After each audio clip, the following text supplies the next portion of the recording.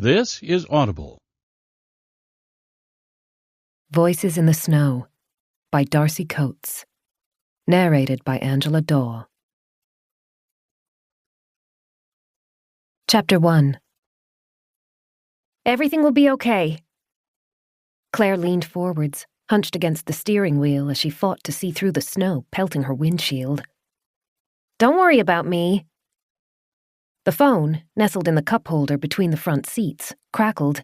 Thin scraps of Bethany's voice made it through the static, not enough for Claire to hear the words, but enough to let her know she wasn't alone. Beth, can you hear me? It's all right. The windshield wipers made a rhythmic thumping noise as they fought to keep her front window clear. They were on the fastest setting and still weren't helping much. Claire had never seen such intense snow. It rushed around her, unrelenting. Wind forced it to a sharp angle. Even with snow tires and four-wheel drive, the car was struggling to get through the mounting drifts. The weather forecast hadn't predicted the storm. Claire had been miles from home by the time the snow began. She couldn't stop. It was too dangerous to turn back. Her only choice was to press forward. Safe! Beth, I can barely hear you. Marnie! Safe!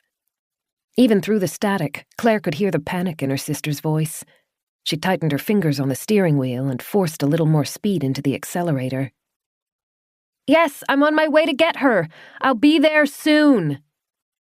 That had been the plan. Collect Marnie, then drive to her sister's house. Beth's property had a bunker. They would be safe there, even as the world collapsed around them. Claire had been asleep when the first confused, incoherent stories appeared on social media.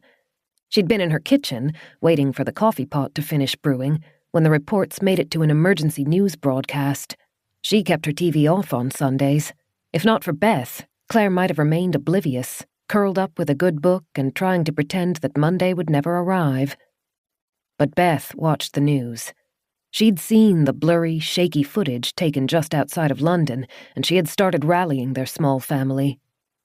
We'll be safer together, she'd said. We'll look after each other. That included not just the sisters, but their aunt, Marnie. She lived on a farm an hour from Claire's house. Her only transportation was a tractor. Claire and Beth made time to visit her regularly, checking that she was all right and bringing her extra supplies when she needed them. She was the closest family they had. Now that the world was crumbling, there was no way Claire could leave their aunt alone to fend for herself. Up! Stop! Stop! The static faded, and Beth's voice became clear. She sounded like she was crying. Stop! Please! Beth? Claire didn't move her eyes from the road. Soon she would be at the forest. The trees would block out the worst of the snow and give her some respite. Until then, she just had to focus on moving forwards and staying on the road. It's too dangerous. Turn back. Well, I'm picking up Aunt Marnie. Claire flicked her eyes away from the road just long enough to check the dashboard clock. I'll be there before noon, as long as none of the roads are closed. We'll phone you and make a new plan then. She'd thrown supplies into the back of her car before leaving. Tinned food, jugs of water, and spare clothes. Worst-case scenario, she could stay at Marnie's place for a few days until the snow cleared. Marnie might not have a bunker, but Claire wanted to believe they would be safe, in spite of what the news said. The storm seemed to be growing worse. She could barely see 10 feet ahead of her car. Massive snowdrifts were forming against ditches and hills, but the wind was vicious enough to keep the powder from growing too deep on the road. Even so, her car was struggling. Claire forced it to move a fraction quicker. She couldn't see the forest, but knew it wasn't far away. Once she was inside, she would be able to speed up. A massive, dark shape appeared out of the shroud of white. It sat on the left side of the road, long and hulking, and Claire squinted as she tried to make it out. It was only when she was nearly beside it that she realized she was looking at 2 cars, parked almost end to end, with their doors open. Dangerous! The static was growing worse again. Don't... Safe! Claire slowed to a crawl and leaned across the passenger seat as she tried to see inside the car's open doors. Snow had built up on the seats. The internal lights were on, creating a soft glow over the flecks of white. In the first car, children's toys were scattered around the rear seat. A cloth caterpillar hung above the window, its dangling feet tipped with snow. Claire frowned. There was nothing but barren fields and patchy trees to either side of the road. The owners couldn't have gone far in the snow. She hoped a passing traveler had picked them up. Or maybe they hadn't left willingly. A surreal, unpleasant sensation crawled through her stomach. The car's doors hung open, and the keys were still in the ignition. She pressed down on the accelerator to get back up to speed. The steady thud, thud, thud of the windshield wipers matched her heart rate. The abandoned cars had absorbed her attention, and she hadn't realized the static had fallen quiet. She felt for the phone without taking her eyes off the road, then held it ahead of herself so that she could watch both at the same time. The call had dropped off. Claire tried redialing. The phone hung in suspense, refusing to even try to place the call. "Come on," Claire whispered. She pushed her car to go a little faster, even though she knew she was testing the limits of safety.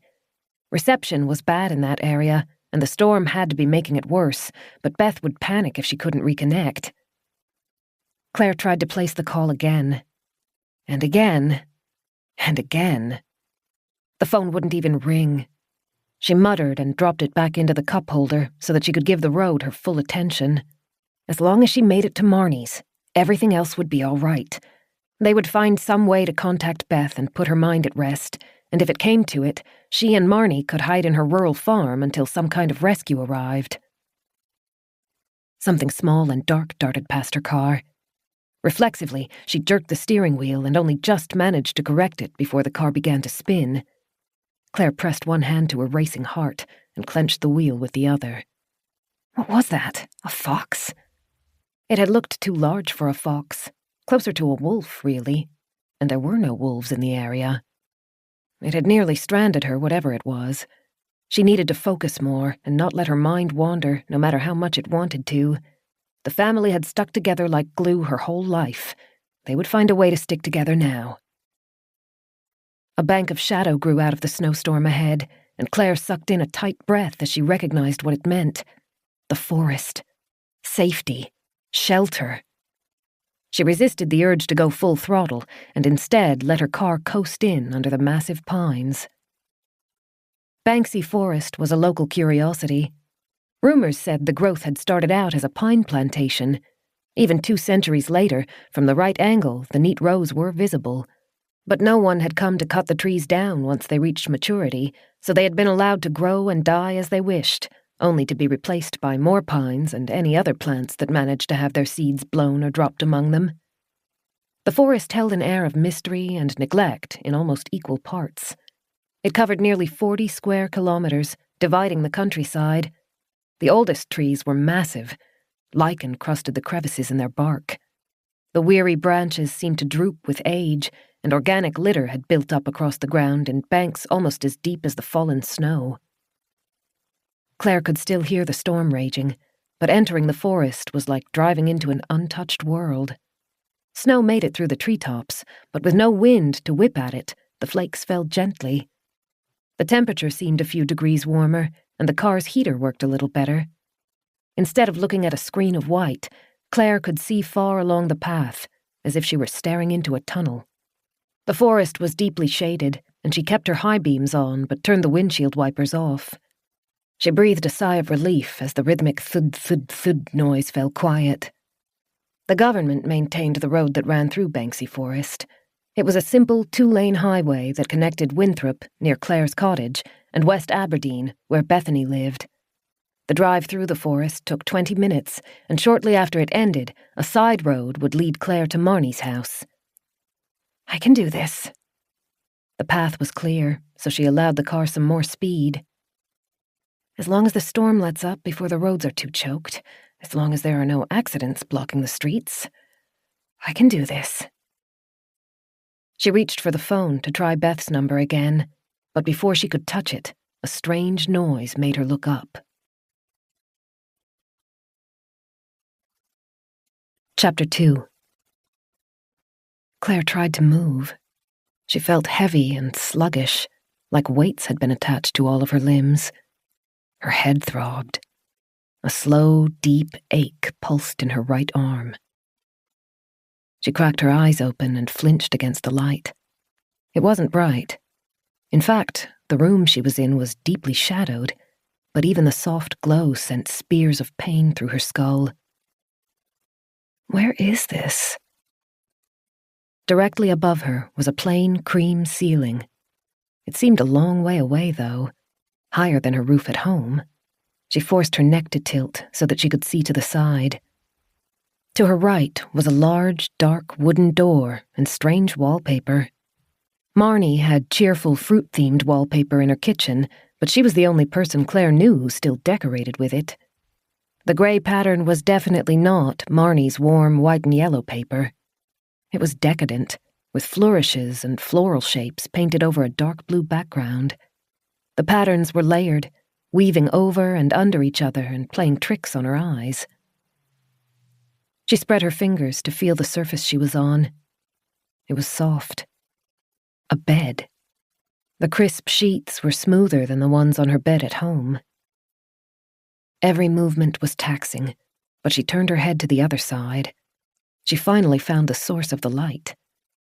2 candles were placed on a dark wood, ornately carved bedside table.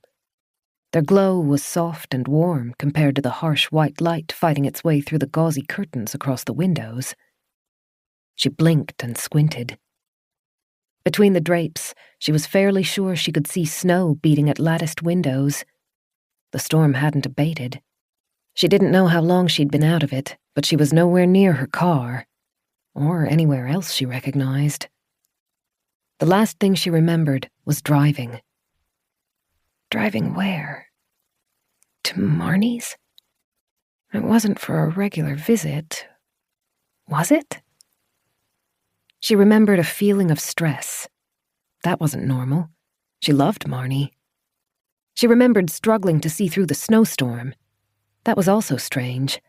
She knew better than to leave her home when the weather was like that. The risk of becoming stranded was just too great. There had been something about a phone. Did Marnie call me? Is that why I was racing to reach her? She tried to get a sense of where she was. 3 tall, narrow windows were spaced along the wall. Curtains diffused the long strips of cold, white light growing across the carpeted floor and up the opposite wall, where an oversized fireplace crackled. The room was huge. Every piece of furniture was made from wood and held a sense of importance. Gilded cornices, carvings, intricate patterns. Something moved, and Claire's heart rate kicked up a notch. Throbbing pain pounded through her head, and she had to squint against it. A man stood near the closest window. His dark clothes had let him blend in with the drapes. He faced away from her, staring through the glass as he watched the snow fall. She couldn't see much of him. He was tall, though, and wore a jacket. His hands were clasped behind his back. Claire held perfectly still, breathing silently to avoid drawing attention. She didn't know the house, and she didn't know the man. The word abduction ran through her mind, and it was hard not to feel sick at the thought of it. Quickly, Claire, focus, assess. She wriggled her toes. Even that small effort was exhausting, but her toes worked at least. Without moving her head, she glanced down at her arms, which lay on top of the bed's quilt. The right arm, the one that hurt, was swaddled in bandages from the shoulder down to the fingers. She tried flexing her hand, and the pain intensified. She could feel more bandages on her throat, her abdomen, and her leg, but none of them hurt like her arm did. Bandages are a good sign. You didn't bandage people you intended to kill. Unless you're a sadist and don't want your victim to die too quickly. Her throat tightened, and Claire had to force her breaths back to a slow, even state to keep them quiet. Discreetly, and moving slowly, she wormed her left arm under the covers. She felt around the bandages on her midsection. They seemed to have been applied carefully. She was wearing underwear, but the rest of her clothes had been taken off. The man swayed as he shifted his weight from one foot to the other. She couldn't get a read on him while he was facing away from her, but he was well over 6 feet, and broad shoulders suggested muscles hidden under his jacket. Damn it. Claire looked back towards the door. It wasn't far away, but its size and age made her think it wouldn't open silently. Maybe if I had a weapon. She looked for anything that might give her some kind of protection. The lamps fixed to the walls would make good batons, but only if she could break them free, and she didn't know if she was capable of that. The fireside chairs and small table would be too heavy to lift, but beside the fireplace, leaning against a stack of dry wood, was a set of metal utensils, including a poker. It was on the other side of the room, which was a long way to walk without being noticed, but it was the closest thing she could see that might offer her even a shred of defense. Moving as slowly and quietly as she could, Claire squirmed towards the edge of the bed, silently cursing every time the sheets rustled. The wind beating against the house created a soft but persistent wail, and the stranger didn't seem to hear her. She got her legs over the edge of the bed and carefully, warily sat up. A wave of dizziness washed through her, and the headache intensified. She waited. The pain receded after a moment. The stranger shifted again, tilting his head to look at something outside. Claire held still a moment to ensure he wasn't about to turn to her. Then she fixed her attention on the fire poker. She could try to creep to it, but she had less risk of being intercepted if she ran. She pictured what she needed to do. A dash across the room, use her uninjured left arm to snatch up the poker, swivel to face the stranger, and be prepared to swing if he was coming after her. Her mouth was dry. Her legs shook. She took a final second to steel herself, then leapt forwards. She took one step before her knees buckled and dropped her to the ground. Claire gasped, then bit down on a scream as pain tore through her arm and her midsection. Her vision flashed white as the migraine stabbed through her head. She couldn't move. She could barely breathe. Something large appeared at her side. The man was speaking, but her ears felt as though they had been stuffed with cotton, and she couldn't make out any words. She clutched her good arm over the injured one, begging the pain to stop, and trying not to throw up. One arm wrapped around her shoulders, then the other slipped under her knees. Everything lurched as the man lifted her off the floor.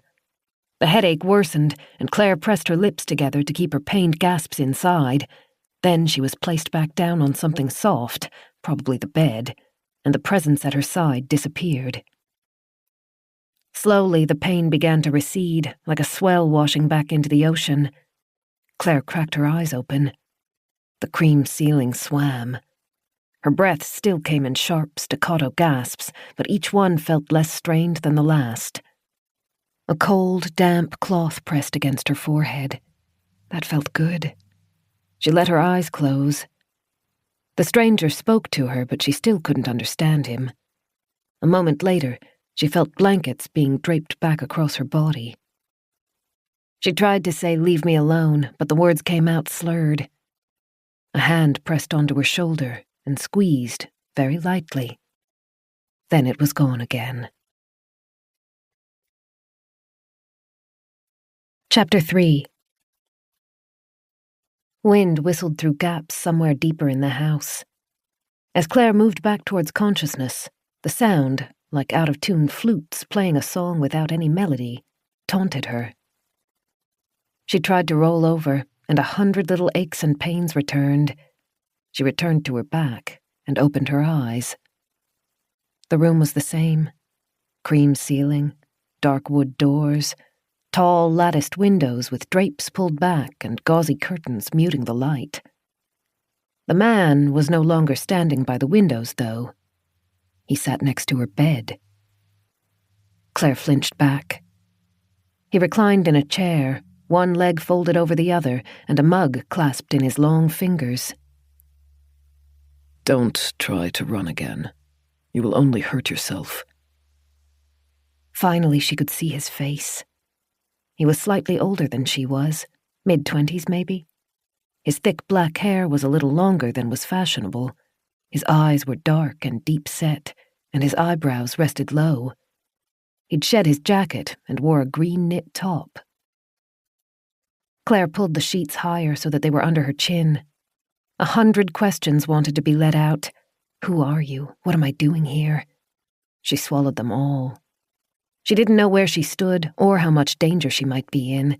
All she knew was that nothing about the situation was normal. The man moved to place his mug on the bedside table and picked up a glass of water. Drink. It will help. Claire didn't want to remove her arm from the safety of the blanket, let alone move closer to the stranger, but she was desperately thirsty. The water sparkled in the glass. Her mouth and nose were dry enough to ache, and at that moment, the water looked like the most beautiful thing on the planet. Cautiously, Claire extracted her hand from under the blankets and reached for the glass. She kept her attention focused on the stranger's expression. He looked impassive, as though there were nothing unusual about the day. He didn't try to move. She took the glass, pulling it towards herself quickly enough to spill a few drops. Claire brought the water to her lips, but before drinking, she tried to smell it. He noticed. His eyebrows pulled slightly closer together, but he made no comment. She managed a very shaky smile and tried a sip. It didn't have any strange tastes, so she downed the whole glass. Her body silently rejoiced as she drank, and instantly it begged for more. The man held out his hand, and Claire carefully returned the glass to him. He placed it back onto the bedside table, then picked up his own mug and settled back into the chair. He obviously didn't intend to start a conversation. Claire couldn't stand the silence any longer. She licked her lips. "Who are you?" So you do speak. A very small smile flitted over his lips, but it was gone in an instant. My name is Doran. She'd never heard of anyone with that name before. Mixed with the ostentatious decorations and abnormally large room, it left her with a sense of unreality, as though she'd tumbled through some portal into a fantasy world and couldn't find the way back out again. "Where am I?" My family's estate, Winterbourne Hall. She frowned. "Where?" In the Banksy Forest. She tried to edge a little farther away from him. "There aren't any properties in that forest." There is. He took a sip of his drink. It is well concealed and not widely known. Claire risked a glance behind her. Snow continued to swirl beyond the window. The room was warm, thanks to the fire, but outside looked bitterly cold. Even if she found her way out of the house, she didn't think she could run far. "How?" She swallowed and tried to rephrase her question. "When?" He tilted his head to one side, his voice soft. Your car had crashed. I found you. You were bleeding out, so I brought you back here. She closed her eyes. She remembered driving into the forest. But what happened after that? She strained, but even though scraps of memories teased the edges of her conscience, they stayed blurred. Doran was watching her closely. The scrutiny made her feel self-conscious. She pulled the blankets a half-inch higher. "I don't remember crashing." Sometimes traumatic events can erase the memories immediately preceding them. His eyes flicked towards her arm. You lost a lot of blood, but there are no broken bones. You were lucky in that regard.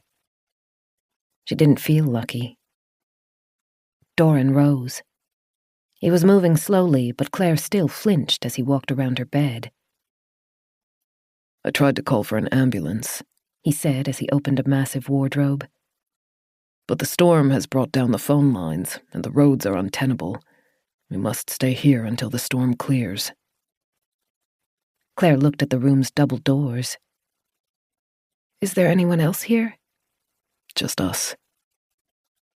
He returned to her side and draped a dressing gown over the back of the chair he had been sitting in.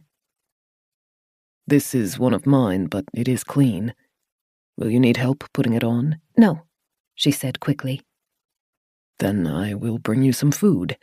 You are asleep for 2 days. You will be hungry, even if you don't feel it yet. Claire watched him cross to the door and let himself out. All of his motions seemed careful and precise, as though he considered every movement before he made it. Once the door clicked shut, she held her breath and listened. Footsteps gradually faded. They seemed to go on a long way, though. How big is this place? Still holding the blankets around her throat, Claire grabbed for the dressing gown. It was thick and too large for her. She struggled into it as quickly as she could, jarring her arm in the process. She squeezed her eyes closed and hissed as she waited for the pain to fade. He says I crashed. Did I? I've driven down the Banksy Forest Road hundreds of times. I know it like the back of my hand. She gingerly slipped her feet over the edge of the bed. The floor was carpeted, but it still felt cool, and her toes curled. I've never seen any sign of a property inside the forest. Around it, yes, farmhouses and barns, but inside? He's lying, isn't he? She tried to stand. Her legs threatened to buckle again, and she clutched at the bed's headboard to stay upright. Her body seemed to have forgotten how to walk. She had to gradually coach her legs through the process of balancing and carrying weight, and even then she staggered when she tried to step forwards. A table along the closest wall held a collection of odd items. As Claire passed it, she recognized her shirt. She grabbed it, but as it unfolded, she saw dark stains spread across the blue fabric. She touched them, but they were dry. She flipped through the rest of the items gathered on the table, including her jeans, her shoes, and her bracelet. Everything was tinged with blood, even the jewelry. Again, she tried to remember what had happened. She pictured her home, the little rural house she'd bought for a bargain and fixed up. It had been a Sunday morning. She'd woken up early, brewed a cup of coffee, and prepared to curl up in her reading nook for a few hours, like she did every Sunday. She'd run errands and cleaned the house the day before. The following morning, she would be back to her job as an assistant at the nearest town's bookstore, unstacking new deliveries and returning mislaid books to their designated spots. Every day of the week had its fill of responsibilities, except for Sunday. Sunday was for relaxing. But everything after brewing the coffee was a confusing fog. Scraps of memories and sensations taunted her. She'd been driving, but she couldn't remember why. She'd entered Banksy Forest. Beyond that was a blank slate. Claire used the walls and furniture for balance as she made her way to the windows. She was laboriously slow. Every step was an effort, and when she finally reached the wall and rested her weight against the window ledge, she was breathless. She pulled back the curtain. The window reached nearly to the ceiling, but was only about as wide as her shoulders. Dark metal divided the panes. She looked for a latch to see if she could open it and climb through, but its supports only allowed it to open a few inches. She would need to find a way to break them if she wanted to use the windows as an escape. Claire leaned closer to the window and shivered as cold air rolled off the glass. She looked down to check how far away the ground was and discovered she was much higher than she'd expected. The shrubs poking through the snowdrifts looked miles away. She had to be on the 3rd floor at least. Steeling herself against the cold, Claire pressed her cheek to the glass to see along the building's length. One wing curved away in the distance. The house was immense. There had to be hundreds of rooms. Everything about this is strange. I've never seen or even heard of a house this large. Where am I? Her eyes burned, and she rubbed her hands over them to quell the tears. When she looked straight ahead, she could pick out small shapes amongst the endless white. One looked like a cottage. Others might have been greenery, trees or shrubs, she wasn't quite sure. And far in the distance, a massive dark shape, like a giant wall, ran across the horizon. It was barely visible, but as she watched it, she thought she could make out the tips of pine trees. Could it be possible that it really is Banksy Forest? The door clicked, and Claire shrank back into the curtains. Doran paused in the doorway, a tray held in his hand. Then he nodded at the chairs and table spaced around the fireplace. Come and get warm. Claire watched the door as her companion nudged it closed behind him. She tried to draw strength into her voice. "Can I have my phone, please?" I didn't find one with you. Doran placed the tray on the coffee table. Everything of yours is on that bench. Then, do you have a phone I could borrow? I'm afraid they won't work. She looked for signs he might be lying, but she couldn't read him.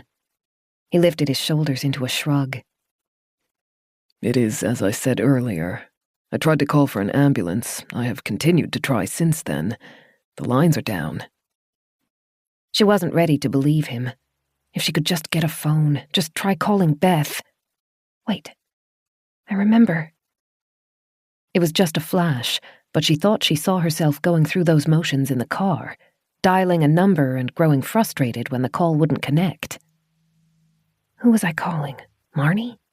No, Beth. I remember calling Beth.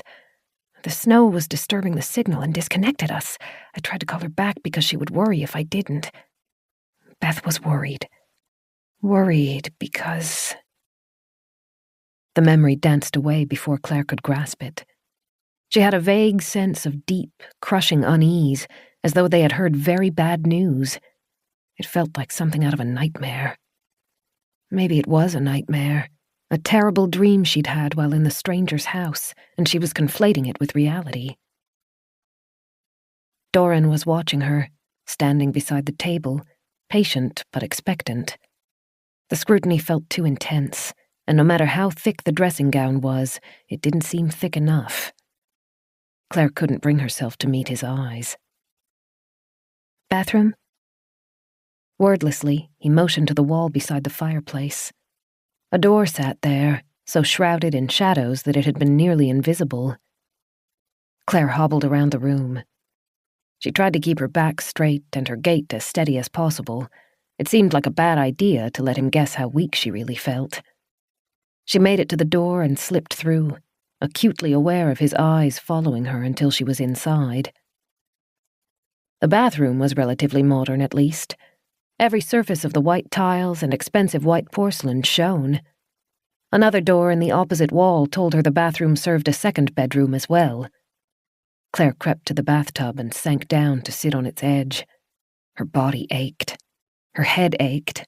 And emotionally, she felt broken. Claire opened the dressing gown and checked the bandages on her abdomen. The white cloth was tinted pink. She clenched her teeth as she unwrapped it. Her nerves sparked with fresh pain as the fabric peeled off. Breathing heavily but trying to keep silent, Claire examined the injury. 3 cuts, long and nearly parallel, ran across the left side of her abdomen. What caused this? Glass, maybe? She visualized sitting in the driver's seat of the car as it crashed. The fractured windshield would hit her face, her shoulders, and her arms, not her stomach. That would be protected by the steering wheel and its airbag. She might have anticipated blunt trauma from an impact, but there was no sign of that, only long, angry red gashes. Claire rewrapped the bandages with unsteady fingers. I bet a knife could do this. Nightmarish images of organ harvesting danced behind her eyes, and panic sent tremors down her back. But she didn't think that was what had happened. The red scores were too shallow. She closed the dressing gown's flap and tied it securely. Her view from the window had only shown one direction, but from what she'd seen, there were no other houses nearby except the cottage, and its windows were dark and empty. She lifted her chin to stare at her reflection in the mirror opposite the bath. Her hair was tangled and oddly clumped. She felt around the matted area and found it was still tacky with dried blood, though not as much as she would have expected. Doran must have tried to wash it out for her. Claire would have given anything to speak with Beth, even for just a moment. She was more than a sister. She was the closest thing Claire had to a mother. Nearly a decade older than Claire, she'd taken on her care after their parents passed away. Bethany worried endlessly, but any time Claire was faced with a bad situation or an impossible choice, Beth was always the voice of reason that guided her to the right solution. She itched for her phone, or any phone. The stranger, Doran, had said his didn't work. Can I trust him? The closed door separating her from the strange man felt too flimsy. If he wanted to keep her isolated or trapped, cutting off her contact with the outside world would be the first step. Claire tried to imagine where her phone might be. If the stranger had taken it, she would probably never see it again. She fought to retrieve her last memory. She'd been driving as she talked to Beth. The phone had been in the cup holder. That was where she always put it. If she had crashed, the impact probably would have jarred it free. Maybe Doran really hadn't found it. Maybe it was in the back of the car or hidden under the seat. She chewed on the corner of her thumb. Doran said she had been in the room for 2 days. The phone's battery would be almost certainly dead, and she didn't have any cables in the car to recharge it. But there might be another alternative. The phone wasn't the only item hidden in her car. She still had the little black box in her trunk. He couldn't have found that, surely. She ran her hands over the bandages on her stomach. She was weak, but the forest had been visible through the snow, which meant it wasn't too far away. I can make it. As long as I can get outside, I can make it. Claire's eyes drifted to the bathroom's second door. Chapter 4. Claire moved quickly. She turned on the sink's tap. It gurgled and choked, then finally a splatter of freezing water fell into the basin. Claire crossed the bathroom and opened the second door. Like she'd thought, it revealed another bedroom. Hers had been decorated with gray and blue wallpaper. The new room was painted all in red. The running tap would buy her a few minutes, but if she was silent for too long, Doran would check on her. She couldn't afford to waste time. Her feet were bare, though. She could deal with the cold for a few minutes, even cope with being underdressed, but she didn't think she could wade across a field of snow, then walk through the forest without shoes, at least not without slicing up her feet. The new bedroom was almost a mirror of hers. A coat hanging on the back of the main door told her it was probably in use. The lights were off, and she didn't want to risk wasting time or drawing attention by hunting for the switch. The bathroom's light was strong enough to work by. She wrenched open the wardrobe door. It was full of men's clothes, and like she'd hoped, several pairs of shoes were lined up on the floor. She assumed they were Doran's. They would be miles too big for her, but she could deal with that. She pulled out the thickest pair, boots that went up to her knees, and tied the laces as tightly as they would allow. Her mental clock was ticking down. She kept one eye on the bedroom door and the other on the bathroom door as she worked. Her dressing gown was thick enough to keep her warm indoors, but it would be useless outside. She grabbed one of the jackets from the closet and pulled it on over the top. Then, trying not to let the new boots make too much noise, she moved to the main door and cracked it open. Outside was quiet. Claire listened for a moment, waiting for any sign of movement, and when it remained still, she pushed the door fully open. The hallway was just as opulent as the bedroom had been, with plush carpet, decorated walls, and light fixtures every few feet. None of the lights were on, though. The bathroom's bulb didn't reach far. She could see a glow coming from under a door a little farther down the hall, her own bedroom, most likely. She pulled the jacket tighter, rolled her feet to keep the boots from thudding too awkwardly, and set out into the shadows, guessing a direction. As the gloom grew thicker and harder to parse, she became less and less oriented. Her legs were gradually remembering how to walk, but her energy was failing. She was breathless by the time she found the stairs at the end of the hall. Claire looked over her shoulder a final time. No motion disturbed the gloom. She faced the stairs and tried to navigate them without breaking her neck. She was almost blind, except for a pale white glow spreading across the staircase's bottom steps. She used it to guide her path. One hand ran along a banister to hold her balance. The carpet was thick enough to muffle her steps, even when she increased her speed. The ground floor was washed in light filtered through snow-crusted windows. It was simultaneously dim and harsh enough to hurt her eyes. Claire squinted as she examined the space. Antique furniture, just as decadent and outdated as the set in her bedroom, filled the space. Doors led to different parts of the house. The tiled floor was polished into a shine. There has to be a phone somewhere.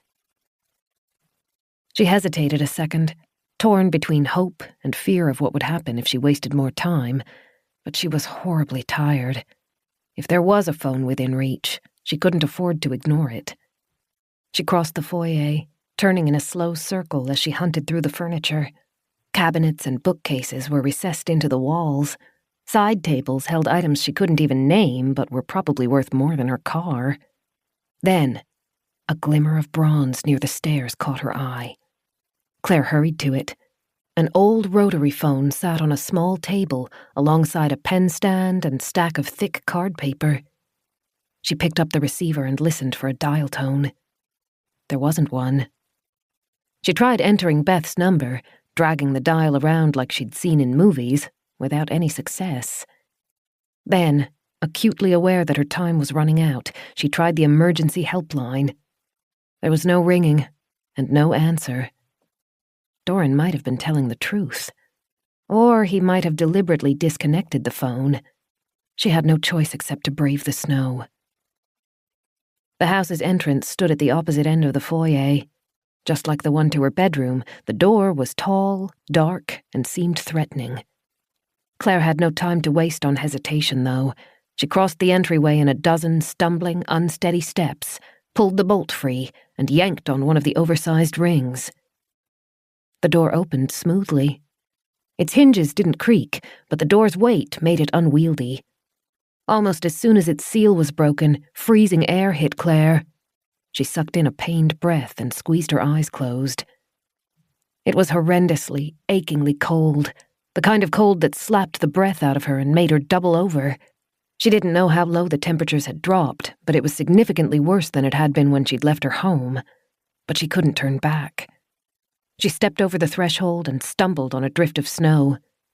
That side of the house faced away from the wind, and the snowbanks hadn't built up too high against the door. Even so, there was more than a foot of snow outside.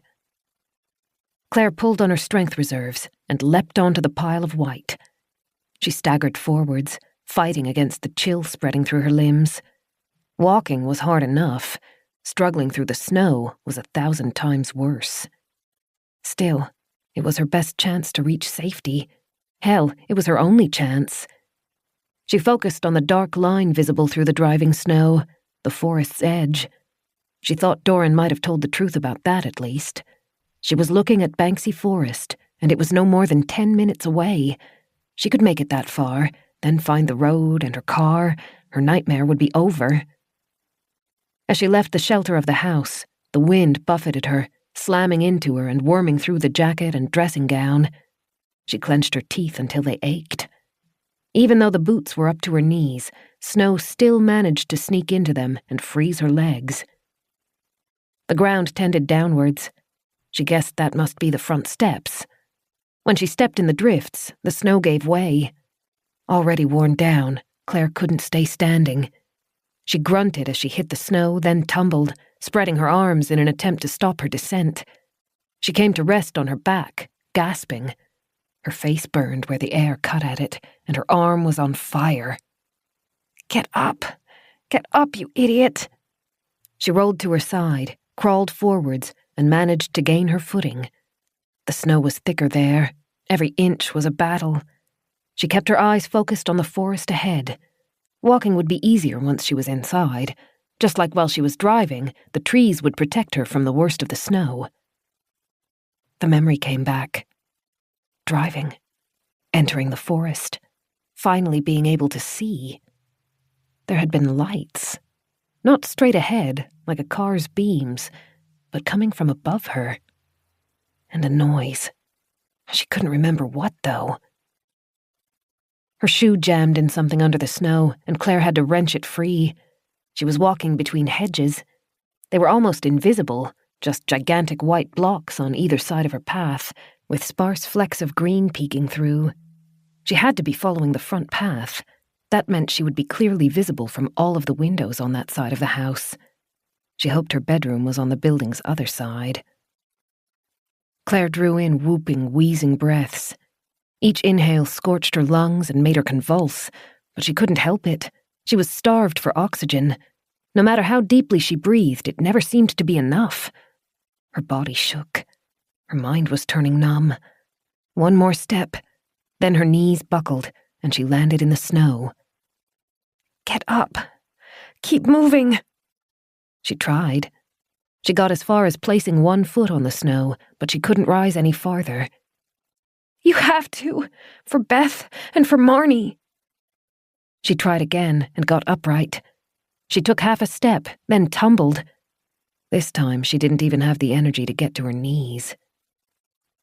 Banksy Forest was straight ahead, fading in and out of sight as the storm tried to hide it. She thought she could see dark shapes darting around the forest's edge. Claire guessed it was some kind of animal, probably frantic in the unseasonable snow. The cold had gotten inside of her. It ran through her veins, turning her heart to lead. It froze inside her mouth and her throat. She coughed, but each new inhale only made it worse. Her eyes stung when she tried to keep them open, so she let them drift shut. Don't do that. If you close your eyes, you'll never open them again. But it was already too late. They were shut. Ice stung around the lids where tears escaped. She tried to reach forwards, to drag herself closer to the forest, but her arm wouldn't move. She was so cold, so incredibly, horribly cold. The falling snow was coating her.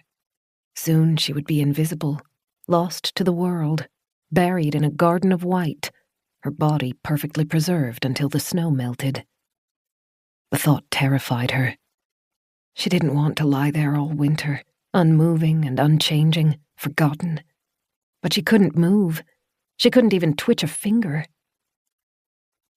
Through the muffling effects of the snow, she heard a deep, steady pounding. She thought it might be her heartbeat, but strangely it was growing louder, nearer. A voice called to her. She tried to open her lips to answer, but she couldn't. The crunching noise was right on top of her. Hands pushed on her shoulder, rolling her, then picking her up. She was going back into the house, and there was nothing she could do to stop it. Chapter 5. Claire felt as though she had been frozen solid, as if trying to move her arms would make them break off like icicles. The only things reassuring her that she wasn't dead were the steady thump of her heartbeat in her ears and the feeling of warmth across her skin. She was lying in front of a fire. She could hear the wood crackling, even see the light dancing on the backs of her eyelids. Someone was carefully untying the boots and pulling them off. Her feet were somehow aching and numb at once. Claire gasped as a warm blanket was wrapped around them. One hand went under her head and lifted. A pillow slipped underneath. Then the hand laid her head back down. Claire cracked her eyes open. She was back in the bedroom. Doran knelt over her, his eyebrows pulled low and his mouth tight. "Do you have a death wish?" He didn't sound angry. If anything, he sounded frightened. Claire tried to answer, but it came out as a mumble. Doran rose and disappeared from her field of vision. Claire tilted her head towards the fire. She wished she could move closer to it, even though the nearest bits of skin were already turning pink. She felt like she might never be properly warm again. "Here." Doran knelt at her side, then eased an arm under her back. He lifted her until she was sitting, then let her rest against his shoulder. He was very close, closer than Claire would have liked. She could hear his breathing and even hear when he swallowed. His body heat spread across her back, cutting through the chill. He tossed a blanket over her lap, placed a bowl on it, and held a spoon out to her. Eat. It is only tinned soup, nothing special, but you will feel better for it. She tried to take the spoon. Her fingers were too cold and stiff to bend right. Doran dipped the spoon into the soup and lifted it to her lips. Being fed by a stranger was one of the most surreal experiences of Claire's life, but Doran was patient. He didn't complain about how long it took her to eat. When she dared glance up at his face, he looked almost serene. Finally, when the bowl was empty, he laid her back down on the fireside rug and draped the blanket over her. Claire heard him moving through the room, carrying the bowl away and cleaning out the boots. She no longer knew what to think. When she'd first woken up in Doran's house, it had been all too easy to imagine he was some kind of monster. But if he were a cruel man, he'd had plenty of chances to hurt her. He hadn't taken advantage of any of them. Bethany would have wanted her to keep her guard up. Beth had always been the cautious, nervous one out of them. She wouldn't let Claire go swimming unless a lifeguard was on duty. She never stayed out past 10 at night. Every single one of Claire's childhood fevers and stomach bugs had sent them to the hospital waiting room. Beth would want Claire to be careful, to be reserved about what she said around the man, to reject any friendliness, and to keep looking for a chance to escape. But that was Beth's way of thinking. Claire tried to clear it from her mind and reassess the situation. She was frightened. That was probably unavoidable, considering where she'd woken up. She tried to ground herself, to find some kind of rational bearing. The man had been kind to her so far. Except for the cuts, which she still couldn't explain, there was no sign that she'd been abused. And as long as she was trapped in the house, she was wholly reliant on the stranger, for food, for water, for everything. She had to take a chance and trust him. With a storm as bad as it was, she didn't have much of a choice. The fire's heat gradually worked through her cold external layers and dried the dampness on her dressing gown. The soup warmed her from the inside. Her aches returned as the numbness faded, but Claire was almost grateful for them. They made her feel human. She rolled over to warm her back and startled. Doran sat in one of the 2 wingback chairs by the fire, within arm's reach, watching her. She hadn't expected him to be so close. Before she could moderate the words, they'd already left her. "Have you been staring at me this whole time?" He looked taken aback. I can face the other way if you prefer. "No, sorry." She attempted to sit and groaned from the effort. Try not to move too much. He continued to watch her, but at least he was keeping his distance. You lost enough blood to need a transfusion. You should rest until we can get you to a hospital. He was talking about a hospital. That was a positive sign. Still, Claire didn't like lying on the floor. It made her feel vulnerable, as though she were something less than human. She eyed the second wingback chair. It was covered in an elegant green fabric, and the cushions looked soft. It was only a few feet away, and she would feel like more of an equal in it.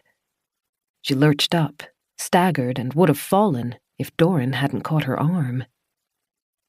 What did I just say? He sounded frustrated, and Claire flinched. Even so, he helped carry her weight as he eased her into the chair. Claire collapsed back, breathing more heavily than the task warranted, and checked that the dressing gown was still wrapped tightly around her. It was. "You don't have to stay here," she said. "I don't need to be watched all the time." You walked into a blizzard. He slid back into his own chair, then sighed and used his thumbs to rub the bridge of his nose. I am sorry. I do not mean to snap. The apology surprised her. Claire wrapped her arms around herself, watching him carefully. He looked tired. His black hair was disheveled from the melted snow. Is he a sadist who kidnapped you? Or a man who saved your life? He'd told the truth about the phones being dead. He'd also told the truth about the house being inside Banksy Forest, as far as she could tell at least. So maybe he'd told the truth about the crash. Her arm tightened over the bandages on her stomach. She swallowed and took a risk. Thank you. He blinked at her, and she broke eye contact. For saving me and helping me. Both times. You're welcome. Doran sounded surprised. He stood and crossed the room. When he returned, he carried a glass of water and 2 tablets. He placed them on the small round table between their chairs. For the pain. The tablets were unmarked. The cautious voice inside Claire's head, the voice that sounded like Bethany, told her not to touch them. But Claire was trying to make a conscious effort not to be so brittle. She tipped the tablets into her mouth and washed them down. Doran picked up his mug and returned his attention to the fireplace. Bright embers lay scattered around the wood being consumed. It must have been burning for hours. The heat rolling off it was delicious, and Claire found herself leaning forwards in her chair. But she also couldn't stop herself from glancing at the man sitting opposite her. His face was full of strong angles, as though he had been carved out of stone. She still couldn't get a read on him. It felt surreal. They were sitting together, enjoying the fire's heat as though it were something they did every night, as though they had known each other for years. It left her feeling unsteady. She couldn't stand the silence. Do you own this house? No, my family, the Morthorns, do. His eyebrow twitched down very slightly when he said the word family. Claire kept her guard up for any kind of negative reaction. It's a big place.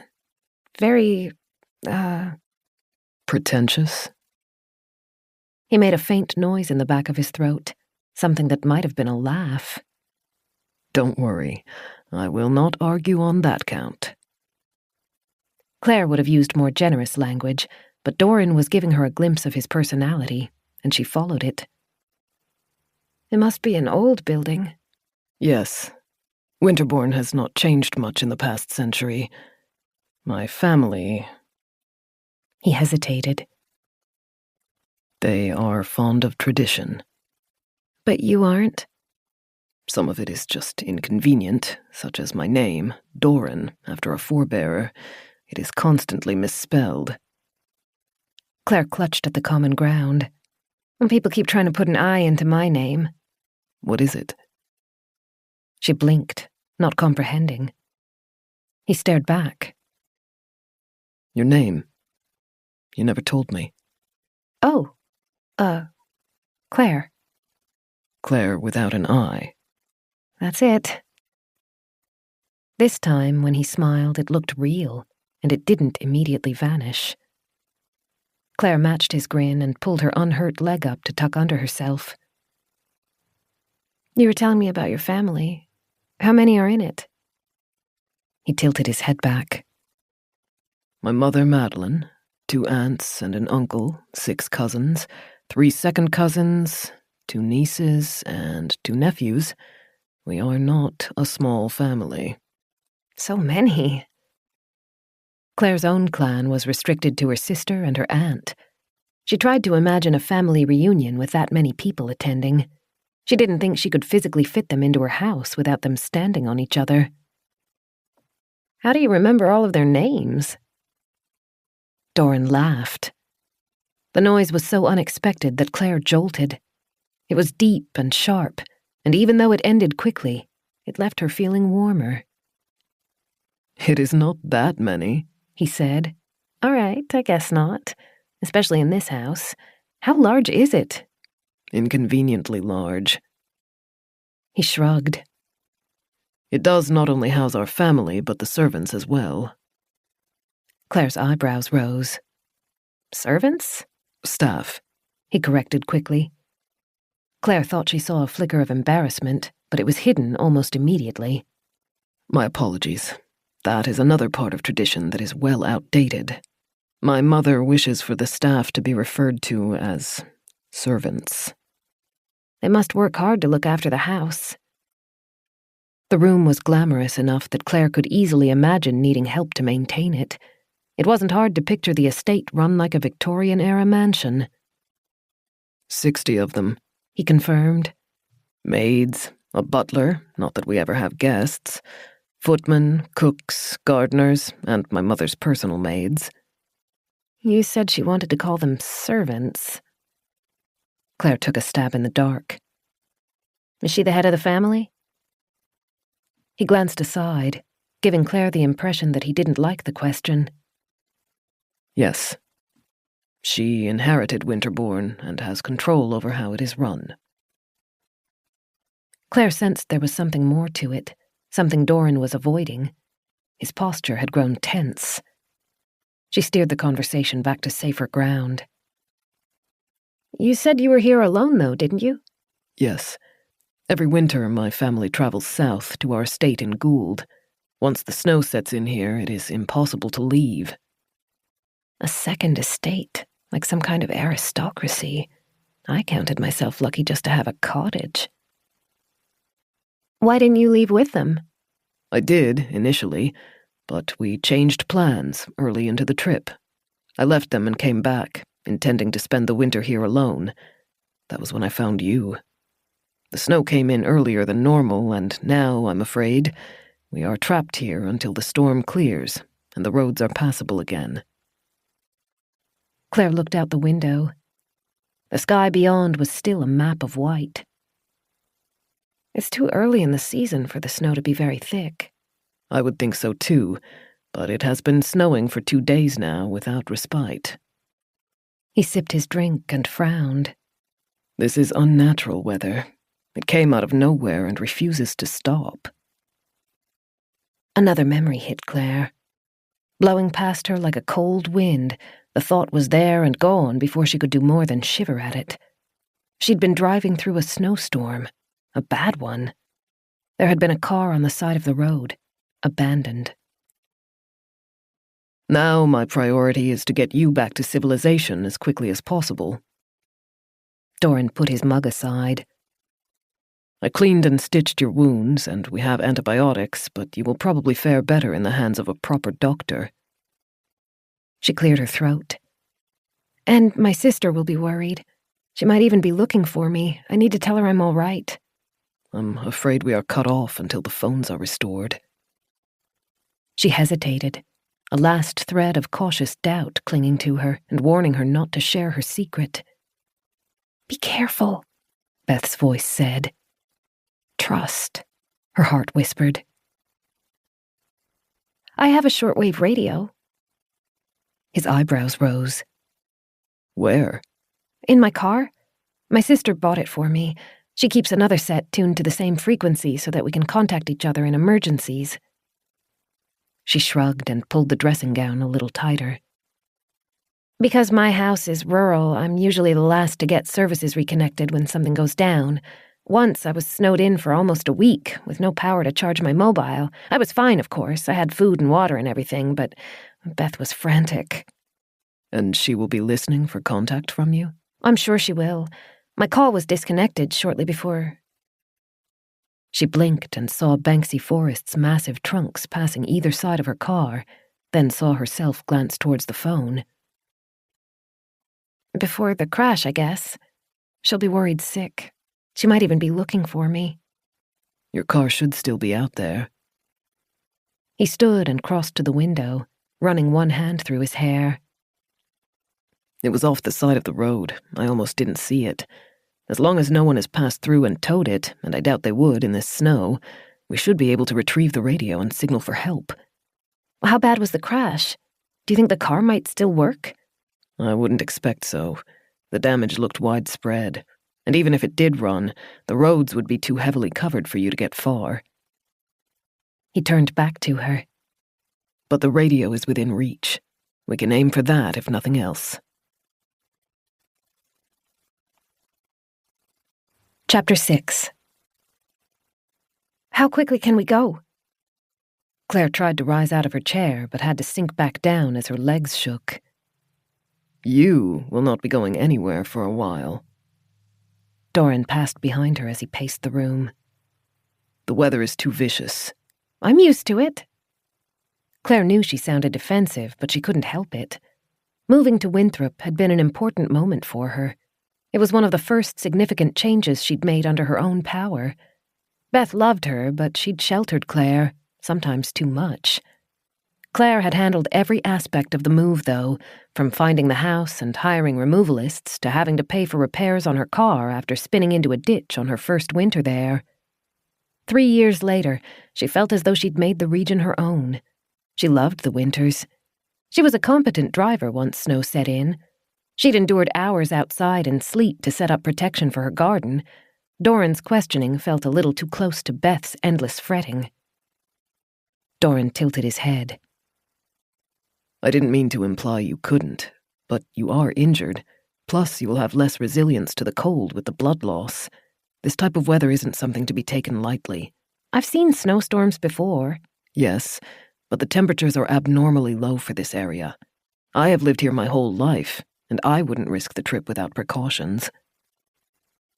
Claire chewed her lip. As much as she wanted to reach her car, she had to concede the point. She hadn't made it far when she'd tried leaving the house. What kind of precautions would you need? Your car is perhaps an hour's walk away. I won't try until the storm lets up. And you don't know how long that will take? I am sorry, no. But hopefully not long. I would have expected it to have subsided already. Claire watched the blizzard beat at the window. You don't have a snowmobile or something like it? His smile was grim. My mother would never allow it. She believes that too much technology erodes our minds, makes us soft. Yikes, Claire whispered. You must have had a fun childhood. Doran laughed. Oh, yes, I did. Claire looked around, absorbing the room's details, the thick wallpaper and elaborate cornices. Every surface was polished until its dark wood shone. It felt stifling. She tried to visualize the family who lived there. Are they all as odd as Doran? So we can't do anything except wait? I am afraid so. We are at the weather's mercy today. He stopped by her chair. You will be tired. Let me help you to bed. I can get there myself, Claire retorted. She glanced at the 4-poster bed on the opposite side of the room. She'd never in her life imagined that going to bed would be a hard task, but the 10 paces separating her from it could have been a mile. Doran silently extended a hand. Claire sighed, swallowed her pride, and took it. His fingers dwarfed hers, but they were surprisingly gentle as he supported her. The fire had done its job of warming her, and as Claire curled up in the bed, still wearing the dressing gown, she relished the extra thick quilts. Doran stayed by the fireplace, reading an old cloth-bound novel and feeding new logs into the fire when it burnt low. Claire was too exhausted to complain, and as she drifted under, she realized she was at least a little grateful for the company. The house, despite being caked in opulence, felt hostile, as though she were unworthy of staying in it, as if it barely tolerated her. The judgment seeped out of the walls and rose through the floorboards. It bled resentment. Claire slept poorly. Her dreams were spotted with memories from her last day of normal life, but they were distorted, unnerving, and bordering on nightmarish. She thought there had been something on the TV that had worried Beth, something that a lot of people were upset about. That was the reason she had been driving to Marnie's. When she startled awake, the light's angle told her it was early morning. She'd rolled onto her bad arm, and a line of fire erupted along its length. Claire groaned and pried it free. Here, a familiar voice said. Doran stood at her side, wearing a beige knit top and offering a glass of water and painkillers. She gratefully swallowed the tablets and drained the water. As she passed the glass back, she asked, "How's the weather?" A grim smile was all the answer Claire needed, but she still turned towards the window. The panes rattled as a burst of wind buffeted them. Snow caked the metal. She dragged a hand over her face. Okay. Doran chuckled. Do not give up hope. It might clear later today. Claire nodded. All through the night, any time she'd come close to waking, her thoughts had always turned to the little black radio hidden in the back of her car. Knowing it was so close but so unattainable was agonizing. Enough complaining. You have shelter, there's a fire to keep you warm, and Doran didn't murder you in the middle of the night. Things could be a lot worse, all considered. She reached her feet over the edge of the bed, but Doran held out a hand to stop her. You should rest. I can bring you food if you would like to stay in bed. Thanks, but I think I might go stir-crazy if I do nothing today. She rubbed the back of her neck. Little bits of grime stuck to the skin. And, I'd really love to clean up a bit. Of course, but don't push yourself. Doran lifted a bundle off a nearby bench and held it out to her. Your old clothes were unsalvageable, I'm afraid, but I found these in one of the maid's belongings. I'm sure she would not mind your having them. Claire took the dress and underwear he offered. The dress was made of a thick fabric and had a gentle floral print, and like a lot of things in the house, it hinted at an older era. It was clean, though, and looked like it would fit her better than the too large dressing gown. Thank you. Claire held the clothes close. Do you have showers here by any chance? Yes, we have showers, but I'm sorry, it would be best if you washed with a cloth today. We can't risk infection entering the cuts while they're still healing. Right. He nodded towards the bathroom. I'll fetch some warm water for you. Wash anything that isn't covered by a bandage. I'll help you with your hair. As Doran disappeared into the bathroom, Claire put the clothes aside and slipped out of bed. Her legs were working better. Everything was stiff, though. She had to put effort into straightening her back. The hallway door was just barely ajar. Claire approached it. She'd seen outside her room the day before, but that had been part of a desperate ploy for freedom, and she'd barely paid any attention to her surroundings. The hallway was colder than her room. Goosebumps rose over her exposed skin as she looked through the open door, and Claire hunched her shoulders defensively. To her right, buried in the shadows that smothered the lightless hallway, a door creaked open. She frowned and leaned forwards, trying to see through the gloom. The creaking sound dragged out, then finally fell silent. Claire could have sworn she heard something that sounded like a sigh. She stepped back inside her room, her heart beating furiously, and shut the door. Behind her, she could hear splashing noises coming from the bathroom. She crossed to it and stopped in the doorway. Doran knelt by the bathtub as he poured a bucket of water into a basin. He gave her a wry smile. The water heater is broken. I suspect the system froze, ironically. I'll warm this over the fire. You don't need to do that. I don't mind cold water. He chuckled as he lifted the basin and stepped past her. It will only take a moment, and your morning will be so much better for it. He moved back into her bedroom, knelt in front of the fire, and scraped embers out of the dying flames. Claire carefully lowered herself onto the rug beside him. Doran, are you sure we're alone here? Yes, everyone left. He placed the metal basin on the embers and sat back on his haunches. Why do you ask? I thought I heard a door open earlier. That will be the house. This abysmal thing creaks and complains constantly, and it's worse on windy days like today.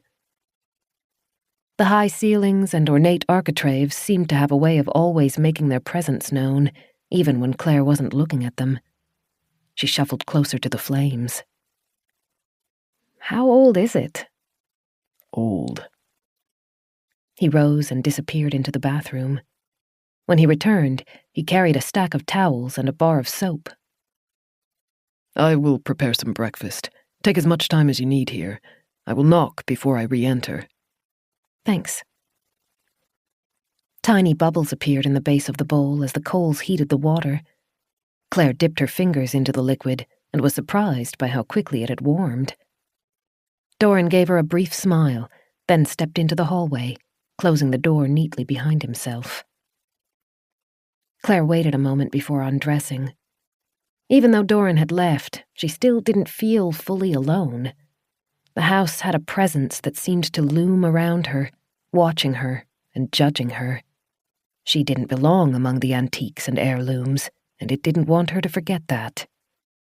She dipped a washcloth into the water, then began scrubbing her face. It was a relief to get rid of the grime. Days of sweat and dirt had built up, leaving her feeling tacky. A floorboard creaked above her, and Claire lifted her head. The wind really seemed to be trying to tear the building down. It whistled and rattled, seeking out every tiny hole and every loose tile. Claire moved the washcloth lower to clean her chest. Dots of blood had stained her bra, and she carefully removed it. Now that she was paying attention to her body, she found a dozen little scrapes, mostly on her left side. They stung when the hot cloth touched them, but Claire was careful to clean them well. Courting an infection was a bad idea even under the best of circumstances, and Winterbourne was far from an optimal place to be sick. Doran had said they had antibiotics, but she wasn't sure she fully believed him when the building seemed to be living in the 17th century. The rattling on the roof grew louder. It took on a rhythmic tone, almost like a force was beating its fists on the tiles. Claire rose, a towel clutched over her chest, and crept towards the window. The storm was heavier, if that were possible. She could no longer see the forest in the distance. Even the shrubs below her window had vanished under a blanket of white. She looked up. Lightning arced through the sky. Reflected across a million snowflakes, it was blindingly bright. Claire pressed her hand over her eyes and waited for the specks to fade. The rattling noise fell silent. After a moment, it resumed. A chill rolled off the window. Claire shuddered as she moved back to the dying fire. She rushed through the rest of her washing, more eager to be dressed again than to be clean. "Beth, I hope you're not worried about me. I hope you stayed at home instead of coming to look for me, because there's no way you could get through the roads like this."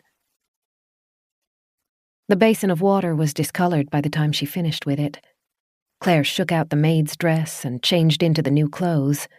The dress had obviously been designed for the milder autumns, even though it had full sleeves and a high neckline. Claire supposed it made sense that the family didn't own much cold-weather attire if they never stayed through the winter. The outfit was a couple of sizes too large, but a cloth belt let her adjust the waist. She folded the dirty towels into a stack, then rubbed her chilled arms. A noise reverberated from the hallway. Claire tried to pinpoint its source. Something sharp being scraped across stone? She crossed to the door. It barely made a noise as she opened it. Claire hesitated on the landing, staring into the gloom. Doran hadn't turned on any of the lights when he'd left. All Claire could see was a warm, candlelit glow coming from the staircase to her right, and thin slivers of cold white light glinting out from underneath innumerable doors. The sound repeated on her left from the path that led deeper into the house. Claire frowned. It sounded close, but she couldn't see anything. The carpet muffled her steps. As she ventured farther from her room, the temperature plummeted. Claire hugged herself and breathed in staccato gasps. As her eyes adjusted to the gloom, she began to make out more of the hallway's features. Everything had been built with a high level of skill. The moldings wove neatly around the support pillars that jutted out of the wall every 10 feet or so. The wallpaper was flawless. Claire couldn't see any gaps or any sign of where one sheet ended and another began. The design on the ceiling swirled above her, creating a bizarre pattern that seemed to beckon her farther into the house. The hallway split into 3 paths. As Claire reached the intersection, the scraping sound broke off in a clatter. Claire held her breath as she peered around the corner. The new halls were shorter. They only went on for 20 meters before terminating in cloth-shrouded windows. "Doran?" A puff of condensation escaped when Claire spoke. There was no sign of her companion. Claire's toes were growing numb, and shivers were setting in. She couldn't tell if Doran was right that she was more susceptible to the cold, or if the temperature really was that much lower. She crept towards the window at the end of the hall. The curtain was made of thick cloth that crumpled when she lifted it. The narrow window behind it was coated with frost. When Claire moved close to it, her breath clouded the glass. She rose up on her toes to see into the yard. The window faced the estate's front. She could barely see an outline of the hedges she'd run between the day before. A floorboard groaned behind her, and Claire turned sharply. Her shoulder hit the wall, and the cloth crumpled back into place as she stared down the hallway. A shape leaned against the wallpaper a dozen paces away, blending into the gloom. Chapter 7. "Doran?" She reached behind herself for the curtain. The shadow didn't move as Claire grasped the fabric and began to pull it up. Stark white light spread across the carpet as the window's edge was uncovered. She kept lifting, exposing more and more of the floor, and the light began to seep up the nearest walls. The shape was just beyond the light's edge. Her pulse jumped as she pulled the curtain higher. A hellish scraping noise from above made her flinch. Something dropped past the window's exterior, and she swiveled towards it, but the object was so fast that Claire only caught a flash of motion in her peripheral vision. She whipped back to the hallway. The shadowed figure was missing. Claire was breathing too quickly. She pressed one hand to her throat, which had grown tight. She could have sworn a figure was standing in the hallway, but she'd looked away for only a second. There was nowhere it could have run to in that time. Even if it had slipped into one of the bedrooms, she should have seen the door closing. "I didn't imagine it."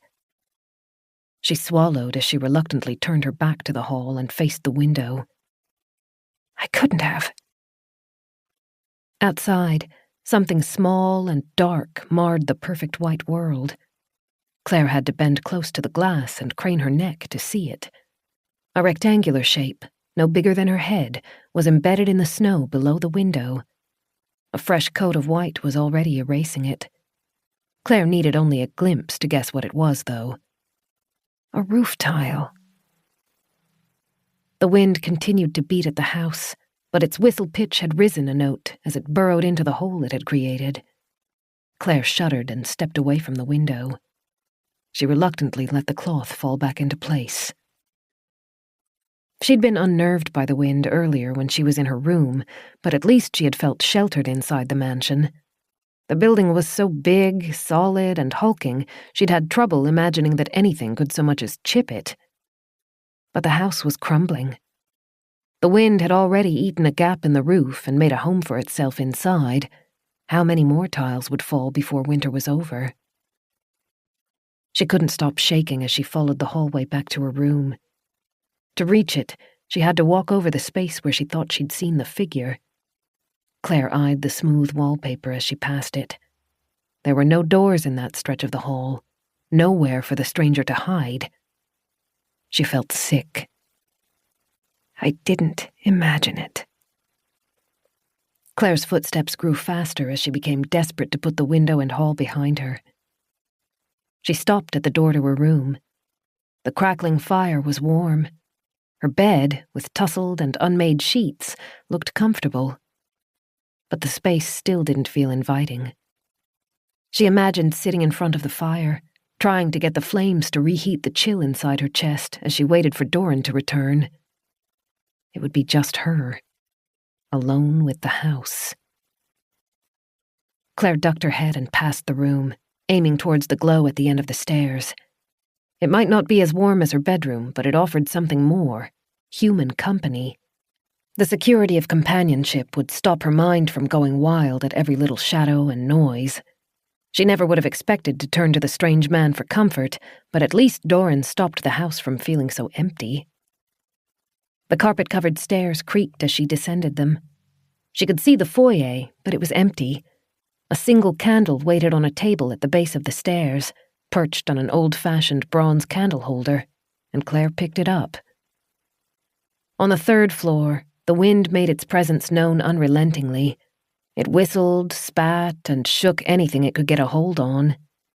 In the foyer, though, its spiteful effects were muted.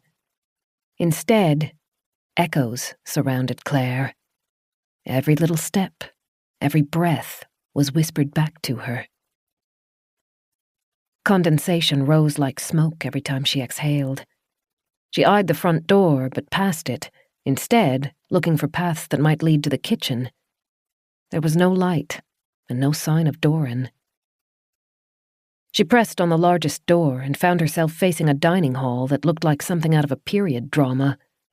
The table was large enough to seat 30, but its settings had been cleared. The serving tables were bare. Everything had been cleaned scrupulously. The mahogany wood shone, the tiles had been scrubbed until they glistened, and even the chandelier reflected her candlelight back at her. The tiles were too cold to stand on, so Claire backed out of the room and shut the doors. They moved silently, their hinges so well oiled that they could almost fool her into thinking they were brand new. They weren't, though. The wood was old, well-maintained, but old. 1,000 tiny scratches and scrapes had been buffed out through the years. Claire tried the next door. The room was empty, except for more doors, like some kind of transitional room. One of the doors had a line of light flowing out from under it. As she moved closer, Claire began to hear noises. Scraping, scratching, snapping. Interspersed between them was a whistle, not too different from how the wind sounded, except this one had a tune. It was low and mournful. Haunting. As Claire stood on the door's threshold, Beth's voice of caution returned, begging her to retreat and go back upstairs. Her room might be lonely, but at least it was familiar and safe. The tune dropped in pitch, and the scraping noise grew louder. Claire had come too far to go back. She clutched the candle tightly as she turned the door handle. Beyond the door was a kitchen. The space looked larger than Claire's entire cottage. The line of benches running around the room's edge was broken by stovetops and a gigantic brick oven. 2 thick tables with dried herbs suspended above them filled up the room's center. Pots and pans, blackened from use and sometimes dented, hung from the walls, between racks of knives, chopping boards, and kitchen utensils. The room was dark, lit by only an oil lamp perched on the center table and 2 candles spaced over the nearest bench. Doran stood there, knife in hand and eyes wild. They stared at each other for a moment, both silent and unmoving. Then Doran exhaled and dropped the knife back onto the chopping block. Claire, you startled me. You look like a ghost. She glanced down. Her own candle lit her, but not well. She could only imagine what she must have looked like standing in the dark doorway. Sorry. Is everything all right? Yes, fine. She stepped into the room, warily eyeing the knives on the wall and the bronze fixtures that flickered in the candlelight. It's dark in here. I will fix that. The aisle was narrow, and Doran's shoulder brushed Claire's as he passed her. He flicked an oversized switch on the back wall, and sudden, sharp light bathed the room. Doran blew out the candles and the lamp as he returned to the bench. He'd been chopping leeks. Not far away, a pot simmered on the stovetop. He pulled a chair out from under the nearest table and indicated for Claire to sit. Then he undid his coat and draped it around her shoulders before stepping around her and fetching something from a cupboard near the door. Claire gratefully hugged the fur coat around herself. The kitchen wasn't quite as cold as the rest of the house, but it was still biting enough to feel through the dress. Here. Doran placed a pair of worn leather boots at her side. These should stop you from freezing. I didn't expect you to come looking for me, or I would have left the lights on." She wanted to laugh, but didn't know if it would be rude. "Do you always work in the dark?" "No, but the storm took the power out." He scooped the leeks into the pot and stirred it.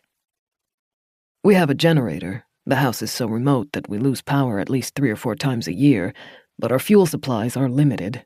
I am trying to conserve where I can, just in case we are trapped for longer than a few weeks." "Oh." She frowned up at the large, high-intensity lights set into the ceiling as she slid her feet into the boots. "Sorry, I didn't realize. You can leave them off." His glance was sharp. "We can afford to keep them on for a while, especially since you are not familiar with the house." Doran retrieved 2 bowls from under the sink, ladled the soup into them, then topped them with parsley. He placed one in front of Claire, and she saw that it was really more of a stew. Chunks of meat bobbed among the vegetables. "This is nice, thank you." "It is still tinned soup, I'm afraid, but I supplemented what I could." He sank into the chair beside her. "We have non-perishable food and frozen meat and vegetables, but almost nothing fresh." "I suppose your family wouldn't want the food rotting while they were away." "Exactly." He frowned. "The leak was a lucky find." "A moment ago, you said you were conserving fuel in case we're trapped here for weeks. That's not likely, though, is it? Winter's only just begun. There's usually a few patches of warm weather before the cold really kicks in." He didn't speak for a moment, but stirred his stew slowly. "I am not sure what to think. This storm arrived unnaturally quickly." Claire closed her eyes and once again tried to dredge up memories of that final day. She remembered brewing coffee that morning. It had been a fair day then. Sunlight, not warm but bright enough, had been coming through her window. That was her last reliable memory. Everything after that felt jumbled and was mixed in with what had to be dreams. Her recollections felt like someone had dumped 2 jigsaw puzzles into one box and told her to solve them. She'd been driving to Marnie's, she was sure that was real, and she'd been on the phone with Bethany, though she couldn't remember what they had been talking about. But it had been snowing heavily. Beth had been worried about her. She thought her older sister might have been telling her to go back home, but it had been too late for that. She'd been closer to Marnie's house than to her own. She thought she remembered something about a news station. That had to be a dream. She only watched TV in the evening and never followed the news because it just depressed her. And she had passed a car on the side of the road, but that had been so unreal that she wasn't sure whether it was an actual memory or not. But she did remember the snow. The storm came out of nowhere, didn't it? I wouldn't have gone driving if I'd known it would be that bad. The same for myself. We had barely even had frost the week before. Realistically, my family should have been able to stay here for at least 2 or 3 more weeks, but my mother likes to make our journey to Gould early, before there is any chance of snow. I asked to be let out not long after leaving the forest. The sky was clear then. An hour into the walk home, snow was falling between the trees, and I could hear the wind howling. It was not long after that when I found you. You walked home? From outside the forest? It is less than 4 hours if you keep a good pace. You must have really not wanted to go to Gould. He laughed. I did not. Claire sipped some of the soup. It was good, meaty and rich. I guess the storm caught both of us unaware. Yes, and I bring up the storm's suddenness to try to explain why I am being cautious.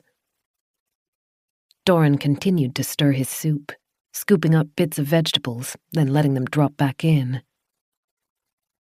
Weather in this region can be unpredictable, but the storm appeared in less than an hour and has lasted for 3 days now.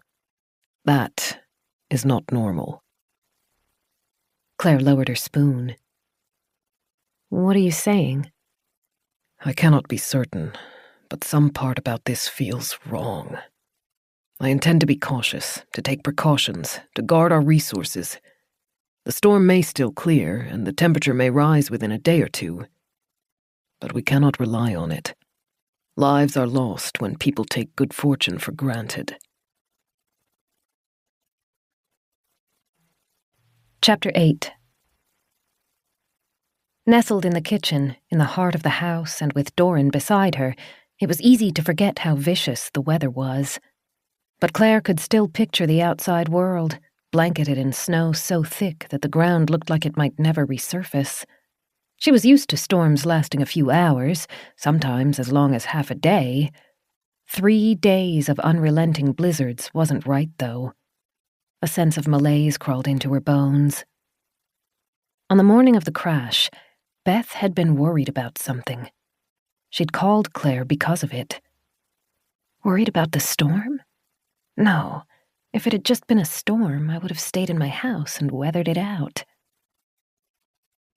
If this is a worst-case scenario, she spoke carefully, trying not to let her imagination run away from her. How long could we live here? I took inventory yesterday.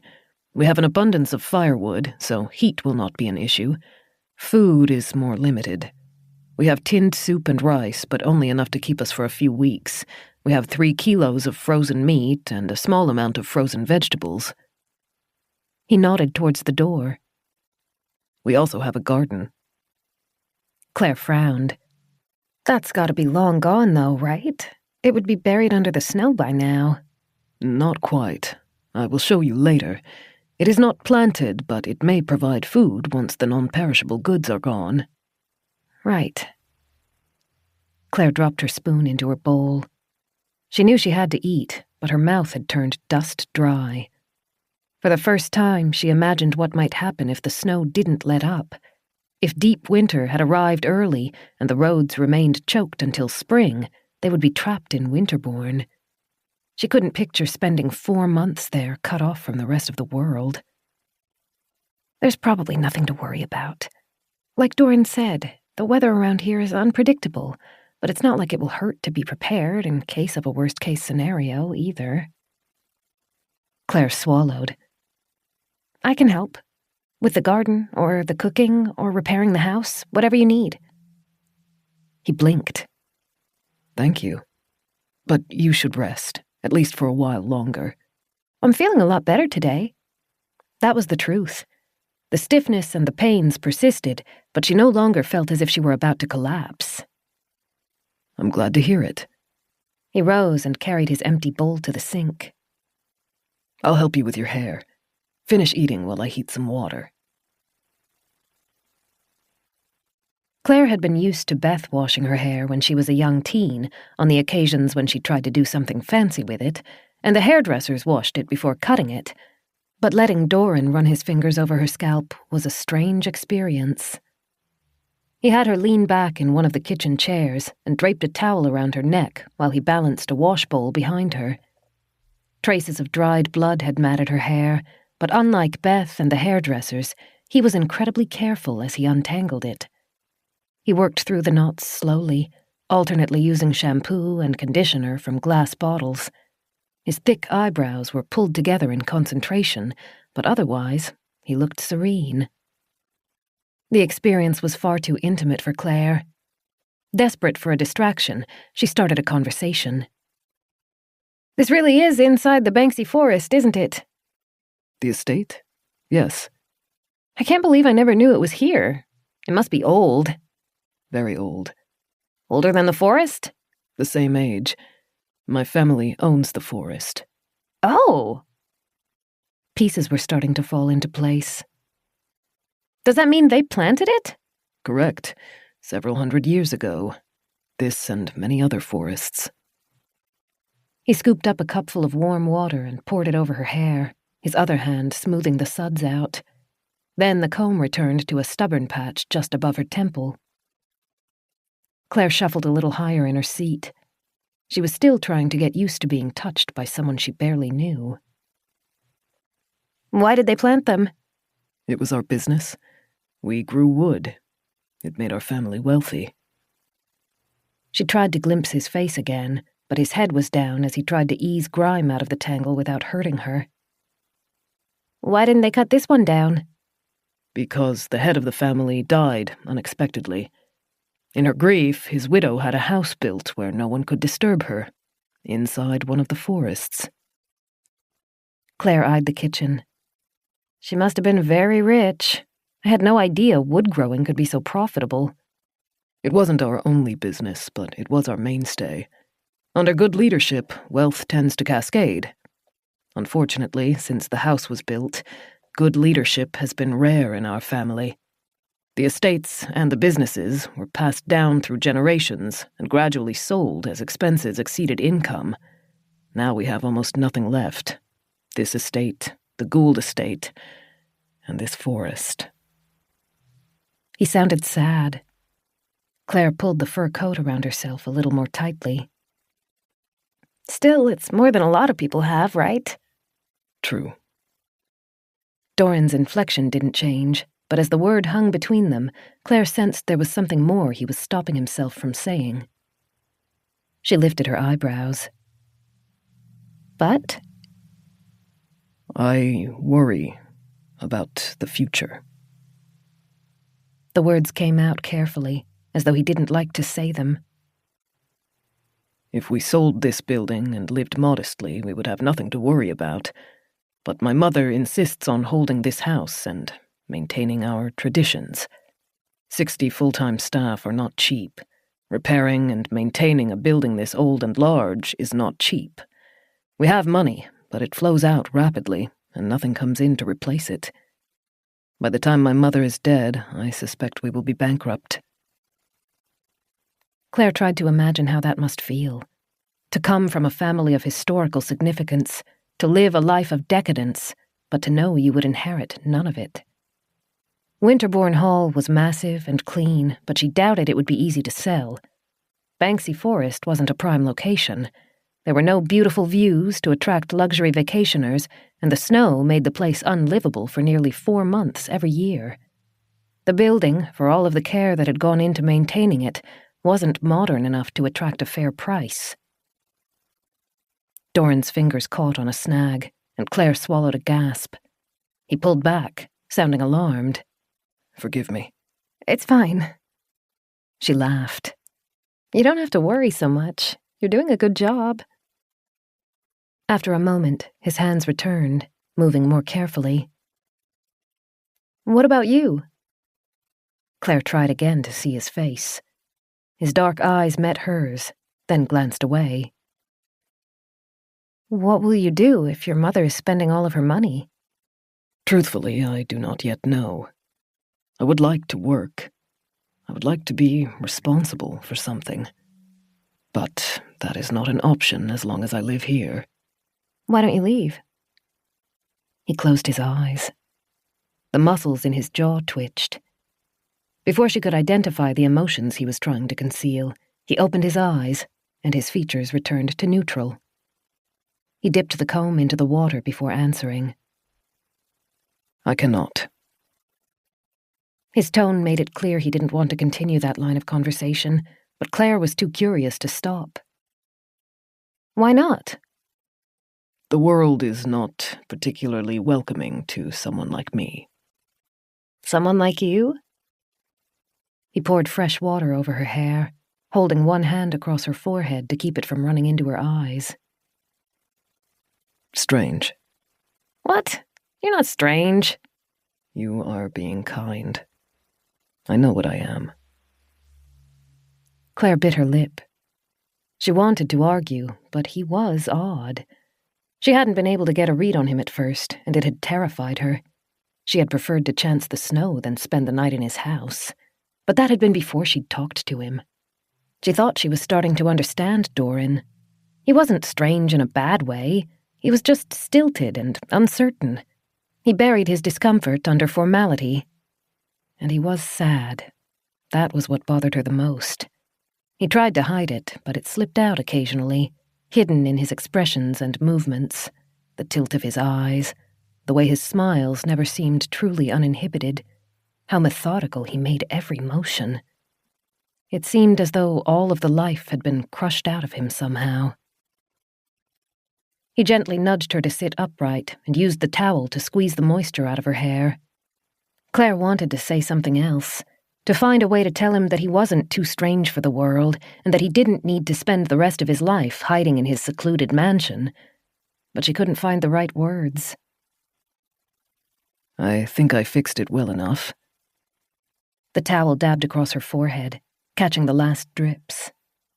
No hairdryers, I'm afraid, but we can sit you beside the fire to dry it. Thanks. She touched her hair, relieved to finally feel clean again. Doran tipped the dirty water down the sink and left the towels in the empty basin. Before you return to your room, would you mind taking a detour? I would like to show you something. Sure. He lit 2 candles in the stovetop, fixed them into candle holders, and gave Claire one. Then he led her to the door, switching off the kitchen's lights as he passed them. Claire pulled the coat tighter as they crossed the empty room and approached one of the doors in the back. Since he'd given her his coat, he only wore a shirt. Aren't you cold? A little, but I don't mind it. Oh, careful here. He led her down 5 steps and into a stone room. A large, bolted bronze door opposite them caught in their candlelight. Unlike the main parts of the house, the area hadn't been well maintained. The bronze was tarnished, and dirt had accumulated between the stones lining the floor. Bare bulbs hung from the ceiling to light the walls. Is this part of the house for the staff? Claire guessed. He gave her a quick smile. Correct. A tall stone archway to Claire's left drew her attention. She could see a step down, but no farther. Shadows clustered inside the entryway, and she thought she could hear a very faint dripping noise coming from the space. Doran was focused on the door ahead, though. The small window in it was too fogged for Claire to see through. Doran put the candle on the ground while he unbolted the door and pulled it open. Then he motioned Claire into the room. As she stepped through the doorway, lights flickered to life, starting right above her and reappearing every 4 feet down the long, rectangular room. The space was warmer than the rest of the house, enough that the cold no longer bit at Claire's face. Shelves lining the walls were full of metal and wood implements. At least 20 raised garden beds were spaced evenly throughout the area, and organic smells filled her nose. After spending so long in the house's stuffy hallways and rooms, being surrounded by something natural was like a breath of fresh air. Is this? Our garden. He stepped in behind her and closed the door. The lights were warmer than the kitchen's, and they highlighted Doran's dark eyes and the line of his jaw. It is expensive to have food delivered to the property, so most of what we eat is grown on site. The gardens were dug up shortly before the family left. Sadly, the chickens and goats are gone too. She leaned over one of the garden beds. The soil looked rich and dark. If we have nothing but tinned vegetables and rice to eat, we will soon start craving fresh food. I thought it would be wise to restart the garden. It will use up our fuel faster, but will help extend our food stores. Claire thought it was probably a smart move. She brushed her hand over the dirt. It's still warm. It was heated until a few days ago. The insulation has protected it from the worst of the cold. He pointed to the lights above them. They're full-spectrum bulbs, which imitate sunlight. They will need fuel to run, but we can save petrol by heating it through the furnace. That is my main motive for being cautious with the lights. If we budget carefully, we should have enough fuel to keep the garden lit and warm for a while. It's heated by a furnace? Like a real wood-burning furnace? Yes, in the basement below our feet. He paced along the garden beds, examining the freshly turned soil. We have plenty of seeds. I thought we could start with plants with a short harvest time. Lettuce, beans. Some of the seeds can be eaten as sprouts, too. I will come back later and begin work. Why don't we start now? Claire tilted her head. I had a garden at my cottage. I can help. I would appreciate it, but your arm is still healing and you must be tired. Perhaps another day. She laughed. You don't have to worry about me so much, and I want to help. I think I'd go crazy if I had to stay in bed all day. As long as you're not too tired. His eyes warmed. I'll see to reviving the furnace. You could begin planting. Gloves are on that shelf, seeds are on the bench. I will be back within 20 minutes. Sounds like a plan. Claire pulled on a pair of thick gloves as she watched Doran leave through the tarnished door. He seemed familiar with the staff's areas of the house. Something told her that he was used to working in the garden. If she'd been stuck in the mansion with no freedom and no real job, she probably would have started looking for chores to do too. The seeds were arranged in large labeled glass jars on a bench running across the back wall. The quantity surprised her. She was used to buying packets with 100 or 200 seeds for her own garden. Winterbourne had tens of thousands. I guess the garden has been running for a long while. Feeding a large family and 60 staff 3 times a day would be no small feat. The shelf also held an array of miniature stakes and pens. Claire used them to mark out the area she was planting. Her own garden was more of a hobby than a necessity, and she grew as many flowers as vegetables. Winterbourne's garden was a different matter. She tried to guess how many plants would provide full meals for 2 people without planting so much that it became a waste. More challenging was the fact that the jars only listed the plant variety, with no instructions on how deep or far apart the seeds needed to be buried. Claire set several rows of tomatoes and lettuce, which she had practice with, but hesitated on everything else. She liked to be useful, but Doran had left the garden completely in her hands, and that was more pressure than she was comfortable with. Even if I get out of the house within a few days, Doran will probably need the garden to get through the rest of the winter. I can't mess it up for him. She bit her lip as she stared at a jar of capsicum seeds. She couldn't remember how it liked to be planted. She put it on the edge of the garden bed and went in search of Doran. He'd said he would be in the basement, which she guessed was accessed by the archway they had passed on the way to the garden. Claire picked up her candle as she left, being careful to close the door behind her to keep the heat inside. She approached the archway, but stopped on the top step. No light came from the basement. Cool air rolled out of it, prickling her skin. She tucked her chin into the coat's collar. The stairway made her uneasy, as though it exuded a toxic odor that her conscious mind couldn't detect, but her subconscious shuddered at. She stared into the black abyss, and all she wanted to do was turn and run. Don't let this house sweep you up in its aura. It's just a basement, nothing more. She took in a deep breath, held it, then stepped into the void. Chapter 9. The change in atmosphere was palpable. It covered Claire like water, sinking into the crevices in her clothes and saturating her. Her hair, still damp, chilled her. She held the candle ahead of herself so that the light could cover the walls, but the flame guttered as it fought against the frigid air. Doran? She tried to call for him, but the word came out as a gasp. Her only answer was a slow, steady dripping noise.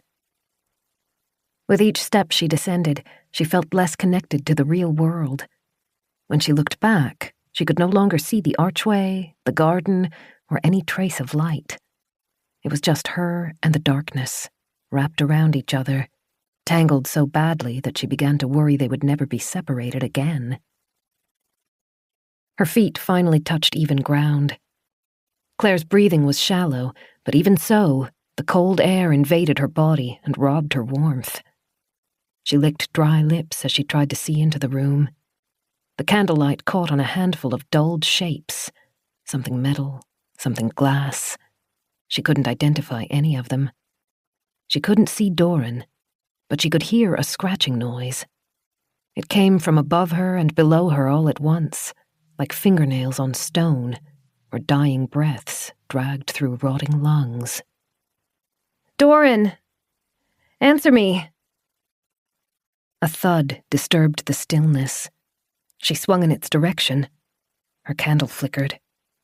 She had never been bothered by the dark before, but at that moment, Claire felt as though she would rather die than be lost in the shadows in the basement.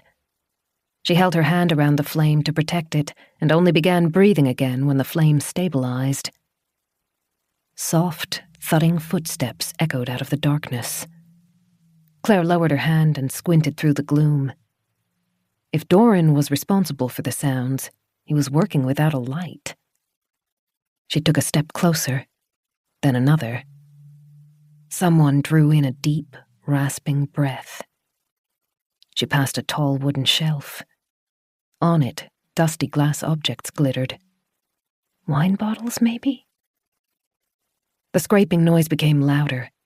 It hurt Claire's ears and made her teeth ache. She silently begged it to stop. Motion became visible through the shadows ahead. Someone or something was bent low near a stone wall. Claire's thin light was just enough to let her see shoulders rising and falling. Doran? The figure turned towards her. Eyes glinted. Horrible, inhuman eyes peering out from behind long, greasy hair. Then the figure darted away, escaping from her circle of light, disappearing into a narrow doorway in the stone wall. A sharp, broken scream cut through the cold air. Claire didn't realize it had come from her until she felt the ache in her throat. She stumbled backwards, and her shoulders hit one of the shelves. Muffled clinking noises surrounded her as the bottles rocked. She couldn't stop shaking. The thudding footsteps echoed around her, beating fast like her own heart. The scraping noise joined it, louder this time. It surrounded her and overwhelmed her. Claire? The voice was faint. She turned towards it. In the distance, golden light glinted through the shadows. It promised safety. She ran for it. Her shin hit one of the shelves. She fell, gasping as cold stone scraped her hands and jarred her bandaged arm. A wave of pain rushed through the limb. The candle skittered over the floor and died in a splutter of wax. Claire! Footsteps drew nearer. She tried to stand, but trapped in the darkness and choking on the pain, she was too disoriented. She stumbled again and bent over, trying not to be sick. Then arms were around her, pulling her up. She was surrounded by warmth. When she opened her eyes, a lamp, larger and stronger than her own candle, was sitting beside her feet. It cut through the shadows to create a little oasis of light. Doran held her up so that she rested against his shoulder. He kept her steady, one hand on her back, the other holding her hand. His voice was tense. What happened? Are you hurt? She sucked in ragged, uneven breaths. Her tongue felt heavy. She couldn't form the words, and they fell out in an incoherent slurry. I saw someone. Claire? She shook her head, her mind a jumble. I was looking for you. Ah. He exhaled. Forgive me. This is the wine cellar. It is my fault. I should have shown you where to find the door to the basement. His hands were unexpectedly warm. The numbness was fading, but the panic was not. Claire glanced behind them at the wall. There's someone down here. What? Claire raised a hand towards where she'd seen the hunched shape. I saw someone. I think it was a woman. She came out of the door in the far wall. Doran stared into the darkness, confusion clear on his face. Then he looked back at her. Claire, there are no doors in the cellar, just stairs leading to the main floor. But... She paused for a second, trying to clear the panicked fog from her head and the tightness from her voice. There was a woman. She was digging at something, digging at the stones, I think. When I got closer, she ran into the tunnel. It's right there. She pointed again. The lamplight, although stronger than the candle, still couldn't reach the walls. Doran was silent. Then he took a deep breath and said, Show me. He helped her to her feet. She stumbled, and he put his arm around her back to hold her steady, then picked up the lamp with his spare hand. Moving cautiously, Claire led him past the shelves. Shadows danced around them with every step, slinking across the stone walls and darting over the ceiling. 1,000 dust-caked bottles glittered out of the gloom. Claire came to a halt facing the stretch of wall where she'd seen the woman. She was sure it was the right place. She recognized the erratic stone tiles lining the floor. But the doorway was gone. Her throat tightened. She stepped out of Doran's support and approached the wall. The spot where there had been a gaping opening was nothing but rough, interlocked stones. She pressed her hands against them, feeling around the cracks as she tried to make sense of it. It was right here! Claire. Doran came up behind her and gently pulled her back from the wall. Tears stung her cold face. She stared along the wall's length, scanning both directions, but the surface was unbroken. There was a woman crouched on the ground, crouched and scrabbling at the stone. When she saw me, she ran through the doorway that was right here. Right here. She felt like she was unraveling. Her mind was fracturing, the pieces floating away, and as fast as she tried to grasp them and pull them back in, more were lost. But she and Doran were alone in the basement. There were no noises and no rasping breaths. They were the only ones there, encased in their little globe of light. And he was watching her, concern thick around his eyes, waiting for her to speak. "I'm not crazy," she whispered. No, of course you're not. He pulled her closer, one hand brushing across her shaking back. This is my fault. I shouldn't have left you alone. I didn't imagine it. Her voice cracked. She didn't know if he'd heard her. The light must have been creating tricks for your eyes. This house, it plays with your mind, especially if you are not familiar with it. It is a damned waking nightmare. He was trying to give her an escape, an excuse. And with the empty wall stretching endlessly behind them, she had no choice but to take it. Yes. Let's get you back upstairs where it's warmer, and I'll find you something to drink. You will feel better once you're out of this maze of a wine cellar. She nodded. Her mind was at war, killing itself as it tried to hold on to reality. Doran kept his hand on her back as he turned her towards the stairway. Claire stopped at its base and stared up, suddenly exhausted. The stairs seemed to go on forever. Here. Doran pulled her against his chest, scooped one arm under her legs, and lifted her as though she weighed nothing. Claire clutched at his shirt but didn't try to argue. He held her carefully, her head tucked in at his neck as he carried her up the stairs and back into the main parts of the house. He was warm. Slowly, she relaxed her grip. Bed or fireplace? He asked as he climbed to the 3rd floor. Fire. That was an easy question to answer. She was starved for warmth. Doran used his shoulder to bump the bedroom door open. Then he placed her on the fireside rug. The embers were near dead, and the heat was leaking out of the room. Doran knelt and fed wood into the fire until it was crackling again. Then he draped a quilt over Claire's shoulders. Will you be all right on your own for a moment? Yes. She didn't see him leave, but she heard the quiet click of the door as it shut behind him. She exhaled, then pushed the blanket off and stood. I'm not crazy. She stared at her hands, frustrated that they continued to shake. But there was no door. But I'm not crazy. But I know what I saw. But I'm not crazy. She left the fire to approach the windows. The day was nearly gone. A golden sunset glittered through the falling snow. The forest was clearly visible, a ragged band of black stretching across the horizon.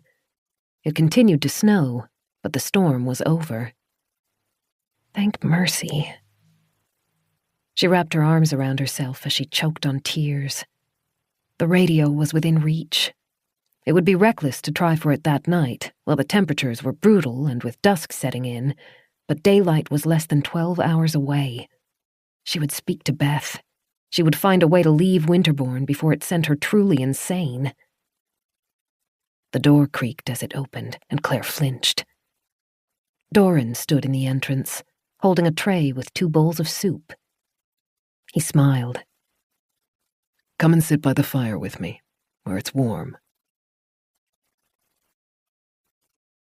Chapter 10. That night was the most peaceful Claire had spent in Winterbourne.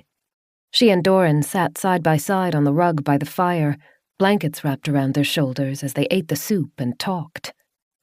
Doran didn't mention the scene in the cellar, and Claire was grateful for it. She still didn't know what to think had happened, or what to think of herself. Instead, she focused on what was important, making contact with the outside world. Leaving. She wouldn't have any regrets if she never saw Winterbourne again, but she was surprised to realize she would miss Doran. They talked about the garden, a safe, neutral topic, and about what plants they wanted to grow and how many. As she'd suspected, Doran had spent a lot of time there while his family occupied the house. His mother refused to visit what she called the servants' quarters, and while she disapproved of Doran's hobby, she didn't disturb him when he worked there. In late spring and summer, it is warm enough to grow some hardy plants outside, he said. I enjoy that, being out of the house. Mary would join me on most days, though she complained when the frost set in. Is Mary one of your nieces? He laughed. No, my dog. She is gone, sadly, spending the winter in Gould with my family. If I'd been able to bring her back with me, our incarceration would be a lot more entertaining.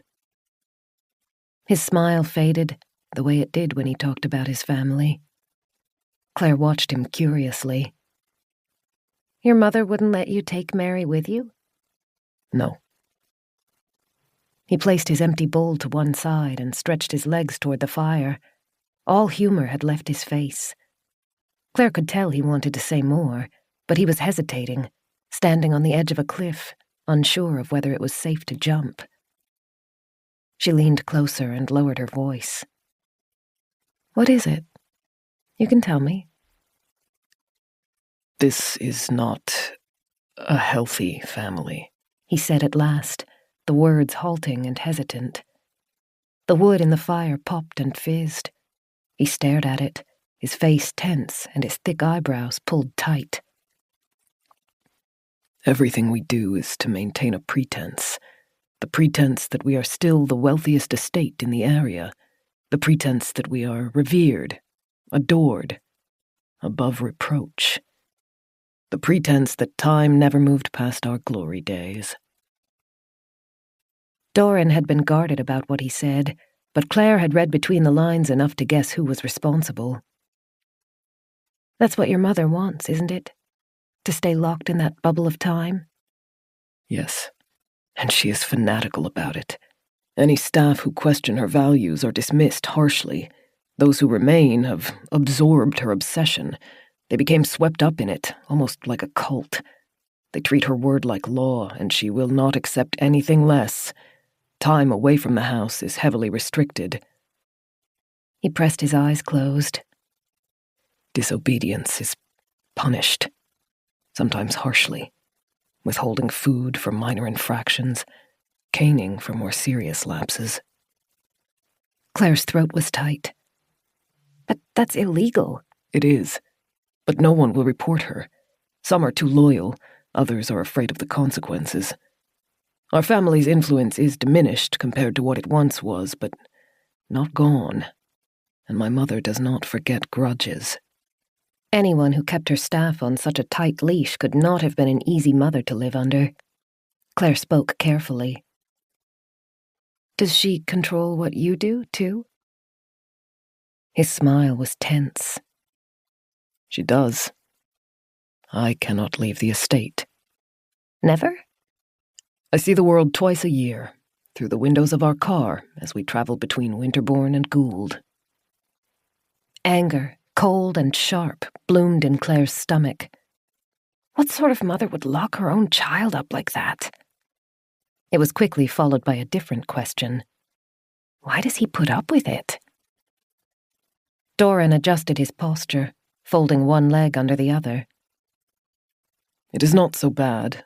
I had a good education through tutors, and the house is large, which makes it easy to avoid my family and easy to keep busy. I spend much of my time with the staff. Many of them are good company. Claire shook her head. Even so, don't you want to leave? He chuckled and glanced aside. I do. But that is not why I am telling you this. I want to explain and to apologize. Apologize for what? Sometimes it is hard to know what is right, what is normal. When you spend your whole life trapped inside a family with an unhealthy view of the world, what is bizarre becomes your everyday. What should be abhorrent becomes your reality. Doran ran his fingers through his hair, brushing it back from his forehead. His eyes moved, darting over the flames as he tried to piece together his thoughts. Claire waited, knowing he would need a minute. I am not used to speaking with people outside my family, he said at last. I know I have not been the best of company. I did not know how to talk to you, especially at first. I made you uncomfortable, and I am sorry for it. You don't have to apologize for that. He met her eyes. It only lasted a second, but the sincerity in his gaze was arresting. I hope you will pardon me for any lapses in manners. They are not intentional. And... He paused again as he chose his words. I know trust is not something I can expect to come easily, but you should not be afraid to ask for anything you want or need while you stay here. I want you to be comfortable.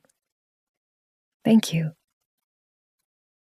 Claire wanted to say more, to tell him she was sorry for the family he'd been trapped with, to say how much she appreciated what he'd done for her. The words were crowding onto her tongue, too jumbled to come out, but she didn't want to let the silence hang. She rested her hand on his forearm.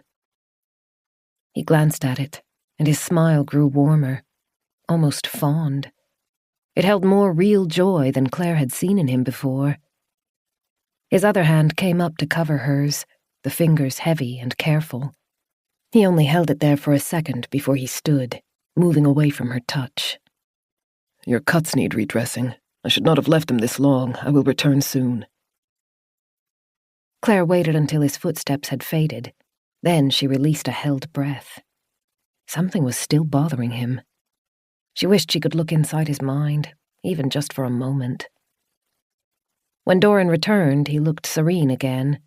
He carried a pot of water which he set on the coals to heat, and an old metal kit full of bandages, equipment, and surprisingly modern-looking plastic bottles. He took one, checked the label, then tipped out 2 pills, which he handed to Claire. She swallowed them. Because our family was so large and because contact with the outside world was so unreliable, we had a doctor on staff. He worked in the kitchen when his medical skills weren't needed. In his spare time, he taught me a little.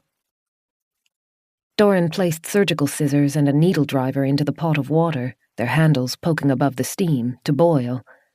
Then he laid out a towel and indicated for Claire to give him her arm. Using gloves, he fished the scissors out of the pot, waited for them to cool, then began cutting away the bandages. It was the first time she'd seen her arm since the crash. Nausea rushed through her, and she turned away as she tried not to panic. Her arm was red and covered in mottled bruising. Gashes ran along it like lightning marks. Doran had stitched them. Black thread wound through the red flesh like a nightmarish tapestry. It is all right. Doran spoke softly. It looks worse than it is. The cuts are shallow, near the surface, no broken bones. Even the muscles are mostly intact. Claire took a deep, gulping breath. She still didn't trust herself to speak. I was as careful as I could be. Scarring should not be significant.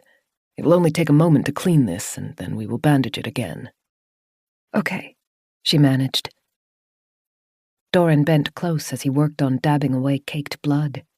He was gentle, but even with the pain tablets, Claire had to bite the inside of her cheek to keep silent. Several of the stitches had torn, probably during one of her falls, and he had to cut them free and re-stitch them. Claire tried not to look. She'd never been very good with blood. It wasn't a full-blown phobia, but it left her feeling queasy. Trying to distract herself, she grabbed onto the topic that had been on her mind all evening. The storm's over. Yes, it looks much clearer. I want to try to go to my car tomorrow and get the radio. He kept his head low as he focused on stitching one of the cuts. The snow is deep, and the air is still frigid. It will be risky to go tomorrow, especially if there is a chance that the storm will return. She hissed as the needle punctured her skin. Then she closed her eyes to clear her thoughts. I don't want to wait any longer. Beth will be frantic. And maybe if we can contact her, we can find a way out of here. A helicopter, maybe. All right. I can't promise I will be able to reach the car, but I will try. She cracked her eyes open. Doran had finished stitching, and he set the needle aside before pouring clear liquid from a bottle onto a cotton ball. I'll be going with you, Claire said. This will sting. She kicked her foot out and swallowed a cry as the antiseptic touched the cuts. Doran looked apologetic. It will be over in a moment. Hold on.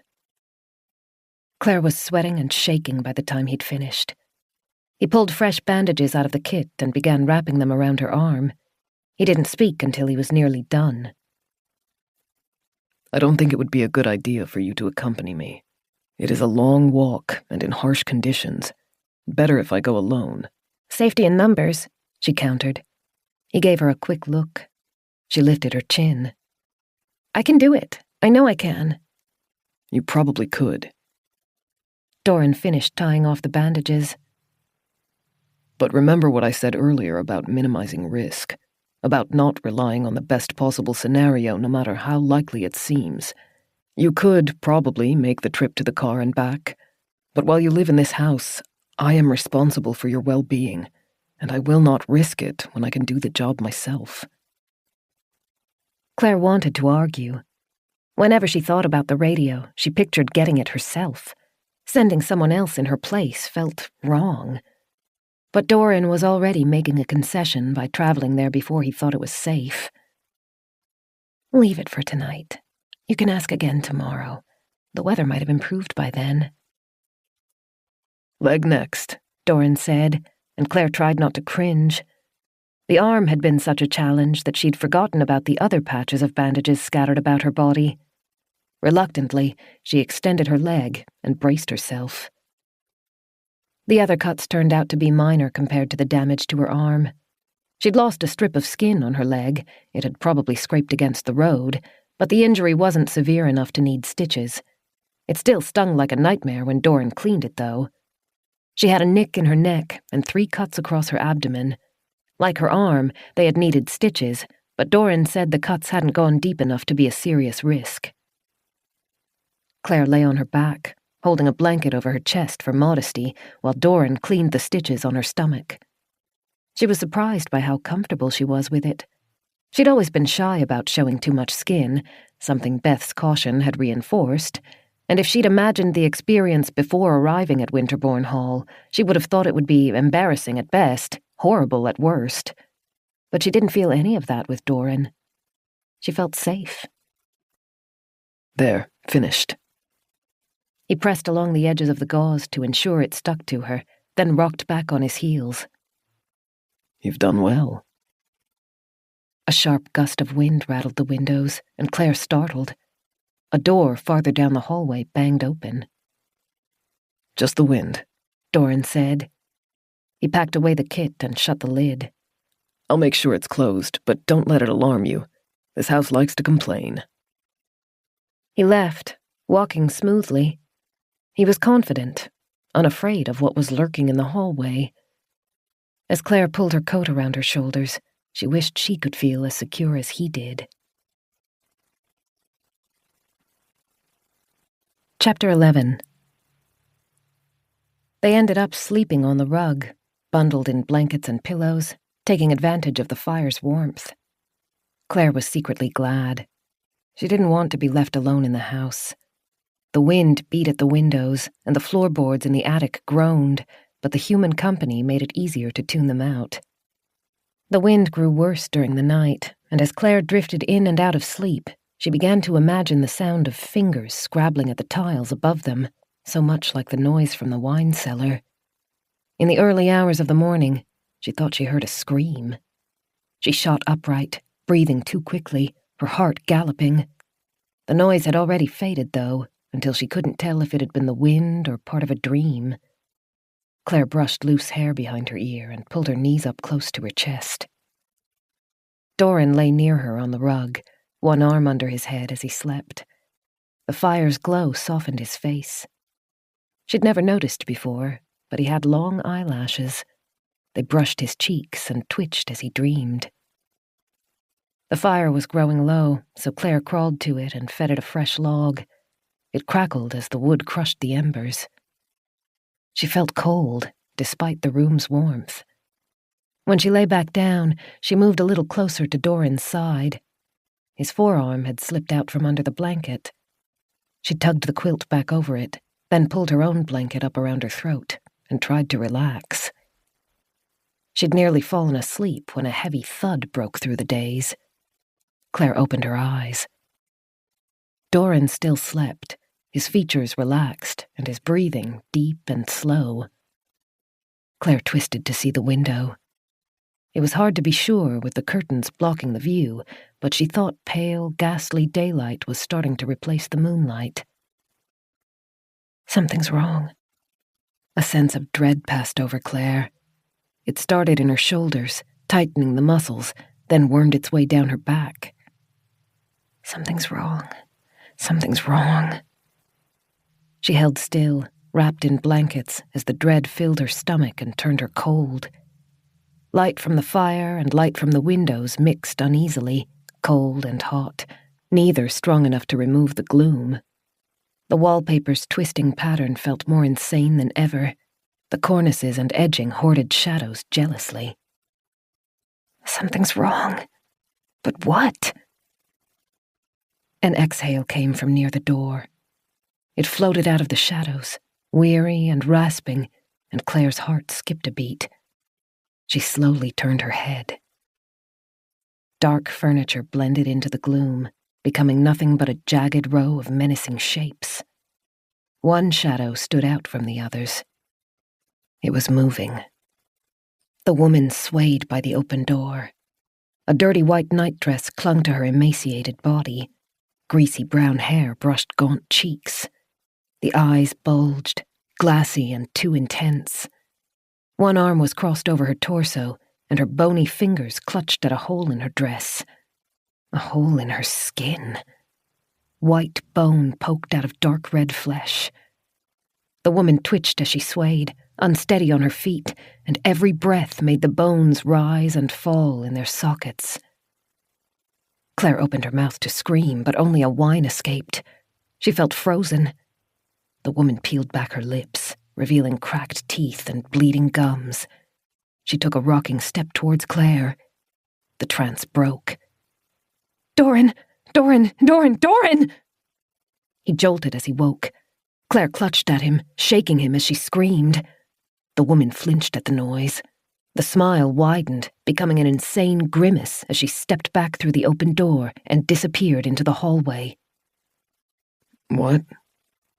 Doran, half asleep, gripped Claire's hand too tightly. What is it? What's wrong? The woman! She's real! She was right there! Right there! Slow and ponderous, the bedroom door drifted shut.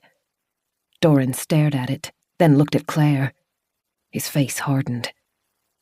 Stay here. He rose out of their makeshift bed and grabbed the poker from beside the fire. Claire scrambled to her feet and stayed close to him, afraid to be left alone. I'm coming. Doran narrowed his eyes at her but didn't argue. He held the poker ahead as he leaned through the doorway, looking first left, then right.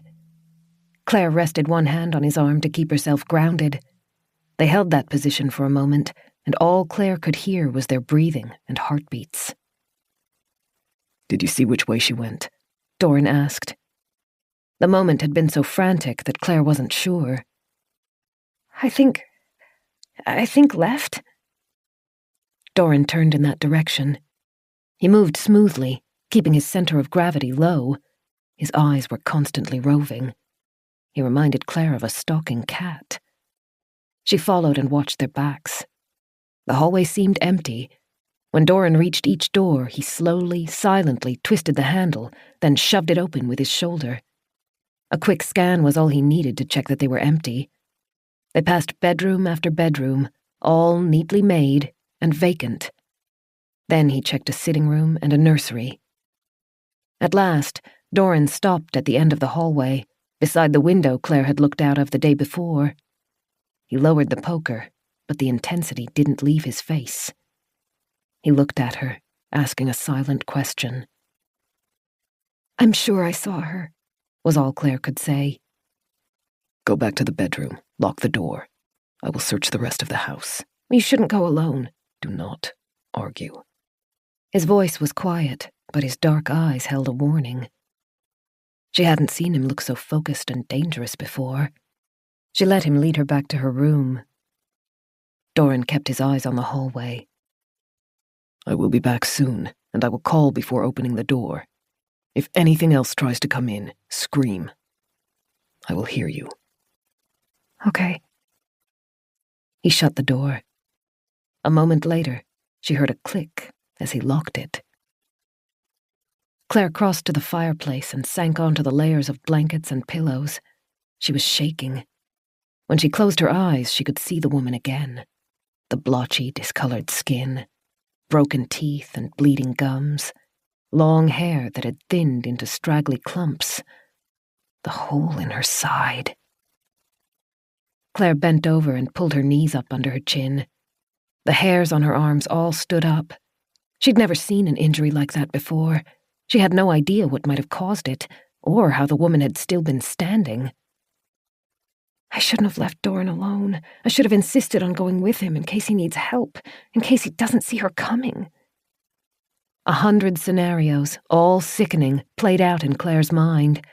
She tried to listen to the house to see if she could hear what was happening, but no noises reached her room. Claire squeezed her hands together until the knuckles ached. The wind was relentless, wearing down her patience. She stood and began pacing. She went to the window and stared across the unblemished blanket of snow that coated the landscape. The storm had cleared, and the sun was rising, but her surroundings were no easier to discern.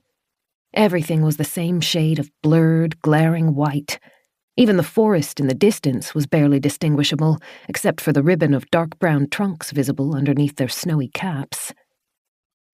"Please, Doran, be careful." She crossed to the door and tried the handle. It was locked. She went through the bathroom to the conjoined bedroom and tried its door, but Doran had locked that as well. A new nightmarish scenario played through her mind. What will happen if Doran never returns? The doors were massive, and their locks were heavy metal. She didn't think she was strong enough to beat them down. Jumping from the third-floor window would probably kill her, no matter how fluffy the snow looked. If something happened to Doran, she would be trapped there until she starved. Claire returned to her own bedroom. She paced from the fire to the bed and back. Doran had left his coat hanging on a hook by the door. He would be cold without it. She chewed at the corner of her thumb. Then a soft knock at the door made her catch her breath. "It's just me," Doran called. "Everything is fine." Thank goodness, was her first thought, followed closely by, did he find the woman? The key scraped against metal as he unlocked the door. When he stepped through, he looked tired. He gave Claire a small, brief smile before crossing to the fireplace and returning the poker to its holder. He didn't meet her eyes. "There is no one." "But—" She felt choked as she moved from the closed door to Doran. "Did you look everywhere?" "I did. Every single room." "What about the wine cellar?" "Yes, there as well." He turned to face her, held out a hand, then let it drop back to his side. "Sometimes intense dreams can seem like reality." "No!" She shook her head furiously and crossed her arms. "I didn't dream it. I was awake, and this is the 3rd time I've seen her. There's someone else in this house." "Claire." He closed the distance between them and grasped her forearms. His voice was very gentle. "When my family leaves for gold, we have a count to ensure all parties are present. Every single man, woman, and child was packed, and embarked on either the bus or one of the cars. Everyone. Maybe... When I left the group, I left alone. I walked back along the road, alone. The blizzard set in before I found you. No one could have followed me. And even if they had, the doors and windows have all remained closed. Angry, confused tears stung her eyes, but she blinked them back furiously. She tried to step out of Doran's hands, but even though he never held her hard enough to hurt, he didn't let her go. I don't know what's happening, Claire, but I promise this house only holds 2 people, you and myself. There's got to be. Her voice was strangled. I'm not crazy. I'm not imagining it. Again, the lump in her throat caught her words. Does this house have any stories about ghosts? A maid, maybe, who died with an injury in her side? His reply was a whisper. Ghosts? No, not in this house. I'm not crazy. He looked incredibly, intensely sad. His head dropped, and he spoke so softly that she wasn't sure she was supposed to hear. How can I make this better? How can I help you? She knew the answer to that question. Let me go to my car for the radio. He took a slow, ragged breath. Claire couldn't stand it any longer and leaned forwards to rest against Doran. Slowly at first, hesitantly, his arms wrapped around her back. The embrace was gentle, and Claire hid her face in his chest as she finally let the tears escape. All right, he said, and his voice was just as tight as hers was. All right, we will both go.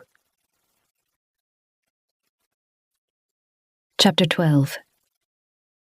They didn't try to debate the figure Claire had seen. There was nothing else they could say without arguing in circles, but in an unspoken agreement, she and Doran stayed close together through that morning's routine. She could feel him watching her when he thought she wasn't looking. She wished she could say something to make things normal again. If she said it had all been a dream, that she'd been trapped in a fog of sleep when she'd seen the woman, she knew he would accept that, and the tension would be over. But she couldn't bring herself to lie. And she still couldn't explain what she'd seen. The gash in the woman's side had been large and old. The flesh had begun to dry and turn dark, as though it had been exposed to the air for too long. She'd looked demented. But she'd moved towards Claire with a purpose, like she wanted something, and she had only fled when Claire screamed. I'm not imagining it.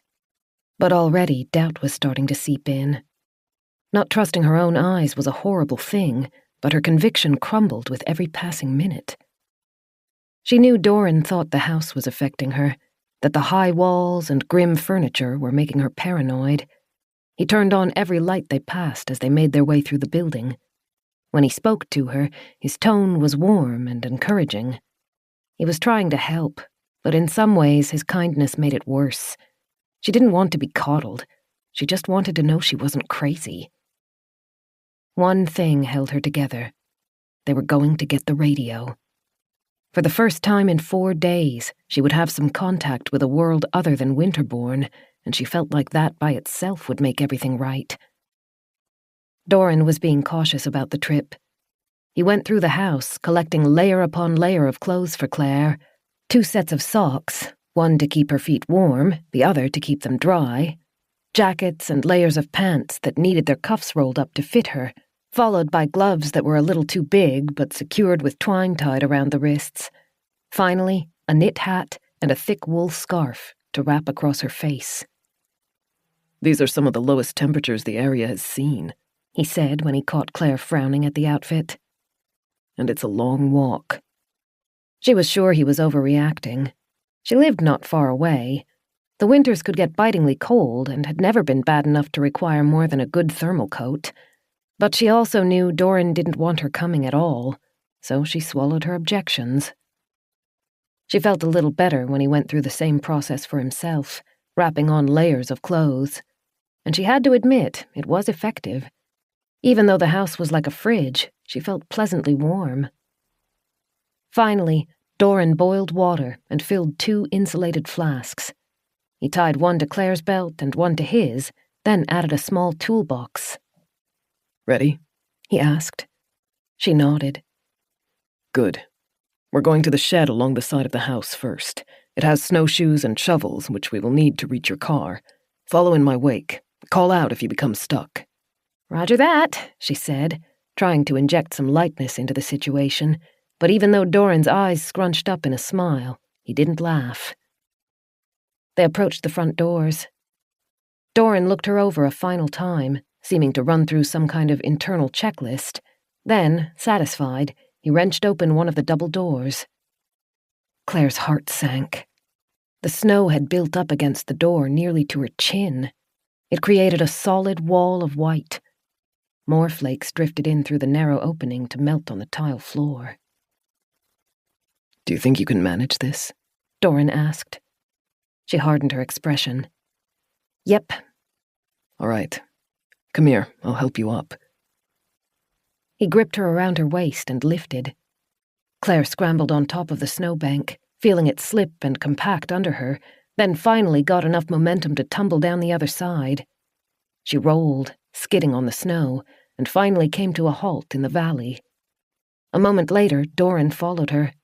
He was a little more graceful and stayed on his knees as he slid down the slope. When he reached Claire, he offered his hand and pulled her up. She stood, felt her balance wobble, then regained it. She adjusted the scarf over her face and gave Doran a thumbs up. He nodded, then beckoned for her to follow. The snow was cold, but the wind was infinitely worse. Even bundled up, Claire could feel it snatching at her warmth and trying to worm in through the layers of clothing. It whistled around them, beating flurries of snow against their bodies and screaming in Claire's ears. Doran kept up a fast pace, but every few steps he looked over his shoulder to check on Claire. She felt faintly pleased that she was able to keep up with him. Their path led them alongside of the manor. The stones had been caked in ice, giving it a hostile, spiky texture. Claire sank to her waist in the snow, making every step an effort. Sometimes she stumbled and had to use her hands to clamber back to her feet. Doran had a better footing, but he seemed to be struggling too. They fought their way around the building. A mound in the snow appeared up ahead, and when Claire squinted, she realized she could make out the top part of a hut. Doran quickened his pace as they neared it, then dropped to his knees and began digging to clear a way into the building. Claire knelt beside him, and together they scraped armfuls of snow away from the door. When the handle was finally revealed, Doran took a key out of his back pocket and crouched to see the lock. He struggled for a minute to unlock the frozen metal. The door swung into the hut, and he motioned for Claire to slide in. She took a quick breath to brace herself, turned around to point her legs at the opening, and dropped in. Her boots thudded as they hit the floor, and she stepped back to let Doran follow. As soon as he was inside, he slammed the door and pulled the scarf away from his face. Are you holding up all right? Great, she said, trying to make her expression match her voice. The hike had worn her down more than she had expected. The blistering cold and exercise had combined into a surreal sensation. Her core was hot, but her limbs were chilled. Despite the layers, she was shaking. She promised herself she would never doubt Doran's judgment about clothes again. The cabin they'd entered was small and crowded. Dozens of shelves were stacked full of gardening equipment, most of it rusty and cobwebbed. Claire guessed this was another part of the house that its owner never visited. Doran pulled off his hat and ruffled stray flecks of snow out of his hair. It is a longer walk to the forest. If you are tired, you could return to the house. I can reach the car alone. I'm good to keep going. I promise I won't think badly of you if... She elbowed his side and grinned. Stop trying to talk me out of it. I'm coming. He sighed, but it was parsed through a smile. Very well. Let's get you some snowshoes. That will make the hike a little easier at least. A row of the shoes had been stacked against the back wall. Doran picked out a set and fit them under Claire's boots. He checked and double-checked the fasteners. Then he had Claire walk up and down the cramped cabin to make sure they weren't likely to fall off. Once he was satisfied, he fitted his own and retrieved a shovel and pickaxe from one of the shelves. Then he opened the door and again lifted Claire so that she could scramble over the bank of snow, slipping and kicking awkwardly. He threw the shovel and pickaxe after her, then hauled himself out and closed the cabin's door behind them. The snowshoes were unwieldy, and Claire had to struggle to get standing. When she did, she held out a hand to carry one of the implements, but Doran just chuckled and shook his head. He tugged his scarf back into place, put the tools over his shoulder, and set out towards the forest. The snowshoes made a world of difference for crossing the open yard. It still took effort, but she no longer felt like she was about to topple with every step. As they passed the house's front again, Doran nodded to the left. If you ever leave Winterbourne alone, be careful not to stray too far in that direction. There is a pond, and it is most likely liquid right now. Claire stared at him. Liquid? I'm not joking. He laughed. The furnace in the basement directs heat towards the garden, but it has an automatic valve to redirect the flow of air outside if it ever starts to rise above a certain temperature. That release valve channels heat out near the lake. It won't be enough to make it warm, but it won't be solid ice, even in this weather. Doran must have been able to recognize the courtyard's layout under the snow because he led them along the easiest path, weaving around obstacles and keeping them on level ground. Before long, the snow flattened out. Claire guessed they had left the courtyard and were in what must have been a field separating the house grounds from the forest. The wind was louder and harsher without the hedges to buffer it. She kept her gaze fixed on the line of trees ahead. The forest encircled the estate, winding around them. The day had low visibility, but seeing the trees was still easier than it had been during the snowstorm. Doran yelled to be heard through the wind. The road is straight ahead. A path leads from our property's driveway to it, though it will be submerged in snow by now. We have a better chance striking through the forest, where the trees will have sheltered the ground at least a little. She had no breath to reply, so she nodded instead.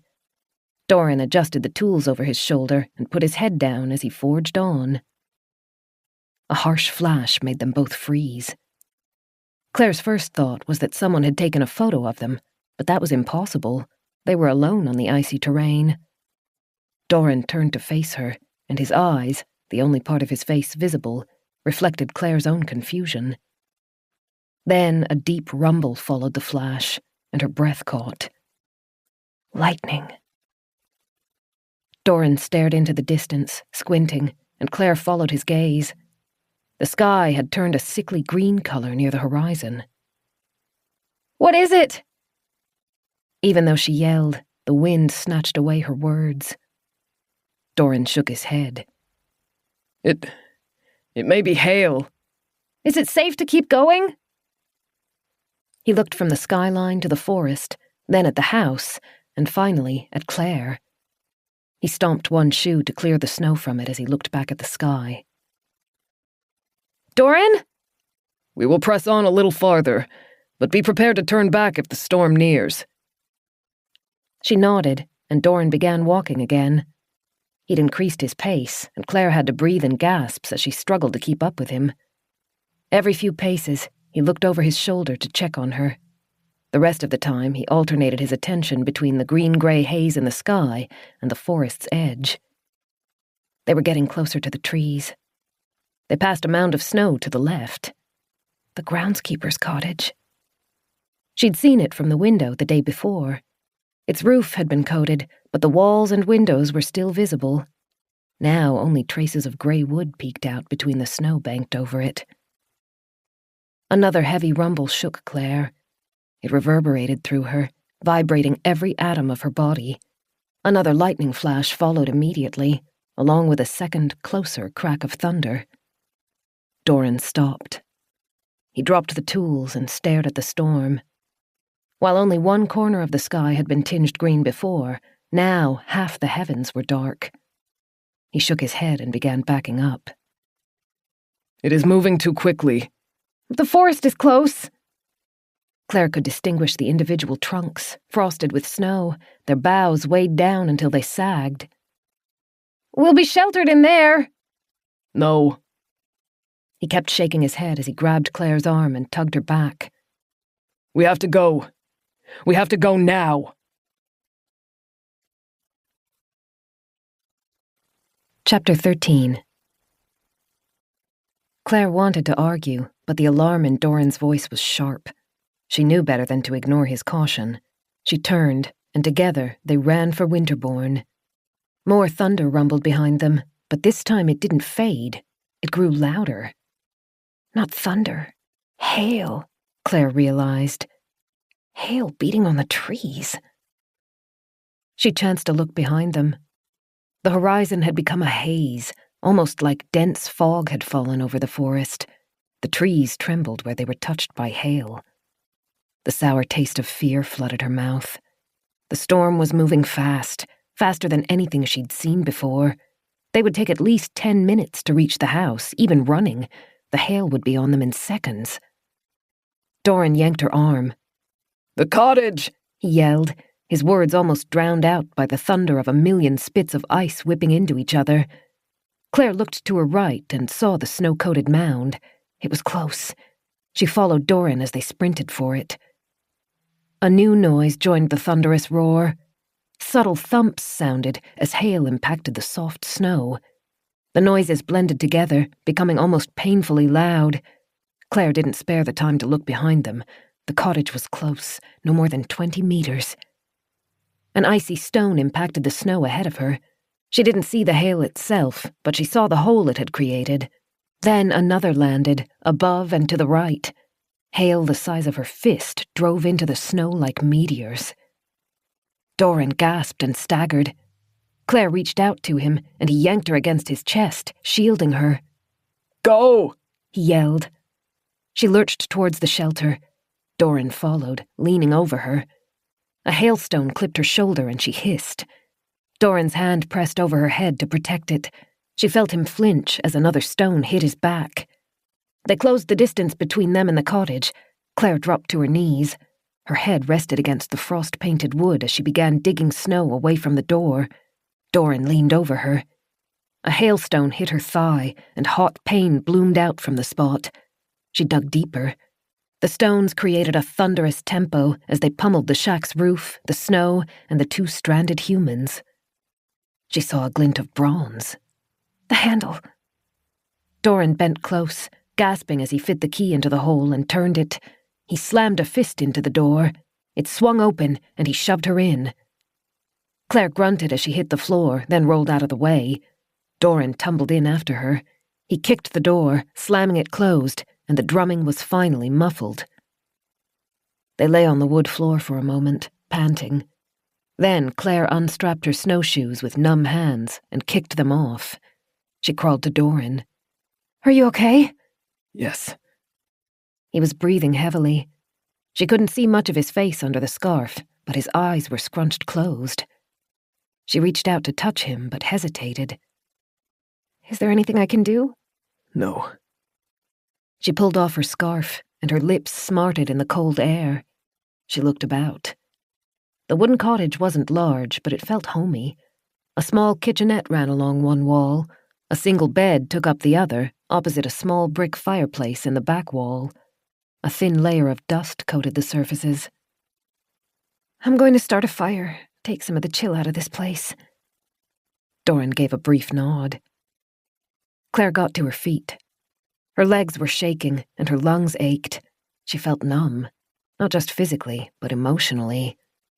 The storm had come on so quickly that it still didn't feel quite real. She knew Doran was hurt. How badly, she couldn't tell, and he didn't seem to want to say.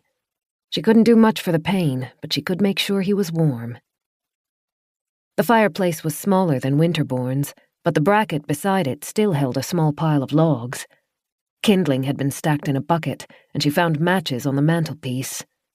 Claire had to pull her gloves off to arrange the kindling and get it lit, and within seconds, her fingers began to cramp from the cold. She heard movement behind her, and turned to see that Doran had unfastened his snowshoes and clambered to his feet. He approached the kitchenette, swayed, then bent over to spit a mouthful of blood into the sink.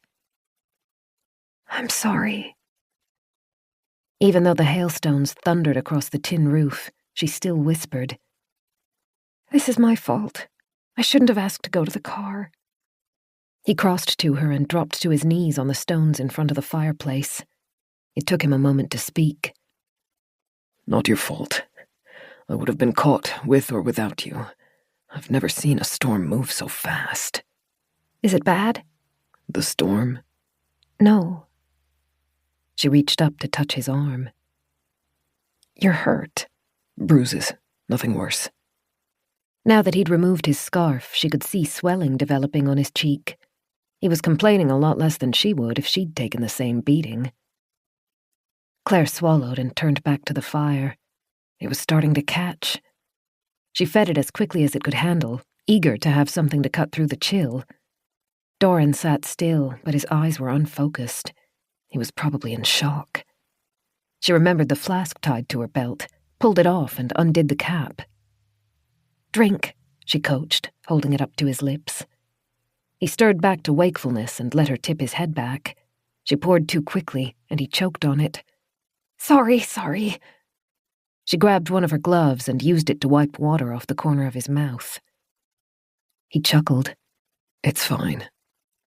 She tried again, more carefully, and helped him drink the rest of the flask. Once he was finished, his head bowed. "Hang on a moment." Claire stood. Her own bruises were starting to form, making her shoulder and leg stiff, but she knew she'd gotten off lightly. She owed Doran a lot. The bed in the corner of the room was made, but it wasn't close enough to the fire to gather any warmth. Claire yanked the sheets free, lifted the mattress, and dragged it off the bed frame. A moment later, Doran joined her and helped her push the mattress in front of the fireplace. Then they collapsed onto the bed and pressed close to the fire and each other, sharing the blankets as they draped them around their shoulders. Color was returning to Doran's face. He grimaced and rubbed a hand over the bridge of his nose. "I do not understand." "What do you mean?" "That hailstorm. The blizzard before it. This area has never seen weather like it, especially not so early in the season." He took a deep breath. "And then, you keep seeing a woman. The fact that you crashed in the first place. All of this, every single thing is so strange. I cannot piece it together." She swallowed thickly. "I don't understand either. Since I woke up in your house, everything has felt surreal. I thought it was just Winterborn, but I think it's more than that. I can't remember why I was on the road the day I crashed. I mean, I know I was going to my aunt's, and I know I was talking to my sister, but I don't remember why. It was a Sunday, and I always stayed at home on Sundays." He shuffled nearer until they were almost pressed together. The closeness and warmth felt good, like food for her soul. She closed the distance and leaned her head against his chest, where she didn't think the hail had hit him. After a moment, he moved his arm and wrapped it around her. He felt so solid, so safe. She closed her eyes and breathed deeply. Unrelenting hail continued to beat the roof above them, but the fire was growing to combat the cold. As her body temperature rose and her adrenaline faded, exhaustion began to overrun Claire. She struggled to keep her eyes open. "What will we do if the storm traps us in here?" "We will find a way out. You are strong. So am I. We will figure it out." She nodded and finally let her eyelids close. Chapter 14. Claire woke feeling cold. She squinted her eyes open. An orange glow lit the bricks in the fireplace, but it came from the last remaining coals. She turned towards the wood basket.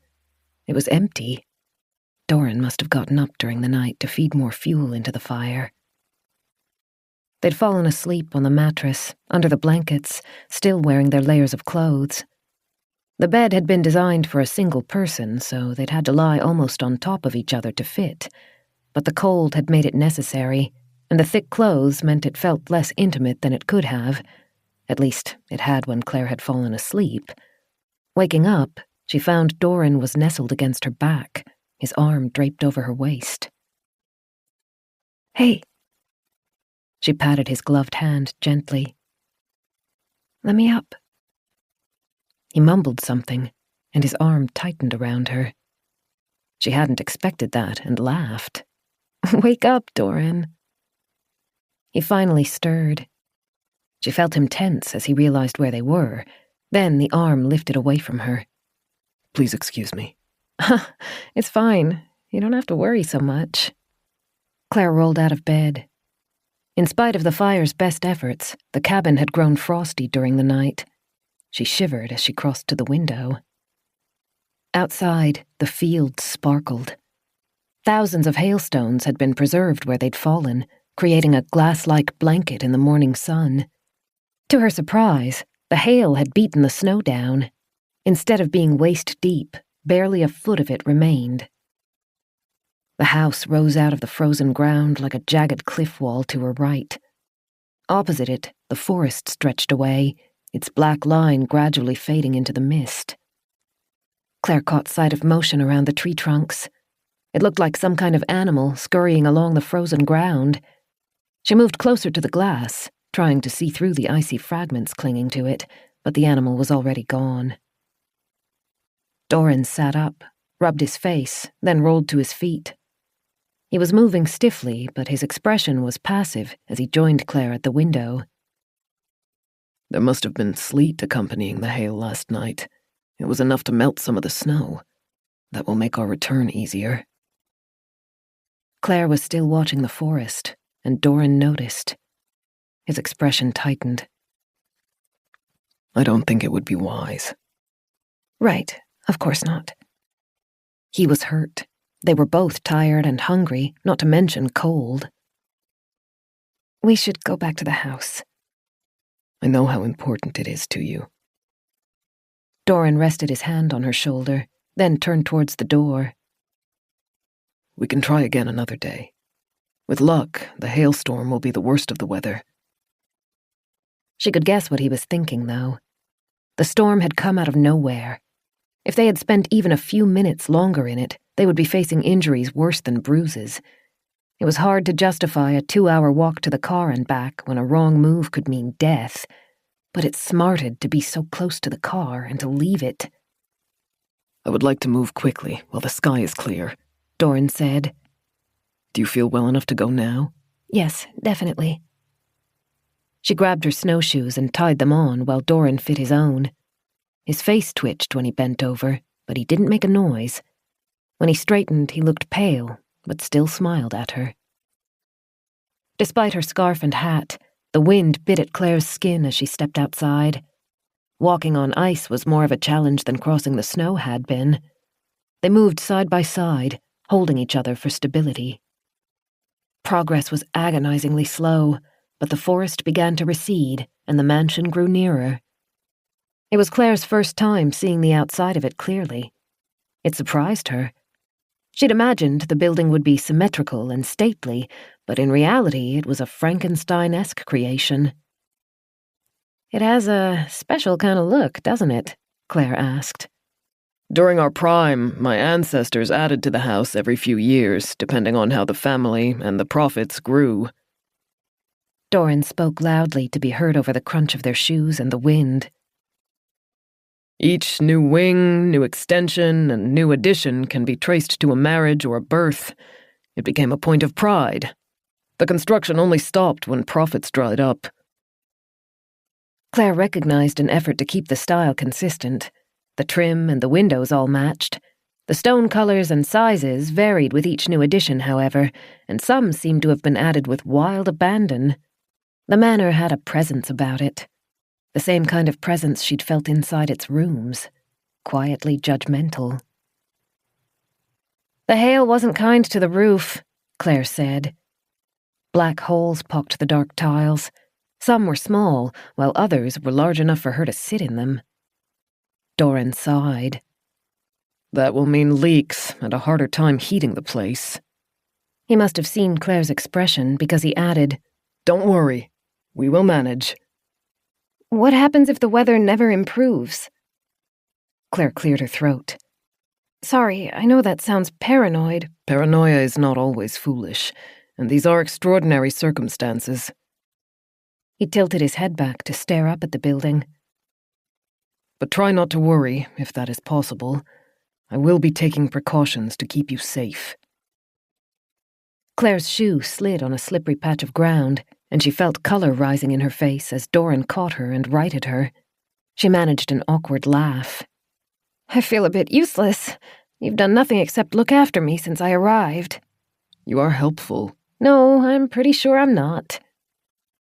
The corners of his eyes crinkled as he smiled under the scarf. I likely would have gone insane by now if I was alone in this house. "Really? I thought you wanted to spend the winter away from your family. Isn't that why you left the group?"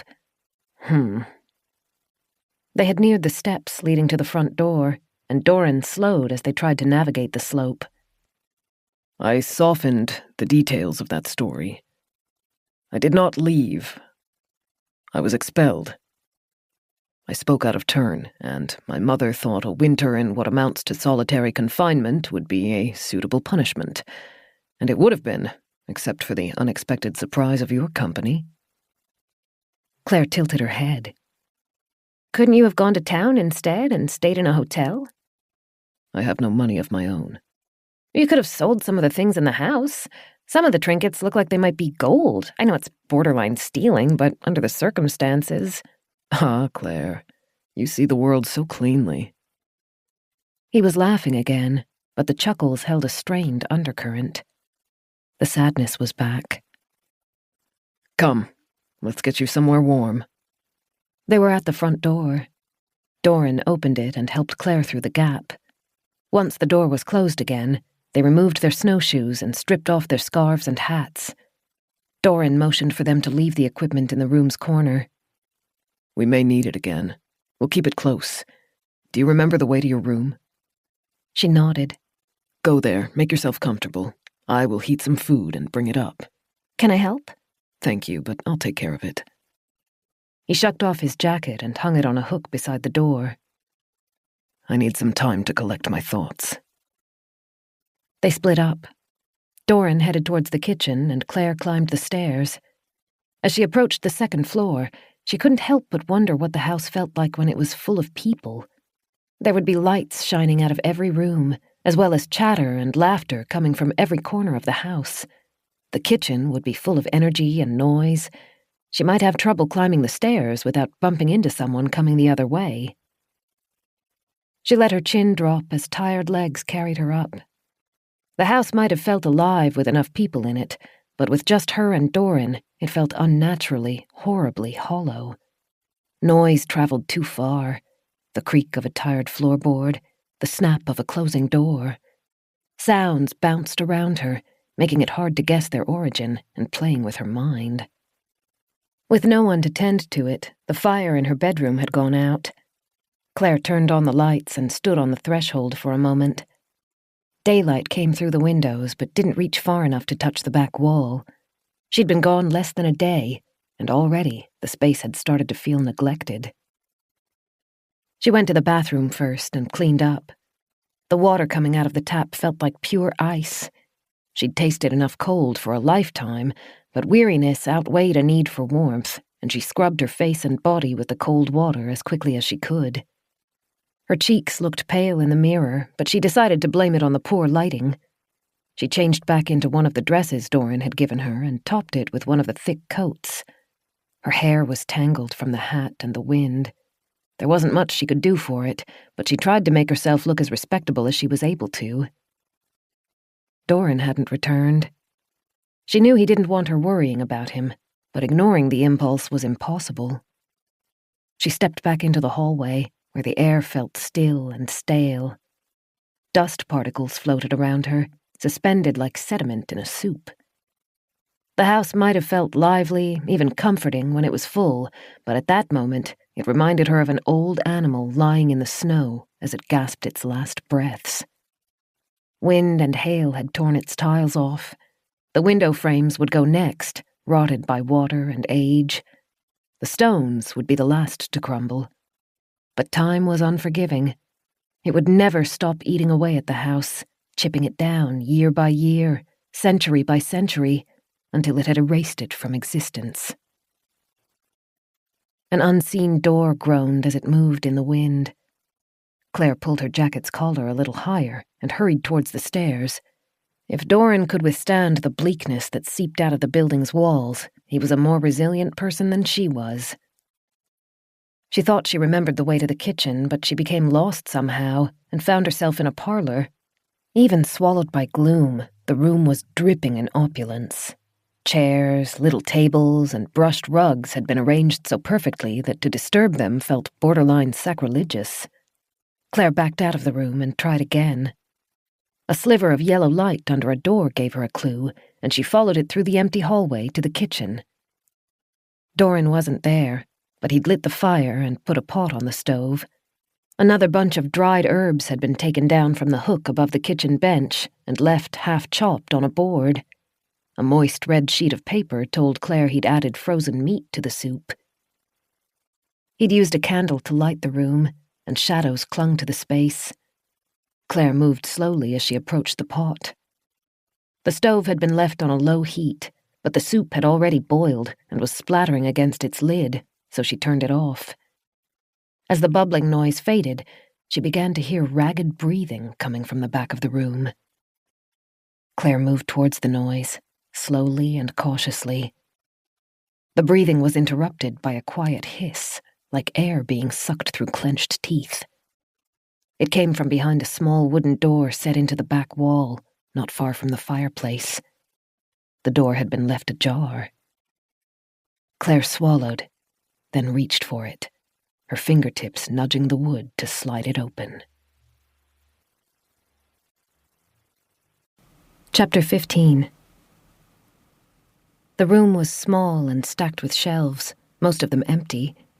Doran sat on a chair below the single light bulb. His jackets and shirt were draped over the nearest shelf. He held a damp cloth, which was tinged with red. He shot Claire a tense glance, then looked away. Claire pressed a hand to her mouth. His back was a model of bruises. Angry reds mixed with dark purples, as though an artist had thrown fistfuls of paint across the canvas. Blood trickled from one of the marks below his shoulder blade, where the impact had broken the skin. She knew he'd taken the brunt of the hailstones, but she hadn't expected the damage to be so bad. Claire lowered her hand. Doran wouldn't meet her eyes. Bizarrely, she had the sense that he was ashamed. "You should have said something," she whispered. "It's fine." He picked a dry towel off the shelf and slung it over his shoulders to hide the marks. "It is not as bad as it looks." "I don't believe that." The bowl of hot water beside him was stained pink. "Doran, I'm so sorry." "It's fine," he repeated.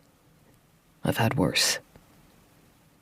Those words sent a chill running through Claire. She wrapped her arms around her chest and tried to swallow through the lump in her throat. "From your mother?" His face twitched. He still wouldn't look at her. "When I was a child, not recently." She didn't know what to say. His posture was tense, as though he were trying to shrink away from her. He didn't want to be pitied. He didn't want to be seen when he was vulnerable. But she couldn't leave him. "Here." She stepped forwards and carefully touched his fingers to ease the wet cloth out of them. "I'll help with the ones on your back where you can't reach." "You don't need to worry. I can look after myself." "I know. But you've done so much for me. Trust has to go both ways, doesn't it?" He finally met her eyes. It only lasted for a second before he turned away again, but the look was full of crushing loneliness and stifled longing. He stopped arguing. Claire's heart ached for him as she rested against the nearest shelf and pulled the towel away from his back. She hated how angry the bruises looked. They had to hurt every time he moved. She dipped the cloth in the hot water and pressed it against one of the marks. He sucked in a sharp breath, and she pulled back. "Sorry." It's fine. The tension was dissipating, and he actually laughed. Don't worry about hurting me. I just need to get them cleaned.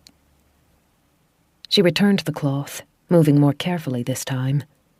With a tentative dab followed by a soft press, Claire cleaned up the flecks of dried blood and grime from around the cuts. While she worked, she glanced across the back of Doran's head. His dark hair was tousled, and clumps stuck together. She couldn't tell if it was from melting snow or blood. "Did any hit your head?" No.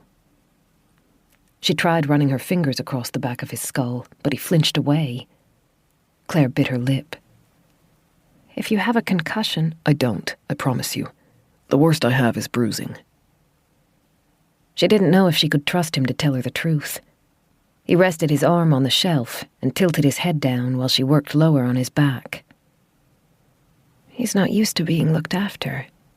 His whole life has been spent trying to appear stronger than he actually is." "Doran." She swallowed and flipped the cloth to a clean patch. "After this is over, after the snow melts and we can get in touch with the outside world, I'd like you to come with me." His head lifted. "I don't have a large house, nothing like this, but it's big enough for 2 people to share. We've done all right here, just the 2 of us, haven't we? So if you want to, if you wouldn't mind, I hope you'll come and stay with me." Her left hand rested on his shoulder, and she felt a shiver travel through him.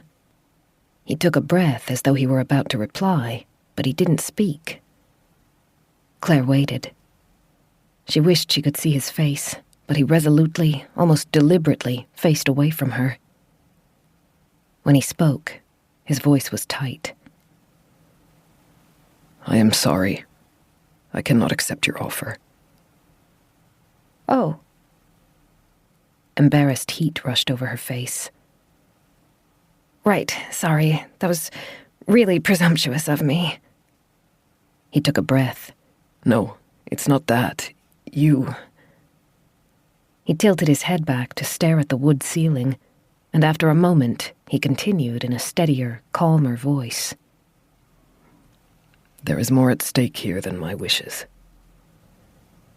Claire carefully moved to a new patch of raw skin.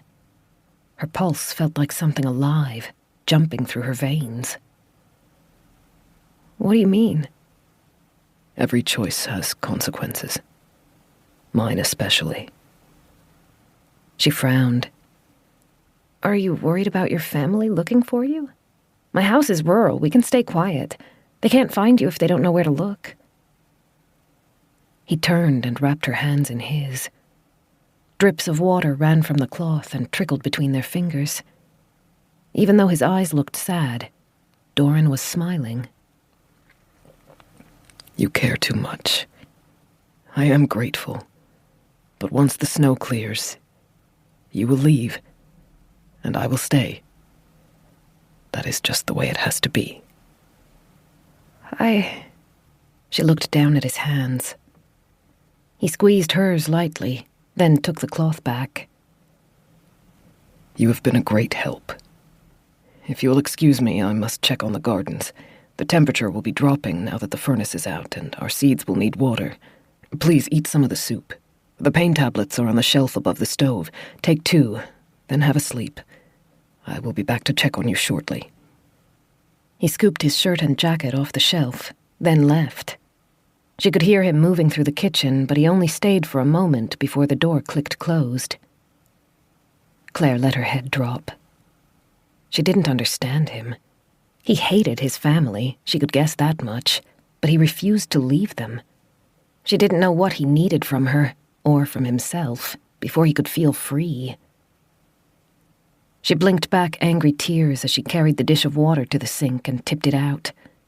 The pot on the stove had stopped bubbling, but was still warm when she touched the lid. She found a bowl, ladled out a portion, then sat at the table, but she couldn't do much except stir her food. Claire knew she should feel hungry, She hadn't eaten since the previous day's lunch, but her stomach was in knots. A fresh wind picked up outside the house. She hoped it wouldn't start snowing again. Despite how vast the property was, it stifled her. It was strange to simultaneously feel claustrophobic and lonely. She made herself eat the soup. Doran wasn't a bad cook. Even with limited ingredients, he seemed to have a knack for making their meals taste good. But she was starting to crave fresh food, especially something green. She hoped the garden would grow quickly. Her legs ached from the hike, and the cuts on her arm refused to stop stinging. The bottle of painkillers waited on the shelf, like Doran had said they would. She tried to read the label, but it had been handwritten in a script so faded she couldn't make it out. Doran normally gave her 2, but Beth's cautious voice in the back of her head said it wasn't wise to take drugs she didn't know, especially if there was any chance they might be addictive. She compromised by tipping 1 tablet into her palm and washing it down with a mouthful of freezing water from the tap. Doran wanted her to rest, but despite how tired she felt, she didn't think she could sleep. She stood in the kitchen, shoulders hunched, as she stared at her surroundings. She didn't want to go back to her room, but she didn't want to walk the halls aimlessly either. The wind was growing louder. She thought she could make out soft pattering noises through the brick walls. Snow? Sleet? Not more hail, I hope. She shivered, then glanced back at the pot of soup. Doran hadn't eaten any. She could take a bowl to him. If what she'd said had upset him, the food might work as a peace offering, and even if it didn't, it would at least save him a trip back to the kitchen. Claire checked that the liquid was still hot, then poured out a large bowl, making sure to give him plenty of the meat. She dipped a spoon into the mixture, then blew out the candle on the bench before leaving the kitchen. She followed the path Doran had led her down before, into the stone, cathedral-like room that separated the main section of the house from the indoor garden. Bright, welcoming lights glowed through the garden's blurred window. Claire thought she could see Doran's silhouette as he tended to the plants. She squared her shoulders and lifted her chin as she started to cross to the door. Her breath caught as a noise startled her. What was that? She stopped moving. Sudden dizziness cascaded through her, making her stumble. She blinked. A rushing sound filled her ears. She tried to take another step, but nothing felt right. Nothing felt real. The bowl tumbled out of her hands, but she was only vaguely aware of the noise it made as it broke on the stone floor. Claire shook her head. The motion made the dizziness worse, and nausea accompanied it. Her vision was hazy, and her heart raced, but she couldn't breathe deeply enough to get the oxygen her lungs needed. Pain moved through her stomach like a sharp, hot needle. Light washed over her as the garden door opened. Doran called to her, but she couldn't answer. Her legs were shaking. She fell, but before she hit the floor, Doran caught her. "What's wrong? What's happened?" His hand moved over her forehead, then her throat, checking her. She tried to answer. The nausea became worse, clawing its way from her stomach to her throat, and she convulsed as she was sick over the floor. Doran dropped her. She couldn't see him. The room was a swimming mess of colors and shadows, but she heard footsteps beating over the stone floor. Then a door slammed open. She hugged the ground. It refused to stop moving, tilting her over until she retched again. There was nothing left to bring up. Then, without warning, Doran was back. He skidded across the floor and came to a stop at her side. He flipped her over, keeping one hand under her head. The other plunged a needle into her chest. Claire barely felt the sting. She couldn't tell if she was suffocating or hyperventilating. She only knew she couldn't breathe or stop shaking. "Come on, Claire." Another needle stabbed into her thigh.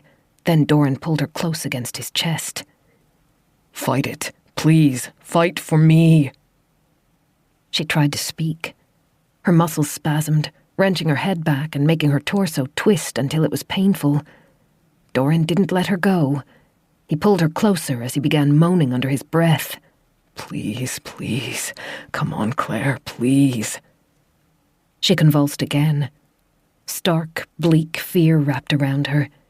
She tried to hold Doran, the only real, solid thing in her world, but her hands wouldn't work. Her mouth was open, but no air reached her lungs. He cradled her, one arm holding her up, the other running over her hair and her cheek. Claire, don't leave me, please. Darkness seeped around her, dragging her down, drowning her, until she couldn't even hear the ringing in her ears. Chapter 16. The bed was warm. The blankets were soft. The inside of Claire's chest ached, and her head throbbed.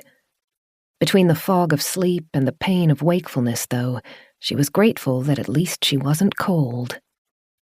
Every part of her felt heavy, especially her eyelids. She left them closed and instead focused on the sounds and sensations around her. She heard a fire crackling. Wind whistled in the distance as it clawed its way through broken roof tiles and narrow gaps in the stone. She lay on her side. One hand was tucked under the blankets, but the other was left out. It wasn't cold, though. Warm fingers rested over it. A thumb brushed across her knuckles. She squeezed lightly in response. She heard an inhale, then Doran's voice. Claire? Hi. The word came out slurred. She forced her eyes to open and blinked through the blur. Doran sat next to her. He looked ghastly. His normal skin color had been replaced by an ashen gray, and dark circles ringed tired eyes. He shuffled forwards in his chair and bent closer. A cautious smile grew. How are you feeling? Great, she lied. She felt like death. If she hadn't seen the barely hidden panic in Doran's eyes, she would have let herself fall back asleep. What happened? He turned aside, and his expression twitched, but only for a second. When he turned back to her, his face was calm again. You were sick. You ate something bad. Even breathing felt like an effort. Bad? The soup? It tasted fine. No, Claire. Not the soup. His fingers rubbed over hers. Cyanide. Oh. She knew he was telling her something important, something that should mean a lot more to her, but she just couldn't muster the energy to be upset. That sucks. His head dropped, and his shoulders shook. When he looked up again, he was laughing, but moisture shone in his eyes. Sleep for now. I will watch over you. You're safe. She didn't know what she needed to be safe from, but sleep sounded like the best idea she'd ever heard. The next time she woke, light had vanished from the windows. The fire had been kept strong, though, and even though the wind sounded cold, it didn't chill her. Doran's chair was empty. She blinked at it, then tilted her head to see more of the room. He stood by the fire, arms folded and head bowed. He swayed slightly as he watched the flames. She wanted to say hello to him, to break through whatever thoughts were making his posture so defensive, but her mouth was dry, and the words weren't loud enough for him to hear over the ambient noise. The third time she woke, the fire had dropped lower in the grate. The sun hadn't yet risen. Doran was pacing. Her heart sank at how haggard he looked. She reached a hand towards him, and his face brightened when he saw her move. Claire. He was at her side in an instant and took the hand she held out to him. Do you feel any better? The aches had receded, and the exhaustion, while still there, seemed less pronounced. Yeah. Her voice was croaky, but he still smiled. You want water? Here. Doran lifted her and pushed pillows behind her back until she was supported upright. Then he held a glass to her lips and helped her drink. Her headache throbbed every time she moved, but Claire hoped it would fade with hydration. When she'd finished drinking, she inclined her head back and closed her eyes as she tried to gather her thoughts. Her recent memories were distorted so badly that they felt like dreams, but one part stood out. "Did you say I ate cyanide?" Yes. Claire was awake enough to realize the implications. She looked down at her hands and squeezed them. They seemed to work all right, albeit without the strength they normally had. Doran pulled his chair closer and sat so that he faced her. He looked gaunt, and she wondered if he'd eaten or slept. Do you remember taking it, Claire? No. She tried to shake her head, but that made the headache worse. I remember coming home from the shed. I had lunch. I was going to bring you some, but I felt sick before I got there. Did you take a tablet? A round white one? She frowned. I did, one of the painkillers. He ran his hand over his face, and his expression tightened momentarily before relaxing again. So you did not eat it deliberately. That is a mercy. You thought I poisoned myself? I did not know what to think. This house is such a bleak place to live, and we had failed to reach the radio, which I know you desperately wanted. He shook his head. But the fault must be mine. I'm deeply sorry. I don't know how, but I left the wrong bottle out. She narrowed her eyes. How is that possible? Why do you have bottles of cyanide in the house in the first place? Doran stared at his hands folded in his lap, seemingly lost in his mind. Then he took a short, tight breath. I suppose you should know. Claire could tell the revelation was painful for him. She watched him, even though he wouldn't meet her eyes. It is the reason I cannot leave Winterbourne. I tried once before, when I was 19. I wanted to move to the city, to find employment and make a life for myself outside of the estate. My father supported my wish. My mother opposed it. He'd never spoken about a father before. Claire pushed herself a little higher on the pillows as she waited for Doran to collect his thoughts. My father married into the family, he said. He never bought into the insanity that had possessed my mother. He was tired of maintaining the old ways when it had no benefit. It was a constant tension between my parents for as long as I can remember, but in most instances he eventually bowed to my mother's will. Not in this case. He was resolute in supporting me. He planned to help me find employment with one of his relatives. Doran's pose was steady, seemingly calm, but a pulse jumped in his throat. It turned into a painful, drawn-out fight.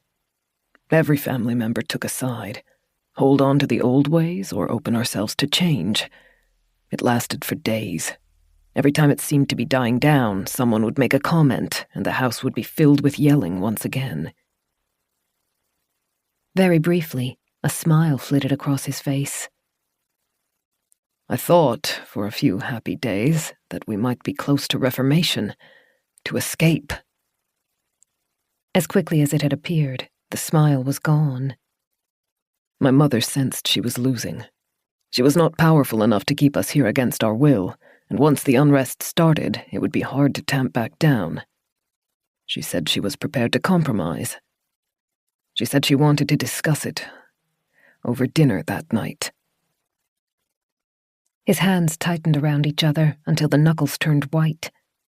Doran's face and voice were impassive, but Claire could see the guilt and grief in his eyes. They were eating him alive.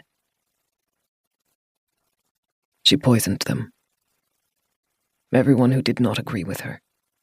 My father, my Uncle Eros, my aunts, Tabitha, Jane, and Abigail.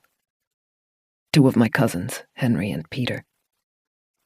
Cyanide tablets dissolved into their drinks at dinner. She proposed a toast. It took effect within minutes. Doran. His breath caught. His eyes were moving, flicking from side to side, the only external expression of his agitation.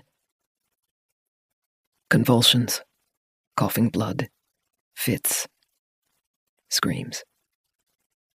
They all fell in a matter of minutes, collapsing out of their chairs.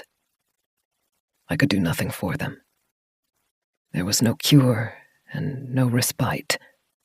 The others, the ones who had taken my mother's side, they must have known it was coming. They sat quietly and watched it happen. I held my father while he died. I saw the fear in his face. And when he was finally still, when he stopped twitching, and his body stopped drawing breath, my mother placed her hand on my shoulder and whispered into my ear, "Perhaps now you will remember your place." Claire pressed her hand over her mouth. She felt sick. He stood and crossed to the window. His shoulders were shaking, but he remained straight and tall as he clasped his hands behind his back. I do not know why she spared me. Perhaps some misplaced favoritism. Perhaps I'm just fun to torment. But she has made it clear. If I step out of line again, my nieces and nephews will suffer for it. They're only children, Claire. She considers them expendable. I cannot leave her. I cannot fight her. I cannot even die. Claire tried to imagine what that must be like, being forced to live a life that wasn't his own, unable to stand up for himself because others would be forced to pay the price, all the while knowing that half of his family had died because of a risk he'd taken. She didn't think she could have survived that kind of existence. Doran turned. His breathing was still rough. The doctor, at least, was somewhat sympathetic to me. He smuggled in an antidote for cyanide, and I never forgot the symptoms of acute poisoning. When I saw you, white... Doran. He was back at her side in a moment, and his arms wrapped around her. Claire hugged him back, pressing her face into his chest, trying to find a way to tell him it was all right. Claire, I cannot forgive myself for doing this to you. I must have been tired. I must have made a mistake with the bottles. Maybe you didn't. She tightened her arms around him. His heart thundered under her ears. She steeled herself, then said, I keep hearing things around the house. And that woman I saw... Maybe the bottles weren't your fault. Claire. He sounded sad. I wish I could believe that. Why can't you? When you fell ill, after I brought you back here, I considered every possible cause. I went through the house again, from the attic to the basement, methodically. I left no square foot of ground uncovered and no hiding holes ignored. I made certain. The fault is my own. I must take responsibility. He pulled back, but ran one hand over her hair, as though he were reluctant to let her go. I think we stopped it fast enough. With rest and time, I think it will be all right. But we must be careful. I cannot take any more risks with you, Claire. There was something intense and desperate in his expression. Then he stepped back, and it was gone. You need food. Try to rest. I will be back momentarily. Claire waited until the door was closed behind him before pressing her hands over her face. So many emotions were swarming through her, overwhelming her. Hope, despair, fear. There has to be a way to help him. She slipped her legs out of the bed, then tested her balance. It was wobbly, but not too bad. She followed the wall along the room, holding on to it to keep steady as she made her way to the bathroom. He needs to be saved from this house and this family. As she washed her hands, Claire heard the bedroom door creak open. She turned off the tap and shuffled back to the bathroom door. It's okay, Doran, She stopped. The bedroom door was open, but no one stood on the other side. Chapter 17. Claire shivered despite the fire. Her senses heightened, she moved towards the doorway. As she passed the fire, she took up the poker and held it tightly. Cold air rolled through the open door.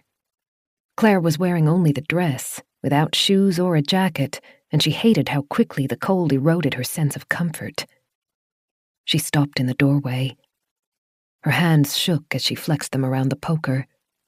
The window at the hallway's end was covered, leaving the space nothing but a mess of shadows. Someone exhaled, and Claire twisted towards the noise. There was an exceptionally dark patch to her left, where the intersecting hallways created a little nook. Claire squinted at it. Is that a person? Or just the furniture? The longer she stared, the more convinced she became that she was imagining it, and the more her paranoia began to scream.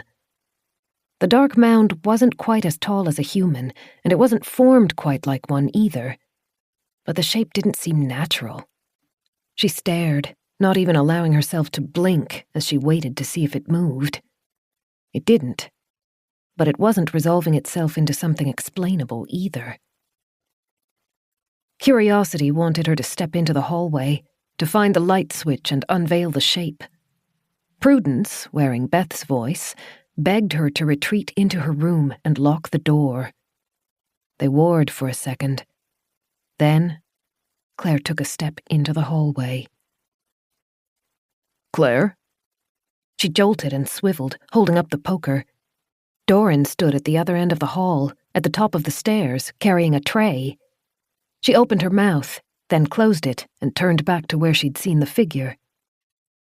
The space was empty, except for shadows and the twisting, insane wallpaper. Claire, you shouldn't be out of bed. When he reached her, Doran placed the tray on the ground and touched her shoulder. You're freezing.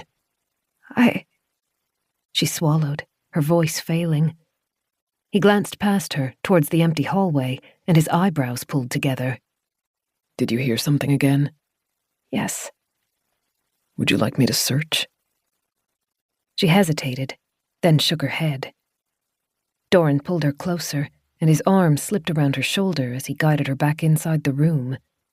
She let him take the poker, and he placed it back beside the fireplace.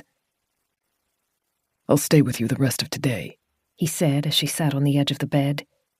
His smile was reassuring, but his eyes were worried. You won't have to be frightened. He was true to his promise. After they had lunch, Claire fell asleep again. Distorted, confusing dreams plagued her, but whenever she stirred, she found Doran was still beside her. Sometimes he napped, with his arm bent under his head in a pose that couldn't have been comfortable. Sometimes he stared into the distance, and the fire's glow played across his features. Sometimes he watched her. He always smiled when he caught her looking, and she smiled back. When Claire couldn't sleep any longer, he read to her. The mansion had a well-stocked library, though none of the books had been published within the last century. Claire was starting to understand why Doran's language was so formal, bordering on archaic.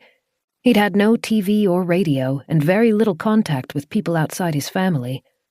Since she'd arrived, he seemed to have been making an effort to talk more casually and match her tone, but he kept slipping back into the more old-fashioned style of speaking, especially when he was stressed. She loved listening to him read. He had a good voice. It was deep and full of conviction. Sometimes she let the plot threads escape her and just listened to the way he pronounced each word. He brought her servings of the soup 4 times that day. As afternoon aged into evening, they argued about whether Claire was well enough to sit by the fire. She eventually won. He wrapped her in blankets and watched over her as she stretched her feet towards the flames. She compulsively looked to the windows, but the curtains had been drawn. "What's the weather like?" Just a lot of snow, I'm afraid. He folded one leg over the other and rested his hands on his knee. It is nearly back up to its original height. Claire shook her head. "How many days is this? 7? 8. Yikes. It's starting to feel like it will never melt." He gave her a grim smile. We may have to consider the possibility that we will be trapped here for the remainder of the winter. I'm afraid that each passing day makes that possibility more likely. Claire chewed on the corner of her thumb. She tried to imagine spending 4 more months in the house. She liked Doran a lot. He was kind and made for good company. But Beth would be beside herself. There was no way she could sit and do nothing without at least speaking to her sister. How's our resource situation looking? Doran hesitated before answering. Firewood is fine. We're in no risk of running out of it. I'm using petrol to keep the garden lights running, but trying to be careful how much I use the generator. Claire glanced up at the lights. She hadn't given it any thought before, but Doran had left them on almost all day. We should turn those off. No, I like them on. She narrowed her eyes at him. No chance, Mr. Skulks around in the gloom. You turned them on for me, didn't you? He shrugged, raising his eyebrows. I have no idea what you're talking about. Don't coddle me. I'm not afraid of the dark. Of course you're not.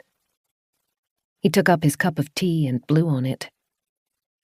I already told you I enjoy having the lights on. It is completely selfish, I promise. She sighed. All right. But at least keep them off while we're sleeping, please. I'll feel guilty if you waste fuel on me. We can do that. What about food? Again, he hesitated. We will get by. How bad is it? Well, I am thoroughly tired of soup. Huh, me too. The first sprouts are coming up. I can start mixing some mung beans into our food within the next day or two. That will help make it last. And we have kept the hothouse warm enough that the seeds have germinated. Things will be a lot less uncertain once the first plants are ready to harvest, and that will be as close as 4 weeks away. Maybe we should ration our food.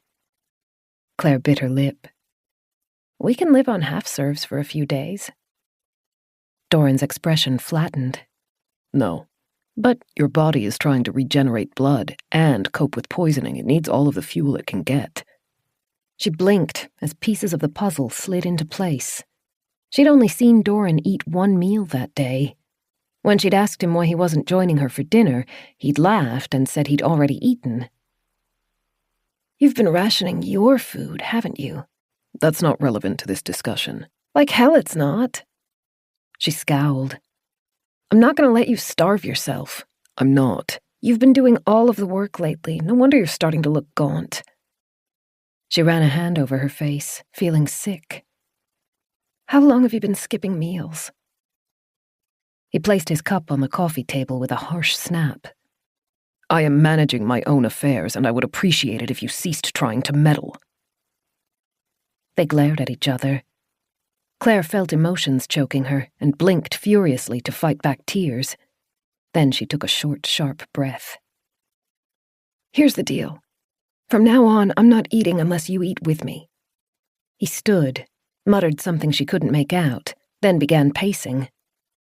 You are not in a position to give me ultimatums. So help me, Doran, you need food. I eat when you eat. If that means we both starve, so be it. He glowered down at her, his face full of unforgiving lines and sharp eyebrows. Then his expression softened. He lowered himself to the floor and laid his hands on her chair's armrest so that she was looking down at him instead. Claire, I am not being reckless or endangering myself.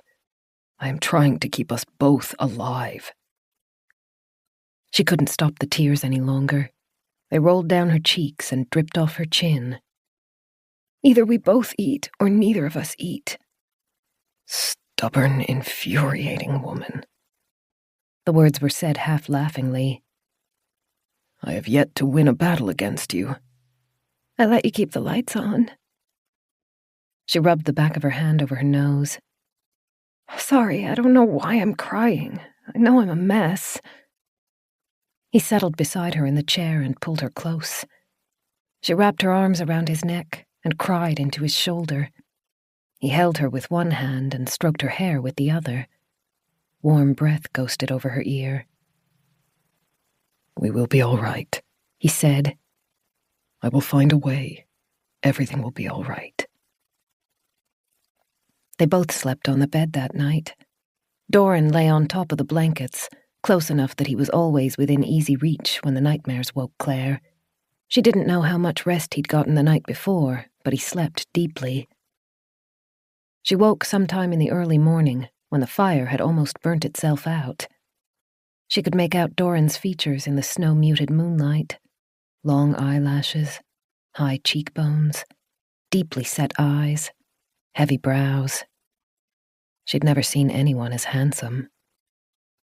She carefully, hesitatingly reached out and ran a finger over his cheek. He murmured something in his throat and adjusted his position. Claire pulled her hand back and smiled as he continued to sleep.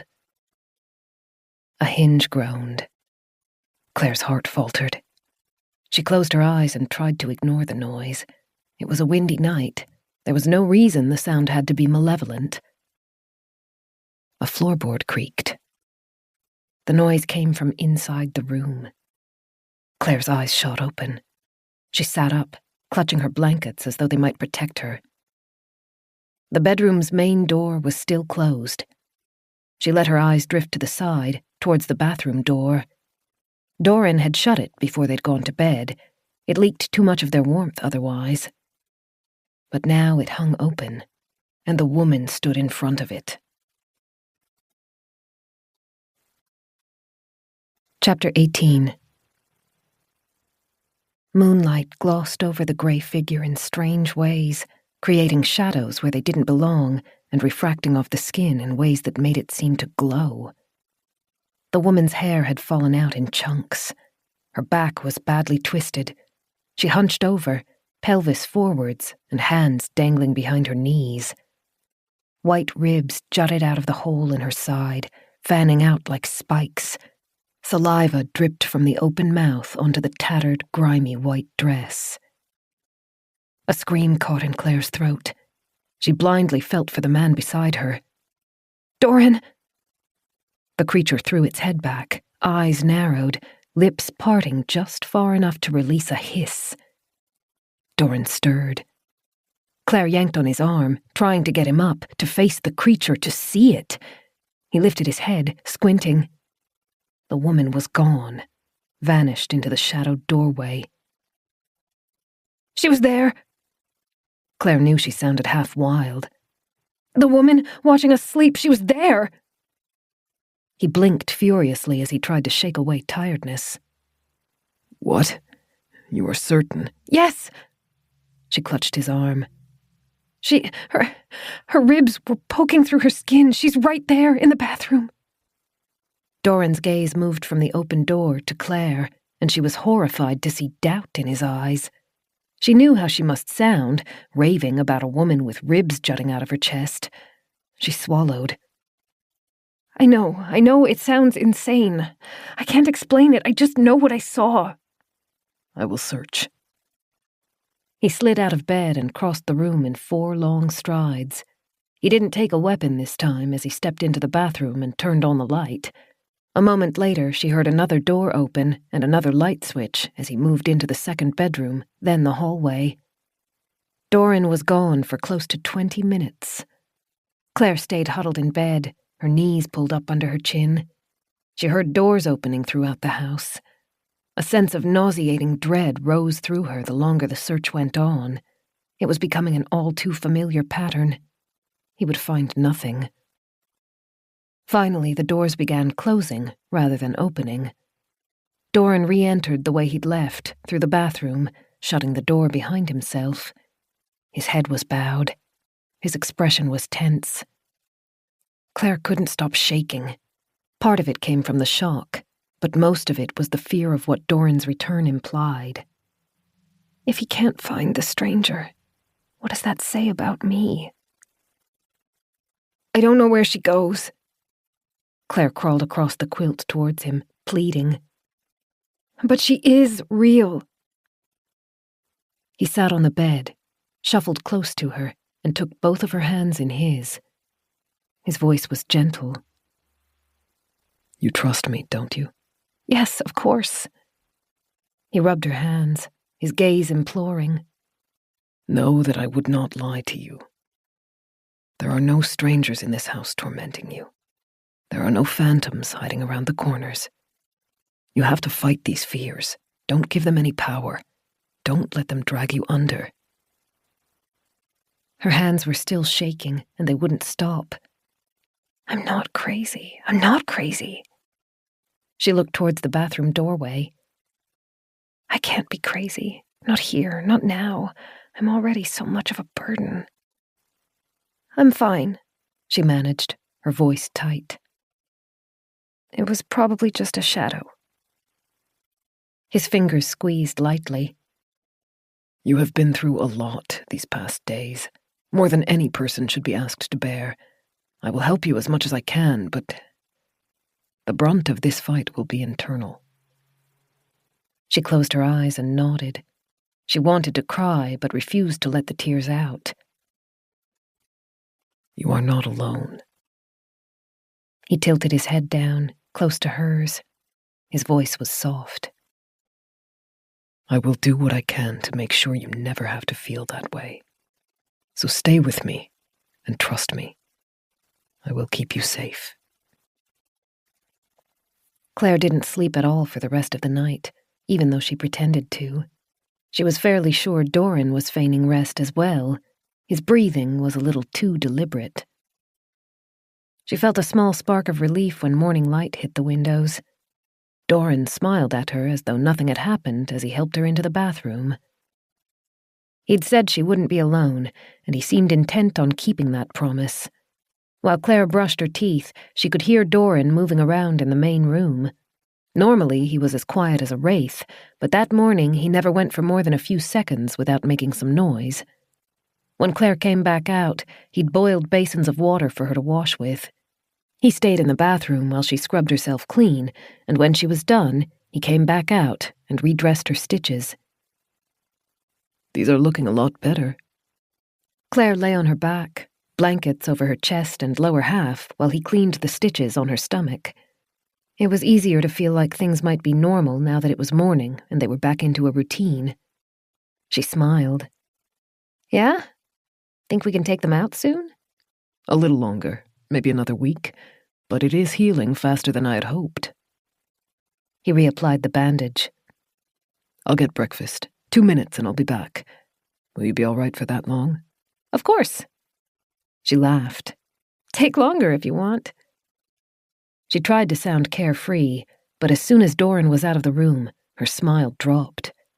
She dressed as quickly as she could, then stood close to the fire, watching both doors. Is it possible this really is some kind of paranoia? Delusions manifesting? It has to be, doesn't it?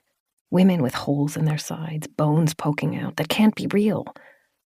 But if it's not, then what is it? She chewed on her thumbnail as she paced in front of the flames. Believing that the building was haunted was a wild leap of logic, but at least it made a little more sense than the alternatives. If a house was going to have a ghost, Winterbourne would be an ideal contender. Old, opulent, full of horrible family secrets. She'd read a handful of Gothic books as a teenager. In one of them, the heroine had discovered that her husband-to-be was hiding his insane first wife in the attic. It had been a chilling scene. For a moment, Claire considered the idea that she might be living in a real-life recreation of the story. Maybe Doran wasn't hiding a wife, but a family member could have been locked away for her own good and found a way to escape from her hidden room. That theory didn't hold up, though. Doran had been sincere when he'd told her they were alone. She was sure of it. There had been no hint of any lie in his expression. He was just as confused and concerned as she was. Besides, no one should have been able to survive the disfigurement the woman endured, not for 10 minutes, and certainly not for days. That left 2 possibilities: ghosts or delusions. Doran said he's never heard any rumors of ghosts, and if the house really is haunted, wouldn't someone else have seen the spirit? Surely I can't be the only one. She felt sick to her stomach. When the door clicked open, she reflexively flinched, but it was only Doran. He'd promised 2 minutes, but she was pretty sure he'd returned faster than that. She checked that his bowl was full before she started eating. It was easier to relax while he was around. He was reliable and safe, and he didn't try to belittle or pick at what Claire had seen. They sat by the fire and talked about the outside world while they ate. Doran wanted to know what her life was like, so Claire told him about her work at a bookstore. Remembering her old job felt strange. She'd only been gone for a week, but it felt like a lifetime. She realized she was probably fired by that point. She hadn't turned up to work on Monday, and being uncontactable, they would eventually need to replace her. It wasn't a bad place to work. Seeing that Doran had finished his meal, she drained the last of her soup. I mean, every job has stress and annoyances, and some days you wish you could chase certain customers out of the building with a broom, but my coworkers were nice, and that makes the biggest difference. Good people can make a bad situation bearable, Doran said. Exactly. There was one shift where everything went wrong. It was a Saturday, which is crazy to begin with, and then our terminal stopped working. I thought I was about to drop from exhaustion by the time I got home. But the other staff and I pulled together to get it done, and I felt kind of proud when I flipped the sign to closed. She put her bowl on the coffee table and pulled her legs up under herself. What about you? Do you get along with any of your family? He hesitated, and Claire instantly realized her mistake. The family members who'd supported him hadn't survived the fateful dinner. She pressed her hand over her mouth. I'm sorry. Some of the staff are quite nice. He smiled to let her know it was okay. The doctor was good company, and I got along well with most of the gardeners. All of the staff supported my mother. She wouldn't tolerate subversive employees, but at least they were not as extreme as her. Most of them were friendly. Claire lowered her hands. I guess that must have helped. Yes. It made this home feel less like a prison. And I was able to learn skills from some of them. Not all of my time spent here was unpleasant. He was more cheerful about it than Claire thought she would have been if their situations had been reversed. She followed his gaze to the fire. Do you have any plans for today? I don't want you to feel like you have to sit with me constantly. I enjoy being with you. Enough that, yes, I am starting to neglect some very necessary work. He chewed on his lip. The garden needs to be a priority. Claire grimaced. He'd spent more than an entire day at her side without even looking at the plants, and she'd been selfish enough to welcome it. You'd better go. They'll need water. Come with me. I can make you comfortable in the garden, and you will not have to be alone that way. She was desperate for a chance to get out of the room and began to rise.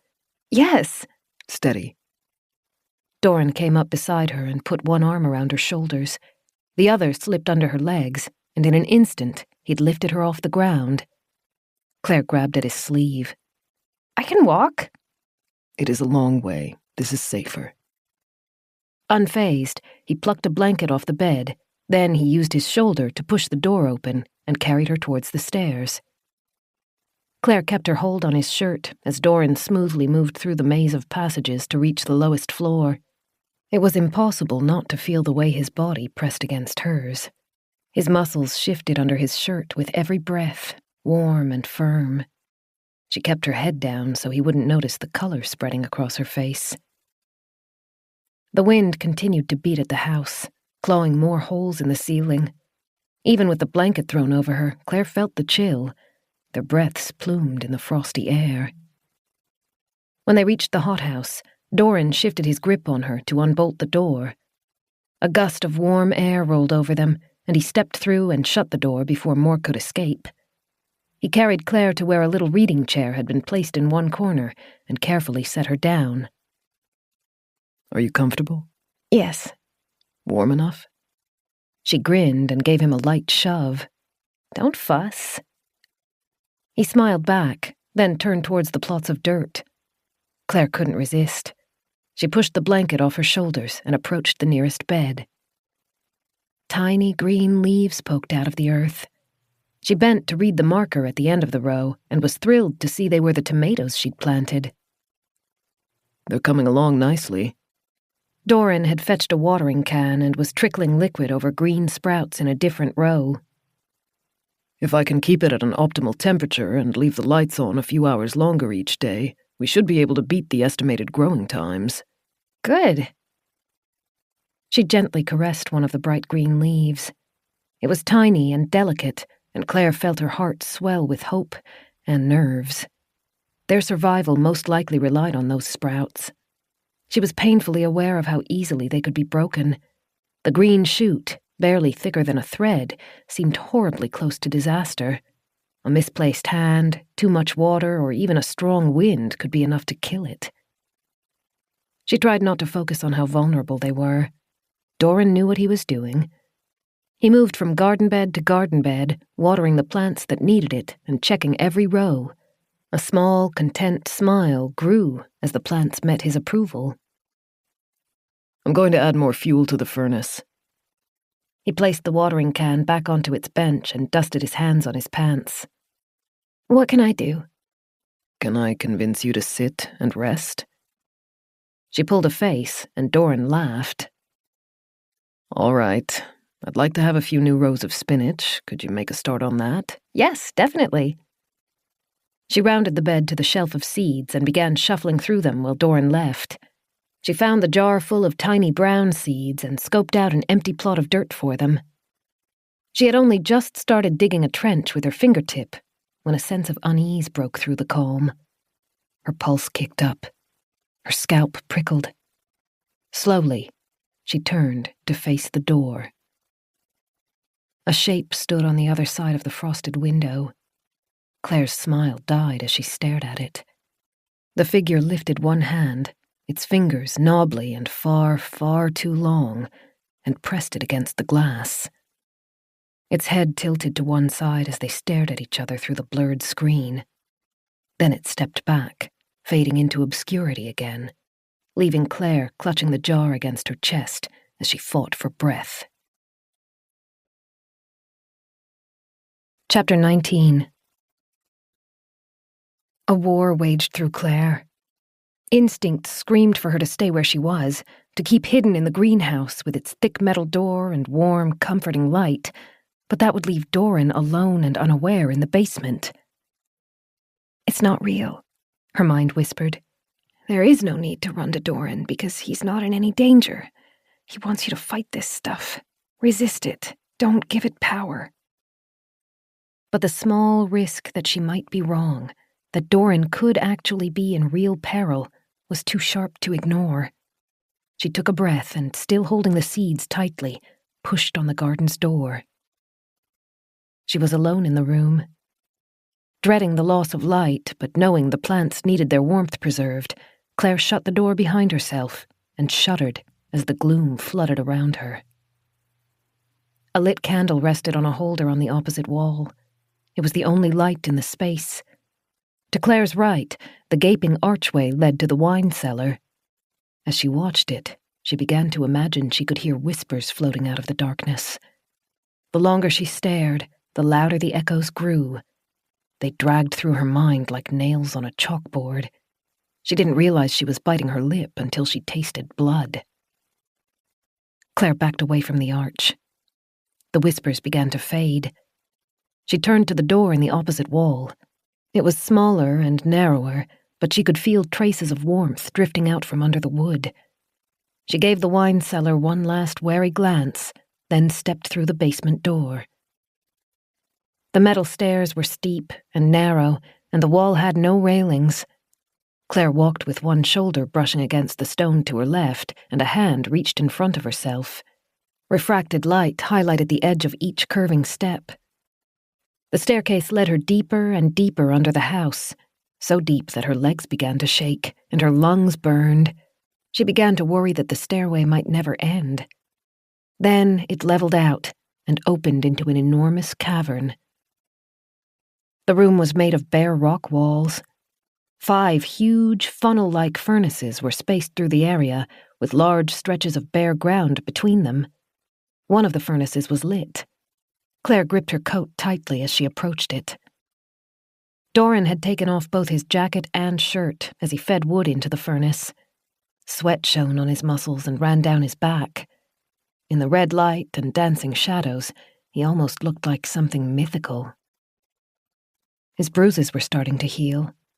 They had darkened, but no longer looked as raw. He crouched as he checked the furnace's glowing insides. "Hey!" Claire called, trying to sound cheerful. Doran jolted at her voice, then stood and crossed to her, his eyebrows heavy. "Are you all right? You weren't supposed to leave the garden. Did something happen?" "Oh, no, just..." She swallowed thickly. "Wanted to see the furnace." His eyes flicked to the seed jar in her hand, and she knew he'd guessed the lie. He was quiet for a heartbeat, then beckoned her forward. "Of course. You haven't seen it yet.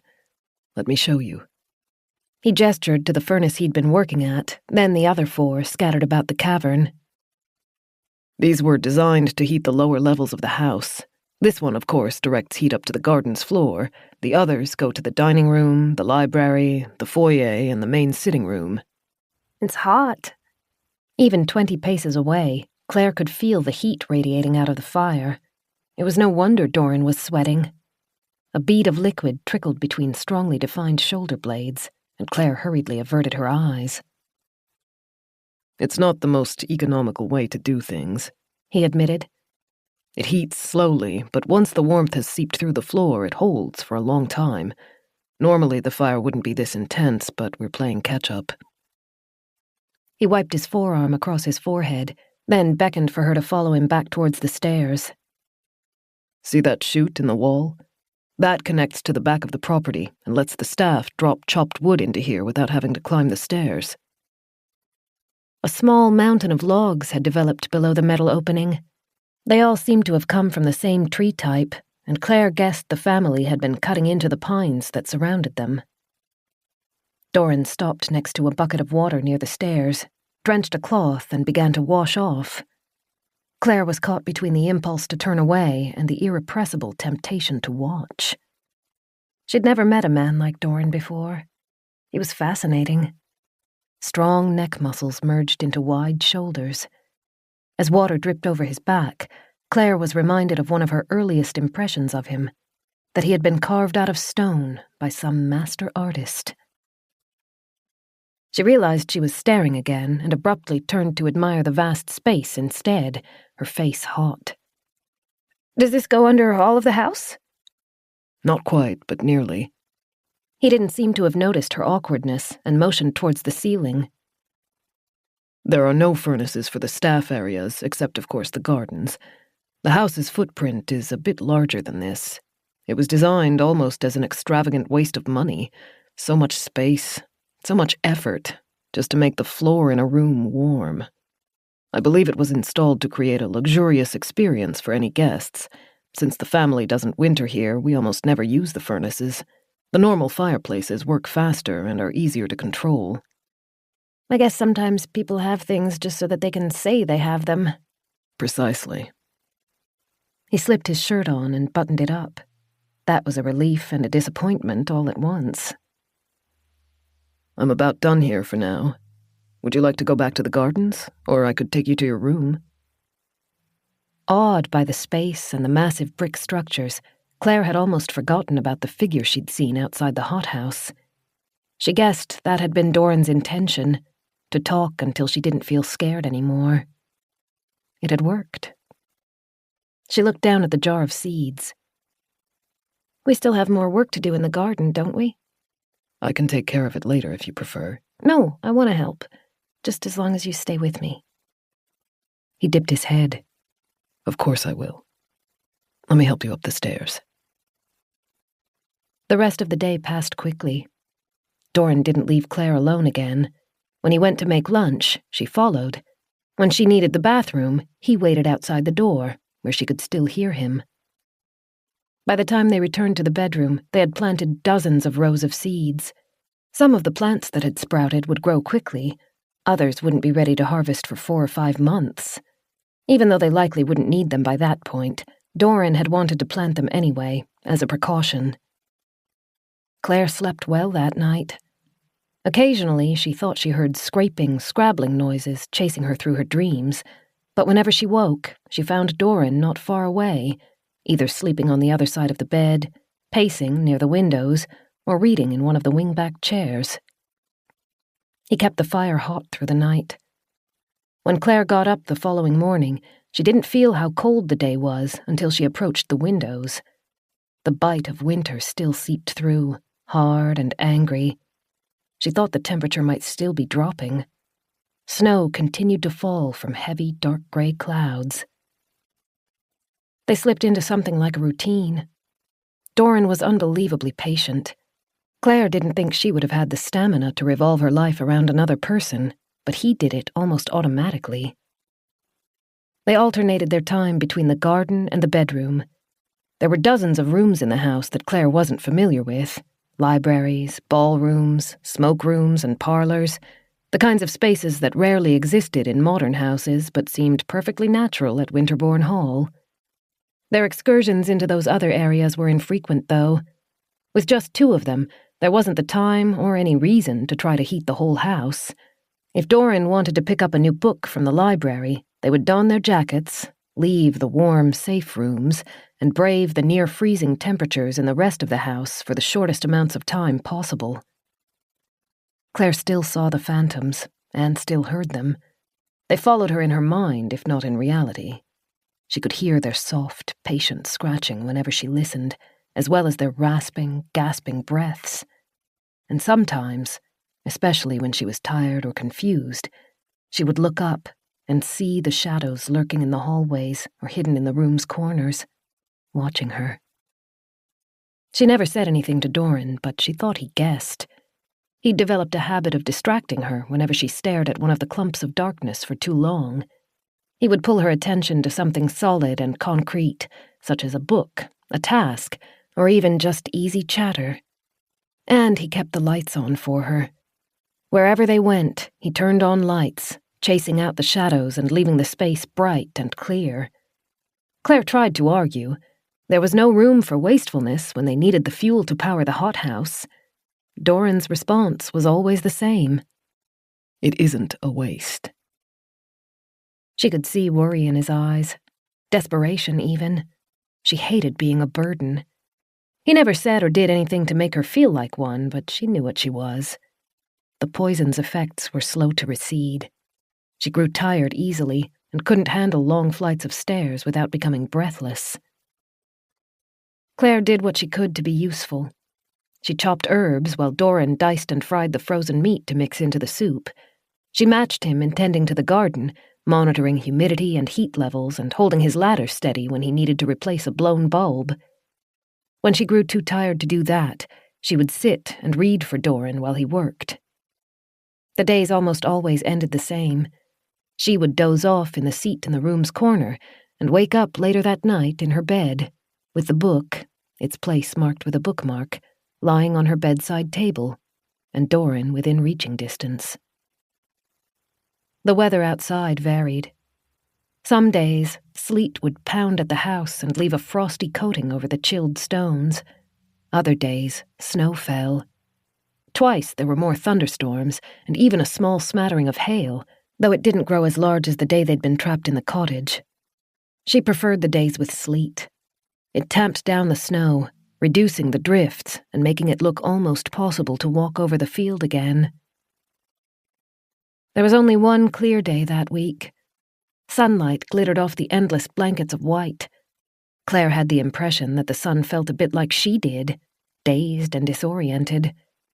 It warmed the air's temperature enough to start melting the snow, but more dark clouds rolled in that afternoon to undo the effort. On the sunny day, she broached the idea of trying to reach the car again. Doran crossed to the window and stared across the field of white for several minutes. Claire, sitting by the fire, knitted her hands together while she waited. After an agonizing pause, he said, I don't think we can risk it again yet. You're not well enough to travel that distance, not safely. She bristled. I'm doing better. You are. He turned back from the window and smiled. I'm happy. But those snowdrifts are going to be challenging even for me, and if we're caught out by another storm... She understood. The weather had been unpredictable, bordering on insane.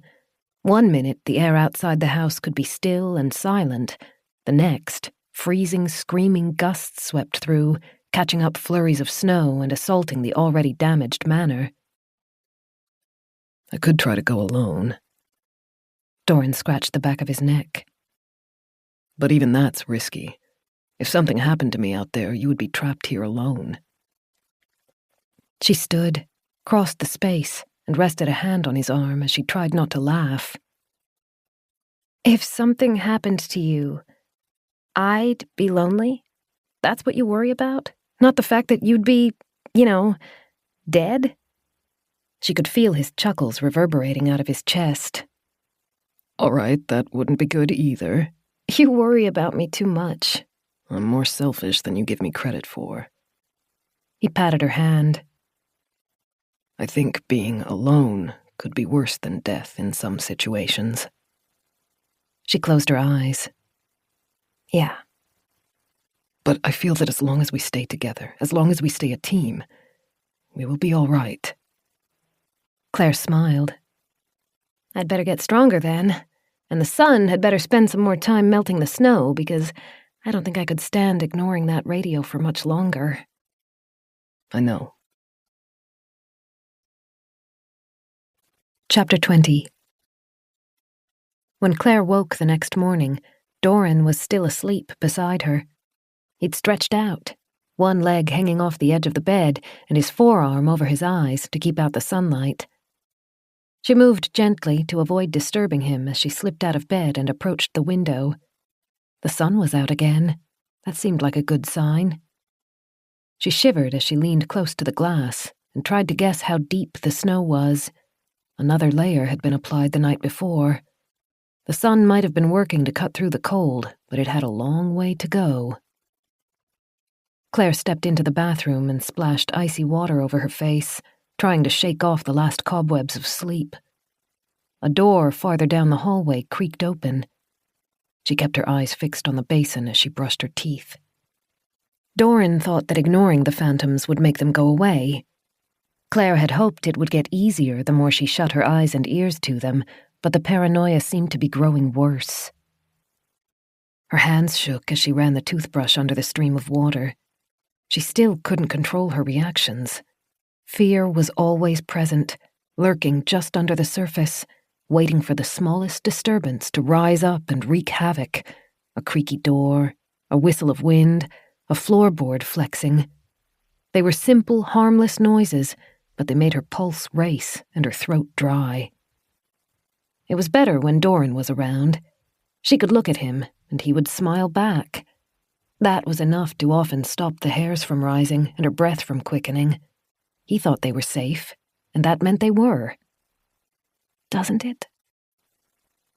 She left the bathroom and stopped at the edge of the bed to watch Doran's chest rise and fall. She'd woken early that morning.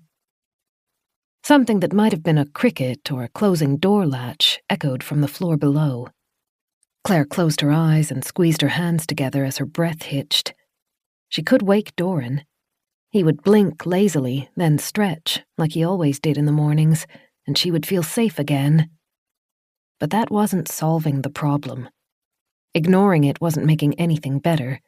Keeping the lights on, staying close to the man she trusted, and backing away from anything threatening weren't fixing her. Will confronting it change anything? She had asked herself that question repeatedly over the last few days. Bethany had never been part of the Face Your Fears camp, but Claire knew it worked for some people. They would meet the phobia head-on, embrace it, and learn to live with it. And then it would stop being frightening.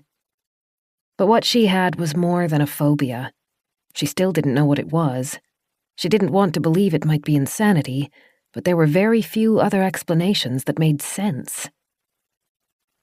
If there is something wrong with me, something that's been knocked loose in my brain, will confronting it make it better? Or worse? Claire carefully, silently plucked her coat off the chair beside the bed and slipped her feet into the oversized boots. They couldn't keep on the way they were, wasting electricity and wasting Doran's time. The radio, Claire's only other hope to escape the phantoms, was just as far out of reach as it had ever been. So It was time to try the other option. She turned the door handle gently. It had been kept oiled and didn't make a noise. She gave Doran one final look before she stepped out of the room and shut the door behind her. The air bit her exposed skin. Her knees were already shaking as she tugged the jacket over her back and zipped it up. It had a thick, fluffy collar, and Claire tucked her chin in so that her neck would stay warm. She waited for a moment, arms folded as she listened to the house. The wind was calm that morning. The sense of hollowness about the space seemed to reverberate tiny noises back at her. They were maddening. Simply being alone in the corridor made the back of her neck prickle. But it wasn't enough. She needed to face it, to see it, to stare it down and win. Whatever it was. That meant traveling into its territory. An image popped into her mind. The wine cellar. Claire reflexively stepped back, then forced herself to hold still and not shiver as the fear enveloped her. She didn't want to go to the cellar, which meant she had to. The frantic voice of caution begged her to tell Doran where she was going, but she couldn't do that. He wouldn't want her to go anywhere alone. He wouldn't want her stepping into the dark. It's just a cellar. She reached the staircase and ran her hand along the banister as she descended. One large, dark room at the foot of the house. There is nothing sinister about it, nothing dangerous. You'll walk into it and spend a minute or two in the darkness, surrounded by old bottles that probably cost more than your car. Once you've acclimatized and realized there's nothing to be afraid of, you can come out again, run back to your room, slip back into bed, and you'll be a step closer to conquering this. She tried to cling to that thought as she passed through the foyer. There was nothing dangerous about a cellar. It wasn't like going outside, where one bad footing could leave her stranded and freezing. The phantoms, whatever they were, existed only in her mind. She would be safe. She might not feel it, but she would be. She entered the stone chamber. The familiar garden door stood ahead. The lights hadn't turned on yet that morning, but they would automatically power on soon. She glanced to her right, at the small, innocuous, and familiar door to the furnace room. To her left, the cellar's archway seemed larger than she remembered it.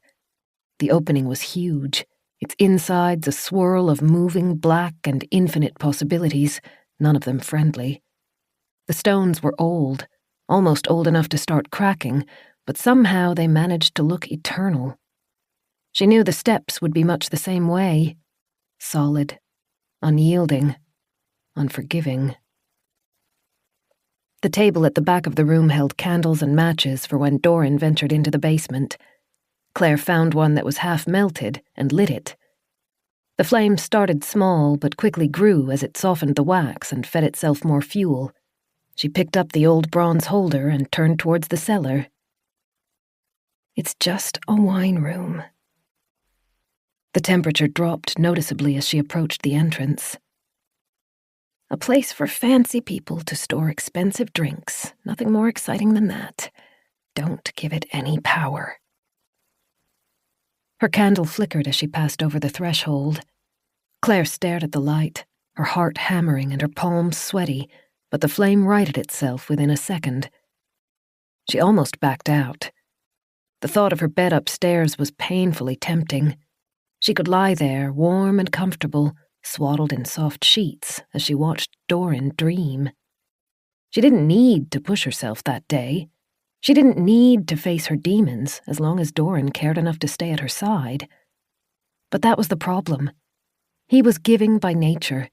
He would do what it took to make her feel safe, and she couldn't keep asking him for that, absorbing his time and energy, wasting resources and slowing him down at every turn. He didn't need an obligation. He needed a partner. She stepped down. The chill had been bad at the top of the stairs, but it grew worse with every step. Claire began to imagine shuffling footsteps ringing out of the eternal blackness.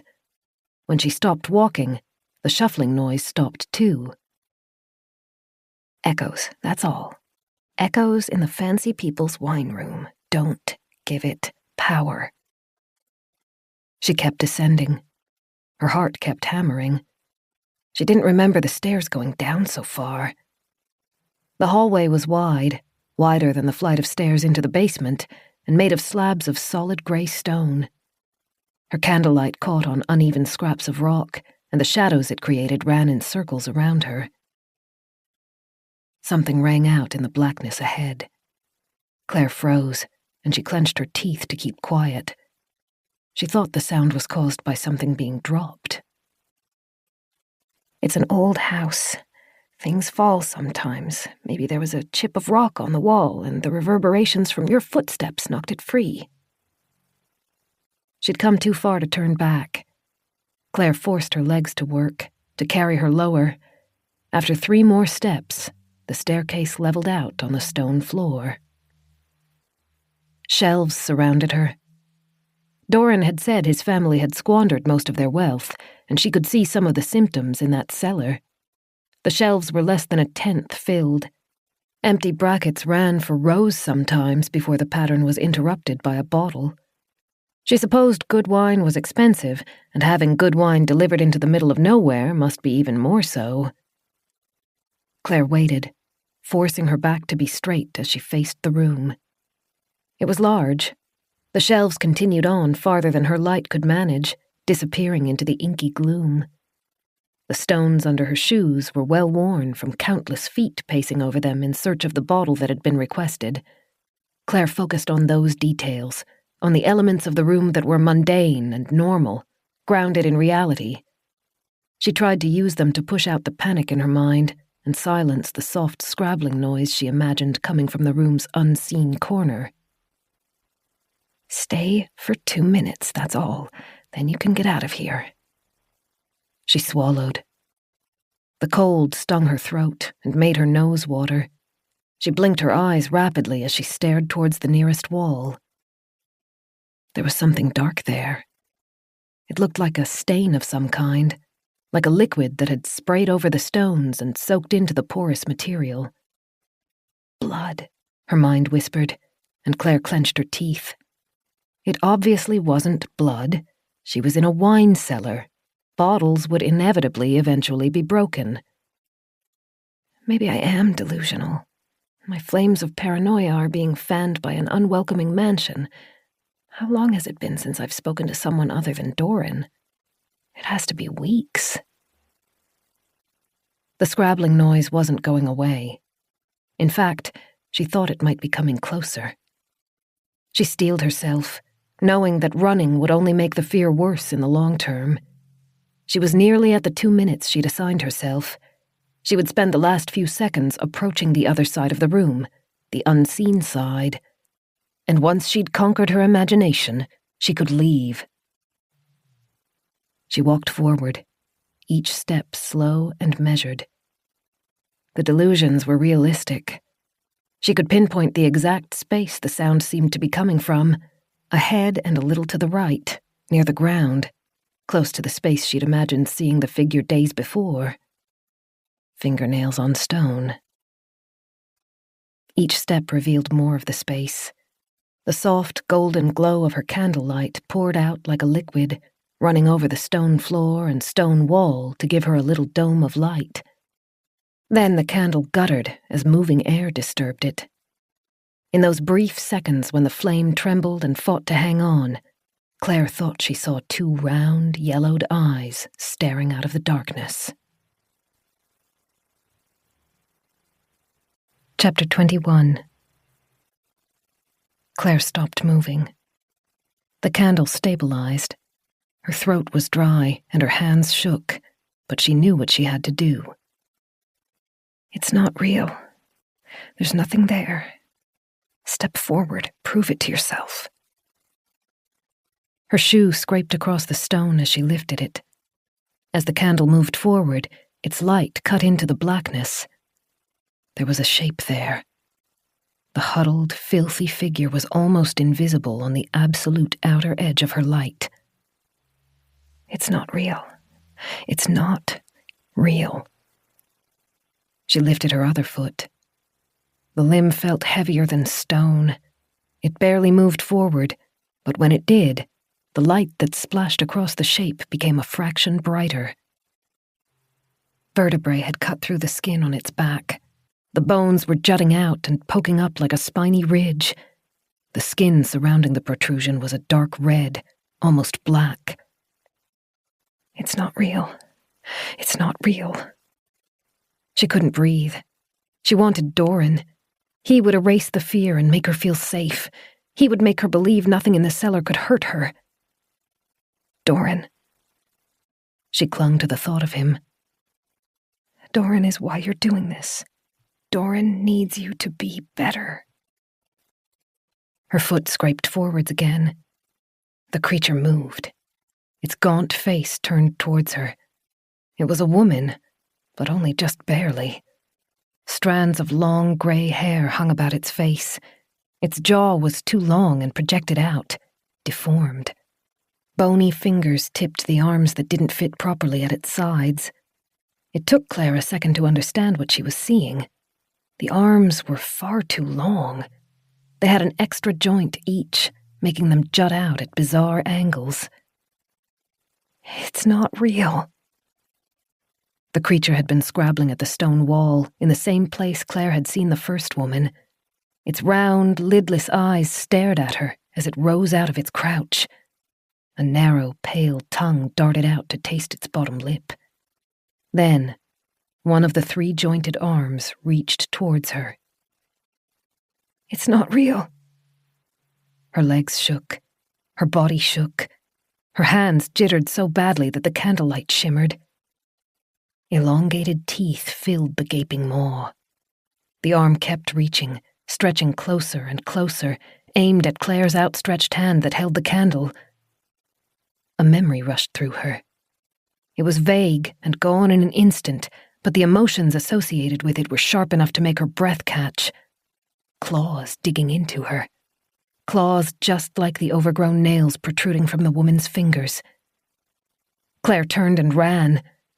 The creature made a noise, something between a hiss and a rasping, gurgling inhale. Then its nails began scraping over the floor as it gave chase. All rationality had fled. Claire only cared about one thing, reaching the top of the stairs. Her shoulder hit one of the shelves. It shook her, and she stumbled. The enormous wooden structure creaked and swayed. As Claire swiveled, she saw the creature 2 paces behind her, jaw stretched wide and spines glistening in the light. Then the candle went out. Claire yelled. She lurched forward, towards where she knew the stairs had to be. She hit another shelf. Bottles clinked and rattled. Claire used shaking hands to feel along the structure's edge, guiding her forward. Her lungs were starved for air. Her throat was too tight. Then she hit the first step of the staircase and tumbled forward. Sharp rock hit her jaw, jarring her and making her taste blood. She barely felt the pain, though. She clambered up. The clawing, scratching noises were almost on her. She could hear more of them. They came from every corner of the cellar, clicking over stones, scrabbling around the shelves as they converged on her. With every heartbeat, she expected to feel the sharp pain digging into her ankle.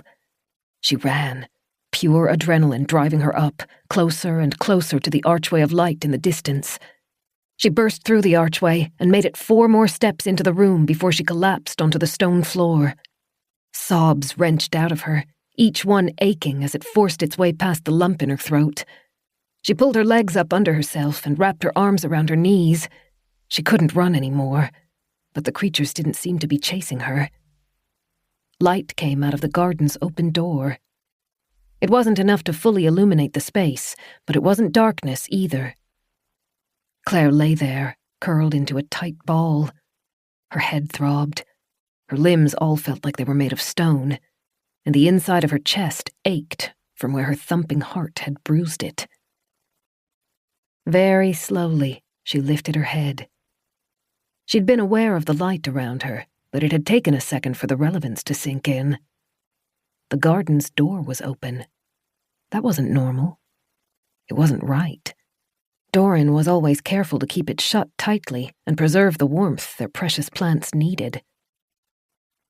Claire glanced towards the cellar archway. It remained empty.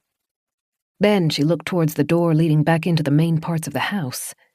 It was shut, the way she'd left it when she'd come into the room. "Doran?" Her voice was a croak. Perfect, undisturbed silence was her only reply.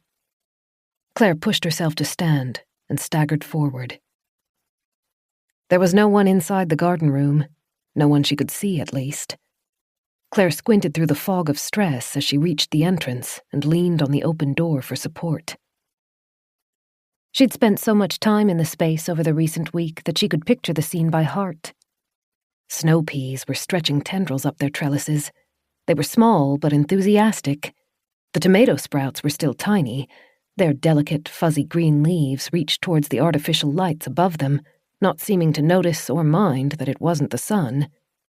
The lettuce had 3 leaves apiece, and Doran had said they would need only 2 more weeks before there would be enough to start picking. Claire stepped through the doorway, and a moaning wail wrenched from her chest. Their beautiful garden, their love, their pride, their survival, was dead. The plants had been dug out of the ground, not eaten, but uprooted. What had been perfectly smooth beds the day before were now mounds and valleys of dark brown soil. Bruised leaves poked out. Exposed roots withered in the light's heat. Not a single plant had been spared. No, no, no. She clutched at the sides of her head as she shook it. This can't be real. It's a delusion. It has to be. Please let this be all in my mind. She reached towards the closest plant, a small tomato. Its stem had broken where it had been dug up, and clumps of dirt still held to its delicate, hair-like roots. Its leaves had started to wilt. She touched the sap that had beaded at the bent section of the stem. She felt how limp the foliage was, and how crisp the delicate roots were. No. This was real. She couldn't imagine such a detail. She couldn't imagine such nuanced sensations. The garden was gone, churned up, destroyed. No! This can't happen. They can't die. She lifted the tomato plant back upright and gently, carefully scooped soil around the damaged roots. When she let it go, the top flopped back over where its stem had broken. Claire moaned, but she didn't stop. There might still be time to save some of them. Some of the plants hadn't been shredded in the massacre. If I can just stop the roots from drying out. She darted among the beds, trying to right the plants she could find and scooping soil back around them. Tears ran down her cheeks, and Claire didn't try to stop them. She wasn't being as delicate as she knew she should be. Her hands shook. Crumpled, torn leaves flecked the soil. There was too much to do, and the remaining plants were withering with every passing moment. "What have you done?" The familiar voice cut through her. She turned. Doran stood in the garden's open door. She didn't know how long he'd been watching her, but he was sheet white. His dark eyes, normally so comforting, were wide as he stared at the carnage. Claire took a step towards him. We can save them." He looked at her, but there was no affection in his face any longer. He sounded like he was in pain. "What have you done, Claire?" She looked down at her hands. They were filthy with dirt. It clung under her fingernails like blood from a crime scene. She cowered back. "This wasn't me. I didn't do this." "You didn't." He pressed his hand over the lower half of his face and closed his eyes, seemingly trying to swallow words he knew he would regret. When he took the hand away, he was trembling. "This was important. You knew how important it was. We will starve without this." I know! Fresh tears ran, and she was powerless to stop them. "I didn't do this. There are people in this house. Monsters. They look human, but they—" His fist slammed into the door. Claire flinched as the sound of the jarred metal echoed around her. Doran spoke slowly, but there was a deep, burning ferocity in his words. There is no one here. She couldn't meet his eyes. She clenched her dirt-caked hands at her sides as she tried not to crumple to the ground. I didn't do this. They did it. Were you so desperate to convince me of your delusions? His eyes were colder than the ice outside. You would damn us to make me believe your lies. No! Doran, I swear! He took a pace towards her, and she stepped back. Her eyes burned from the tears. She didn't know what else she could say. I gave you everything. He whispered, but each word hurt her more than if he'd screamed them. Wasn't that enough? Please, I... He towered over her. She'd never felt the height difference as acutely as then. His lips shook, but his eyes were steady and unyielding.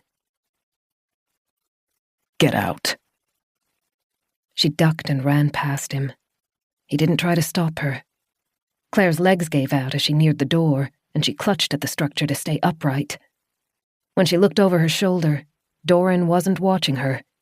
He was staring at the ruined gardens, his shoulders bowed. She got her legs back under herself and kept running. The tears blinded her, but she didn't slow down to see her way. She burst through the door into the long waiting room, then into the foyer. There, she collapsed onto the cold marble floor and wrapped her arms around her head. Her chest ached as she strained to breathe. She wished she could die. Then maybe she wouldn't be able to cause any more damage. A little voice was whispering in the back of her head that maybe Doran was right. Maybe she had destroyed the garden. Out of the two of them, he was the sane one. She trusted what he said, didn't she? Maybe she'd never gone into the wine cellar at all. Maybe the twisted, broken woman wasn't the only delusion. Maybe the encounter had been all in her imagination, while she had mindlessly clawed out their precious plants. A wail choked in her throat and fell silent. She smacked a fist into the side of her head. The shock helped her think, at least a little. She lifted her eyes. The front door stood 20 paces away, bolted but easy to open. Beside it, in the foyer's corner, next to the carefully crafted side tables and coat racks, were their snowshoes and coats. Chapter 22. Nothing tried to disturb Claire as she buckled on the snowshoes.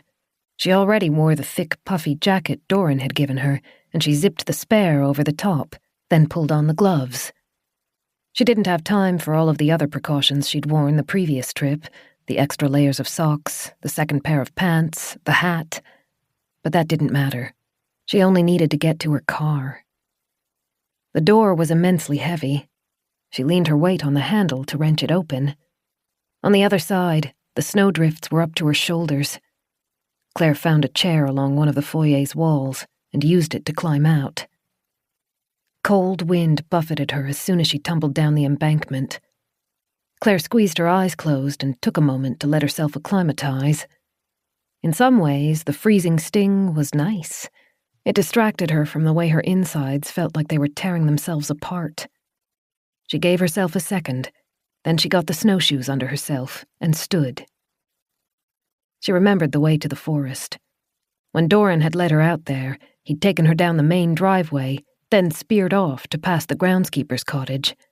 She followed the same path, struggling up one side of the dunes and skidding down the other. Her body was worn down. Even though she'd been awake for less than 2 hours, she felt ready to collapse, close her eyes, and never open them again. The forest's edge looked impossibly far away. The sun was nowhere near as warm as it had seemed from the windows. A hazy fog had spread over the sky, reducing visibility and giving the environment a sense of impending twilight. She pushed the weariness down and instead grasped the kernel of pain and fear inside of herself. She squeezed it, making it hotter, and let it fuel her as she hiked towards the forest. The groundskeeper's hut was visible. The snow had abated slightly compared to the day she and Doran had taken shelter in it, and more of the stone walls were exposed. The little tunnel they'd dug to the door had been thoroughly filled in. Walking past the structure was painful. She tried not to relive that night when they'd shared the mattress and huddled in front of the fire as the elements assaulted them from every direction. An internal assurance had told her they would be fine if they just stayed together. That memory hurt too much. She thought it would hurt for a long time to come. Past the groundskeeper's cottage, the ground leveled out. Claire guessed it was a clearing ahead of the forest. She fixed her eyes on the tree trunks, which were nothing but a blur of gray and shadows through the snow, and kept her numb, shaking legs moving. The sky seemed to be growing darker. Claire watched it with one eye, but she didn't know what she would do if it swept over her. She wasn't going back to the house. The groundskeeper's cottage would be locked. If she could get to the forest, it would help protect her from some of the elements, but she could survive outside for only so long. Her plan was simple: reach the radio and contact Beth. Then she could see if there was any way someone could reach her. Even if it took a few hours, she could sit inside her car, assuming the crash hadn't fractured it too badly, and be protected from the worst of the cold. It was a poor, broken plan, with many opportunities for failure. The radio could be wrecked from water damage. Bethany might have given up and turned off her half of the pair. The car might be buried under 6 feet of snow if the crash site was in an area where the trees funneled the flakes.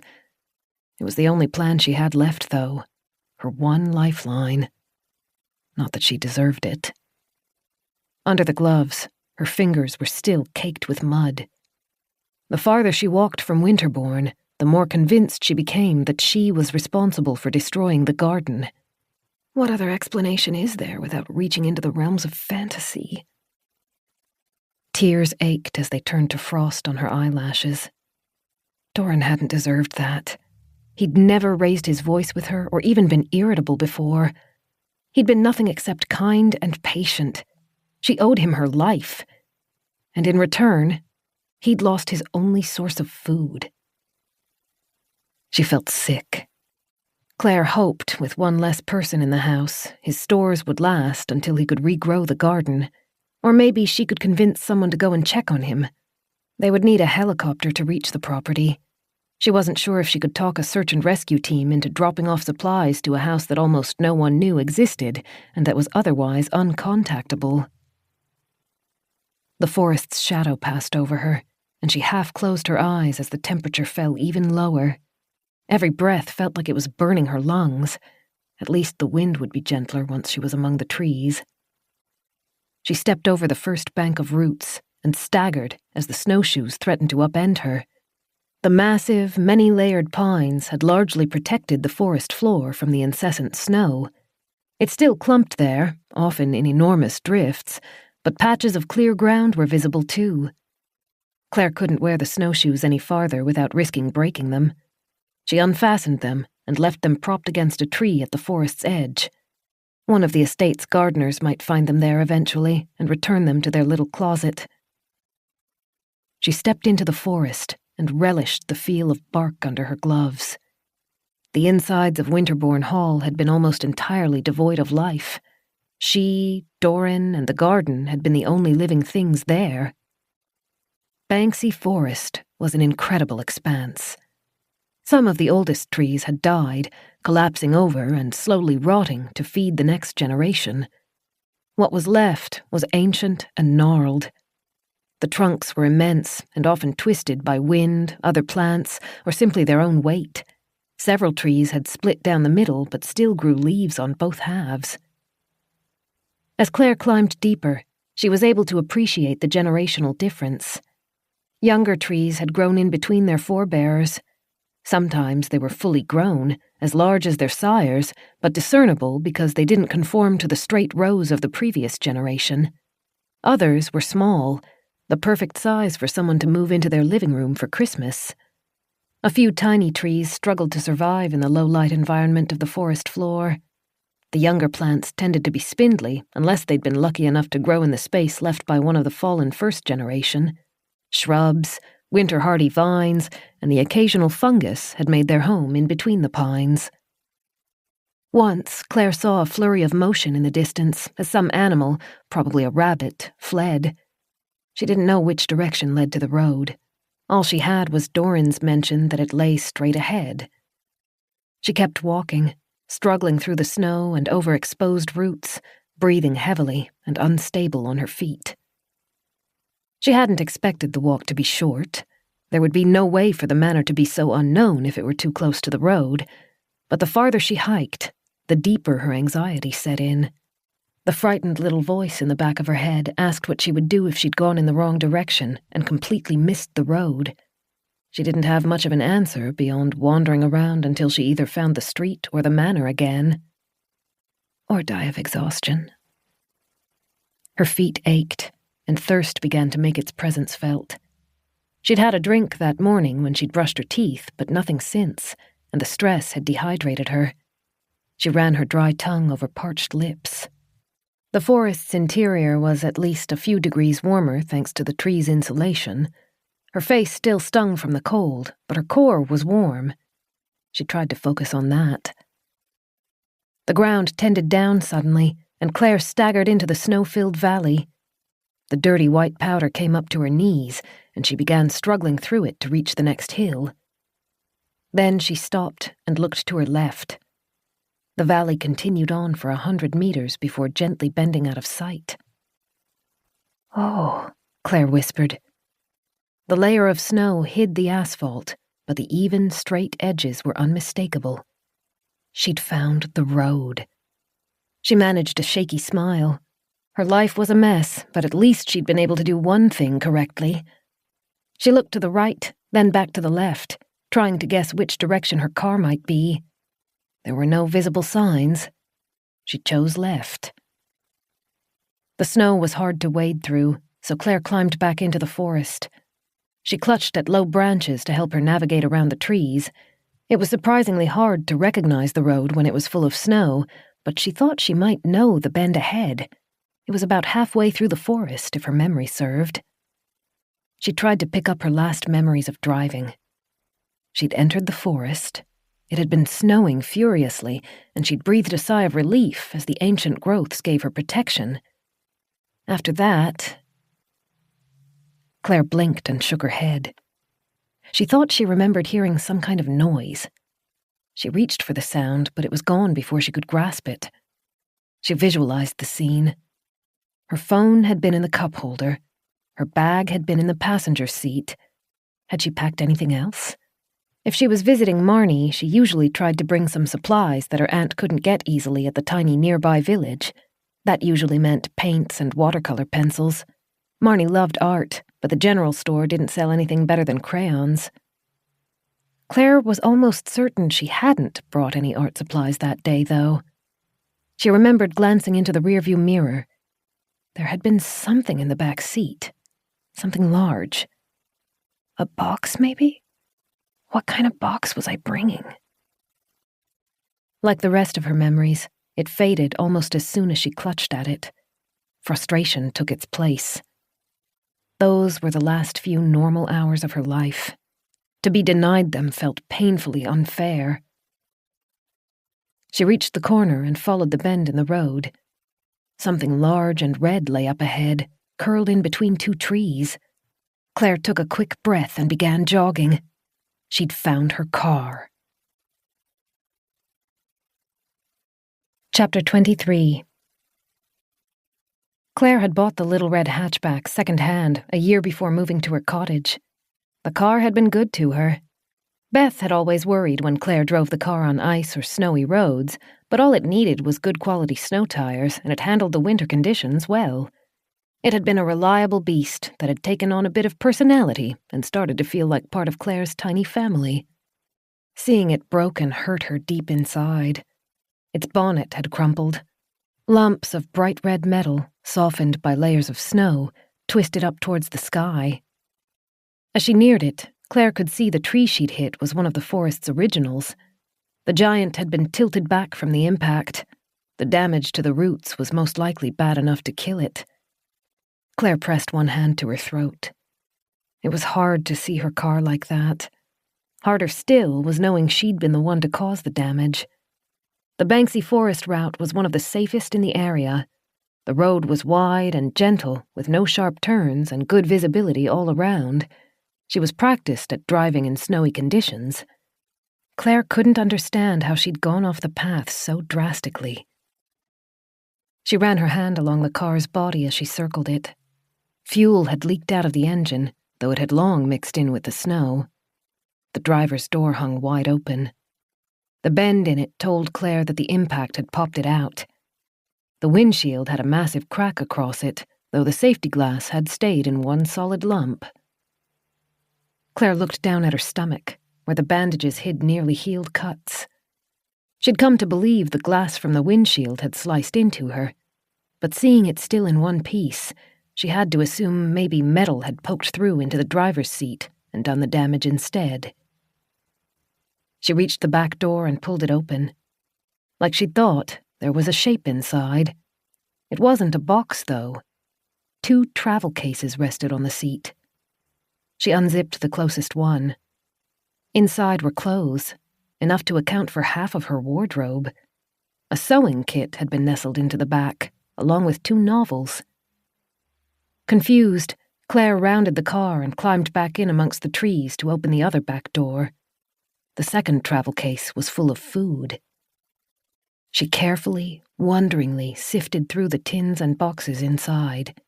She recognized her non-perishable food collection that she kept locked in a spare cupboard in case she was ever snowed into her home. She'd designed it to give herself enough food to last for nearly 3 weeks in a worst-case scenario. She'd managed to cram it all into the oversized case. Her emergency pantry also contained water. Claire, suspecting where she might find it, retreated to the boot and pressed on the latch. The car was unlocked, and the hatch popped open. Sure enough, 6 massive jugs weighed her car down. The water inside had frozen, and the plastic bulged, but hadn't split. Claire dragged her hand through her hair. She'd packed up for the trip to Marnie's, but not any normal kind of packing.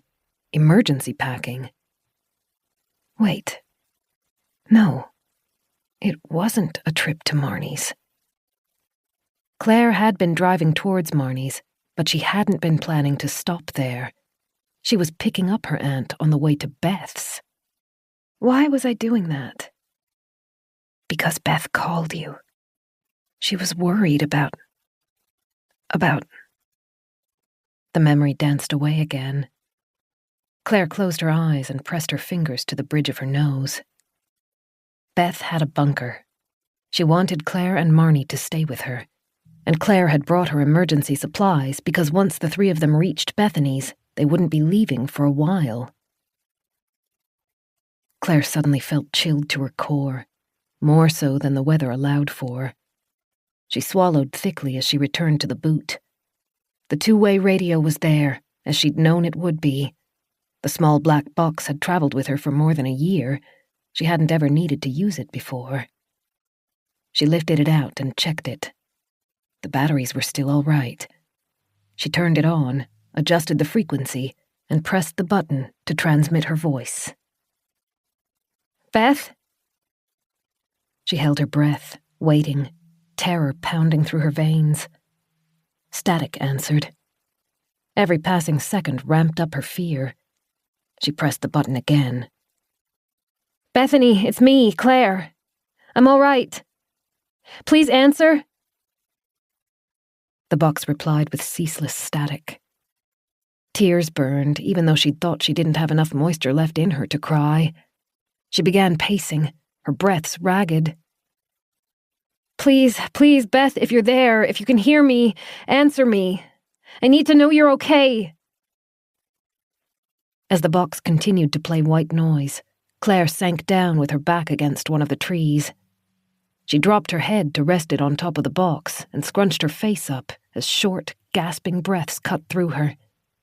She knew Beth kept the box in her kitchen so she could hear it from every part of the house, and Beth wasn't likely to leave it, not if Claire was missing.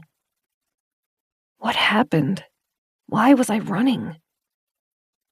She turned the questions over in her head a dozen times. fear making her nauseous. If Beth had retreated to her bunker, like Claire's supplies seemed to suggest, she would have taken the radio with her.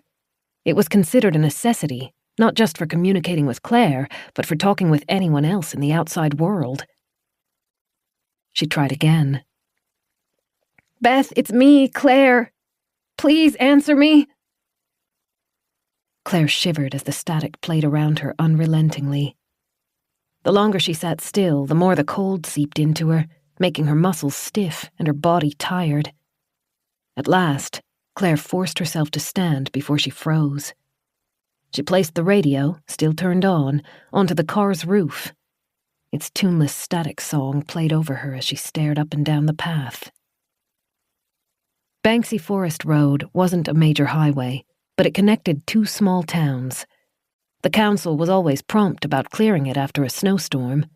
If the towns had been hit by the same sort of erratic weather that had assaulted Winterbourne Hall, the snowplows were probably busy elsewhere. Still, it seemed strange that no effort had been made to clear the path. The snow was pristine. There were no mounds of it on either side of the road to indicate the plows had moved through.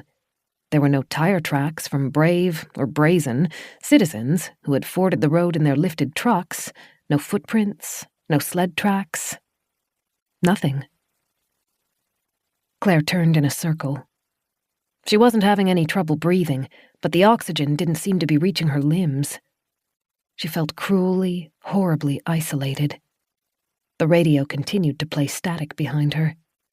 She snatched it down and swiveled the dials, moving through other channels. The radio was capable of picking up commercial stations as well as other amateur broadcasters.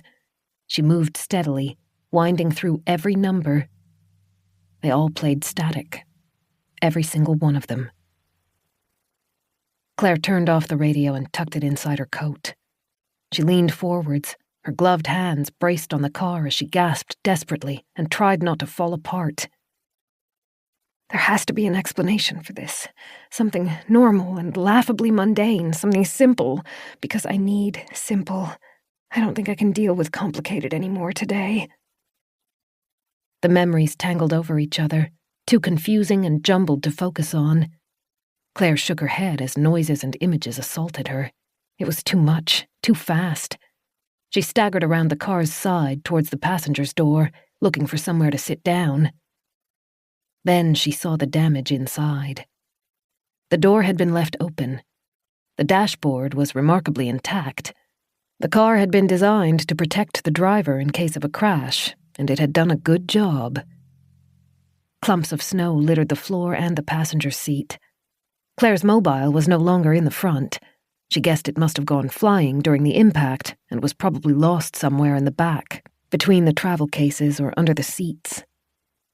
Blood had been splashed across the front of the car. Specks of it had sprayed over the dashboard, the steering wheel, and the ceiling. Gluts of it had soaked into the driver's seat and dribbled onto the floor. It was old and dry. It still smelled, but not as badly as Claire thought it might have. Instead of being red, it had turned a grotesque black-brown shade. And there were 3 lines gouged into the side of the seat. Claire reached out to feel them, but she hesitated before touching the marks.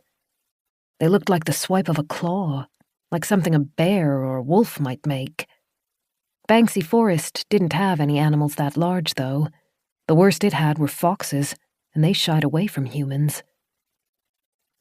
Claire pressed her gloved hand over her mouth as the memories, lost and tangled for so long, slid together into one clear image. Chapter 24. Claire stretched, then exhaled as her back popped. Standing in front of her coffee maker was one of her favorite parts of the day. It was right next to the window overlooking her garden, and for the 2 minutes it took the water to boil and percolate, she didn't have to think or do anything except enjoy the view. Winter had technically started, but the day was still warm enough that she only needed a light jacket. The deciduous trees in her garden had all finished shedding their leaves, and their dead branches stretched into the sky. Sunday, she mumbled, and rubbed her sleeve over her eyes. Sunday was the best day of the week, no contest. Weekdays were spent working so that she could afford to enjoy her Sundays. Saturdays were for everything else she'd neglected during the week: errands, shopping, cleaning, visiting friends who were overdue for catch-ups. Sunday was for relaxing. The coffee was ready. She took the mug out and inhaled. It was sharp, but not too strong. She saved the really strong stuff for Mondays when she needed energy. She didn't mind waking up slowly on Sundays. Claire made her way into the small study. The space wasn't really big enough to be called a full room, but it was the most comfortable space in her house. She'd positioned a beanbag opposite the full-length window to take advantage of the view over her garden. Claire flopped into the cushioned seat and reached for the thriller novel that waited on the little table beside her. She held her coffee close to her chest, where it acted as a miniature heater as she opened the hardback to the bookmark. Her phone buzzed. Claire pressed her lips together, looking mournfully at her novel, then placed the coffee to one side and rolled out of the seat. It was always tempting to ignore phone calls on Sundays, but she never did. The only people who had her personal phone number were very close friends and family. If they were calling at 8 a.m. on a weekend, chances were it was important. Unless it's a telemarketer. Oh boy, for their sake it had better not be. She brushed loose hair out of her face as she picked up the phone. Hello? Claire? Beth often sounded stressed, depending on how difficult her work was being and whether anything had broken or gone wrong, but she sounded unusually strained that morning. Claire, are you okay? Of course I am. Claire rested her hip on the kitchen bench so that she could stare out the window. What's wrong? Beth took a sharp, tight breath. You haven't turned on the TV this morning, have you? No, it's a Sunday. Claire grinned. And Sunday is for reading. Not today, sweetheart. Turn the TV on. Bethany hadn't called her sweetheart in years, not since Claire had fallen out of a tree as a teen and ended up in the emergency ward with a broken arm. A sense of uncertainty caught up to her. She crossed into the cramped living room and began searching for a remote control amongst the cushions. Beth took another sharp breath and said, I think maybe you should come and stay with me for a couple of days, just in case. Why? What's happening? I don't know. She sounded like she had started to cry. No one knows, but... Claire gave up trying to find the remote. She jumped over the chair to press the button on the TV, then crouched down in preparation to change the channel. She didn't need to. Even though that station was supposed to be playing kids' shows at that time in the morning, news coverage was splashed across the screen. Still holding the phone to her ear, Claire backed up until she could slide onto the couch. The emblem in the corner of the screen identified it as a news stream from another station. The anchors sat pin straight, their faces holding no sign of amusement or lightheartedness. Claire knew the expression. It was the one they wore during serious segments like terrorist attacks, natural disasters, or war. The man was speaking. Claire's TV wasn't large enough for her to be certain, but she thought she saw a bead of sweat on his forehead. In Denmark, we have also been advised that now large parts of Quebec have gone dark. Our own reporter, Greg Harrelson, is currently uncontactable. We are going to re-air the last footage we received from him. But we would like to caution viewers that what you are about to see may be distressing. Viewer discretion is advised. The screen changed. The new view showed a snow-swept city road lined with cars. Harsh orange light from street lamps illuminated the scene. The image jostled violently as the person carrying the camera jogged. Beth? Claire rubbed at the back of her neck. What's going on? She could hear what sounded like a different news broadcast in the background of Beth's call. Beth was definitely crying now. I don't know. Cities are vanishing. I mean, they're still there. We can see them. But no one can contact the people living there. Anyone who drives into them isn't heard from again. They don't know why yet, or what happened to them, or... Beth's voice faded into the background as Claire focused on her screen. The reporter came into view. He was running, his gray hair sticking to his sweaty red forehead. Up ahead is the so-called quiet zone. He yelled to be heard over his pounding footsteps and ragged breaths. "Civilians in surrounding areas are being evacuated to Toronto. We are told that—" He broke off as an explosion boomed in the distance. The camera jerked back as its bearer stopped running, and the screen swiveled away from the reporter's shocked face and towards the skyline. Flames bloomed above the silhouetted buildings. Red, gold, and ribbons of thick black smoke rose into the night. The reporter's voice was uneven. I think that was a plane. A plane just fell out of the sky. The city's power is gone. There may have been some kind of bombing. We are not sure yet. We're going to try to—" He looked over his shoulder. He seemed frozen. His body seized up as he stared at something beyond the camera's view. Then he began backing away, motioning urgently to the cameraman. The frame swung to encapsulate the street behind them. Something was moving between the cars. Then the frame changed again, this time exploding into a block of white as something bright arced across the sky like lightning. The reporter yelled incoherently. Then the camera tumbled, catching distorted fragments of the damp street and lightless buildings. A jagged line appeared across the screen as its lens broke. Claire heard irregular footsteps, followed by a cry. Then the streetlights above flickered and died, one by one, plunging the image into near darkness. That scene lasted for another 30 seconds. All Claire could see was starlight catching on the roofs of cars and the side of one building. Then the feed abruptly cut out. The screen returned to the two stony-faced newsreaders. Neither spoke for a second. Then the woman exhaled. "We are still waiting to reconnect communication with Greg Harrelson. Everyone here at QBC hopes for his safety and speedy extraction, as well as that of Thomas Strokes, who was operating the camera." Another stretch of silence filled the room. The woman shuffled, lifting herself an inch higher, and began speaking in a more energetic tone. Claire guessed someone must have been barking instructions into her earpiece. The man's attention stayed fixed on the papers on his desk, his eyes dull. "Some have speculated that this may be the beginning of World War III. However, no country has claimed responsibility for the attacks at this time. We now have an updated list of quiet zones, as reported by social media and our sister stations in other countries." A map displayed on the screen. Large patches of red had been painted across it, signaling the dead areas. Claire bit her knuckle. The color was spread across the globe. The US, the UK, Australia, Russia, Africa, East Asia. Some patches were small. Some would have covered tens of thousands of kilometers. The woman began reading the names of areas that had lost contact. Claire finally realized that Beth was still talking into her ear. "Claire, please, are you there? Say something." "I'm here." She swallowed, leaning closer to the screen, trying to pinpoint the areas where she and Beth lived. She found their nearest city. It was red. But mercifully, the color hadn't encroached into the countryside yet.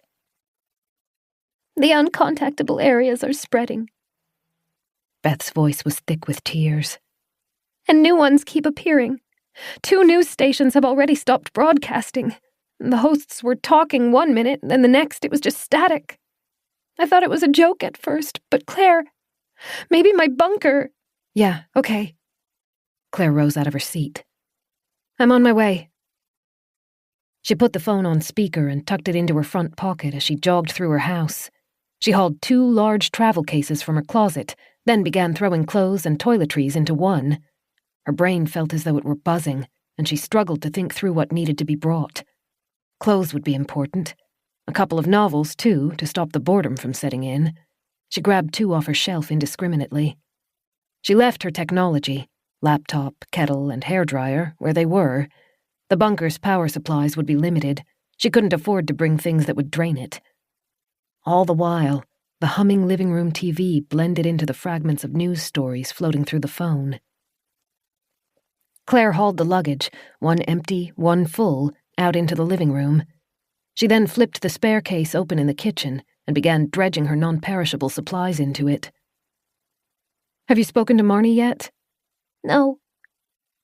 Bethany's voice crackled, and Claire had to strain to make out what she said. I phoned you first. Call her. Let her know what's happening. I'll pick her up on my way through. There's room for a third person in the bunker, isn't there? Yes, but she's nearly 2 hours away from you. It's fine. It's not even really that much out of my path. Call her. Make sure she'll be ready. All right. The phone beeped as it was disconnected. Claire had filled the luggage case with as much food as it would hold and hauled it through the front door. Her little red car waited outside. She hadn't changed its wheels yet. There had been traces of frost and even one thin dusting of snow, but nothing significant. The sky was clear. She didn't think she would encounter any difficulties on the road to Bethany's. Both sets of luggage went into the back seat. She opened the car's boot, then ran back inside for the water. As she passed the TV, she kept one eye on the reports. The anchors were discussing the likelihood of chemical warfare. She wanted to stay and hear what they said, but Beth had sounded frantic. The drive to her sister's house would take 5 hours, if the roads were clear.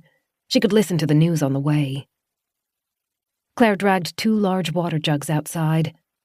As she nudged the swinging screen door open, she was assaulted with a blast of chilled air. She looked up.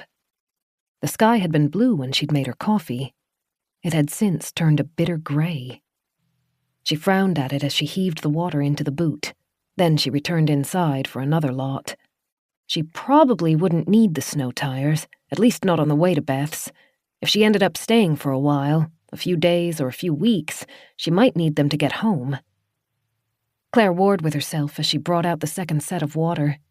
Changing the tires would waste time, but it might be a wise precaution, depending on how serious the situation turned out to be. It felt surreal. She still held on to the idea that it might be some kind of misunderstanding, some sort of elaborate April Fool's prank at the wrong time of the year, or maybe there was a simple explanation for it all. Broken communication satellites, a solar flare. Something. Because entire cities couldn't just vanish. Give it a couple of hours and it will all make sense. You'll regret buying into the hysteria. But something inside her told her she wouldn't. She could over-prepare and look like an idiot when the whole thing turned out to be a mistake, or she could under-prepare and risk regretting it later. The consequences of one were so much worse than the other. As she slammed the last 2 jugs of water into the car's boot, a speck of water hit her cheek. It was cold in the way that recently melted snow felt. The gray sky was turning thunderous. Play it safe, Bethany's voice whispered.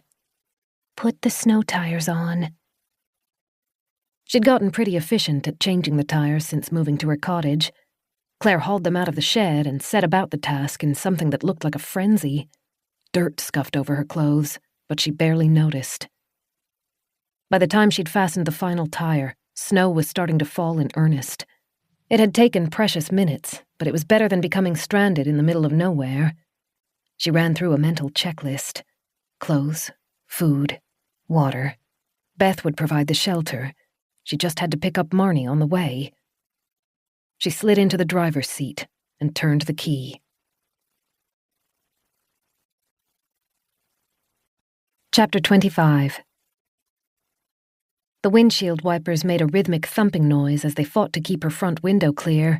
They were on the fastest setting, but it wasn't helping much.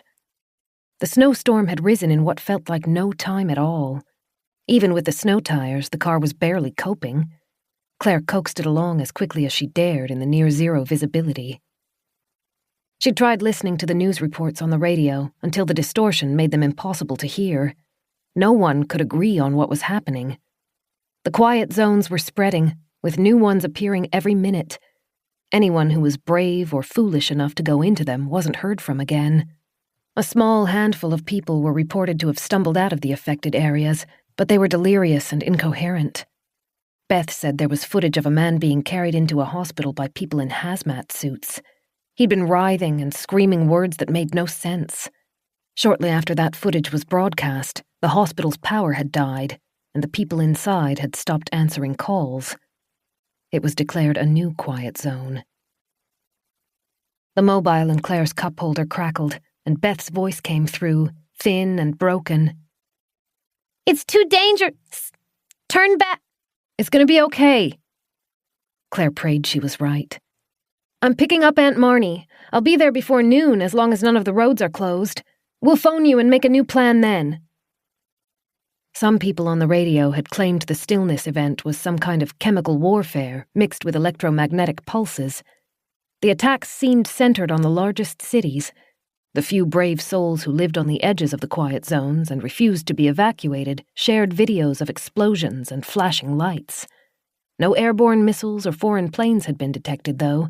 Most of the experts seemed to agree that it wasn't active bombing. But the most bizarre thing was that no one claimed responsibility. Every country capable of an attack on such a large scale had been affected. Some people said it was end times, that the good were being sifted from the sinful. They said those who didn't believe would be left to suffer on Earth. Others thought it was an alien invasion. Rumors were rife in layman's circles. Beth had been repeating some of the tweets to Claire over the phone before the social media sites had gone down. New information still dribbled in, but it was becoming harder and harder to verify as communication networks failed. Many claimed the military had been mobilized, but no one seemed to know against what. The emergency response lines were begging people not to call them unless there was a life-threatening injury. Their lines had been swamped, and several of their operating centers had been swallowed by the quiet zones. The ones still operating urgently repeated that they were prioritizing life-and-death situations and were powerless to look for lost family and friends in the uncontactable areas. They weren't even responding to the mass lootings or rioting that was spreading through the remaining cities. A dark, hulking shape emerged from the white on the side of the road, and Claire squinted as she tried to make it out. It was only when she was nearly beside it that she realized she was looking at two cars, parked end to end, with their doors open. Dangerous! The phone's static was growing worse. Don't. As. Safe! Claire slowed to a crawl as she passed the cars. They were empty. The internal lights created a soft glow over the flecks of white and the children's toys bundled into one of the rear seats. She pressed down on the accelerator to get back up to speed. The steady thud of the windshield wipers matched her heart rate. The phone's crackles no longer played in the background. Claire reached for her mobile blindly, not prepared to take her eyes off the road, and tried redialing. It refused to place the call. "Come on," Claire whispered. She had a terrible mental image of Beth's suburb being swallowed and turned into a quiet zone. Beth was smart. She would have run to her bunker at the first sign of danger. More likely, though, the phone lines had been overwhelmed and the telecommunications networks had gone down. She, Bethany, and Marnie should be safe, at least for a little while longer. The attacks, if that really was what they were, seemed to have been concentrated on cities and heavily populated areas. Claire's small family all lived on remote properties. There were no houses near Banksy Forest. They should still have time. Something darted past the car, moving low to the ground. Claire reflexively twisted the steering wheel and barely managed to correct her course before the car began to spin. She pressed a hand to her thundering heart. What was that? A fox? She didn't have the luxury of time to focus on it. Shadows appeared in the distance, and Claire let out a sigh as she recognized the formation. She'd reached the edge of the Banksy Forest, and that meant safety. From the storm, at least. As her car coasted into the trees, Claire took a fortifying breath. We can do this. As long as the storm lets up before the roads are too choked, as long as there are no accidents blocking the streets, we can do this. She reached for the phone again, but stopped before her fingers touched the metal. A strange noise surrounded her car. It sounded like the whir of helicopter blades. Claire leaned close to the windshield and tried to look up, but she couldn't see anything through the forest's canopy. Maybe that's the military response, though what they're doing in this part of the country, I don't know. Something darted across the road. Claire reflexively hit the brakes and grunted as the seatbelt bit into her. She rocked back into her seat, breathing quickly, her heart galloping. That wasn't a wolf. or any other kind of animal. She could have sworn the shape had been human, but he hadn't looked like any man she'd seen before. Wispy yellow hair hung to his bony shoulders, which jutted out strangely. His torn shirt had hung around his waist, and he'd been running on all fours. Claire tightened her fingers on the steering wheel. Her mind was spiraling out in 100 different directions. She'd been frightened that the call with Beth had been cut off because Beth's home had been sucked into a quiet zone, but maybe that had been the wrong way of looking at it. What if I'm in a quiet zone? Her heart hammered. She put pressure on the accelerator, making the tires dig through the thin layer of snow that had drifted through the canopy. Something heavy slammed into the side of her car. Claire screamed. Bloodshot eyes pressed against the glass on the passenger's door. Long, scabbed fingers scrabbled at the glass. Terror overrode Claire's wits. She stomped on the accelerator. The engine screamed and shot her forward. The creature tried to cling on but dropped away within a few feet. Then another one hit the other side of her car. There wasn't enough time to correct. Her car rose up onto the side of the road. A massive pine tree blocked her path. Claire tried to brake, but the tires had left the ground. She was powerless to do anything except hold on. The front of her car crumpled in a wail of twisting metal and breaking pipes. Claire's jaw hit the edge of the steering wheel. Then she was forced back into the seat as the airbag deployed. It was all over in seconds. She was left gasping and shaking, staring over the deflating bag and through the cracked windshield at the mangled remains of her car's hood. No. Claire's hands shook as she unclenched her death grip on the wheel. She felt dizzy. Shock blurred her senses, and it took a moment to feel the aches develop. Her neck hurt where her head had been wrenched forwards and thrown back. A rib stung, and her jaw felt sore, but there was nothing worse. It was a small miracle, considering the state of her car. She looked down at her legs and confirmed they were still intact. She turned to look through her side window. She could see the road in both directions. Her car's wheels had left imprints in the soft snow, clearly marking her trajectory where she'd veered off the path. There was no sign of anything else. What was that? She ran her trembling hand over her face, then felt for the key. It turned in the ignition, but the car didn't respond.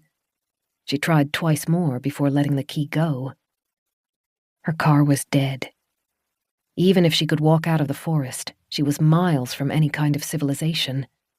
She needed some kind of rescue, but with the emergency response hotlines all busy, that could be a long time coming. She had food and water in the car, and would normally be prepared to hunker down for however long it took for someone else to drive down the road. But not that day. Not with that thing out there. Beth would come for her. Claire shuddered at the idea of asking her sister to leave her bunker in the middle of a global collapse, but Beth wasn't just the most reliable option. She was the only option. Claire looked for her mobile. It had flown out of the cup holder during the collision. She doubted it would help anyway. It hadn't picked up any kind of signal since before she'd entered the forest. She still had her shortwave radio, though. Tucked into its pouch in the boot, it would still work even if every phone in the area was dead. Claire pressed close to the driver's side window, scanning her environment. There was nothing on the roads. She couldn't see anything in the trees. She hated the idea of opening the door, but she doubted the situation would improve if she sat still. She set her jaw, braced herself, then threw open the door. The temperature had dropped alarmingly since Claire had left home. She barreled into the snow, skidded, and caught her balance on the side of the car. The only thing she could hear was her rasping breathing and the whistle of the storm as it ripped at the upper levels of the forest. She turned towards the boot.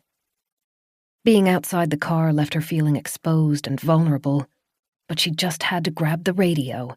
Then she could duck back inside, into the car's relative warmth and safety. A noise jangled through the frigid air as Claire passed the rear door. She felt her heart plummet as she looked up. A shape crouched on top of the car. The man's curly blonde hair was bloody from where he'd smashed his head. His fingers were splayed across the cold metal, seemingly without feeling it. His bloodshot eyes bulged, and a trickle of red ran from his nose and across his bared teeth.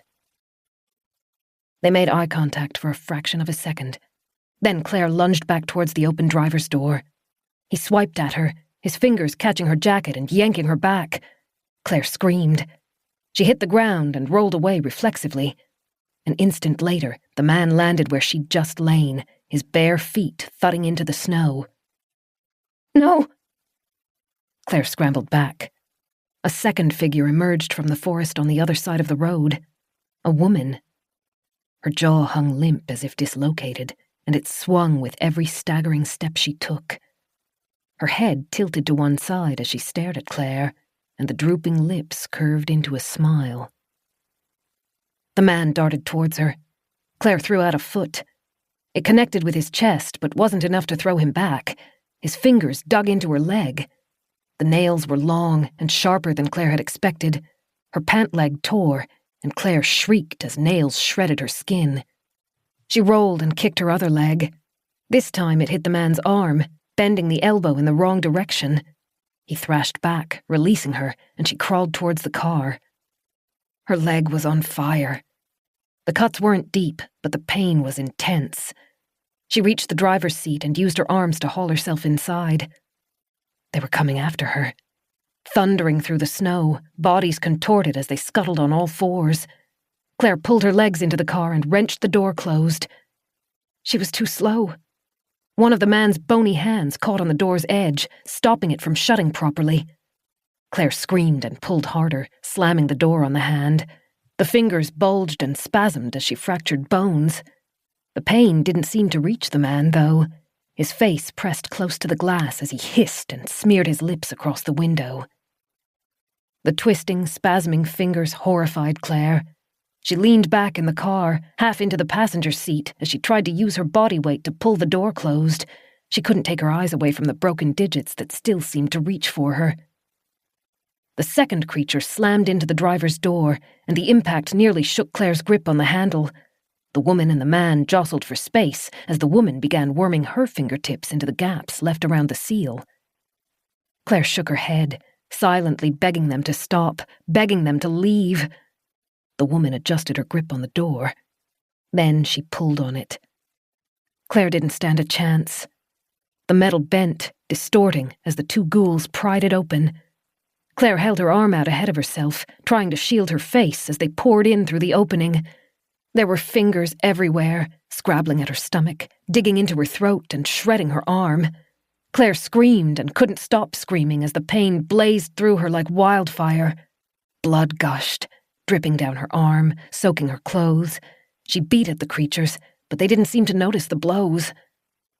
Then a loud crack in the distance made them freeze. They turned their heads towards the sky, teeth bared in a snarl as they watched something Claire couldn't see. A steady whoomp, whoomp, whoomp floated into her consciousness. Helicopter blades. They were growing nearer. The creatures wailed. Their heads swiveled, and panic filled their wide eyes as they tried to escape the sound. Then they scuttled back, disappearing into the trees, leaving narrow trails of Claire's blood in their wake. She slumped across the steering wheel. Pain blurred her vision. She felt sick and dizzy. She tried to lift her arm, but it wasn't responding properly. For a brief second, she imagined the helicopter might be coming for her. Maybe Beth had realized what had happened. Maybe she'd managed to convince someone to look for Claire. The delusion didn't last long. The noise passed overhead, then receded. Claire closed her eyes. The pain was fading as shock set in properly. She could feel the blood dripping, though, dripping over her seat, over the floor, and running into her shoe. That upset her more than it really had any right to.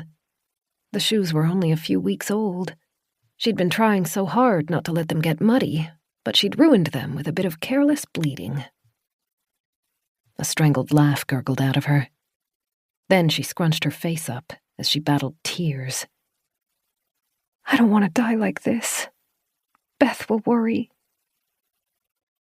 Through the fog of pain and fading consciousness, She thought she saw a light in the distance. It bounced as it moved down the road, slowly growing nearer. She vaguely wondered if that was death coming for her. She'd thought it would be more dramatic. A figure appeared behind the light. A tall man, too far away to make out any features. He slowed down as he saw her car, then increased his pace to a jog. His torchlight jostled with each step. Claire couldn't keep her eyes open any longer.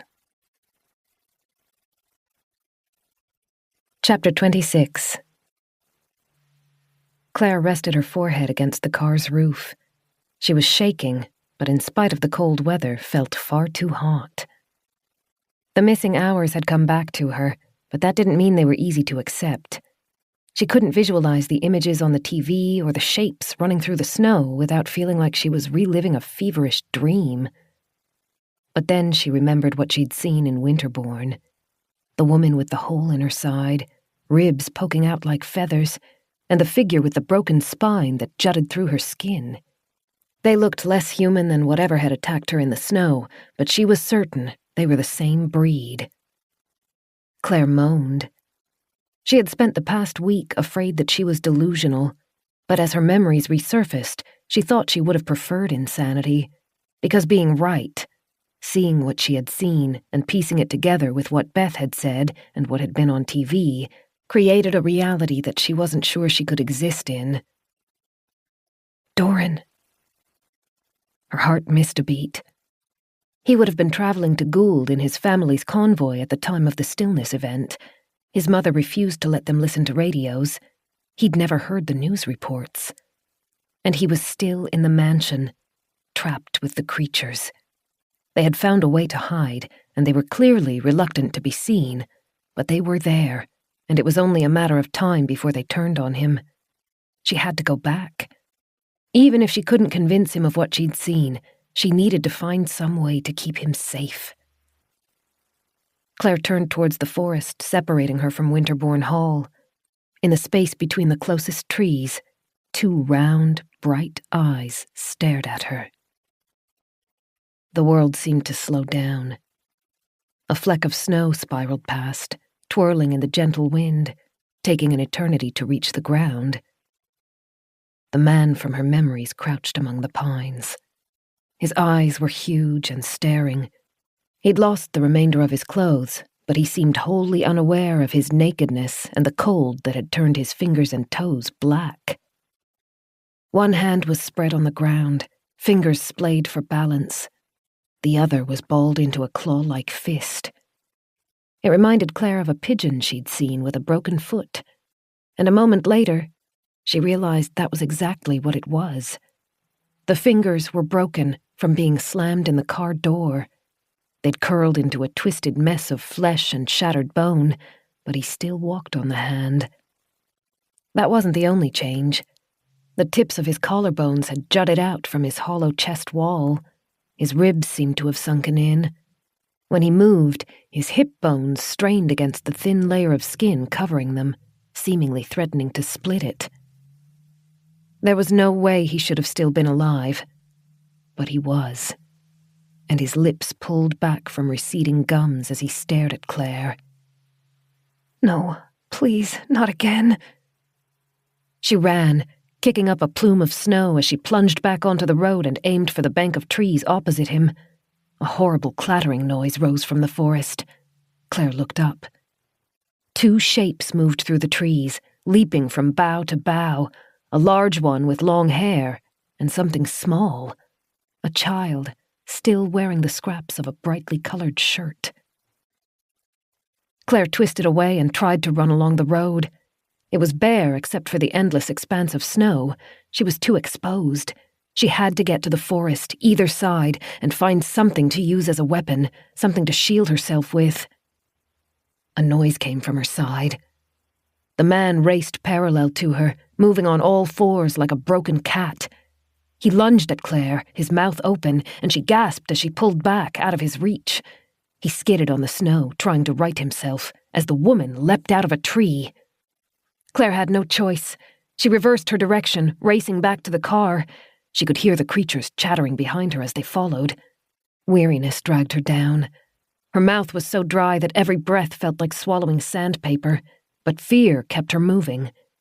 The healing cuts on her stomach and leg ached, a threat of what was to come if she was too slow. She hit the open car door, swung around it, and barreled inside. The car jolted as the creatures impacted it.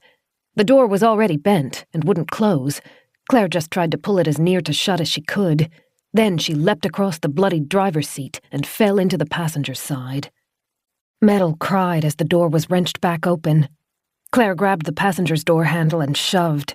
She tumbled through the hole, then kicked at the door, smacking it shut in the creatures' faces. Both the man and woman had tried to follow her through the car. They pressed against the closed door, fingers and teeth clacking against the glass. Neither tried to use the handle. Like she'd thought, they'd lost their humanity, and with it, their intelligence. Claire struggled onto shaking feet and clutched at the closest tree. Her heart felt ready to burst, but she couldn't rest. The car wouldn't contain the creatures for long. She checked that she still had the radio tucked into her jacket, then turned. Deep snow covered the forest floor in that part of the woods, and Claire struggled over trees and between trunks. She passed a low dead branch, half detached from its tree, and gave it a wrench to snap it off. It was heavy and unwieldy, but it would work as a weapon. Her main priority had to be getting back to shelter as quickly as she could. A shriek made her freeze. She looked back to where the car was barely visible through the forest. It no longer rocked as the monsters tried to free themselves.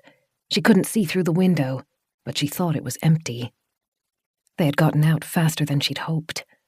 Claire started running, praying she was moving in the right direction to reach the clearing and Winterbourne. She was struggling, though, and she thought she could hear more noises, more of the creaking, scratching sounds of branches being bowed as a creature clambered through them. Something grabbed her foot, and Claire yelled as she fell. She rolled onto her back.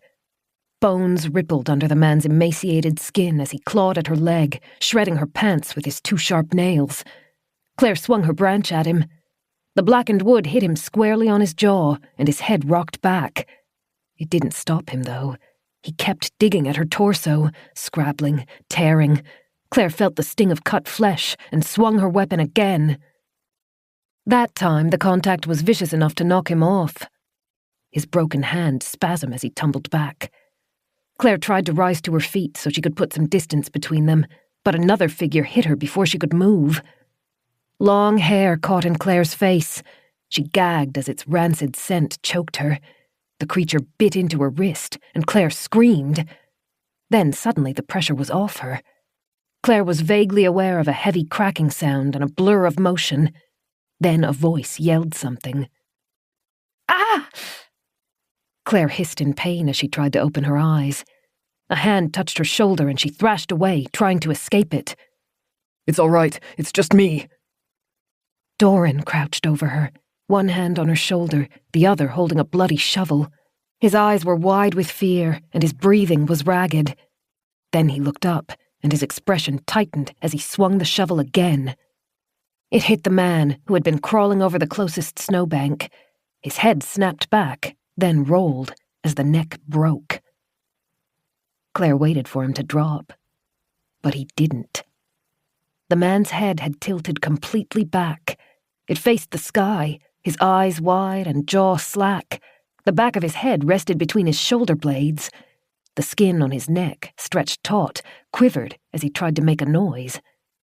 But he stayed upright, arms and legs spread wide to hold himself up, and began scuttling towards them. Doran made a horrified choking noise. He stepped over Claire and swung again. The shovel hit the man's shoulder. The opposite shoulder blade finally cut through the skin, unleashing a glut of dark blood. The bone had grown sharp, almost knife-like, and the skin flaps jiggled around it like gory jelly. A chattering noise made Claire turn.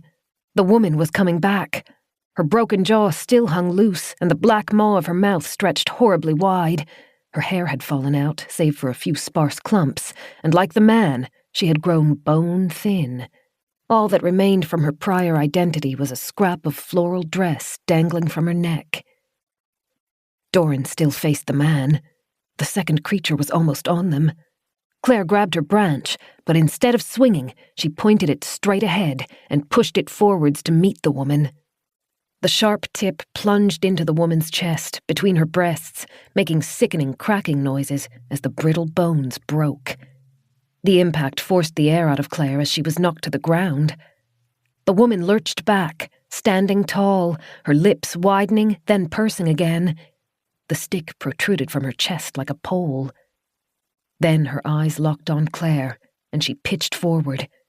Claire yelled and lifted her feet to protect herself. The stick hit the sole of one shoe, and Claire kicked as hard as she could. The branch made a ghastly sluicing noise as it cut through the woman's body. The sharpened end poked out of her back, drenched in blood. The woman staggered, then righted herself. Claire felt a moment of sheer horror as she thought even that would not be enough. Then the woman tumbled and fell face down onto the snow.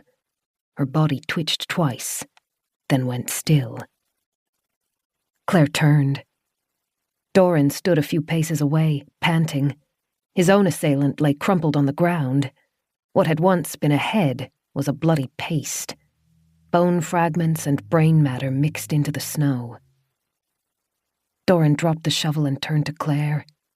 He took an unsteady step towards her, then dropped to his knees, holding out his hands. She crawled to him and tried not to cry as he pulled her close against his chest. One hand tightened around her back, clutching her desperately, and the other stroked her hair. "I am so sorry," he whispered. Claire held him in a fierce embrace. He was sweaty and shaky, but so was she. "I am sorry for doubting you." Desperate words tumbled out of him, and she thought he might have been practicing them on the walk through the forest. "I am sorry for yelling, and I am especially sorry for telling you to get out. I did not mean to make you leave the house. I did not want you to leave. I was not thinking rationally." She shook her head, trying to tell him it was all right. Words had become choked in her throat. The argument in the garden felt like it had happened half a lifetime ago. She didn't care about it anymore. She was just grateful Doran had come after her. He pulled back. Dark eyes searched her face. One hand brushed over her cheek, then ran over her neck, which was scratched. Then he looked down and saw the blood dripping off her wrist, and his eyes tightened. "You're hurt." "Not bad." She tried to hide it under her jacket sleeve. "I can't really feel it anymore." He picked up her hand, gently peeled back the jacket, and examined it. Then he looked around them, first at the impaled woman, then at the man he'd killed. His composure wavered. Then he blinked rapidly, and it was restored. "We need to get back to the house." "Yes." The shock was starting to fade, and Claire was beginning to feel the implications of what had happened. "Yes, quickly. These two aren't the only ones." He tightened his arms around her and lifted her as he stood. "Can you walk?" She thought so. "Yes." "Stay close to me." Doran scooped the bloodied shovel off the ground. Claire's radio had fallen out of her jacket during the scuffle. She picked it up and prayed it hadn't been damaged as she tucked it back into place. Doran then put his spare arm around Claire's back. He paused for a moment, his eyebrows pulled low as he listened to the forest. Then he nodded to her and began leading them between the trees. Chapter 27. The air felt unnaturally still. All Claire could hear were the crunching footsteps and their gasping breaths. She tried to move quickly to keep up with Doran, but her legs weren't obeying her commands properly. Doran matched her pace, though. When she started to struggle, he looped his arm under hers so that she could lean on him. His eyes never stopped scanning for movement among the patchy white and black landscape. Claire's mind began to make connections. Shortly before driving into Banksy Forest, she'd passed the two cars pulled over onto the side of the road. The doors had been left open, and the rear seat of the larger car had held an assortment of toys. One had been a distinctive caterpillar-like creature suspended from a hook above the window. She was sure the same design had been emblazoned onto the monstrous child's shirt. It had been discolored and torn in the week spent in the forest, but it was unmistakable. Nausea surprised Claire, and she stumbled to a halt as she tried not to be sick. Doran supported her, one arm around her and the other rubbing her shoulder as she regained her composure. "All right?" he asked. She nodded and fixed her eyes on the path ahead. The creatures were like something out of a fever dream, but it was 100 times worse to know that they had once been real people, not much different than her. They had been in their car, trying to travel to safety, to seek shelter from the events sweeping the world. Claire didn't know why they had been caught and she had been spared. She had the awful idea that it came down to dumb luck. They had just been on that stretch of road at the wrong time.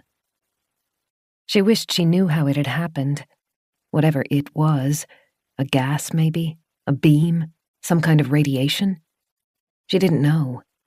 She wasn't certain she would ever know. All of those thoughts could be saved for later, when they were out of the forest. The trees creaked. Claire's heart dropped as she looked behind them. Doran had heard it too, and he craned his neck. The environment was still and quiet. He waited a second. Then he tucked the shovel under his arm, bent, and picked Claire up. She gasped as the earth was pulled away from her feet. The dizziness grew worse, and she had to squeeze her eyes closed until it abated. I can still walk. "Faster this way," he muttered. He was right. Claire knew it must be taxing him, but he increased his speed to a jog. The motion was smoother than she'd expected. He loped through the forest, his steps even and reliable, his head ducked to avoid the lowest branches, and Claire tucked tightly against his shoulder. She thought she could see some lightness ahead. Inside the forest, even the snow seemed to take on a dingy shade. They had to be facing the clearing surrounding Winterbourne. The creaking noise grew louder. Claire looked up and saw a spindly shape scuttling through the boughs. Its limbs were far too long. Its arm span must have been nearly 8 feet, and it was using its increased reach to lurch from branch to branch like a deformed monkey. Doran! "I see it." He kept his head down but tilted to the side, one eye on the trees above them. Each breath sounded painful and raw, but his speed didn't slow. They broke through the trees at the edge of Banksy Forest.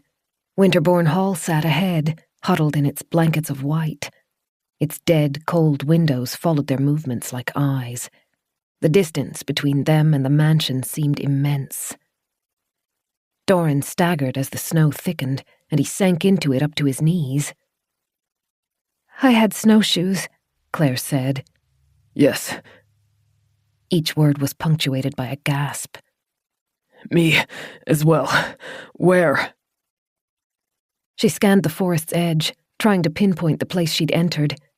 Tracks marked the clear blanket of snow, arcing from Winterbourne across the field until they terminated at the forest's edge nearly 40 paces away. There! Doran still watched the woman above them. She'd stopped moving and was crouched in one of the trees above their heads.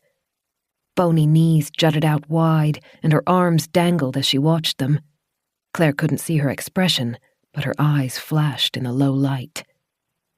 She was more cautious than her companions had been. That worried Claire. The woman seemed to have retained at least part of her mind. Whether it was intelligence or purely instinctual, Claire didn't know, but it made the woman unpredictable. Claire could feel Doran weighing up the risk of going for the snowshoes versus trying to run across the field. The battle lasted only for a second.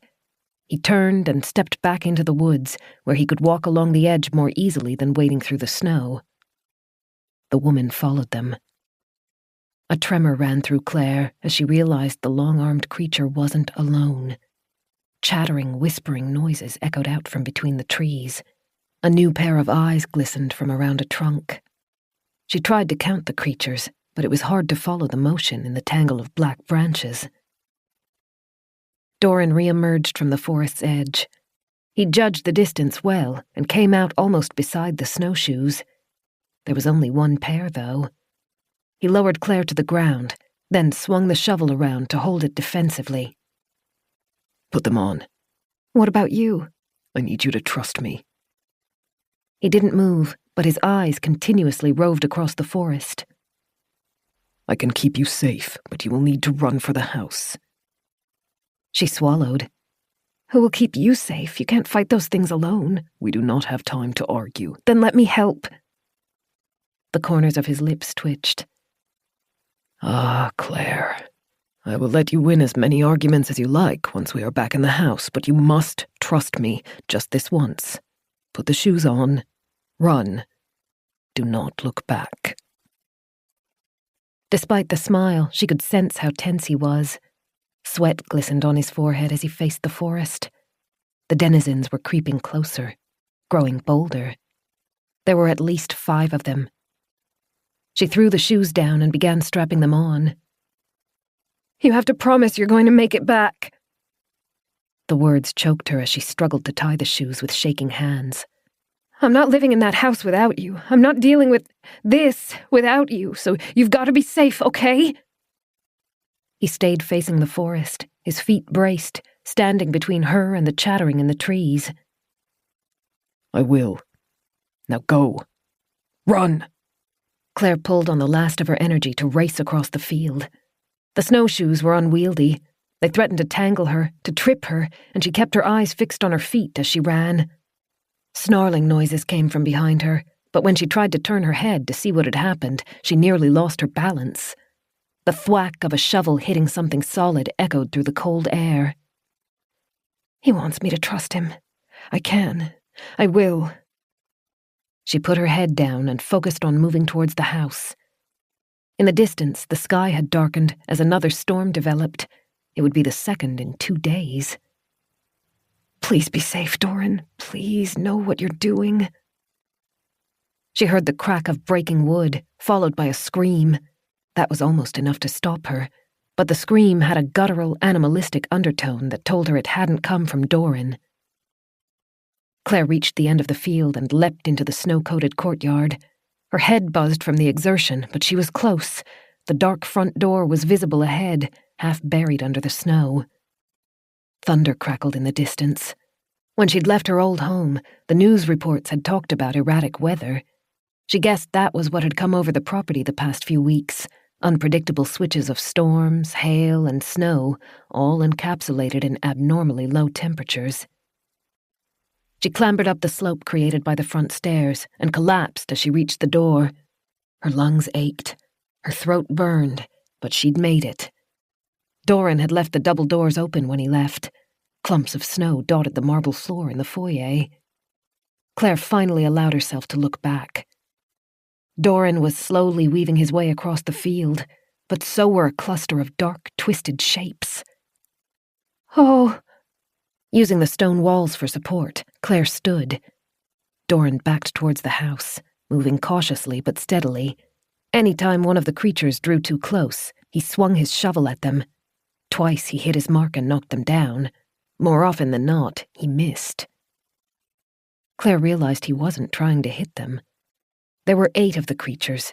Trying to battle all of them at once would have been suicide. Every time he swung the shovel, though, the crowd would back off, allowing Doran to gain another few feet. Claire pressed a hand to her throat.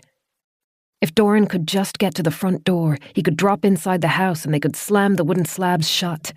The creatures would still be outside, but she and Doran should be relatively safe in the building, at least for a few days, until their food ran out. She tried not to think about that. Doran's tactic was risky. He was slow, trying to move through the thick snow and keep the creatures at bay at the same time. They weren't as mindlessly obsessed as the first 2 monsters that had attacked Claire, and they weren't rushing forwards recklessly. Occasionally, one would try to creep around the group to get at Doran's back, and he had to dance away to keep them all within sight. She didn't know if he had the energy to ward them off until he reached the house. Come on, she whispered. Once he got closer, she would be able to help. She could find a weapon or distract the creatures by throwing something at them. But he was still too far out for her to do anything, and he was drifting away from the front door. Claire took a step forward, confusion and panic catching in her throat. Instead of aiming for the house's front, Doran had speared off to the side. She couldn't tell if the creatures had managed to hurt him off course or if he'd become disoriented. As far as she knew, there was no entrance to Winterbourne in the direction he was moving, just endless windows, all locked. And the pond. When Claire craned her neck, she could see the hollow in the snow. Doran had told her to avoid the area. The excess warmth from the garden room was piped outside, near the pond. The ice would be unstable. Clever Doran. He passed behind the snow-frosted hedges. Claire, unwilling to let him out of sight, but also conscious of her promise to stay in the house, slipped through the open doorway. Her sore feet ached as they jarred on the marble floor. She pushed the doors closed so that passing eyes wouldn't think there was a way into the house, but left them unlocked in case Doran needed to make a hasty retreat. Then she kicked off her snowshoes as quickly as she could and jogged through the house. Despite the time she'd spent in the manor, she still wasn't familiar with its layout. She thought she could visualize the path she needed to take, though. She burst through one of the doors and into the dining room. The immense space stretched along one side of the house, overlooking the front gardens, and, like Claire had hoped, it had a view of the pond. She ran across the room, pressing close to the tall, narrow windows as she watched Doran's progress. He seemed to be flagging. His broad shoulders shook, and when he swiped the shovel, the movements lacked their earlier intensity. But he'd managed to lead the monsters on without letting any of them circle around him. Claire bit her thumb as she watched. The snow dipped down over the pond, and Doran let himself skid down the side. As he came to a halt in the basin, his movements slowed and became much more cautious. He lowered his body and used a hand to help disperse his weight as he crept back towards the building. It was a gamble. He was banking on the idea that the ice was melted enough to crack when 8 emaciated bodies weighed it down, but wasn't thin enough to drop him in, too. He'd asked her to trust him. He wasn't making it easy. Claire pressed close to the window. Doran moved incredibly slowly. The humanoid creatures were gaining on him. They didn't seem to realize what he was doing, and in their eyes it must have looked like Doran's energy reserves were gone. One of them got near enough to bite at his leg. He jabbed the shovel at it, and it backed off, teeth bared. Now that they were closer, Claire could see the malformed bodies. They were walking nightmares. The closest one, the one who had tried to bite Doran, had meters of excess skin. The flaps hung loose, like a blanket wrapped around the body and pinned at strange places. Whenever the creature moved, the flaps swung like pendulums. Holes pocked the skin. Claire thought she saw maggots squirming inside one of them. Another creature scuttled closer. Its lower teeth had grown horribly long. 3 of them had pierced its upper jaw and poked out through the cheeks. The skin around them trembled every time the being breathed. Doran had passed the halfway point in the lake. He looked down, then back up. Claire felt her stomach drop. The monsters gathered together, keeping in a group, but their combined weight wasn't enough to break the ice. Maybe he miscalculated. Maybe the vent wasn't hot enough. Maybe the lake is still frozen solid or has 5 feet of ice that won't crack no matter what. Doran stood. Claire guessed what he was about to do. She yelled and banged her open hand on the window. He turned, looked at her, and gave her a very small smile. Then he lifted the shovel and slammed its edge down onto the ice. Claire heard the cracking noises even through the window. Doran took a step back as the frozen surface under his feet lurched. The creatures sensed their moment of opportunity and swarmed forward. Shards of ice burst upwards as the lake's surface broke, showering little specks of snow across the scene. Then they all, monsters and human, plunged into the lake. Chapter 28. No! Claire beat her fist against the glass. Jets of water sprayed up as the 9 bodies disappeared into the lake. Doran wasn't surfacing. The front door was too far away. Claire tore off her gloves. Numb fingers scrambled along the window's edge and found the latch. It was fused closed from disuse and cold. She wrenched on it until the glass cracked and the latch finally gave way. Then she kicked at the window frame, forcing it open, and climbed onto the sill. Doran surfaced, black hair plastered over his face. He coughed violently, reaching for the shore. The ice, already fractured, broke under his hands. "Hold on. Please, hold on." She wouldn't be able to get close enough to pull him out without being sucked into the lake as well. Desperation pulsed through her as she searched for something, anything she could throw to Doran. The serving tables were too large and heavy, the chairs were too short, the curtains might just do. The windows were massively tall, and the curtains had been designed to match. The vivid red cloth had to be close to 15 feet from floor to ceiling. Claire grabbed the nearest bunch. It was thick, heavier than was ideal, but there was no time to look for something better. She yanked on it. The curtain rods were well made and barely bowed. Claire wrapped her arms around the fabric and leapt off the windowsill, using her weight to pull them down. The wooden rods cracked and broke, and Claire tumbled to the ground in a flurry of fabric and clatter of metal rings. She rolled, regained her feet, bundled the cloth up, and threw it through the window. Doran clawed at the edges of the lake. Icy water surrounded him in a maze of blue and fractured blocks of white. Every time he gained an inch, the snow gave way and dropped him back in. Claire ran, struggling through the thick snow and dragging the curtain with her. She stopped where the snowbank sloped down to the water's edge and bundled the curtain up. "Doran!" She didn't know if he could hear her, but she threw one end of the fabric. It spiraled out, unraveling as it tumbled, and slapped into the water near Doran. He grabbed it. Claire tightened her grip on the other end, then leaned back and pulled. Slowly, agonizingly, Doran began to emerge from the lake.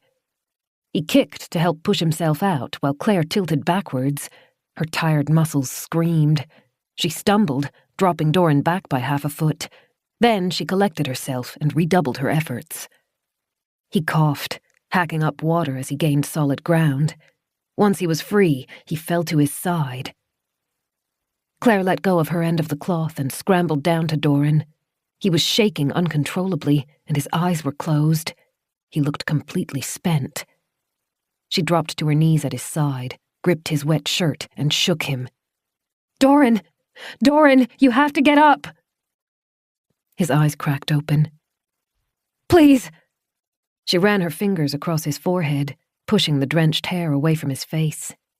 He felt like ice. "I can't carry you. You have to get up. The house is close." "I am sorry." The words came out as a gasp through chattering teeth. "I am sorry. I tried. I am sorry." "Doran?" His eyes lost their focus. Terror hit Claire, thick enough to choke her. She grabbed Doran's collar and shook him hard, trying to keep him awake. A hissing, clicking noise came from the lake behind them. One of the creatures had reached the shore. It clawed at the snow mindlessly, its fingers frozen stiff. Claire's throat closed with panic. Moisture stung her eyes. Doran was breathing thin gasps that sounded raw and painful, but he wasn't moving. The water leaking from his clothes was turning to rivulets of ice among the snow. "Doran!" She screamed his name, her voice breaking. Get up, move!" He took a ragged breath, and his eyes opened. They were dull, exhausted, and resigned. He didn't want to fight anymore. "No, don't leave me here." She pulled on his shirt, trying to drag him towards the house. Please, get up. I need you, please." He pressed one hand into the snow and tried to rise, but collapsed back down. Claire wrapped her arms around him. He felt like winter. Her hands turned numb as she grasped fistfuls of his shirt and tried to lift. "Come on, again!" He lurched onto his knees. Claire tried not to gasp. Icy water drained from his clothes, seeping into her jacket and turning to frost on the zipper. She tightened her hold. A bit more. I won't leave you. Just keep trying.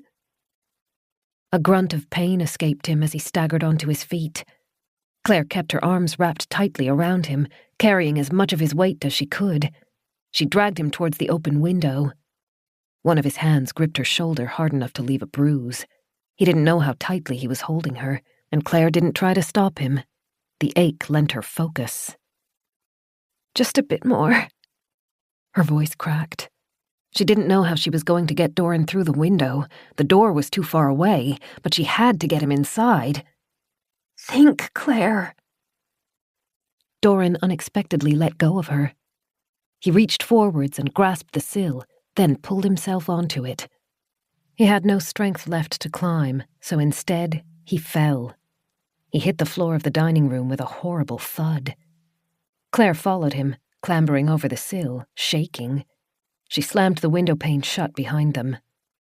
In the distance, the lake edge shimmered in the pale light, a sheet of ice already reforming. The sole surviving monster clung to the shore, its arms coated in ice and cemented to the ground. Its head continued to move, though, as its jaw twisted and gnashed. We did it. We're okay. Claire bent and touched Doran's face. He didn't respond. Her smile faded, and she shook his shoulder to rouse him. Doran? He was still breathing, but he wasn't moving. Her heart squeezed, the relief vanishing. He needed warmth. Claire looked towards the dining room door. The bedroom was heated, but they were separated from it by 2 flights of stairs. The dining room had its own fireplace, but it was stone cold. Claire had no other options, though. She ran to the hearth and shoveled the kindling inside. Numb fingers struggled to light a match, and it took her 3 attempts to get the fire started. Mist rolled away from her lips with every breath. It won't be enough. Come on, Claire. How do you treat hypothermia? You know this. She returned to Doran. He lay beneath the window, his clothes dripping water across the tile floor. She rushed to pull his boots off, then unbuttoned his jacket and shirt. She couldn't lift him high enough to get the clothes off his arms. The nearby serving table had a cupboard underneath. She crawled to it and wrenched the door open. Inside were utensils, including a carving knife. She flexed her grip on the handle as she moved back to Doran. Be careful. Your hands are shaking. Don't cut him. She pressed the blade against his throat, near the collar. He flinched. It was a small movement, but Claire took a shuddering breath. She began cutting. The fabric was a thick weave, but the blade was sharp. Claire sawed through the shirt's sleeves, then turned to Doran's pants. She didn't dare touch his underwear, but everything else came off. Okay. Claire dropped the knife. The scraps of fabric lay underneath Doran. His skin, still damp, was an unnatural white-gray color, the same shade as a corpse. Get him off the tiles. Claire dragged her fingers through her hair as she looked around. Her lips trembled as she fought to keep frightened tears inside. The fireplace had a rug in front of it. The mat was thick and covered in a twisting pattern of blues and golds. Claire grabbed it and dragged it back to the window to position it at Doran's side. She got her arms around him again, fighting her impulse to recoil from his cold flesh. He was heavy, but Claire didn't give up until he was fully off the tiles. He fit on the rug without much room left. Breathing heavily from the exertion, she let him go, then tilted his head back, ensuring that his airways would be open. What next? What does he need? Heat, Claire whispered. The fire's blaze was still young, but growing. Claire gripped the rug's edge above Doran's head, then leaned back, gasping and struggling as she pulled it across the tiles. She got him to the space in front of the fire, as close as she could manage, then dropped down beside him, exhausted. Don't stop. Find blankets. She winced as she returned to her feet. Her fingers were burning as exertion forced hot blood into her cold hands. Her mind was scattered, pushed to breaking from fear and exhaustion, but she pressed it to work, to remember what she needed as she crossed the foyer and climbed the stairs. She found blankets in the upstairs bedroom and towels in the bathroom. She filled a pot with water and snatched their dressing gowns off the bedroom door on the way out. The water sloshed and threatened to spill, and Claire's teeth began to ache where she was clenching them. She stumbled down the stairs, too frantic to be safe, and made it back to the dining room. As she closed the door behind her, she craned her neck to see Doran by the fire. He's not breathing. A metallic tang flooded her mouth as she bit her tongue. She staggered forward, the pot's water dripping over her arms as it tipped. She left her burdens on the floor and knelt next to Doran. Her fingers shook as they pressed against his chest. If there was any warmth left in him, she couldn't feel it. No, no. He drew breath. It was shallow and weak, but not yet gone. Claire rocked forward, gasping from relief. Heat, hurry. The fire was gaining momentum as it consumed the kindling. Claire shoved small pieces of wood onto it and set the pot of water beside the flames to heat.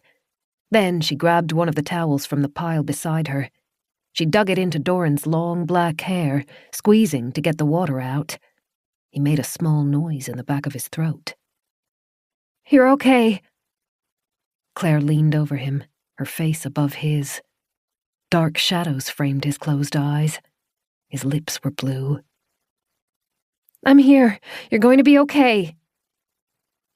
Claire turned towards the pot in the fire. It wasn't quite boiling, but steam rose from the surface. She picked up a fresh towel and dipped it into the water, heating it, then draped it over Doran's throat, where the warmth would reach his core faster. She held it there until it started to cool, then returned it to the pot to heat again. Please, this has to be enough. Images of frostbite ran through her mind. She wanted to wrap Doran's hands and feet in warm towels, but Bethany's sharp voice rang through her mind. She'd heard that lecture many times. Heating extremities too quickly would cause more damage. The best she could do for him was to get his core warm first. Shivers racked Claire. The fire's heat kissed her skin, but her own clothes were still damp.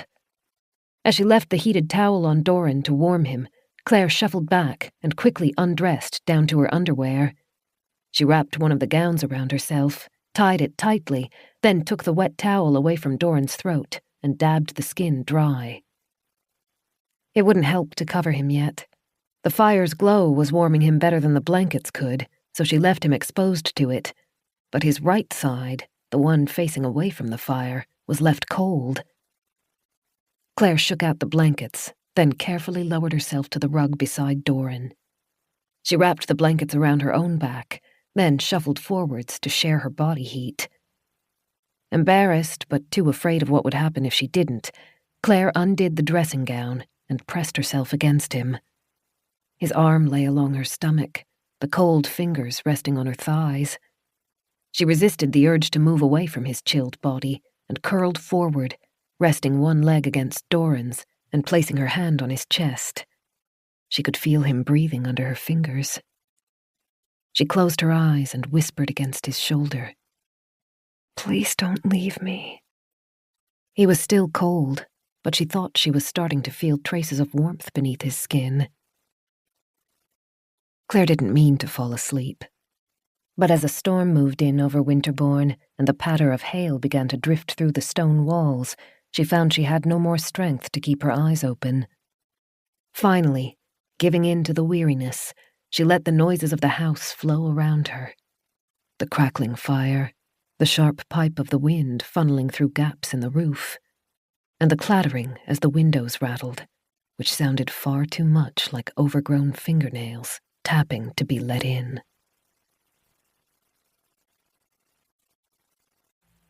Chapter 29. Claire squinted her eyes open. Straight ahead, her fire roared. More wood had been fed into it since she'd fallen asleep, and the heat was enough to not only warm her, but most of the dining room as well. The curtains had been drawn over the windows, blocking the view of the gardens. Only the window with the broken curtain rod was uncovered. The storm battered snow against the glass, the white flecks half hidden by fallen night. The dining room lights had been turned on, and the room felt safe and comfortable. Claire tilted her head back. Doran sat by her head, wearing the gown she'd brought him. His long legs were stretched towards the fireplace. He looked like himself again. Symptoms of exhaustion lingered in the lines around his mouth, but the colour had returned to his skin, and the alertness was back in his eyes. His hair was nearly fully dry, and he'd pushed it back from his forehead, leaving the sharp angles of his face clear. He smiled down at her. Hello. How do you feel? Hey, I'm good. Relief ran through Claire, burning her throat. She tried to sit up, but stopped as she realized her dressing gown was still undone. Doran had draped a blanket over her to cover her. She hurried to tie the gown, heat blooming across her face. She hadn't meant to fall asleep, or for Doran to wake while she was still lying next to him. I owe you thanks. Doran turned away while she fastened her gown and leaned towards the fire, stoking the coals. He either hadn't noticed her embarrassment or was pretending he hadn't. At least she could always count on him to be a gentleman. I would not have made it back inside without you, or survived the cold without your help. I didn't do anything special. Claire shuffled onto her knees and wrapped her arms around herself. On the contrary. Doran moved back to sit at her side, close enough that their shoulders would have brushed if she leaned towards him. A small smile lifted the corners of his mouth. You are incredible. Claire suddenly felt too warm. Doran held a bowl towards her, filled with water from the pot by the fire. She hadn't realized how thirsty she was until then. She drank until she felt sick. As she lowered the bowl, she realized Doran was still watching her. His lips parted a fraction, as though he were on the edge of speaking, but he exhaled and looked away instead. A vicious gust of wind screamed around the house. The windows shook, their frames clattering. Doran's expression darkened. Claire felt her uneasiness return. Is something wrong? Are you hurt? No, I am fine. He tried to smile again. Just attempting to reconcile myself to a world where monsters exist.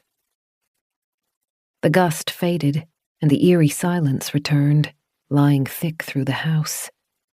Still fogged from sleep, Claire's mind balked at the memory of the creatures. It felt more like a distant nightmare than reality. She closed her eyes and forced the words out. I remembered what happened on that last day. The day you found me. I was driving to my sister's. She has a bunker. Doran inclined his head to show he was listening, but he didn't try to interrupt her. He must have sensed how difficult she was finding it to recount her experience. Something happened that morning. I don't know what, but it was all over the news. Areas were becoming uncontactable. They called them quiet zones. Phones stopped working, Wi-Fi stopped working, and people who went into those areas didn't come out again. She pulled her knees under her chin and watched her toes curl on the rug. They don't know what it was, whether it was a war or a natural phenomenon or what. So you were traveling to your sister's to be together, to be safe. Right. But on the way there, I think I entered one of the quiet zones. My phone disconnected, and then... She took a breath and dragged her fingers through her hair. Those things drove my car off the road. Whatever happens in the quiet zones, they were caught up in it. I guess it changed them somehow. I don't know into what. They're not human anymore, though. Doran let the silence rest over them for a moment. When he spoke, his voice was hoarse. Do you remember what areas were affected? Lots of places. All across the world. and they were spreading fast. Unless they stopped, the whole world will be gone. He closed his eyes and exhaled through his nose. While I was walking home, when I was in the forest, I thought I heard a noise. I dismissed it at the time, but it must be related. I heard it too, some sort of crackling noise. Then something that sounded like a helicopter. I don't know if it was the military or what caused the quiet zones or something else. At least seeing the car brought my memories back. Claire chuckled weakly. So now we know why the phone lines are still down, and possibly why the weather has been so bizarre. And what happened to the garden. Claire's stomach turned. She leaned her head forwards so that her hair would help hide her face. I owe you every apology for doubting you all this time. Doran's eyebrows had lowered again, and his lips were pressed tightly together as he stared at the fire. All this while, I have been trying to tell you that what you saw and heard were figments of your imagination. When you described the figures you saw, women with holes in their sides, I couldn't reconcile that with reality. I thought you were seeing waking nightmares. It took me to see it with my own eyes to believe you, and for that I am deeply sorry. Claire shrugged, heat spreading over her face. You were trying to help me. If our positions had been reversed, I don't know if I would have been able to believe you either. Regardless, I made you doubt your own mind, and that is a cruel thing to do. He shook his head. You trusted me when I asked for it, and I want to give you that in return. I will not doubt you again. What if I try to tell you something really crazy, like dragons made their nest in the attic? He smiled. Not even then. Thank you. She chuckled as a painful kind of happiness filled her stomach. The best word she found to describe it was bittersweet. She didn't know what was happening to the outside world, or if there even was an outside world any longer. But she had Doran. He was alive, and he didn't hate her, and that counted for a lot. Doran inclined his head towards her, and when he spoke, his voice was soft. I also wanted to apologize for what I said in the garden. I never wanted you to be afraid of me, and I never meant to grow angry, but I did, and I regretted it immediately. I should have followed you when you left, but I allowed myself to stay in the garden. To calm down, I told myself. When I finally went after you to apologize, you were gone. A log in the fireplace broke, sending a shower of sparks dancing into the chimney. Doran faced the fire, but glanced at her. Guilt and grief hung about his eyes. I didn't realize you would leave the house. When I saw your snowshoes were missing and the door was open, I was terrified. If you had become lost in the forest or succumbed to the snow. He drew a shallow breath. I thought I had sent you to your death. You can't get rid of me that easily. Claire leaned a little closer, nudging his shoulder with hers, trying to break him out of his melancholy. He smiled. Ah, Claire. Never leave again without at least giving me a chance to beg you to stay. Claire's throat ached, but she smiled. All right. Gale force winds shook the windows. They both looked up at the noise, and Claire pulled her knees closer to her chest. Even though the fire was warm, she still felt cold. I think it is safe to believe we are not just waiting out the snow any longer, Doran said. We must turn ourselves towards both short-term and long-term survival. Claire thought of the destroyed garden and tried to breathe around the rising dread. How much food do we have left? He didn't answer for a moment, and when he did, Claire thought he was trying to sound optimistic.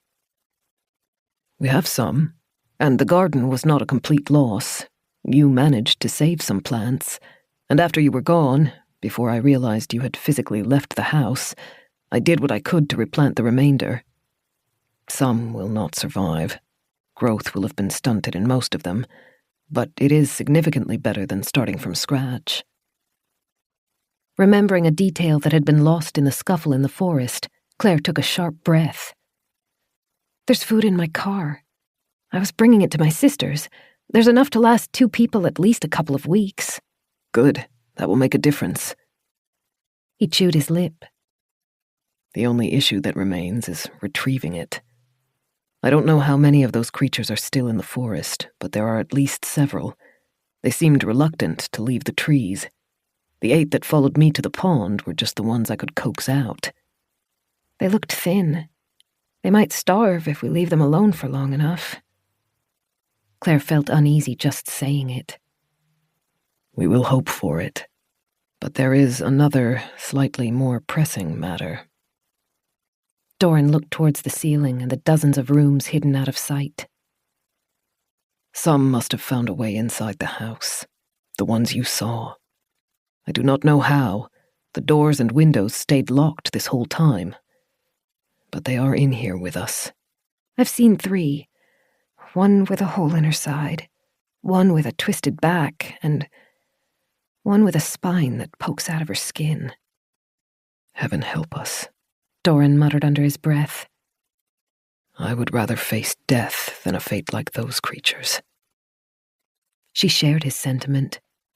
The thought of being twisted, losing her mind, and having her body broken was unbearable.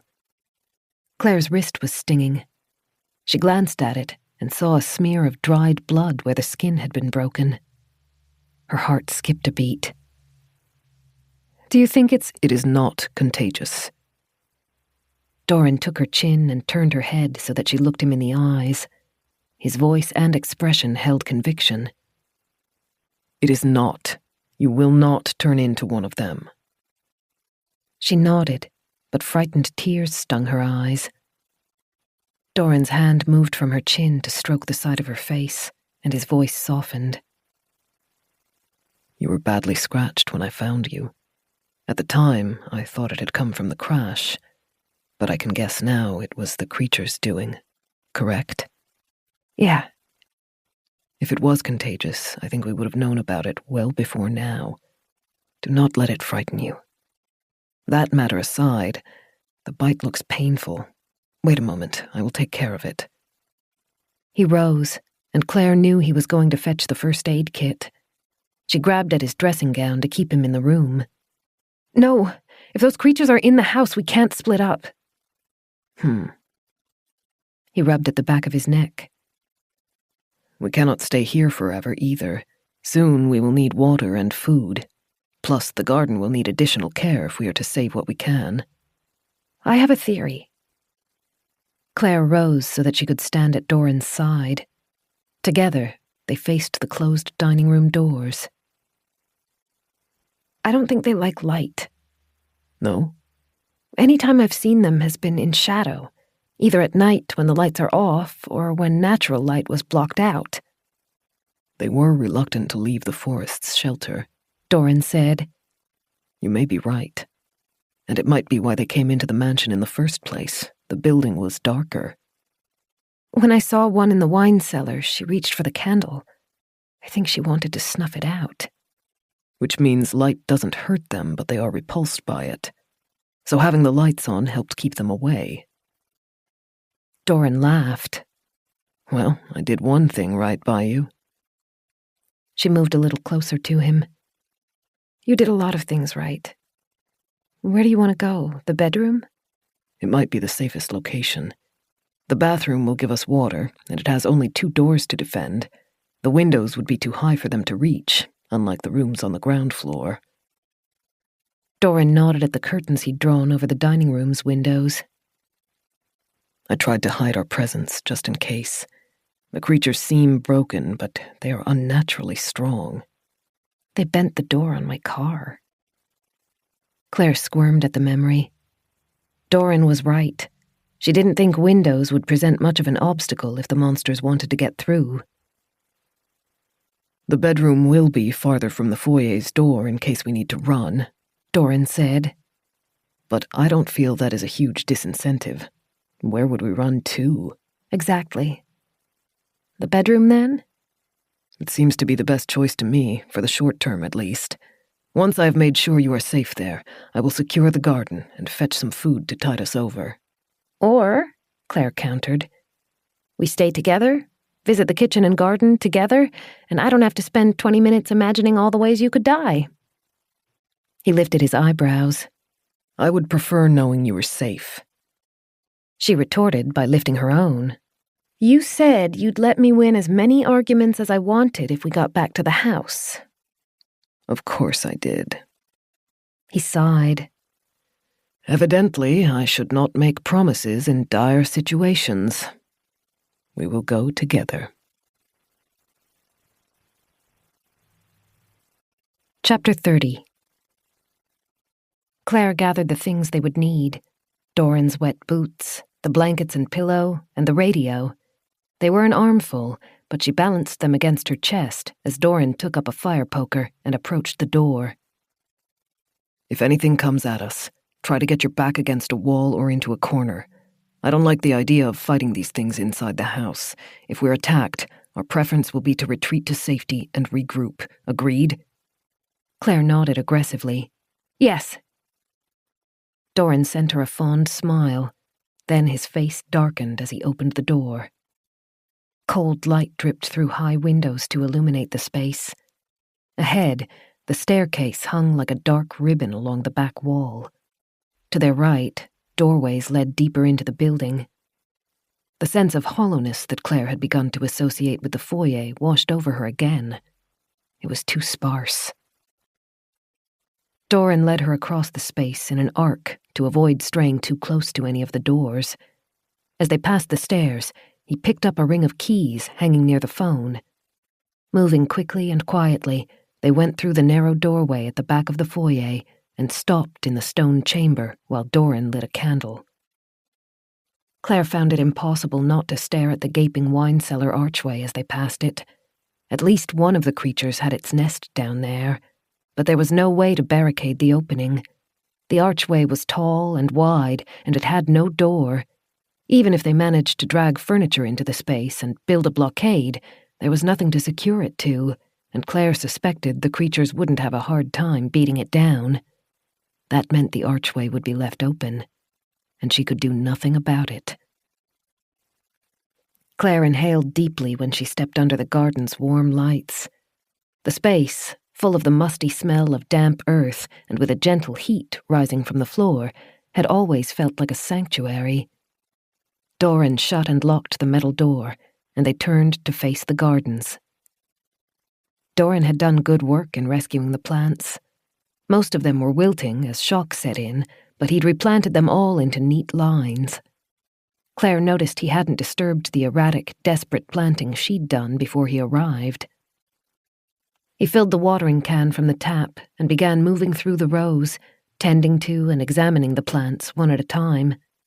Some would die, and others would be stunted, but it could have been a lot worse. Doran nodded to her. If you feel up to it, would you plant some new rows? It will help replace the lost crops. Right. Claire placed her luggage on the chair in the garden's corner, then crossed to the seed bench and chose several bottles. While Doran watered, she populated a new patch of ground. They worked efficiently. Claire had nearly finished a row of snow peas when a scraping noise made her look up. Doran righted his watering can and stared at the frosted window in the door. A silhouette lurched past. It moved erratically, twitching, and was gone before Claire could even flinch back. Doran placed his watering can on the bench and crept towards the door. "No," Claire whispered as he reached for the handle. He looked back at her and must have seen the dread in her face because he withdrew his hand. The window remained empty. After a few moments of silence, both she and Doran returned to their work. Claire tried to keep her head down, but couldn't stop herself from watching the door out of the corner of her eye. She sensed that Doran's attention was divided too. It wasn't possible to see far through the window. The glow from the candle on the other side of the stone room gave her a sense of space, but every distinct detail had mixed into one solid blur. The creature could be hidden anywhere out there, waiting, holding its breath, knowing that she and Doran would have to leave their shelter eventually. When Doran returned the watering can to its shelf, Claire knew they couldn't delay their journey back into the main parts of the house any longer.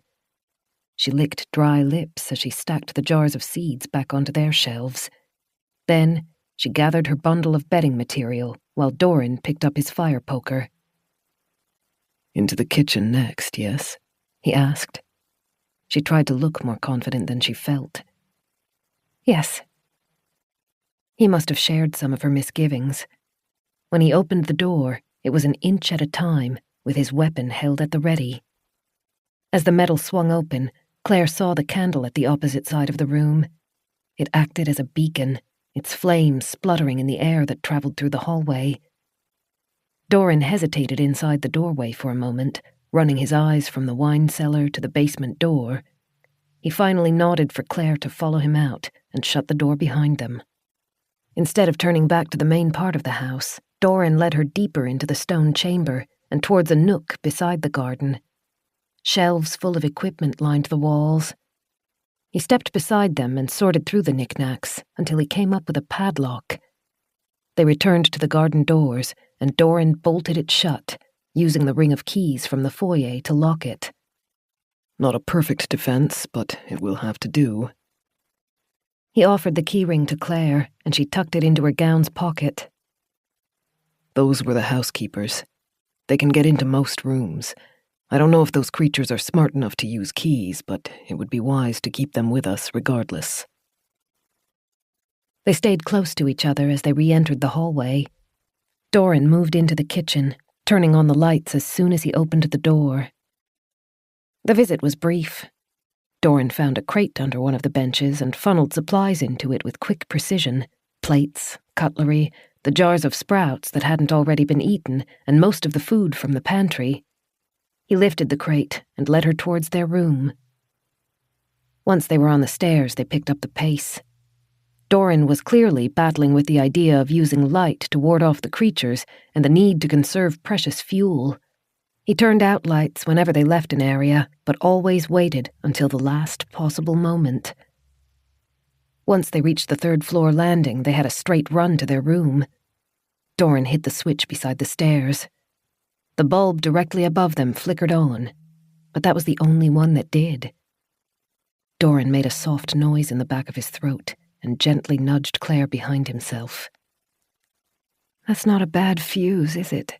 Claire asked. No. The closest light washed over them and lit the highest few stairs.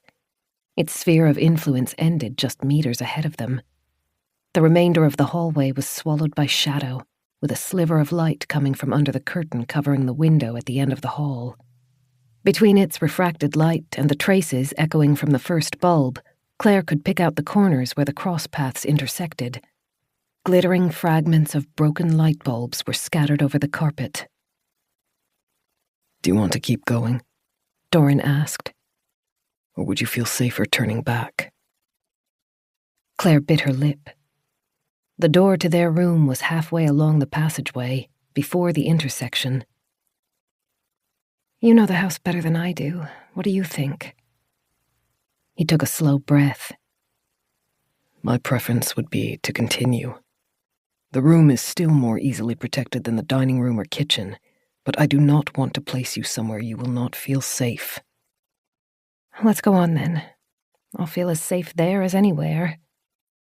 As long as you don't leave me alone." Doran shifted his crate and held it under one arm. Then he adjusted the fire poker in the other hand and began moving again. A floorboard groaned as they passed over it.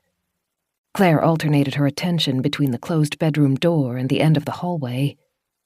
The sliver of light trembled as the curtains moved. Claire tried to tell herself it was just an air current, nothing more.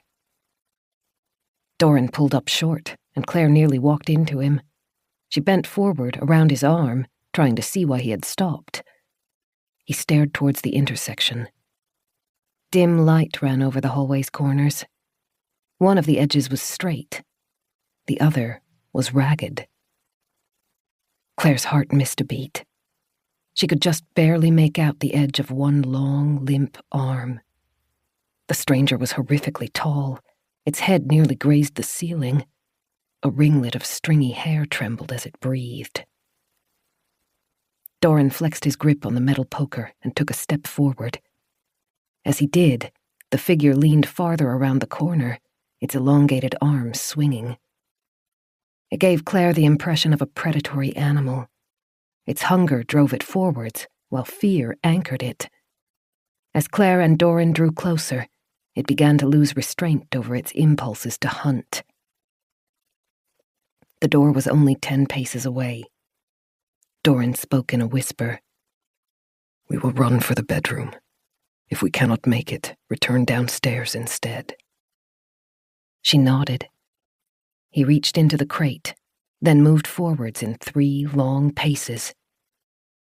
The creature reacted instantly, lurching around the corner. Gangly arms swung aimlessly, but its legs were capable of phenomenally long strides that ate up the distance between them. Doran pulled the torch from the crate and let the box drop. It created a deafening bang as it hit the floor. The creature paused mid-stride. Doran pressed the switch and lifted the torch in one motion. Harsh light burst down the hallway. The creature came into sharp relief. It filled the passageway, its head grazing the ceiling. Its face was stretched painfully, an effect emphasized by its slack jaw. The thin, curved neck seemed wrong, as though it had been an accident to stick it between the jutting collarbones. Its eyes were round and shocked. It looked confused. The arms swung like giant pendulums as their momentum went unchecked. "Go!" Doran called. Claire ran for the door. The creature had hesitated in the face of the light. It took a shuffling step forward, massive feet scraping over the carpet, but its eyes stayed fixed on the torch. Doran followed Claire, holding the torch at arm's length and directing it at the monster's uncomprehending face. Claire reached the door and wrenched it open. She threw her armful of necessities through, praying the blankets would buffer the radio enough to keep it safe. Then she reached back out to grab the crate of food. As she dragged it inside, she called, "Okay!" Doran kept the torch up as he sidestepped into the room. He slammed the door, turned the lock, then stepped back. With one hand resting on the wood, he listened. The hallway outside was silent, almost quiet enough to make Claire believe they were alone. But she only had to look at Doran's expression to know she hadn't imagined the monster. Doran's eyes were tight and his jaw was tense. He stepped away from the door, crossed to the fireplace, planted his hands on the couch, and began to push. Claire guessed what he was doing. She dragged the crate out of the way, then joined him, and the couch's feet scraped across the carpet as they pushed it across the room. It thudded to a stop as it hit the door, barricading it. Claire, her pulse galloping, sank onto the seat. Doran slid down beside her and ran his hand over his forehead. He looked ashen. "She was hungry," Claire said. She wrapped her arms around her chest and rocked gently. "She was frightened of us, but she was starving." Doran rested his hand on her shoulder. A moment later, chills ran through Claire as something brittle scraped against the other side of the door. The sound started high, then moved lower, digging into any crevice it could find. Doran's hand tightened over Claire's shoulder. The creature kept clawing, digging around every seam and crack. Claire held her breath. A moment passed. Then the noise faded, replaced with heavy, thumping footsteps moving back down the hall. Chapter 31. Doran exhaled and let his eyes fall closed. He looked exhausted. Claire didn't feel much better. The bedroom had been their choice, and it was supposed to be their safe haven, but with the creature prowling the hallways, it felt closer to a prison. Then Doran's head snapped up. A look of alarm flashed over his features, and before Claire could ask what was wrong, he darted away. Claire rose onto aching feet to follow him as he moved into the bathroom. As she entered, she saw the second door in the room's opposite wall, and her stomach flipped. She'd forgotten the bathroom connected them to the hallway through the second bedroom. Doran was already at the door. The lock made a muffled clicking noise as he sealed it. Then he backed into the bathroom and closed its door as well. The closest wall held a heavy cabinet, and Doran put his shoulder against it and pushed it over the tiles until it covered the door as an added precaution. He sighed heavily as the cabinet ground to a halt. There, now they cannot get in, at least without making plenty of noise to alert us. Claire tried not to think about what they would do if it came to that. Would you start the fire, please? Doran's smile was tired but resolute. He stepped past Claire and back into their room. I will make fully certain that we are alone. Claire lowered herself to the rug in front of the hearth. She kept one eye on Doran as he searched the room, opening wardrobes and checking under the bed. She'd managed to get the kindling lit by the time he returned to her. He carried their crate of supplies and placed it on the edge of the hearth before sitting at her side. We are alone, as best as I can tell. He flexed his shoulders and winced. But if you ever feel that we are not, if you hear something or sense something, please tell me. I will not doubt you again. She nodded and poked more sticks on top of the little flaming pile. Doran fished supplies out of the crate and used a knife to cut through the top of a tin of soup. Once the fire was large enough, he set the pot at the edge of the flames to heat, bending forwards to stir it every few seconds. They didn't try to talk. Claire was wrapped up in her own thoughts, and she knew Doran was as well. Whatever had changed the people in the forest had been spreading across the world. That had been 2 weeks ago. The last experience Claire had with the outside world had been on the day of the crash, when the helicopter passed overhead and disturbed the monsters gathered around her car. Since then, the sky had been bare. No planes, no drones, nothing that could hint at a military operation. That made it a challenge not to assume the worst. Marnie was probably gone, either killed by the creatures or swallowed by the quiet zone. That realization hurt like a fist slamming into Claire's stomach, and the ache was excruciating. Claire had been responsible for picking up Marnie. Beth had called their aunt to make sure she knew Claire was on the way. She would have waited, probably by the front door, with her luggage at her feet, wearing her favorite floral shirt and knit cardigan, for a rescue that would never come. The pain was almost unbearable. Claire choked on it. A second later, Doran's arms were around her, and he pulled her against his chest. Here, he murmured as he stroked her hair. I have you. Let it out. Burning hot tears came like a wave. Doran held her and brushed his fingers over her hair as she gasped and shook. Marnie had deserved better. Beth deserved better as well. She at least had a better chance of survival. Her bunker was reinforced and stocked with food. As long as she'd made it there on time, as long as she'd locked the door as soon as she saw the storm clouds building on the horizon, she might be safe. But her existence couldn't be a happy one. She would think Claire was dead. The last time they'd spoken, right before the call dropped, she'd been yelling at Claire to turn back. She must have been watching the news reports and seen a quiet zone appear over the road between them. She'd tried to save Claire. If Beth was still out there, she would have spent the past 2 weeks alone in her bunker, grieving and terrified. Claire couldn't stand to think of her like that, or of how much longer the state might continue. She pulled out of Doran's arms and stumbled across the room to find the radio amongst the bedding. Doran let her go, but he watched her closely. She brought the radio back to the fire and wiped tears off her cheeks as she turned it on. The crackling noise floated around them as she adjusted the signal to pick up Beth's frequency. There was only white noise. Doran silently divided the soup into bowls while Claire fiddled with the radio's settings. He placed a bowl at her side, but didn't try to interrupt her. She continued turning the dial, trying to find anything except incessant static. There has to be someone else out there. We survived. We can't be the only ones. Please, please let us not be the only ones.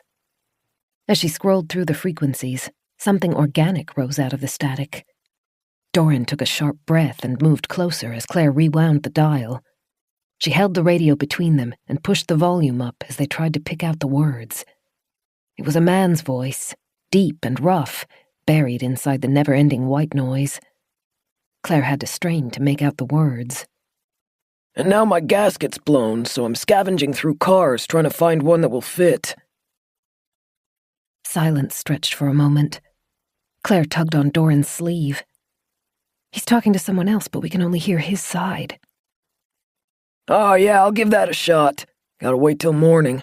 Hollow ones are everywhere. After another stretch of silence, he said, Hell if I know. If I can get to Clydesdale, I might try to make a permanent refuge, or I might keep moving. Depends on how occupied it is.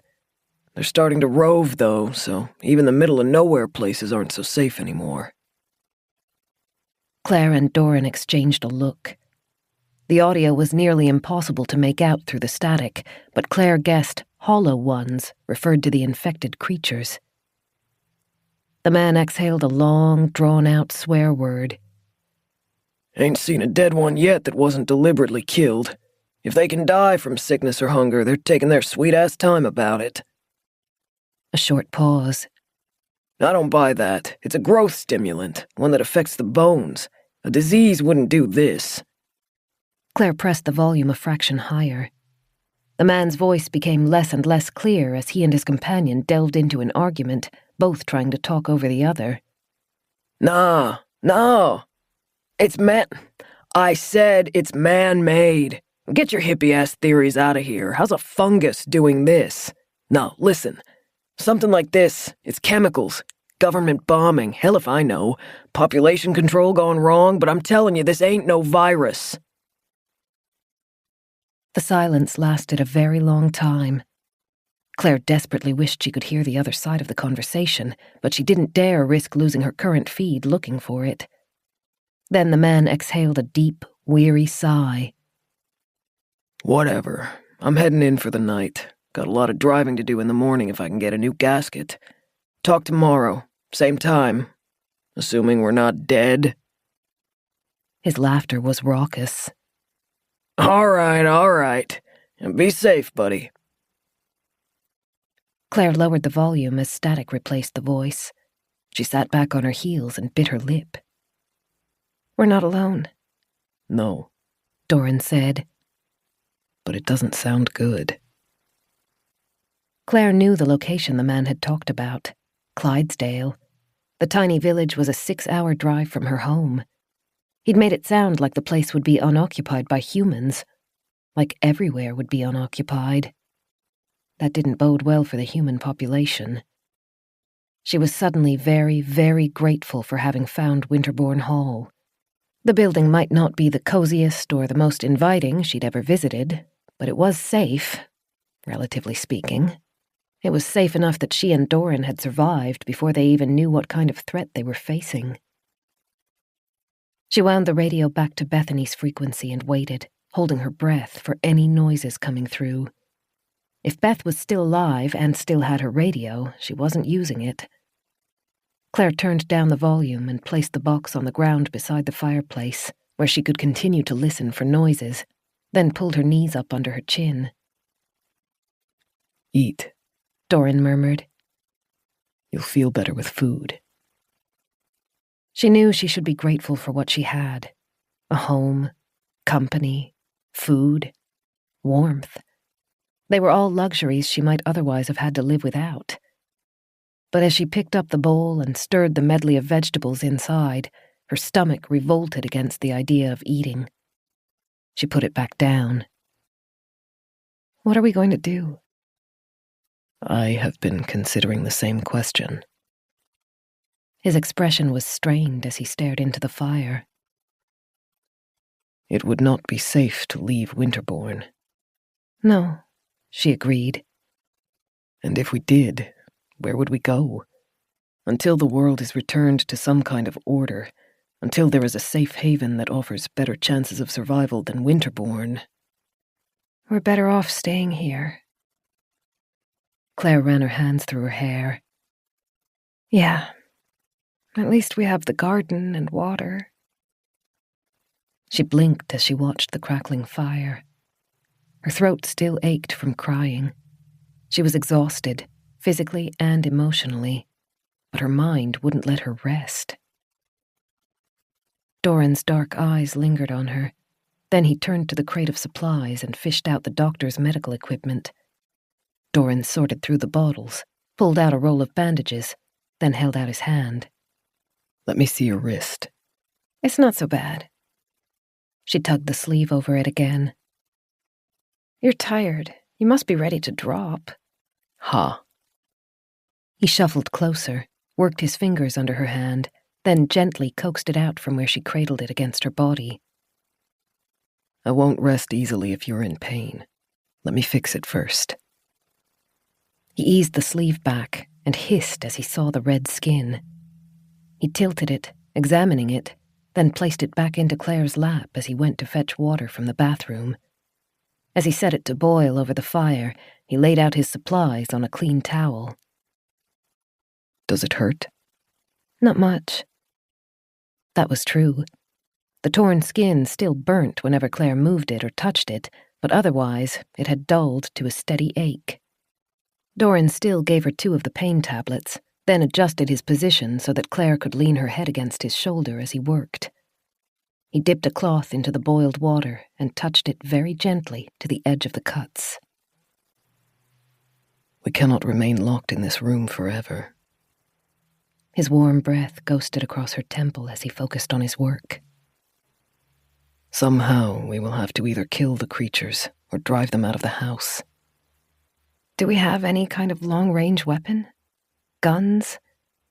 She squinted against the pain as he washed blood out of the cuts.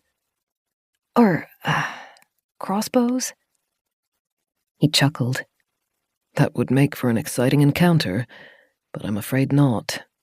My family did not approve of guns in the house. We have kitchen knives and bludgeoning weapons. That's not ideal. No, but I don't think we have a choice. Somehow we must find a way to secure the house. Otherwise we might be surviving, but we certainly won't be living. She agreed. Winterborn had been her home for only a few weeks, and she already felt the squeeze of being restricted to the bedroom. For Doran, who had lived there his whole life, it had to feel like an invasion. This was his home. He might not have loved the building, but having his sanctuary infiltrated had to smart. We will wait until morning. Right now, these creatures are in their element in the dark. They will be easier to find and fight during bright daylight. I don't think they enjoy noise either. Claire closed her eyes as Doran finished washing the cuts and moved on to the antiseptic. We can open the curtains to let extra light in as we go. The house will need to be scouted systematically. Once we've searched a room and confirmed it is safe, we will lock its doors and find a way to ensure the seal stays untampered, perhaps with a thread tied to the handle so that it will snap if something opens it. If I start on the highest level and work down, the noise and disturbance might be enough to funnel them outside. And once they're out, we can lock them out. Exactly. He finished cleaning her wrist and unrolled the bandages. This isn't bad enough to require stitches, thankfully, but try not to strain it. I can wrap a scarf around it or something for the fight tomorrow. He glanced at her. No, I will search the house. You'll stay here where it is safe. That's not happening.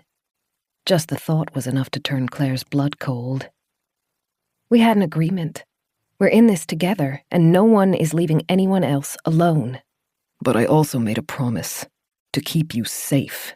Well, tough. She tried to pull her hand out of his, but he tightened his grip on her, holding her still. This time, when he looked at her, his expression was sharp and didn't invite argument. You are hurt, tired, You have been under more stress in these last few days than any person should have to endure. And you nearly froze in a lake. Besides, I can hold my own. I did in the forest. You did. He exhaled a shuddering breath. But we were lucky as well. Claire, if I was not able to keep you safe, if you were hurt... He tied off the bandages as his voice failed, and Claire imagined what would happen if she lost to the creatures. She pictured the 2 sharp nails and teeth digging into her, tearing through the skin and muscle in their desperation to sate their hunger. She shivered. Well, we won't let that happen. For either of us. There was something in his expression. She couldn't read it. He'd always been a challenge to understand, but at that moment it was harder than ever. His hand rested around hers, holding her lightly enough that she could easily pull away. I have never cared about anything as much as this, Doran finally whispered. Claire frowned lightly. What do you mean? Survival? Defending the house? Is he talking about the garden, or... His eyes met hers for a brief second, then glanced away again. You. The world had grown muted. The wind, the house, even the fire faded into the distance, until all she could feel was contained on that small fireside rug. Doran. His halting, hoarse voice. The soft, barely there touch. His head was down, his eyebrows low. He watched their hands, and she realized why he was holding her so lightly. He expected her to pull away. He was ready to let her go as soon as she showed reluctance. Claire thought she finally understood him. He had always put her first, with their food, with their resources, and with his time. He'd thought she had destroyed their garden, but he'd followed her to apologize before he even knew she was blameless. He had done what he always did. He had tried to help her, selflessly, wholeheartedly, no matter the cost to him. And he was kind, not in the way that expected anything in return, and not that he was even trying to be kind. He just was. She hadn't been able to see it at first. He had hidden it away behind formality and cool impassiveness, like a shield, guarding the parts of himself that could be hurt. As they had spent time together, he'd begun to pull back his walls, to let her see inside. It couldn't have been easy for him. Those walls had been built over a lifetime, reinforced to protect him from a family that had given more cruelty than love. Lowering his defenses made Doran vulnerable, and he dreaded vulnerability more than anything else. But at that moment, as he knelt beside her, he was completely open, completely exposed. His breathing was shallow, his head was low, and his eyes couldn't meet hers, even though he seemed to be trying. He was afraid, she realized. He's learned that vulnerability leads to pain. It's all he's ever received. It's the only outcome he thinks he can expect.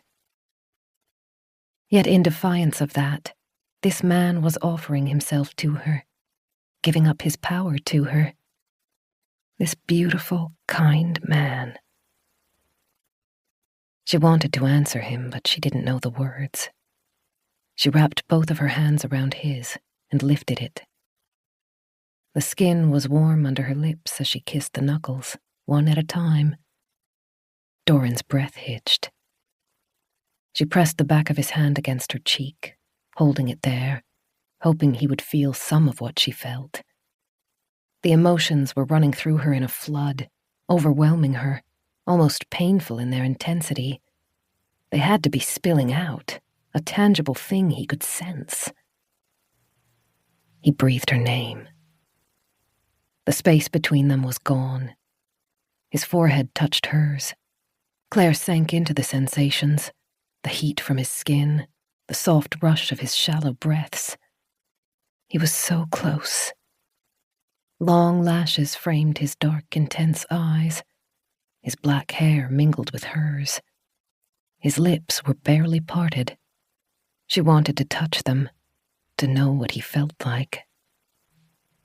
He finally met her eyes. Another wall came down. She could read the emotions inside. Uncertainty, shame and fear in equal measures. Hope. Not much, but enough. And through that bewildering medley of emotions was adoration. It shone brightly, stronger than everything else. It had always been there, she realized.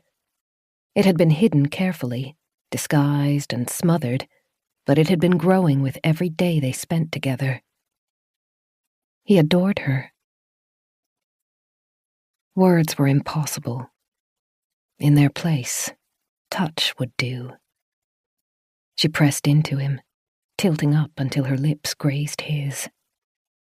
A tremor ran through him like electricity. He moved to taste her again, cautiously, still expecting the sting of pain but unwilling to withdraw.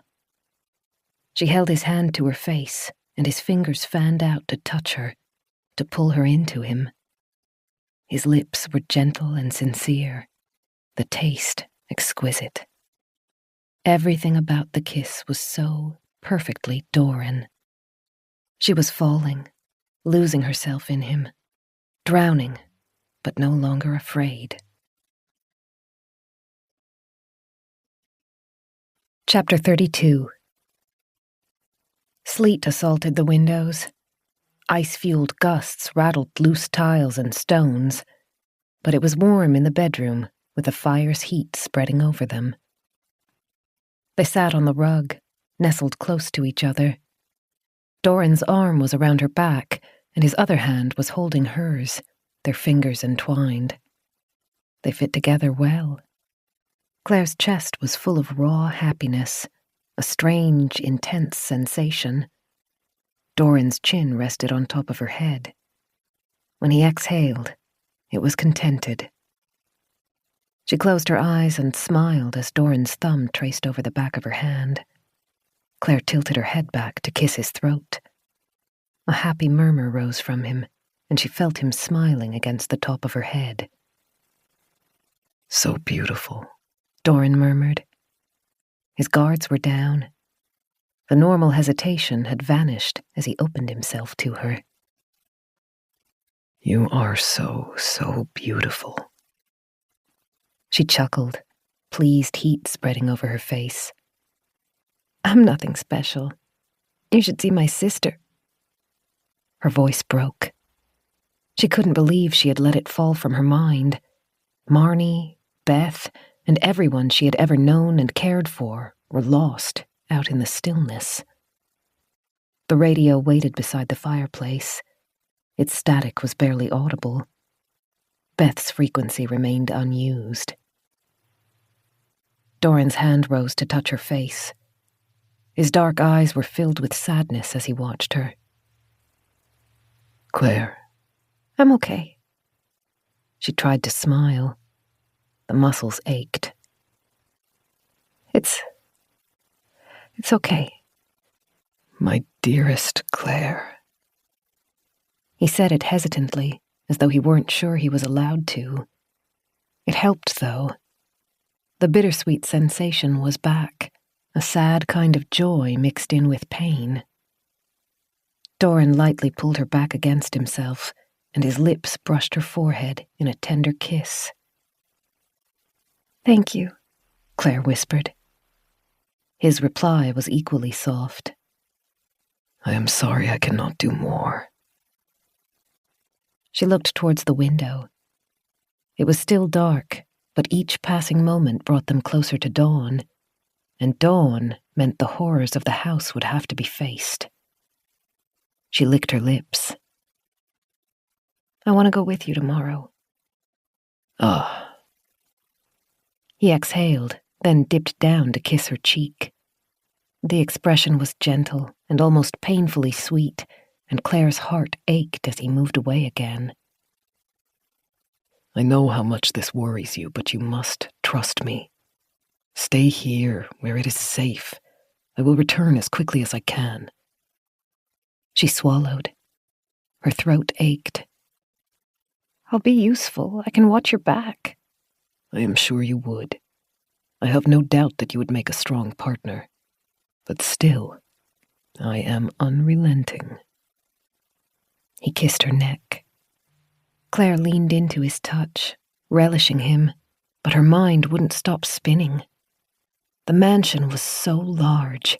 It had so many rooms, so many places to become trapped, so many places to be ambushed. And Doran had been worn down over the last week. She'd nearly lost him to the lake. He would fight hard, but there was too much for one man to do. I can't. She took a gulping breath as she tried to put her feelings into words. You're all I have left right now, and I need you. I can't do this without you. He looked at the door. She could feel the conflict running through him as he grazed his thumb over the back of her hand. At last, he said, We can compromise. Perhaps there is a way for us to venture out together, not deep into the house, but somewhere nearby, to assess the situation. Okay. But let us leave the details to negotiate until tomorrow. It must be near midnight and we are both tired. We will benefit from some rest. That was the truth. Claire reluctantly nodded. Forgive me. Doran pulled back. I forgot you haven't eaten yet. Sit a moment while I reheat your soup. She tangled her fingers in his shirt. Even letting him move away to reach the bowl felt like too far. She was afraid if she tried to say anything, she would start crying again. Doran's expression fell. He brushed his fingertips over her face, running them over her cheek and her lips. When he spoke, his voice was tight. We will be all right, my darling. We can make this work. Claire nodded and let Doran slip away. He reheated her soup, then nestled her at his side while she ate it. She stared at the crackling flames, but her mind was on her other senses, the steady heartbeat and even breaths that moved under her ear, the distracting and entrancing feeling of his fingertips tracing over her arm, and the feel of his shirt under her cheek. I can't let anything happen to him. He needs to be safe. She'd had those exact thoughts days before. Back then, though, it had been over something very different. The family that refused to let Doran go. A wash of cold moved through Claire despite the warm soup. She'd been so caught up in grief over her family that she hadn't thought about Doran's. He was dealing with his own loss. His entire family, the staff he'd become friends with, his dog, every person he had ever been close to, were gone. She clasped her hand around his and held it tightly. Your family are most likely dead, yes. He nudged her hand back to the bowl. It is all right. Eat, my dear. Are you okay? I mean, I know your mother was horrible, but... Emotion flitted across his face, but he hid it quickly. When he spoke, the words were measured. I regret losing many of them. The staff were not all bad. My nieces and nephews especially did not deserve it. And yet, for the first time in my life, I am free. I do not quite know how to feel about it. It is a lot. If you need to talk. He smiled. Thank you. For now, I am looking forward to our immediate priorities, securing the house, making sure you eat enough. He pressed her hand towards the spoon again. Once we are safe, there will be time for everything else. As Claire chewed another mouthful of dinner, she thought Doran's perspective might be the sanest they could adopt. Grief and guilt couldn't protect them. They needed to stay alive, stay together, and that meant staying focused. They fell asleep like they had previous nights, together on the rug, huddled close for warmth, with Doran's arm thrown over Claire. She was tired enough to sleep for a full day, but her subconscious kept her dreams light and never let her stray far from wakefulness. She snapped to awareness when Doran moved to add more wood to the fire. He lay back down, and she let sleep reclaim her again. The second time Doran stirred to keep their fire alive, Claire lay still and kept her eyes closed. She thought the sun was starting to rise. Even through her eyelids, the darkness felt less oppressive. Doran's movements were slow and near silent as he added new logs to the grate. Then, moving cautiously, he draped a spare blanket over Claire.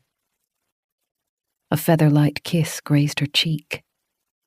She felt his presence move away and heard the muffled scrape of the chair being pulled back from the door. A moment later, distant hinges ground against each other. Then the latch clicked as the door was shut again. He actually did it. Claire rolled over and sat up. The room felt painfully lonely with just her in it.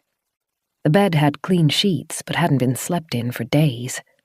The wallpaper, which had seemed maddening when she'd first seen it, now felt familiar. Like she'd thought, the sun was just starting to rise.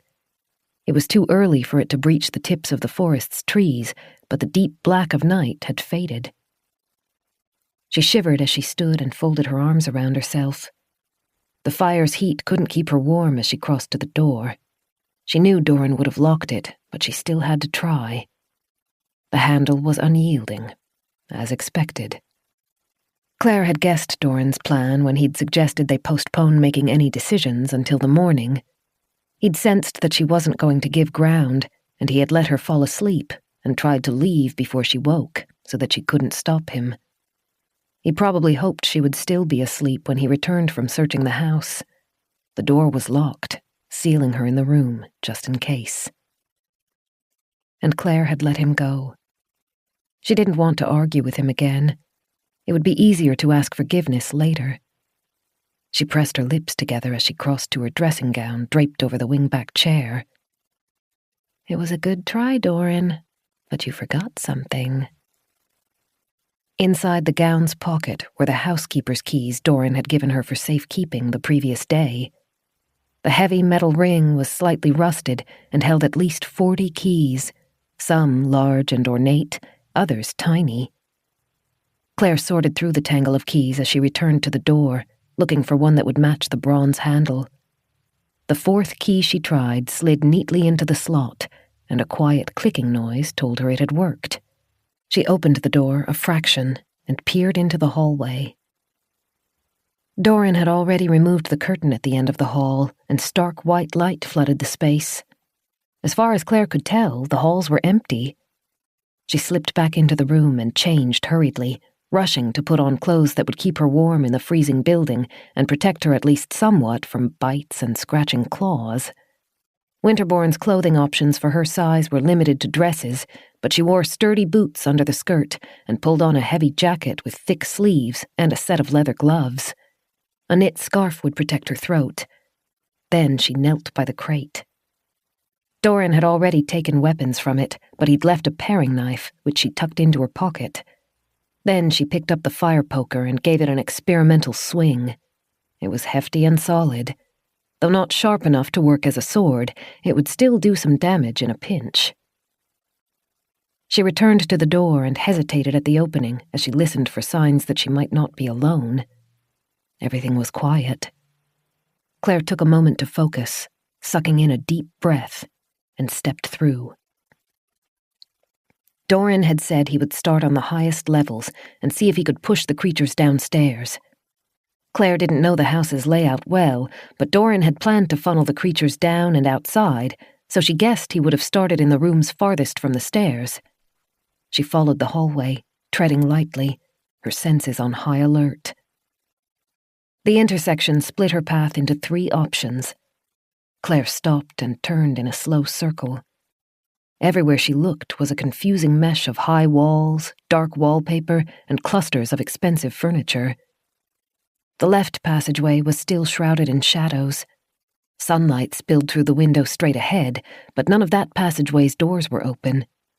Claire didn't think Doran would lock himself in a room he was searching, so she looked to the right. The tall, hollow one had broken the hall's light bulbs the night before. Shards of glass were scattered over the carpet, glittering like diamonds. And at the end of the hallway was an elongated, dark shape. Claire took half a step back. Her heart missed a beat, then thudded too hard, making her shudder. She wasn't looking at the stretched woman. She was looking at a ladder. The house has an attic. She flexed sweaty fingers over the poker and marched down the hallway. Glass shards crackled under her boots as she stepped over them. The light coming through the window at the end of the hall wrapped around the stairs and slipped through the slats, making Claire squint. She tried to listen for noises above her, but the wind was sharp that day, and if any subtle sounds permeated the air, she couldn't hear them. She stopped at the base of the ladder and looked up. Through the square opening in the ceiling, she could see a light flicker over wooden beams high above. Her angle was too low to see into the room, so she cast one final wary glance about herself, then began to climb. The rungs, rarely used, creaked. Claire paused partway up the ladder, with the top of her head peeking through the hole. The attic was immense. Temporary walls had been constructed at odd intervals. Some sections looked like they might have been modest bedrooms, though the furniture was nowhere near as grand as the rest of the house.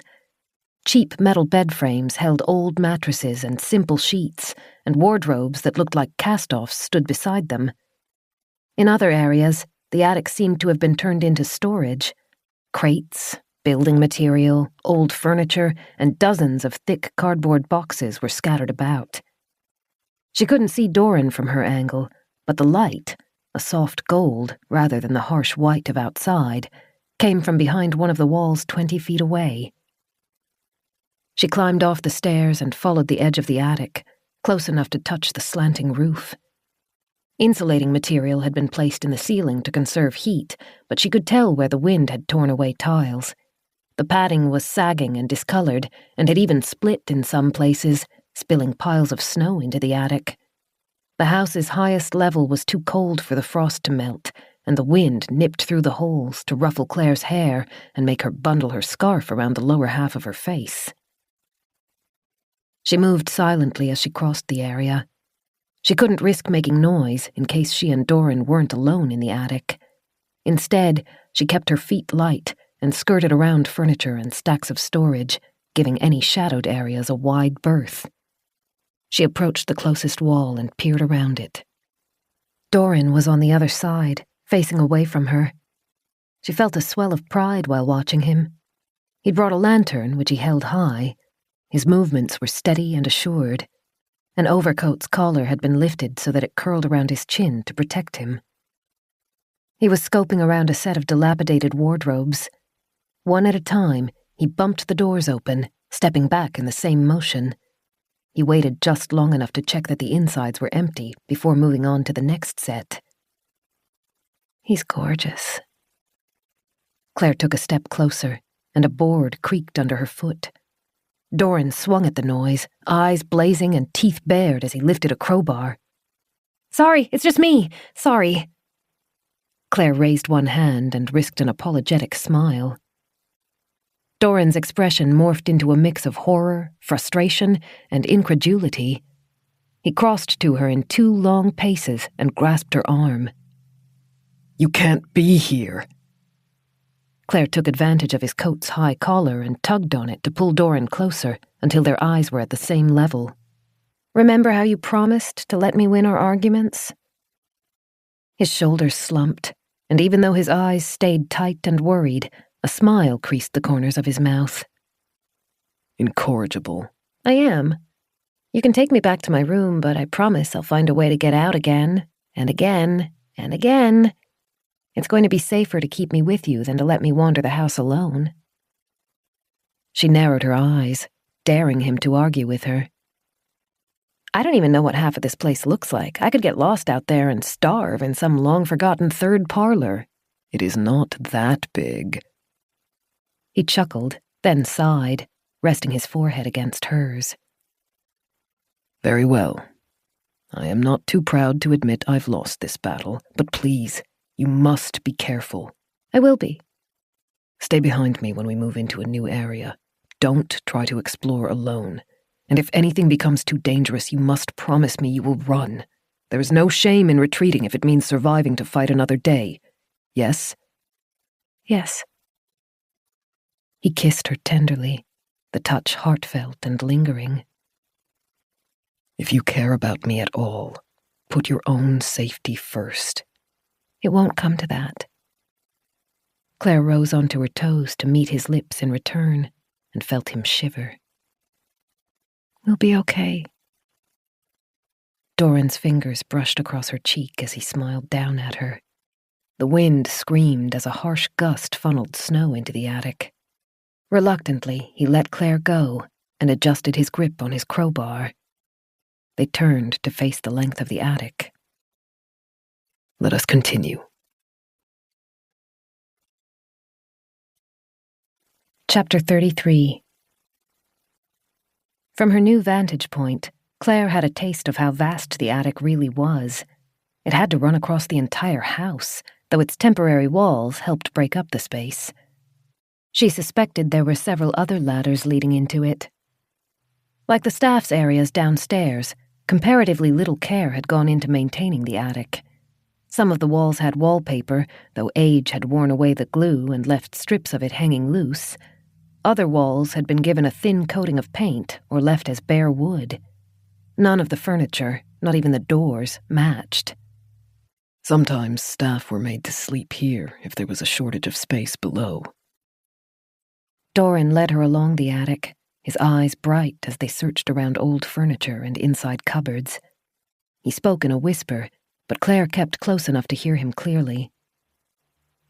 Which was far from reasonable. The attic can become cold, even in the warmer months, and there are always unused guest rooms below. But my mother would rather die than allow one of her servants to sleep in a guest bedroom.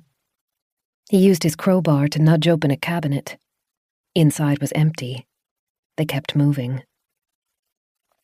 They put up with it? Claire asked, keeping her own voice to a murmur. Doran lifted his shoulders, then let them drop. She didn't tolerate insubordination.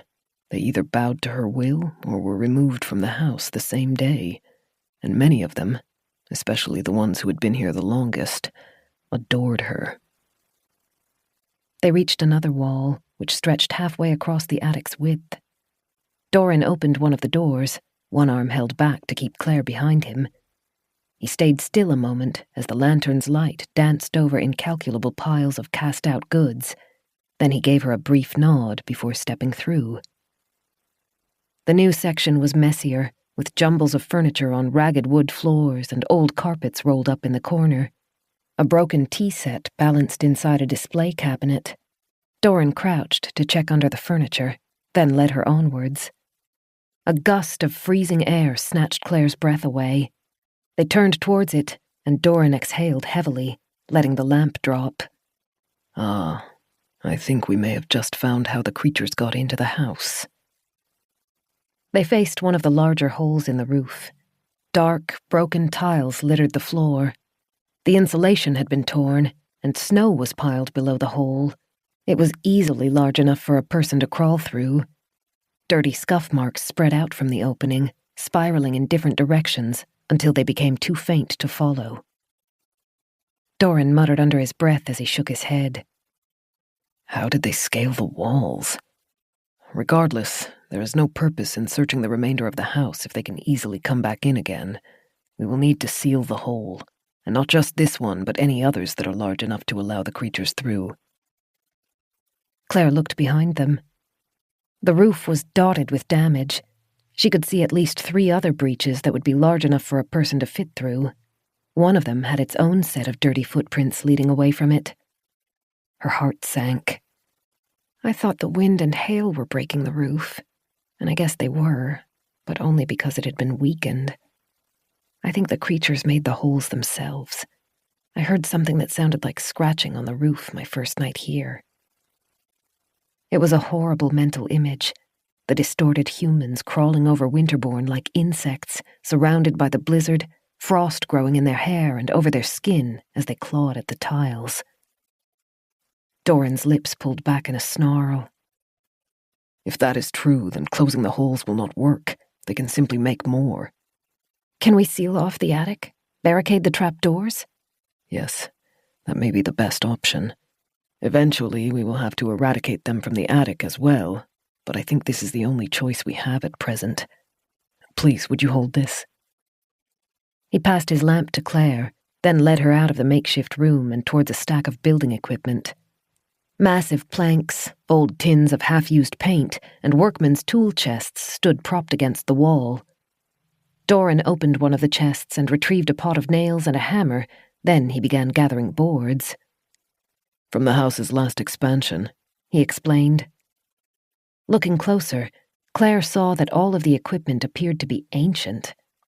The wood was old and cracking in some areas, and the tool chests were all rusty. Doran picked through the wood until he found pieces that seemed solid. Then they crossed the room to one of the trap doors. For the next 20 minutes, the attic was full of deafening bangs as Doran nailed shut 3 of the 4 trap doors. They moved carefully. Every time Doran put his head down to work, Claire stood as sentry, the lamp held high above them as she scanned the space. They didn't try to search for the monsters, and they weren't disturbed. Either the hollow ones had all moved to the lower levels, or the hammering was loud enough to keep them hidden. As Doran finished securing the 3rd trap door, Claire asked, "Are there any other exits from the attic?" He brushed sweaty hair out of his face as he stood. Plumes of mist rose with his every breath. Just the one we came in by. We can carry some planks down with us and nail that shut from the outside. Then we will need to search the remainder of the... A low, quiet creak echoed from the back of the attic. They glanced at each other. Claire spoke in a whisper. "Should we?" Doran looked conflicted. We can leave and avoid confrontation entirely, but there is no guarantee the creature will not try to follow us or stop us from nailing the trap door shut. No, I had better deal with it now. He picked up the crowbar, and Claire saw that he was clenching it tightly enough for his knuckles to turn white. It will need to be done eventually anyway. Her stomach turned cold. Doran moved towards the back of the attic, and Claire hurried to keep up with him. The lantern's glow danced over the walls as it swung. Careful, Doran whispered. Stay well behind me. Up ahead was the attic's back wall, shielded by a folding screen. Claire could barely make out hints of motion in the gaps between the slats. Doran circled around, moving silently as he tried not to draw attention. Claire tightened her grip on the fire poker. This encounter felt different. Before, in the forest, they had been attacked. She had acted in self-defense. Now she was going to strike first. It left her feeling uneasy and dirty. She didn't want to kill something defenseless, something that might just have been trying to hide. You can't think of them that way. The monsters were beyond reason and beyond saving. They had lost too much of their humanity. She'd seen their eyes in the forest. They were wild, driven by pure animalistic impulses. They barely felt pain, and they certainly hadn't felt remorse when they'd bitten into her. Even so, hunting them seemed wrong. She thought Doran's mind might be running along similar tracks. She could see the tension in his face and across his shoulders. His eyebrows were drawn together, but the expression didn't hold any ferocity. It was full of dread. Something scuffled across the wooden floor, just out of sight. Doran took 3 sharp steps to round the barrier and raised his weapon. Claire followed, the lamp thrust in front of herself, poker aimed outwards like a spear. The woman on the other side snarled. Her teeth jutted out of her jaw, protruding at odd angles, each one nearly 3 inches long. A bald head and the remains of a dress's collar shone in Claire's lamp. Her back curved into an S shape, bending in, then out again, in a way that made her spindly legs and overturned pelvis seem like they didn't belong together. Doran's crowbar was raised, but he didn't move. The woman coiled, her muscles bunching as she prepared to spring, but then the distorted head rolled to the side. She hissed and scuttled back. The shadows coiled around her as she vanished into the wall. Doran's crowbar dropped. He inhaled quickly, his breathing ragged as his expression turned bitter. I couldn't do it. Claire rolled her shoulders, feeling the cold sweat sticking the dress to her back. I couldn't either. She used to be human. He turned his head aside. She wore a dress, did you see? She still had its collar around her neck. She was a woman not long ago. Human. Inhuman. Where do we draw the line? How much mercy can we show without bartering our own lives? Claire didn't have an answer for that, or for Doran's next question. What did she do to earn that fate, while we survived? They stared at each other for a moment, both lost, both conflicted. Then Doran turned back towards the opening the woman had stepped through. Claire squinted at it. It looked like a door, except it was set into the back of the attic. Logically, the opening should look into the snowy early morning sky. Instead, its insides were pitch black.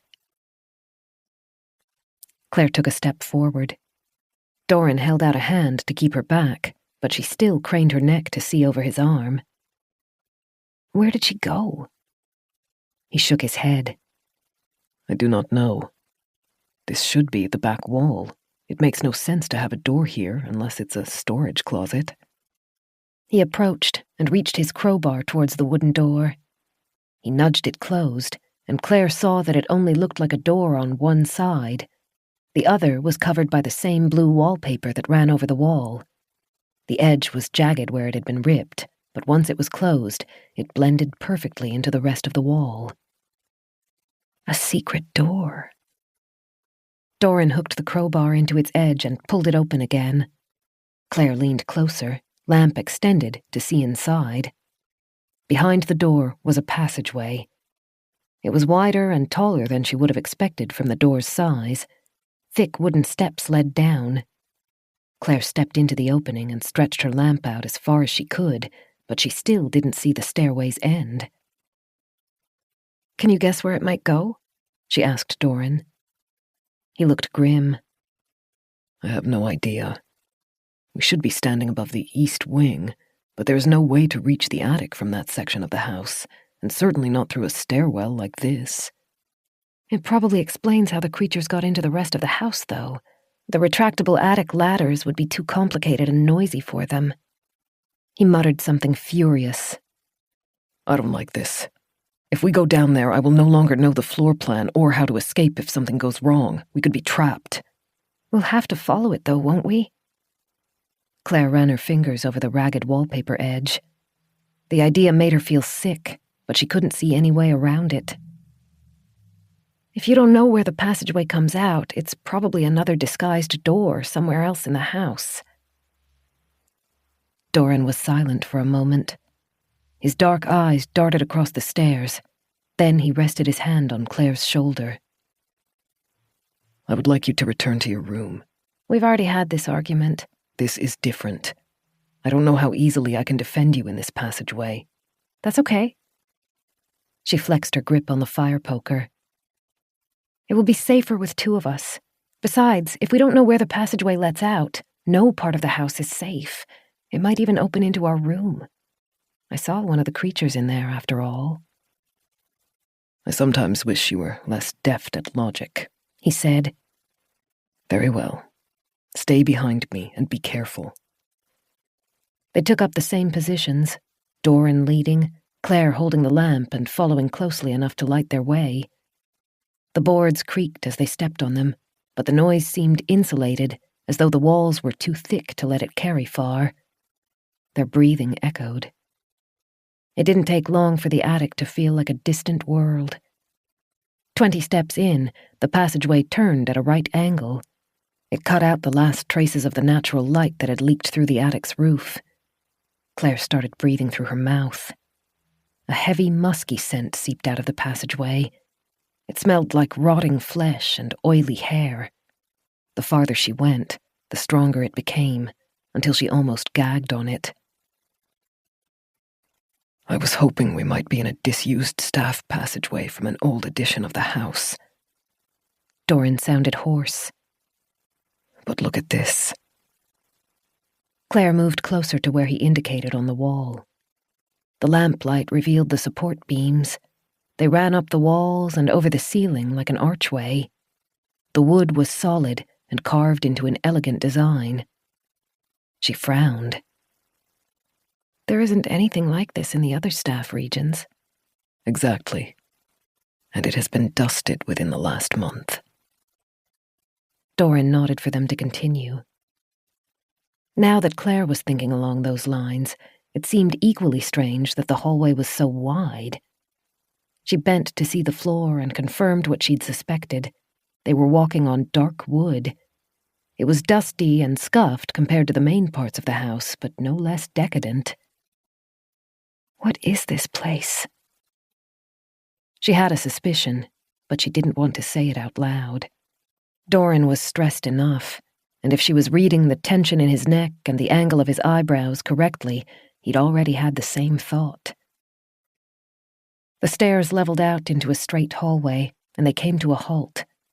The passage continued ahead, but a narrower branch led to the left. Doran looked over his shoulder to get Claire's approval for their direction, and she nodded. They continued straight ahead. In the distance, Claire thought she could see a trace of light on the right wall. It was fine, razor thin and near the floor, and barely a meter long. As they moved towards it, Claire became aware of subtle scratching noises surrounding her. Coupled with the unrelenting stench, it gave her the impression of being surrounded by rats. But the noise was wrong for rodents. She knew it from the week she'd spent trying to ignore it. Fingernails on stone. Fingernails on wood. She swallowed and tasted fear. Doran stayed alert, but his attention had turned to the sliver of light. When he reached it, he crouched to feel around it. Lamplight painted deep shadows over his face. He pressed his fingertips against the wall and pushed. A muted crunching noise echoed. Then the section pushed out, swinging silently on well-oiled hinges. They stepped through the opening, and Claire lowered her lamp as natural light replaced it. Doran rubbed his palm against his forehead. Although his expression was stony, his lips twitched. As Claire looked around them, she thought the scene was familiar. She recognized the tall walls, dark, intricate wallpaper, and elaborate architraves. A support pillar jutted out of the wall every 10 feet.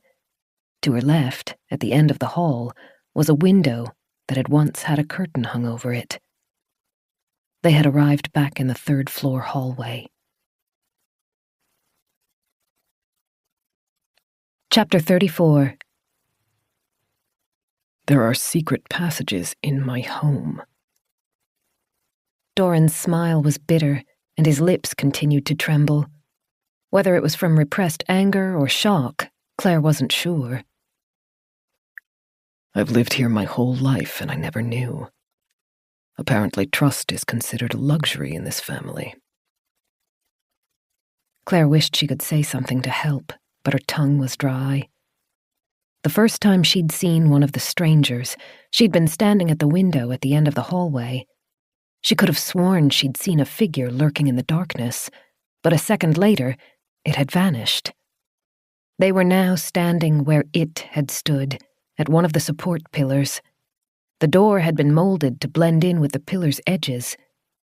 Claire could have walked past it 1,000 times and never noticed the hairline cracks. When she looked back through the opening, she could see the secret passageway continuing, dipping into stairs shortly ahead. That answered the question of how the Hollow Ones had been moving through the house without being seen, but it raised another question. How far did the pathways go? She dreaded finding out the answer to that, but she could guess some of their destinations. The cellar. Doran twisted to the right, towards their bedroom door. Claire followed his gaze and felt her heart skip a beat. The tall creature hovered near the stairs. Its arms hung limp at its sides. Its slack jaw twitched into an expression that might have been a smile or a grimace. It took a staggering step closer, its bowed head scraping across the plaster as it moved. "Careful," Doran said. "Get behind me." The creature's arms swung like pendulums as it rocked nearer, saliva dripping from its open maw. Doran took a step forward, feet braced and crowbar raised. Something moved beside him. Pale limbs glistened in the concealed doorway. Fingers, mottled and 8 inches long each, reached out, aiming for Doran's head. "No!" Claire lunged, bringing her poker down on the grasping hands as they snagged Doran's collar. Bones crackled. The lamp swung precariously as Claire desperately shoved Doran out of reach of the hands. Doran reacted quickly, twisting towards her, but the hands were faster. Claire swung at them but missed. Fingers tangled in her hair and yanked her so sharply that she could barely gasp. They dragged her through the doorway and into the darkness inside the walls. More bony hands wrapped around her arm and tightened on her ankle. They wrenched her in opposite directions, and Claire fell, flinching as she hit the floor hard. The lamp shattered. Its flame exploded upwards as the oil spilled, but almost immediately something large flopped over it, extinguishing the light. Doran was halfway through the opening, weapon raised and teeth bared. That was a mistake. The tall woman was on him in that split second of inattention, dragging him back and forcing him onto the hallway's carpet. Claire tried to yell, but cold fingers pressed over her face, stifling her. Then the door slid closed, and Claire's world was enveloped in blackness. The smoke from the broken lamp blended into the rancid stench and what smelled like burning flesh. Claire fought blindly, swinging her poker at the creatures holding her. One blow hit its mark, thudding into flesh and bone, but the creature didn't loosen its hold. Claire kicked. Her foot passed through empty air. Something heavy pressed into her back, forcing her over so that she was face down on the floor. All around her she heard scrabbling, scratching noises. Then Doran yelled. It was faint, insulated by the thick walls. He sounded like he was in pain. Claire reached to where the door had been, but something sharp crushed her outstretched hand into the floor. She tried to scream, but with the hand over her mouth and her lungs starved of oxygen, all she could manage was a whine. The creatures were chattering. The soft, animalistic noise grew in volume. She could feel a presence approaching her, but she was blind in the darkness. She writhed, trying to throw them off, and managed to get one arm free. 2 more hands grasped it and yanked it down at her side. The chattering swelled, turning into something that sounded like a chaotic chant, and Claire squeezed her eyes closed. Something hard and heavy smacked into the back of her head, and her vision exploded into a swirl of darkness and dancing red dots. The pain was intense, like molten lava being poured over the back of her skull and into her eyes. She no longer felt certain of which way was up, and her limbs refused to move properly. The clammy fingers pinched as they dragged her along the hallway, then down the stairs, each step jarring the pain in her head and making her twitch. Consciousness faded in and out, and with it came nausea. She wanted to scream, to make them stop, but innately she knew that noise would bring another blow. Instead, she gritted her teeth and tried as much as she could to be aware of where she was being taken. They dropped down a sharp step, and Claire's head smacked into the floor. The pain intensified until it was unbearable. More sparks danced across her eyes, then faded out. When she opened her lids again, she was lying on her side on something hard and freezing cold. She knew she must have passed out, but she didn't know for how long. She was blind. A horrible fear rose that the monsters might have clawed out her eyes, and it took effort to suppress the panic. Her eyes hurt, but not enough to be missing. She wasn't alone. noises coursed around her, quiet enough to be whispers, the clacking of dozens of nails across stone, and phlegmy, rasping breaths bled together into a terrible symphony. Fear choked her. She fought to push it down, to keep it under control, to keep her mind working. She lay perfectly still in an effort to avoid attracting attention. With her eyes useless, she had to rely on her other senses. The stench from the hallway was stronger than it had been before. It wasn't helping her nausea. Only the panic clenching her stomach kept it at bay. By the scope of the sounds, she knew she must be surrounded by the creatures. She didn't understand why she was still alive. She'd assumed they were mindless, that all they cared about was eating, that they would have consumed her the first chance they had. Moving very carefully, trying not to make any noise, Claire extended a hand to feel the surface she was lying on. From what she could tell, it was a rough slab of rock. Uneven edges jabbed into her, and the section below her cheek was cold enough to make her face ache. It was helping the headache, though, which was a small mercy. She no longer had her fire poker. Both her jacket and boots were gone, leaving her arms and feet cold. Claire tried to mentally run through her body, assessing for damage. She didn't think any bones were broken. Everything hurt, from her head to the bruises across her side and back. Something solid pinched the skin around her ankle. When Claire tried to move her foot, a chain link clinked. Her fear crept up to a new level. She had a shackle around her foot. If this was the creature's doing, she had vastly underestimated them, their motives, and their intelligence. Doran. Amongst the rough breathing of the bodies moving around her, Claire tried to pick up on any sign that she had human company. If Doran was there, he was staying perfectly silent. Claire closed her eyes against the repressive dark and tried not to hyperventilate. She'd distracted him. He'd turned his attention away when Claire yelled, and it had allowed the tall creature to rush him and force him to the ground. Doran was strong, fierce, and resourceful, but he was also exhausted. Her heart ached. She'd wanted to be with Doran to keep him safe, and she'd done exactly the opposite. If he'd been hurt, she wasn't sure she could forgive herself. A dark part of her mind took it a step further and asked what would happen if he was already dead. The pains across her body suddenly felt insignificant to the way she ached inside. Claire moved as silently as she could.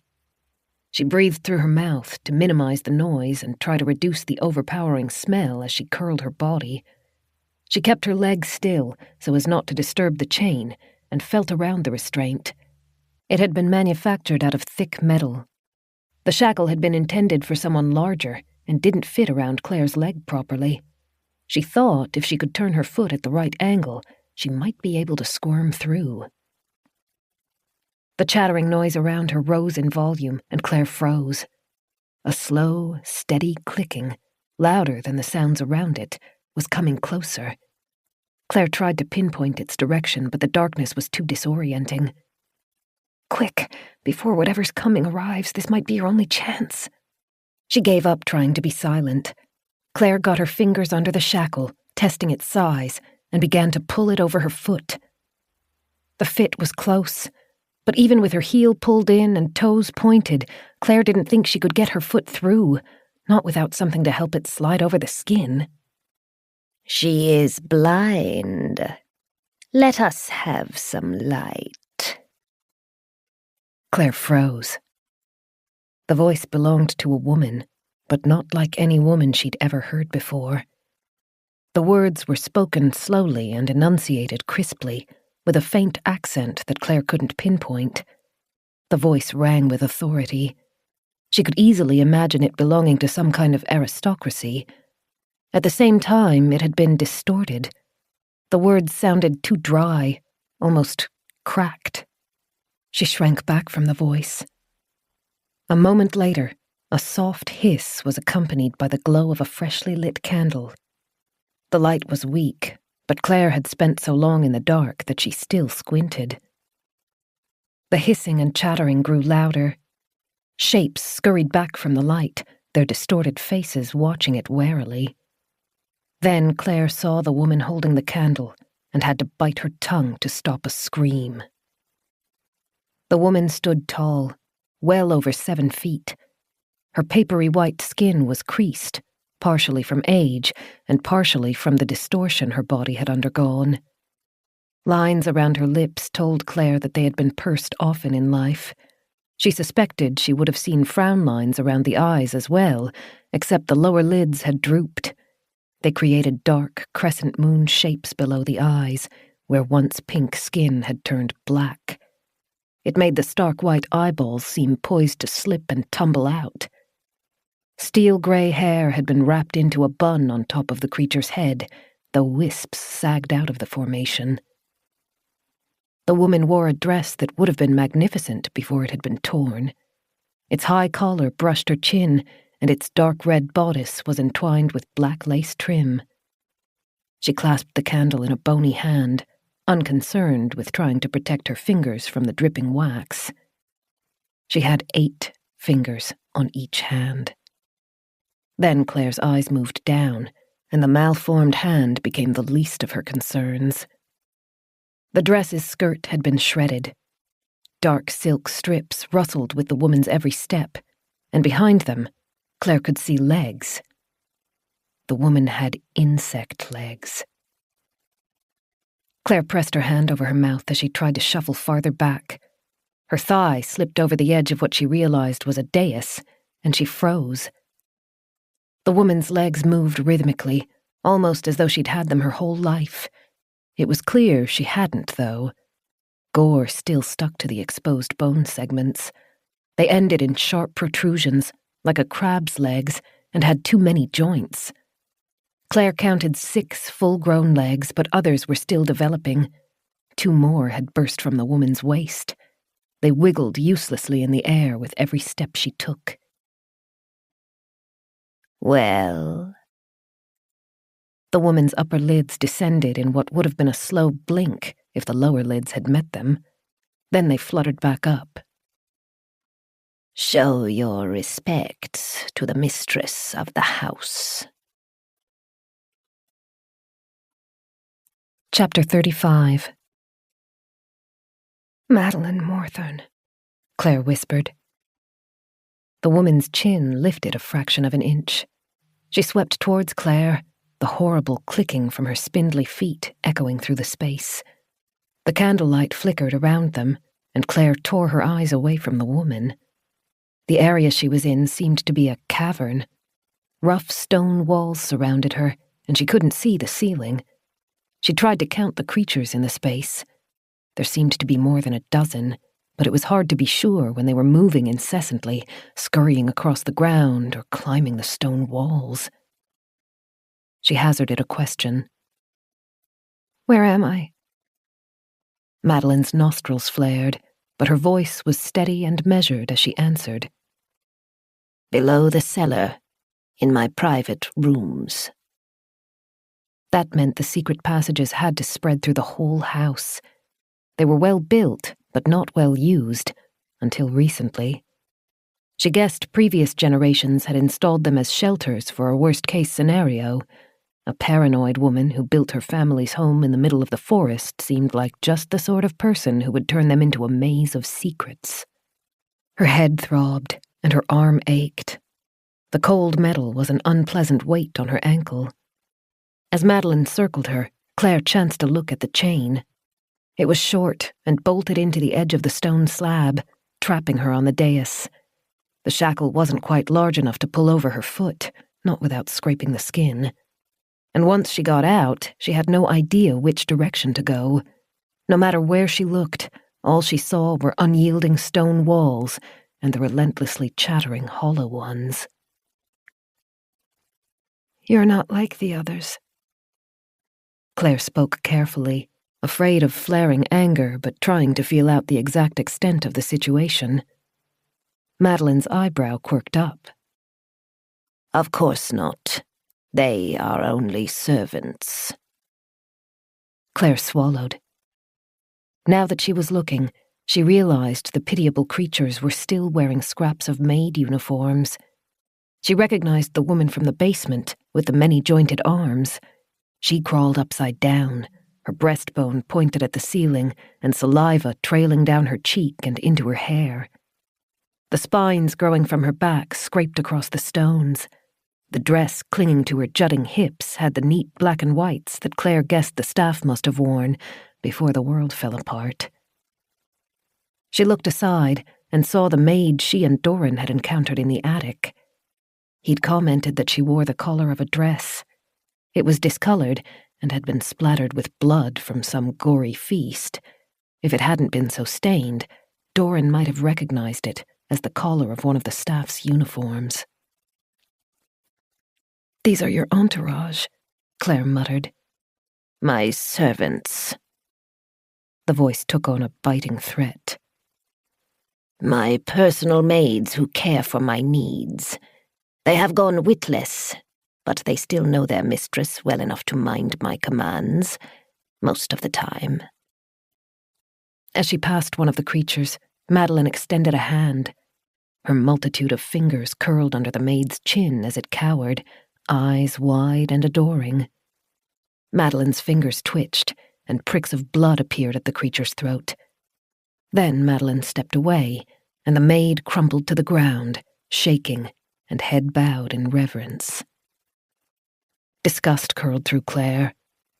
Madeline was treating them as something even less than pets, and they seemed to adore her for it. "Why am I here?" Claire dreaded the answer, but none came. Madeline's thin, bloodless lips curved into a smile. She continued to pace, a hint of satisfaction shining in her eyes, content to let the silence stretch. Claire had the distinct impression that they were waiting for something. She tried a different question. "You must have been outside the forest when you changed." She knew she was reaching, but Claire needed to know if Madeline remembered what had happened to twist her so viciously. "You were traveling to Gould, right? You and the rest of your family?" Madeline's face tightened, and for a moment her drooping lower lids twitched. "You are right. The car stopped. They had instructions to travel without break, so I opened my door to understand why I had been disobeyed, and I heard them screaming."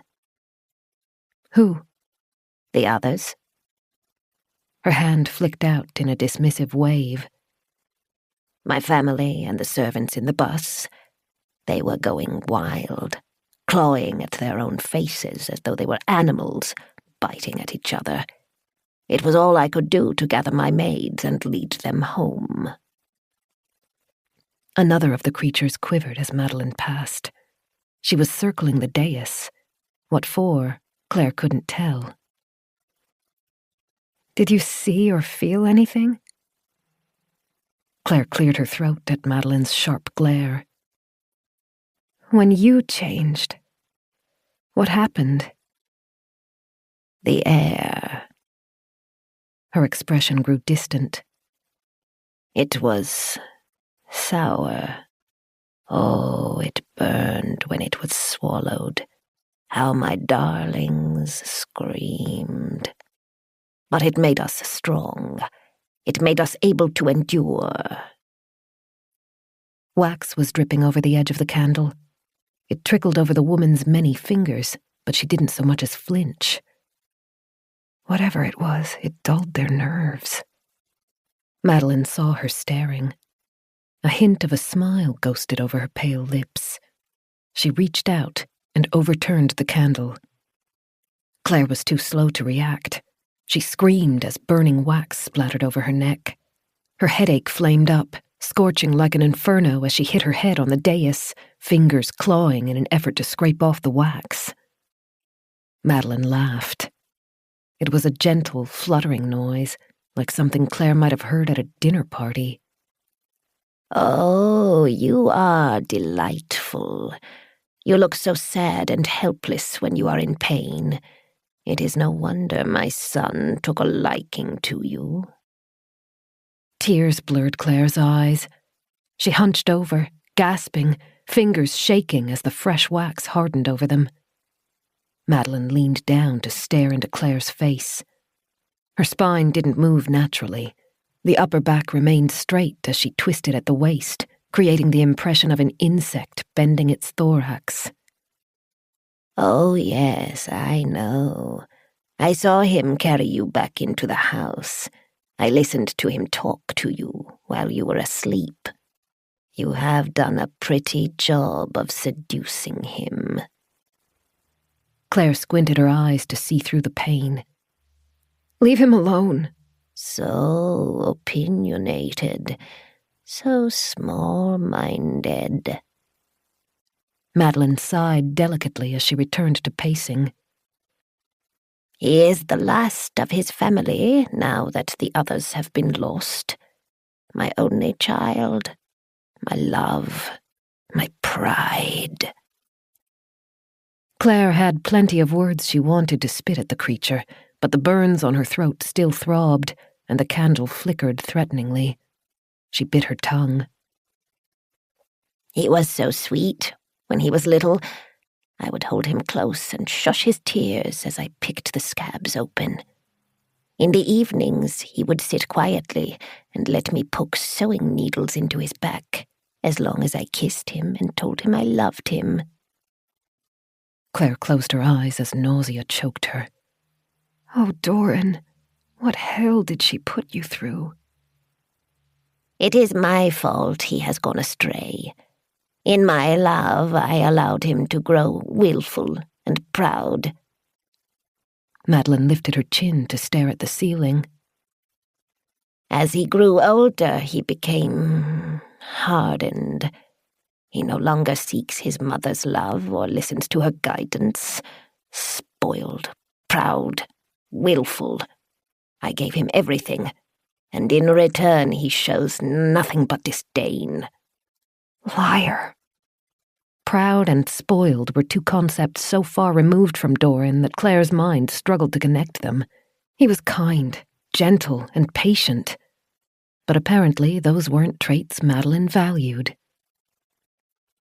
You have never had children, I suppose. Madeline's exhale rasped over a dry tongue. You cannot understand. A mother's love is infinite. You would do anything to save your child, even when he scorns you, even when the future you sweated and bled and sacrificed to build is hurled back into your face. Are you talking about this? Claire, unable to stay silent any longer, raised her burnt hand to gesture around them. A life spent trapped in this house? The last scraps of a wasted fortune? The honor of a family name no one remembers anymore? Madeline's glance was cold. A history. A legacy. Being born to the Moorthorne bloodline is an honor I cannot expect you to understand. The words left Claire before she could stop them. At least I understand basic human decency. Madeline's eyebrows rose. Then she exhaled a fluttering laugh. You are impertinent. I should have your tongue cut out. But I suppose that would compromise your purpose. Dread rose in Claire's stomach, cold and sticky. My purpose? Madeline's long fingers flicked, as though waving the question aside. She turned to face the wall opposite them. Claire's fingers still stung under the hardened wax. She shot a glance at her ankle. The wax wasn't a perfect grease, but it was oily enough to help. She pulled her legs up to her chest, hoping it would look like she was simply curled from cold or fear, and squirmed one of her burnt fingers under the metal. I wanted to let you go, you know. Madeline's hand twitched around her throat, adjusting the collar. It was not your fault you were brought into our house. You would have been permitted to leave my estate unharmed, but you relinquished that privilege the day you set your sights on my son. Evidently, he does not have much resistance against a pair of pretty eyes. You have been leading him astray, reinforcing his arrogance, encouraging his selfishness. And now I will require you to be a part of his education. Claire paused her work to glance up. Education? I was forced to teach him a lesson many years ago. She faced away, her chin lifted high as the claw-like protrusions at her stomach twitched. It was a difficult lesson, one about priorities and loyalty. It took many of my family to make the point, but it was worth it. He began to value his mother's guidance again. The cyanide in the wine. Claire swallowed the words that wanted to crawl out of her and continued fighting with her shackle. One of the chain links clinked, but Madeline didn't seem to notice. It appears he has forgotten those learned morals in spite of the care put into them and the price that was paid. Now he will have to learn again. Madeline looked over her shoulder and smiled delicately at Claire.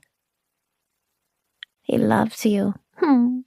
He is coming to look for you. I will allow him to see you one final time, and then he will watch you die. Claire kept her body curled around the shackle. She had finished smearing the wax across the metal and quietly, subtly tried to squirm it over her foot. It was still too tight. The chattering was growing louder as the hollow ones scurried through the room. They were becoming excited. Claire prayed it wasn't a sign that Doran was near. She needed more time. Doran won't be the heir you want, no matter what you do to me. Oh, you are wrong there, child.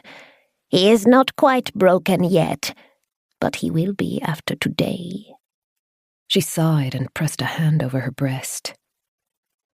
This body, it is strong. It is a gift. But I know my son will not see it that way. He will use it as an excuse to be repulsed, to reject me if he can.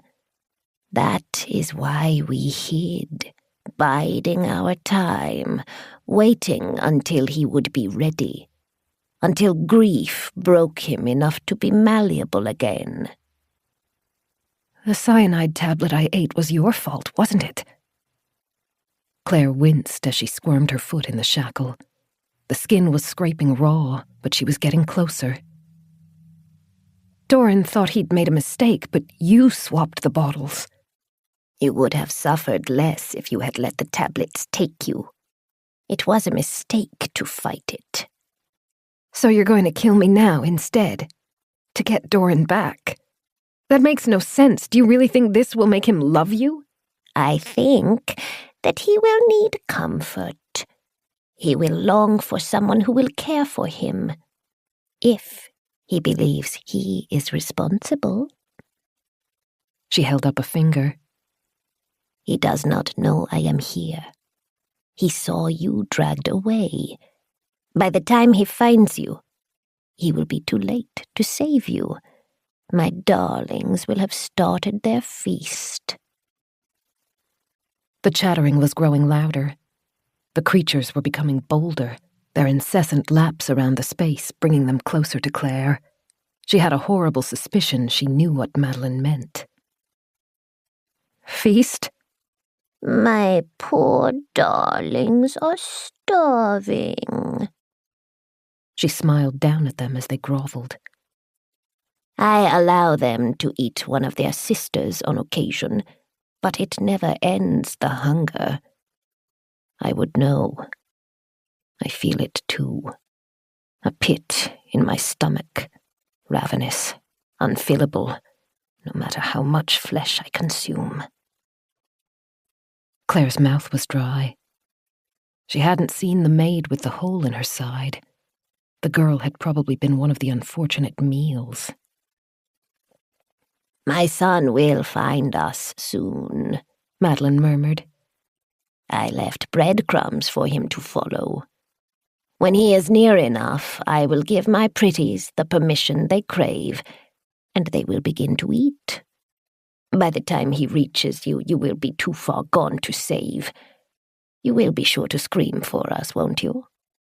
"They'll kill him," Claire said. "Oh, no, they shall not. My darlings hunger, but they know better than to cross me. They understand that he is off limits." She adjusted a strand of loose hair, tucking it back into the bun, her smile lifting a fraction. "I will allow him some time to bury what is left of you, for his grief to break that maddening spirit. And then, once he is ready, I will emerge from the forest. His mother, the only one who cared for him above all others, the one who was willing to sacrifice her brothers and her sisters to correct his rebellious streak. Yes, he will return to me. He will have no choice." "Why?" Claire spat anger into her words to hide the pain and fear. Blood trickled over her heel as the sharp edges of the shackle cut into her. "The world is gone. What do you think will happen? You'll live holed up in this house with Doran, surrounded by ruin and mindless servants while you wait to die?" "There is honor in remaining steadfast in the face of the changing world." The friendliness vanished from her voice. "Our family has ruled here for hundreds of years, and so we will continue. I will not shame my grandmother. I will not be the one to fail the empire that she has built." Claire drew ragged breaths. Her foot smarted, sticky blood glistening around the heel, but the shackle was off. She reached her red-tipped fingers into her pocket and found the small knife she'd hidden there. Madeline was turning towards her, the protrusions around her waist twitching with agitation and excitement. They were both out of time. Claire lunged. Chapter 36. She hit Madeline in the chest, right above the twitching claw-like protrusions. The blade embedded itself, but Claire knew that wouldn't be enough to hobble her. The pain would be a distraction at best. Instead, she relied on the momentum to throw them both to the floor. It worked. Madeline's spindly legs fell out from under her, and her malformed eyes widened with shock.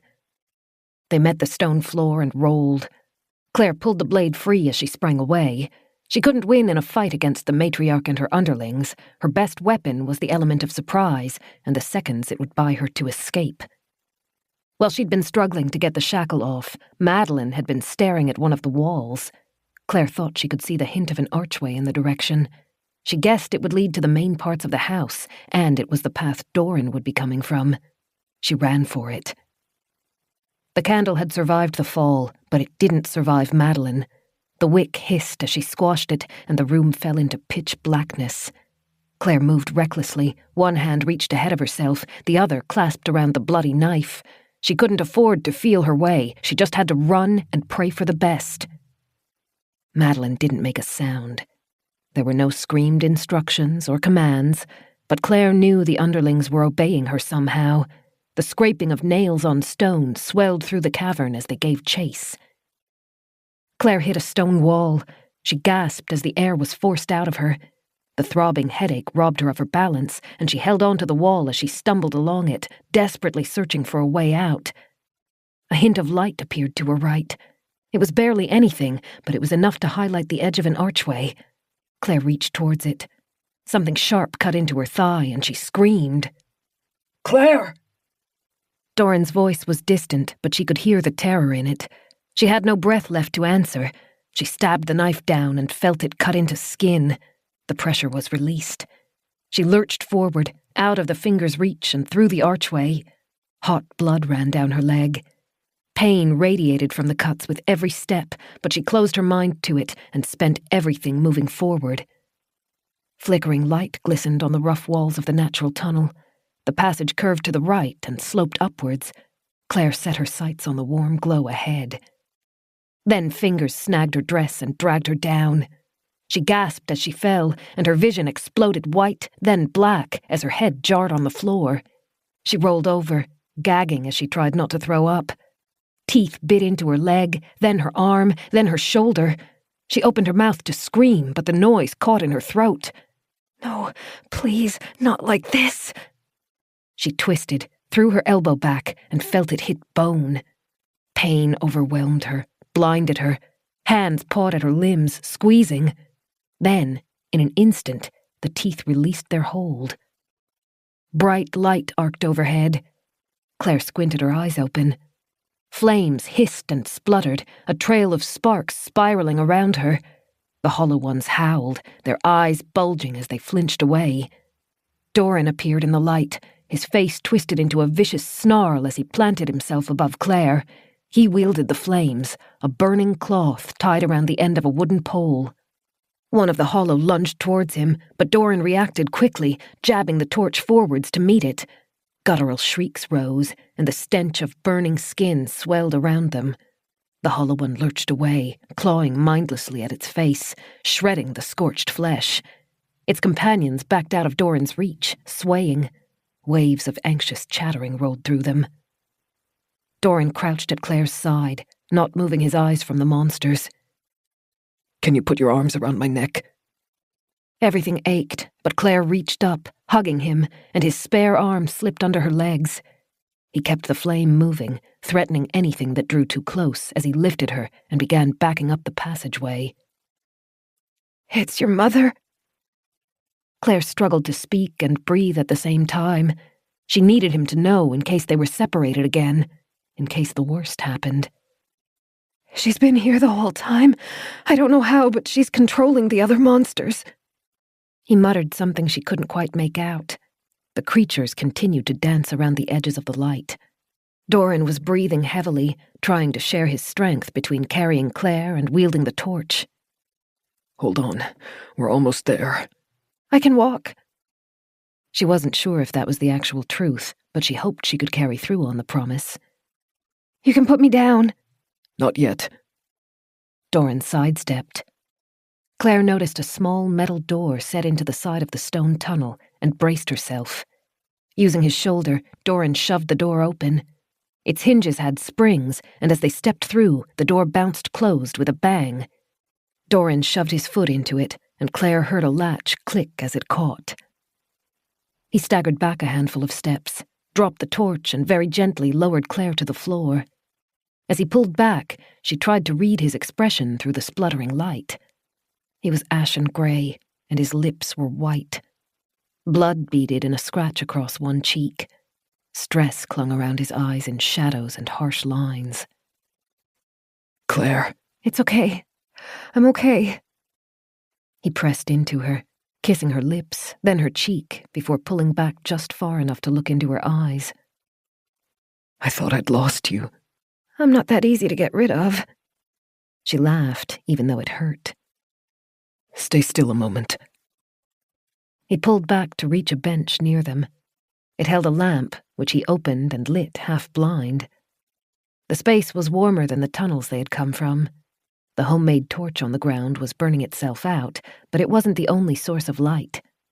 Claire looked behind herself and saw a glow coming from one of the 5 massive furnaces. Doran had brought her to the basement. The lamp came to life. Doran knelt at Claire's side.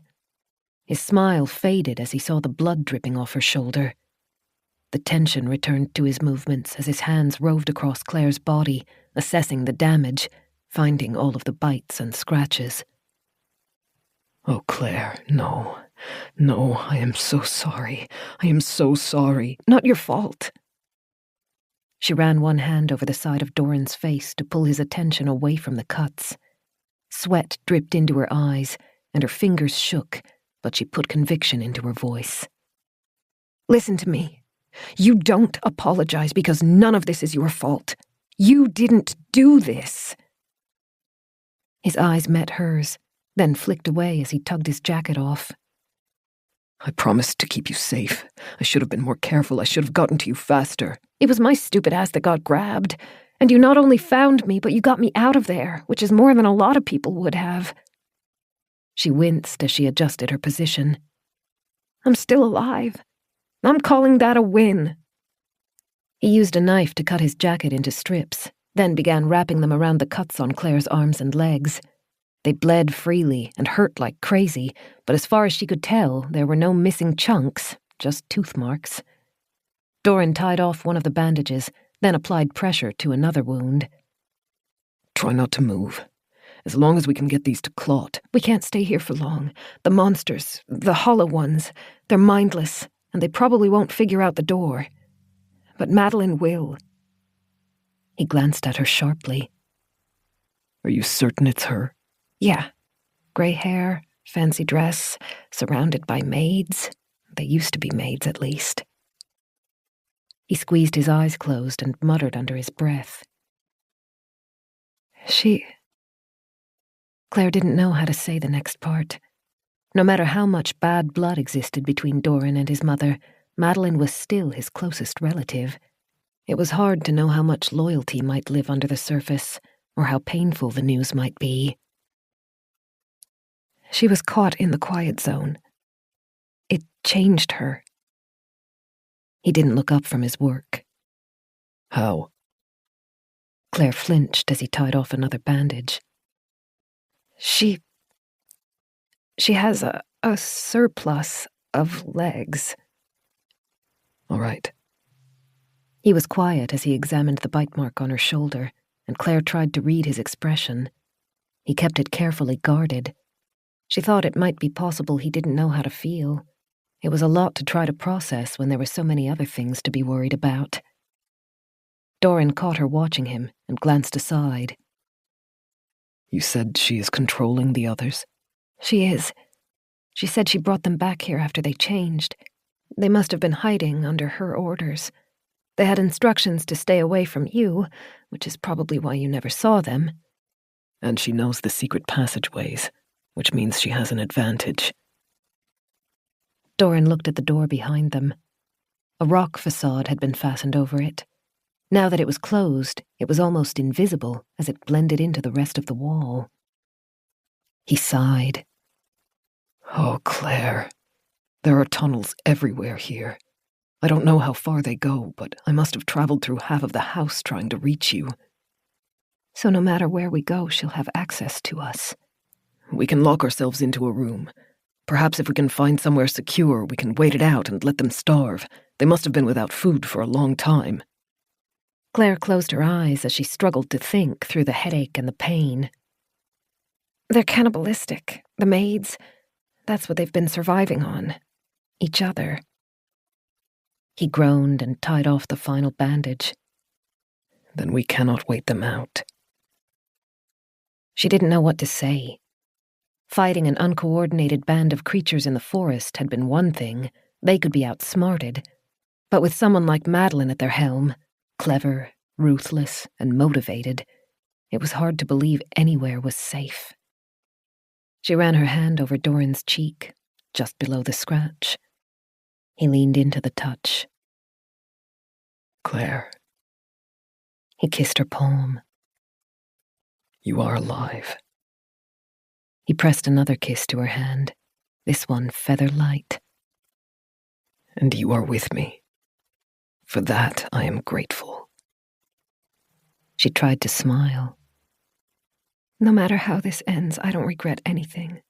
I don't regret being with you. I want you to know that. His shoulders shook as he pulled her close. He was careful to only hold her in places she wasn't hurt, but once he had his arms around her, he held her so desperately that she felt like he might never let go. Dearest Claire, stay with me a little longer. I will figure this out. Somehow, some way, I will make it right. We'll make it right together, she whispered. Scratching noises echoed from the wall behind them. One of the creatures picked at the door, scrabbling around the edges and clawing at the handle. Claire's heart dropped, and the hairs rose on the backs of her arms. Stay with me, Doran murmured, tightening his arms around her. We will get out of here. Chapter 37. With Doran's help, Claire stood and swayed. Her muscles were stiff, and every motion jarred the cuts on her legs. Doran moved to lift her, but she shook her head. She couldn't let him carry her again. It would put him at too much of a disadvantage if he had to fight. Doran scooped the torch off the ground. It had burnt out while they talked. He ripped away the old material and wrapped the remainder of his jacket around it. Then he picked up a jug from the shelf and poured fuel over the cloth. "We'll aim for our room," he said as he used the lamp to light the torch. Flames bloomed, sending stark golden light across the space before reducing to a manageable size. "It is a long walk, so we may need to shelter somewhere closer, but if we can reach there, we have supplies to get us through the rest of the day and allow us to regroup." His arm went around Claire's back, and he helped her across the cavernous space. She had to limp, but Doran took a lot of her weight as they passed the furnaces and moved towards the stairs in the opposite wall. The running furnace, the one funneling heat into the gardens, was down to coals, but the heat coming out of it was still immense. The metal stairs glittered in its glow, like strips of orange running up the wall. As they drew closer to the stairway, Claire pulled Doran back. "Wait." "What's wrong?" She squinted into the shadows surrounding the staircase. The space was too dark. She couldn't even see the walls. When she turned her head, she could still make out the scrabbling noises at the secret door they'd come through. Her mouth turned dry. "It's a trap." Doran's eyebrows pulled together. "You think so?" "Yes. It's too easy. If we were just dealing with mindless hollow ones, there would be nothing strange about them picking at a locked door. But Madeline is in control. She wouldn't send them to waste their efforts at that door." "Unless she wanted to herd us away from it," Doran finished, realization crossing his features. "Which means she must be waiting for us ahead." "Somewhere." Claire continued to scan the dark stairwell and the walls surrounding it. She couldn't see anything, but almost as though the creature behind them felt their hesitation, the scrabbling intensified. Doran held the torch ahead of them, trying to light the space as much as possible. Claire felt torn. They couldn't stay in the furnace room. Her energy was quickly dripping away, and the hollow had seemingly limitless endurance. But if she and Doran tried to climb the stairs, they would be doing so essentially blind. "Put more wood in the furnace," she murmured. "They're trying to lure us into their element, the cold and the dark. If we're going to confront them, it should be on our terms, right here where it's warm and where we can see what's happening." Doran nodded and fixed the torch into a holder in the wall. He unfastened something from his belt and offered it to her. Claire realized he'd been carrying the fire poker she'd dropped. She wrapped both hands around it like a bat as she alternated between watching the stairwell and watching the furnace. Claire tried to listen for the telltale scraping noise heralding the hollow's approach, but it was hard to be sure what she was hearing through the furnace's crackles and the unseen creature attacking the far door. Doran moved swiftly, gathering wood from the stack in the nearest wall and tossing it into the furnace. The logs were big, but the heat was intense enough that they caught quickly. He built the fire up until it was roaring, and all traces of cold left Claire. When he returned to her side, sweat dripped from his jaw. "That's as much as I can manage without cooking myself." "It's perfect." Claire squinted at a shadow near the stairs that might have been a rock, or might have been something more. The furnace's light spread out in a semicircle, beating its way through the shadows and dousing the environment in a red tint. "Let's throw the torch up there and see what we can shake out." Doran took the torch from the wall and crept towards the stairs. Claire followed closely, her poker held at the ready. They stopped 20 feet from the base of the stairs, and Doran wound his arm back, then hurled the flaming torch up. They watched it spiral. Its light caught on the walls and on parts of the stairs, then, horrifyingly, illuminated 3 pairs of glinting eyes. "There they are." Claire took a step back as the torch clattered onto the stairs. The creatures, hissing and spitting, scuttled away from the light. The metal clanged as they charged down the stairs. Doran picked up the shovel and stepped in front of Claire. As the first of the hollow neared, he swung. A meaty thwack rang out as his weapon connected with a skull. The creature skidded across the stone floor, but the other two quickly took its place. Like the hollow ones in the forest, they were moving recklessly, unafraid of the weapons. Claire brought her poker down on one of the monster's protruding shoulder blades, dislocating it, and Doran followed up with a swing that connected with the creature's side. The blow sent it tumbling away in a mess of limbs and teeth. It came to a halt in front of the furnace. Doran followed it, darting in just long enough to jab the shovel's edge into its chest and force it into the inferno. The monster let out a deafening screech as the flames swallowed it. The second monster charged Doran. Claire moved to deliver a jab, throwing it off balance and allowing Doran to get behind it. A solid blow sent it skidding after its companion. It convulsed as it fell into the furnace. Already, the other hollow one seemed to have disintegrated in the flames. Something's not right. Panting and shaking, Claire inched close to Doran as she watched the third and final hollow one regain its feet. The fight seemed not easy, but too convenient. There had been more than a dozen maids in the cavern. One was still occupied with the door, but the rest were unaccounted for. So why are we only being made to fight 3? Madeline acted as though she had control over them, as though they obeyed her orders. So why aren't we being swarmed? Unless... A sprinkle of sand caught in the light as it fell. She looked up. High above her, 2 eyes flashed in the light. Something large moved across the ceiling. Claire took a sharp breath as the shapes resolved themselves. Madeline led the remainder of her fleet. Her claw-like feet dug into the stony ceiling. Strips of her torn dress fluttered around her like flags. Behind her were the remaining hollow. Their pale bodies contorted horribly as they squirmed across the ragged ceiling like insects. Claire gasped and yanked Doran back, closer to the furnace. Above! He bludgeoned the hissing maid away, then looked up just in time to see the monsters release their hold on the ceiling. They plunged down, twisting in the air, extending their arms and legs towards the floor. Doran and Claire had only a second to move, and they both leapt back to avoid the outstretched limbs. Madeline hit the ground in an explosion of dust and cracking stone. She rose out of the plume, standing tall, back straight and neck high as her insectal legs lifted her to tower over them. A choking noise escaped Doran. Shock froze his expression. Madeline's unblinking eyes fixed on him as she stretched one long hand towards her son. "Doran, come." The words were said with such unyielding authority that Claire flinched. She looked at Doran, afraid of how he might react. For a second, his eyes reflected pure, blind terror. Then they cleared. He braced his feet, his face hard, and raised the shovel. Madeline's nostrils flared. "I said, come." He matched the harshness in her voice. "No." His mother's expression twisted. She threw her hand outwards, and 5 maids swarmed Doran.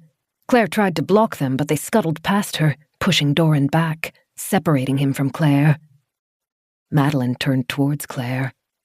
The matriarch's eyes seethed with loathing, and her lips twitched, barely containing her fury. Before, it wasn't personal. She wanted me gone because Doran liked me, but that's all I was to her, an inconvenience. Now she really genuinely hates me because I ruined everything for her. Doran knows she's here now. He knows what she's done. And she's a woman who isn't used to being crossed. Claire backed up, matching Madeline's pace as she stalked forward. Each step the older woman took made a soft clicking noise on the stone. Then, faster than Claire had thought she was capable of, Madeline darted forward. One bone-tipped leg shot out. Claire sidestepped and swung her poker, trying to break the appendage. She only managed to swipe it aside so that it missed her. Claire moved back, putting herself out of reach, but stumbled on her injured leg. Pain bloomed out from the cuts, and Claire swallowed a gasp. The makeshift bandage was saturated. She risked a glance to the side. Doran was trying to reach her, but every movement was foiled by the monsters surrounding him. Their bony arms wrapped around his, slack jaws chattered into his face, and talon-like claws dug into him. He lifted the shovel repeatedly, slamming into them, knocking them back, but there were too many. The creatures never stayed down for more than a second before rising again and rejoining the fray. He was running out of energy. Claire tried not to think about what would happen when he was exhausted. Madeline claimed she had control over her maids and had instructed them not to kill her son, but as their bulging eyes fixed on Doran's exposed skin, Claire had the sense that their hunger was at risk of overcoming their loyalty. Madeline circled Claire, her eyes unblinking. Her arms stayed at her side, but she repeatedly clenched her fingers into fists, then relaxed them. That, and the coldness in her eyes, were the only visible signs of emotion. You're out of choices. Claire held the poker ahead of herself, wishing it shook less than it did. Doran won't be coming back to you, but there's still time to save yourself. Take your maids and leave us alone. You can start a new life without him. Insolent! Ignorant! The words hissed through clenched teeth. Madeline's expression flashed dark. She darted forward, two of the legs stretched out to impale Claire. Claire had anticipated the attack, but she didn't try to escape it. Every step sapped her energy and caused fresh blood to trickle down her leg. She had to end the fight quickly. It was their only chance. She took a risk. Instead of trying to dart back, she stepped forward. Madeline had been expecting a retreat. Her legs went wide of Claire's new position and stabbed thin air. Moving forwards pushed Claire right into the woman's personal space. Her eyes were level with the twitching claws extended from the matriarch's stomach. They wiggled, agitated. Claire could hear Madeline's exhale, see the sweat glistening on her neck, smell the stench of breath tainted by rotten meat. She angled the fire poker towards the ceiling and stabbed up. In the same instant, Madeline lunged down. Chapter 38. Hot liquid drenched Claire's arms. She squeezed her eyes closed, knowing she would either pass out or be sick if she had to look at what she'd just done. The fire poker twitched in her hands as Madeline convulsed. Then it was wrenched out of her grasp entirely as the woman lurched back. Claire's nose was full of the harsh metallic tang of blood. It coated her, sticking to her hair and face and dripping from her arms. Claire finally opened her eyes. Madeline stood a pace away. The metal pole impaled her head, running through the underside of her jaw and with the sharp tip poking out from her steel-gray hair. The woman's upper eyelids fluttered, and the sagging lower ones twitched. Claire let her arms slump. Madeline's lips parted as though to speak, and Claire caught a glimpse of the black metal inside her mouth. Then the matriarch crumpled backwards. A plume of dust billowed up around her when she fell. Her spindly, insectal legs tangled over themselves. One gave a feeble twitch, then fell still, as the dust began to settle. Oh. Claire couldn't hold herself upright any longer. She dropped to her knees and retched. She was dizzy, and she couldn't tell if it was caused by blood loss or shock. Through the buzzing in her head, she was faintly aware of noises in the room. Scratching, clattering. Her consciousness made a final bid for coherence. Doran is here. He needs help. You've got to get up. Don't leave him to fight them alone.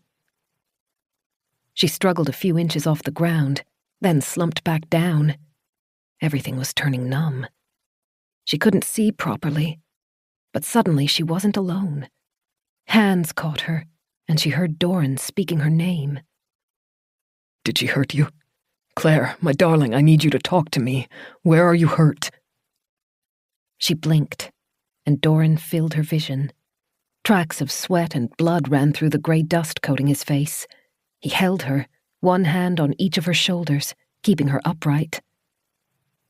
I'm fine, she mumbled. She squeezed her eyes closed as she waited for the nausea to fade. You killed them? 2 of them. The others ran off when... He glanced over his shoulder, towards his mother's corpse, and when he returned his attention to Claire, his expression softened, with mingled relief and sadness. You were very brave, my darling. They ran when she fell. I think we are safe now.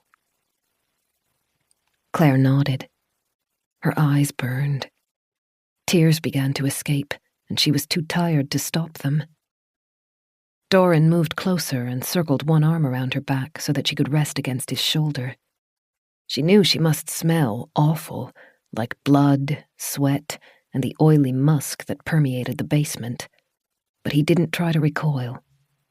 As he ran his hand over her hair and murmured soft words of comfort, Claire felt safe for the first time in a long while. I can take you somewhere more comfortable, where we can clean up and rest. We can worry about this mess later. Claire looked from the fallen matriarch to the crushed bodies of the 2 dead creatures. She nodded sluggishly. Doran kept one arm around her back and reached the other under her legs to lift her. I can walk, she mumbled. I know, but this is easier.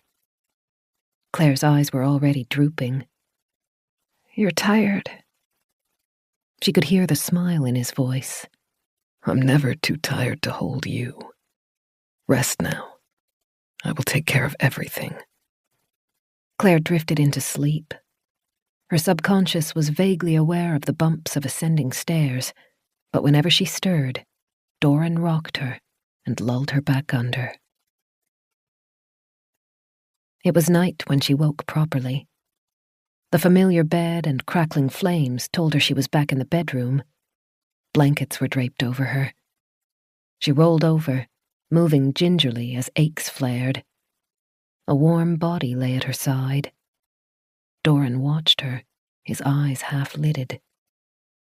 Sorry, she whispered. I didn't mean to wake you. You didn't. He smiled, and feather-light fingertips brushed stray hair away from her forehead. He ran his fingers across her cheek in a caress, then relaxed again, leaving the hand resting on the crisp sheets between them. Claire squirmed her own hand out from under the blankets and took Doran's. Their fingers wrapped together. It was a small touch, but it felt intimate and good. She was clean, and she realized he must have undressed and washed her while she was asleep. Fresh bandages were wrapped across the bite marks and scrapes. It was a sudden reminder of the first day she'd met Doran. She'd woken in his bed, wearing nothing except her underwear and bandages. Back then, she'd been terrified of him. Now she couldn't think of anyone she trusted more.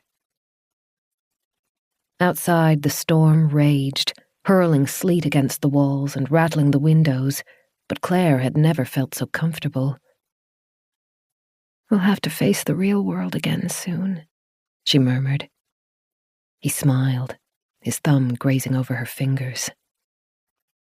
Unfortunately, my darling, but not just yet. Do you think any of the Hollow are left in the house? It is possible, but I suspect most of them have fled. There are tracks in the snow outside leading towards the forest.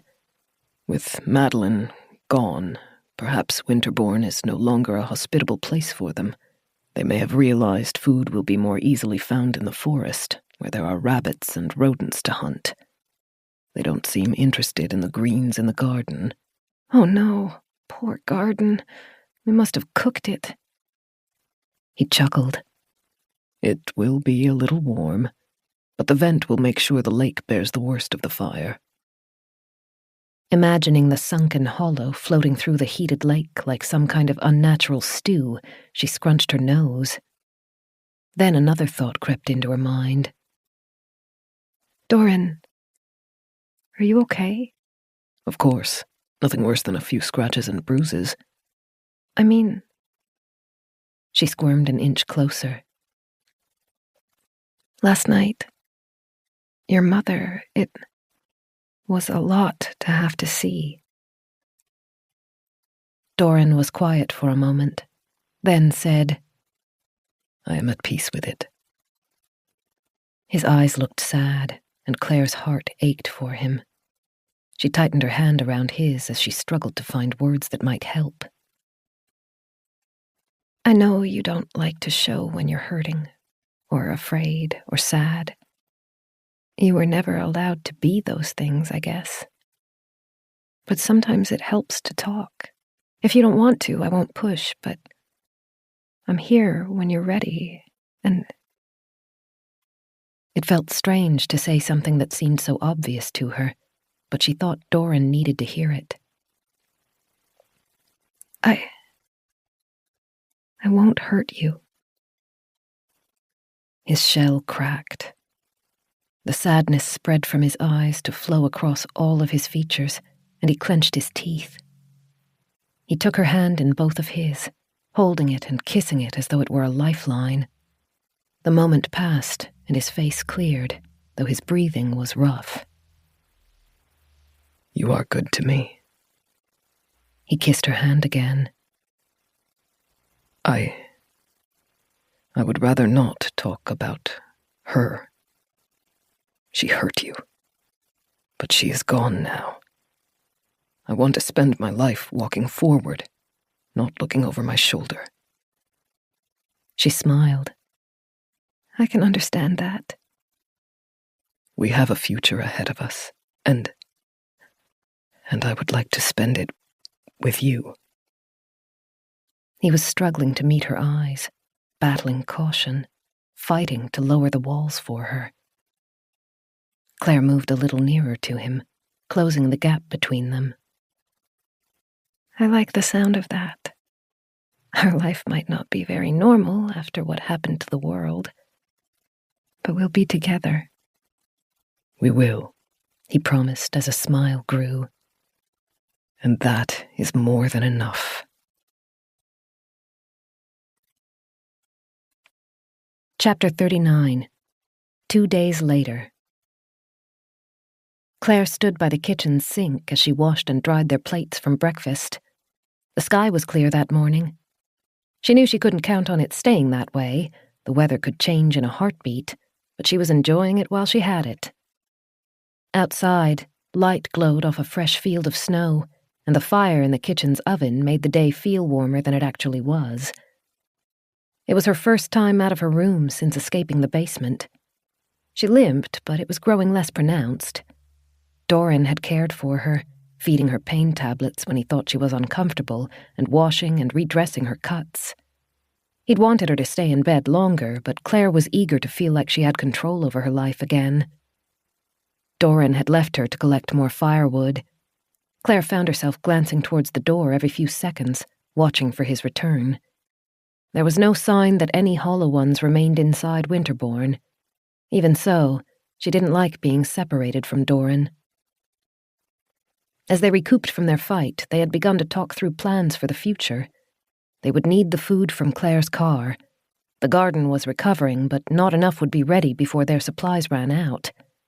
How they would reach the car, though, was a question neither of them had an answer for yet. They occasionally saw emaciated bodies creeping through the tree line on clear afternoons. Claire had picked up a handful of broadcasts on her radio, but most were brief and lacked concrete information. One had been nothing but gibberish, clips of songs and discordant voices mixed in with static. It had unnerved Claire, and she tried to avoid it, even though it was the only channel that played reliably. Some of the other broadcasts had been useful, though. The cause of the apocalypse was still unknown, though survivors shared rumors like they were currency. So far, the only people Claire had heard about surviving the event had been driving along rarely used roads or had been living off the grid. That led people to believe that populated areas had been targeted deliberately. The Hollow had unnatural strength and didn't die easily. According to the transmissions Claire had managed to catch, humanity's best hope was that the creatures would starve. It had been nearly 3 weeks since the stillness. Some people reported seeing Hollow Ones acting more sluggish than normal. Others said they couldn't tell any difference. Claire was acutely aware of her own luck in being brought to Winterbourne Hall. The people she'd listened to on the radio were all nomads, moving from town to town, trying to connect with other survivors and hoping that the next place they chose to camp wouldn't have a nest of hollow near it. She'd heard one report of a monster like Madeline, sentient, retaining its memories and personality. They didn't know what made that hollow different than its mindless counterparts. Claire had a theory, though. Madeline had been intensely willful. Claire wondered if strong, rigid personalities had a better chance of surviving the change. Claire left the radio on Beth's frequency most of the time and always kept it close. Doran didn't complain. He seemed to understand that Claire needed to hold on to hope, stubbornly, even irrationally, despite each day of static repeating the same message of futility. Hope was a rare commodity in the new world, but it was almost as valuable as food or shelter. Eventually, the radio's batteries would fail, and Claire would be forced to give it up, but she wasn't ready. Not yet. The door creaked, and Doran entered, wearing a green knit top and scarf. Claire tried not to look as relieved as she felt. Hey! Did it go okay? Nothing bothered you? Doran returned her smile, but it had lost the sincerity she'd begun to enjoy. I went to the furnace room. They hadn't been to the basement since the fight, and Claire realized the bodies would still be there. She put down the dishcloth and crossed to him. Doran, I'm so sorry. I should have come with you. He shook his head. It was something I wanted to do alone. The furnace needed reheating before the garden grew too cold, and I also thought if the bodies stayed there for too long, they would start to rot. Claire imagined the hollow's already nightmarish bodies writhing with maggots, and she swallowed. Can I help clean them up? No. I took care of 2 of them. The furnace is consuming the bodies. He leaned his back against the table and folded his arms, his eyes tight. But there is a problem. I only found 2 of them. You mean? My mother's body was gone. He lifted a hand, then let it drop. All that is left is a patch of dried blood. Claire pressed her fingers to her mouth. She'd felt the bones fracture as she'd impaled the woman's head. She'd seen the life leave her eyes. Maybe the surviving maids came back for her and carried her body away. Perhaps. As they stared at each other, Claire knew that neither of them truly believed that idea. I will seal off the secret passageways, Doran said. But I do not know all of them yet. Until we can be certain we're safe, I would like you to carry a weapon, and I will try to never be far from you, just in case. Claire couldn't speak. She stepped forwards and fell into Doran's hug. He pulled her close and kissed the top of her head. Shh. We will be all right. I will keep you safe, my darling. It seemed unfair that he even had to. Claire closed her eyes as she and Doran rocked together. Broad hands massaged her back until the tension left her shoulders. Claire swallowed the anxiety and instead tried to focus on the good in their lives. They didn't know Madeline was alive, not for certain. And even if she was, she couldn't be as much of a threat with a metal bar through her head. I will take care of it, Doran murmured. Claire tilted her head back to meet his eyes. We will take care of it. Huh. All right. Together. Claire gave Doran a quick squeeze. Are you okay? I will be fine. Are you sure? Yes. I have you, and that is everything I need right now. He kissed her forehead. Just stay close to me. I will. She slid out of his arms and turned back to the dried utensils. I'm just about done here. Did you want to start on the passageways straight away or visit the garden first? The garden, I think. It will need water, and some of the new plants will have started to sprout.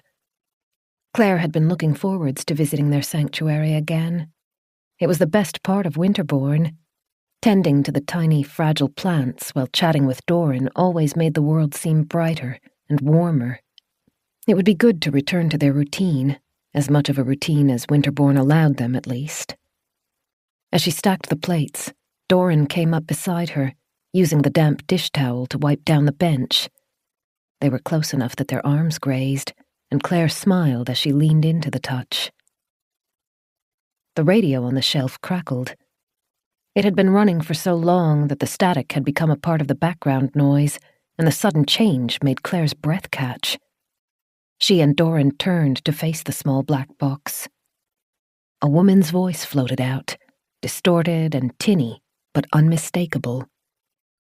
Claire? If you're there, please answer. It's me. Beth. This has been Voices in the Snow by Darcy Coates, narrated by Angela Daw, a member of SAG-AFTRA. Copyright 2019 by Darcy Coates. Production copyright 2019 by Darcy Coates. Audible hopes you have enjoyed this program.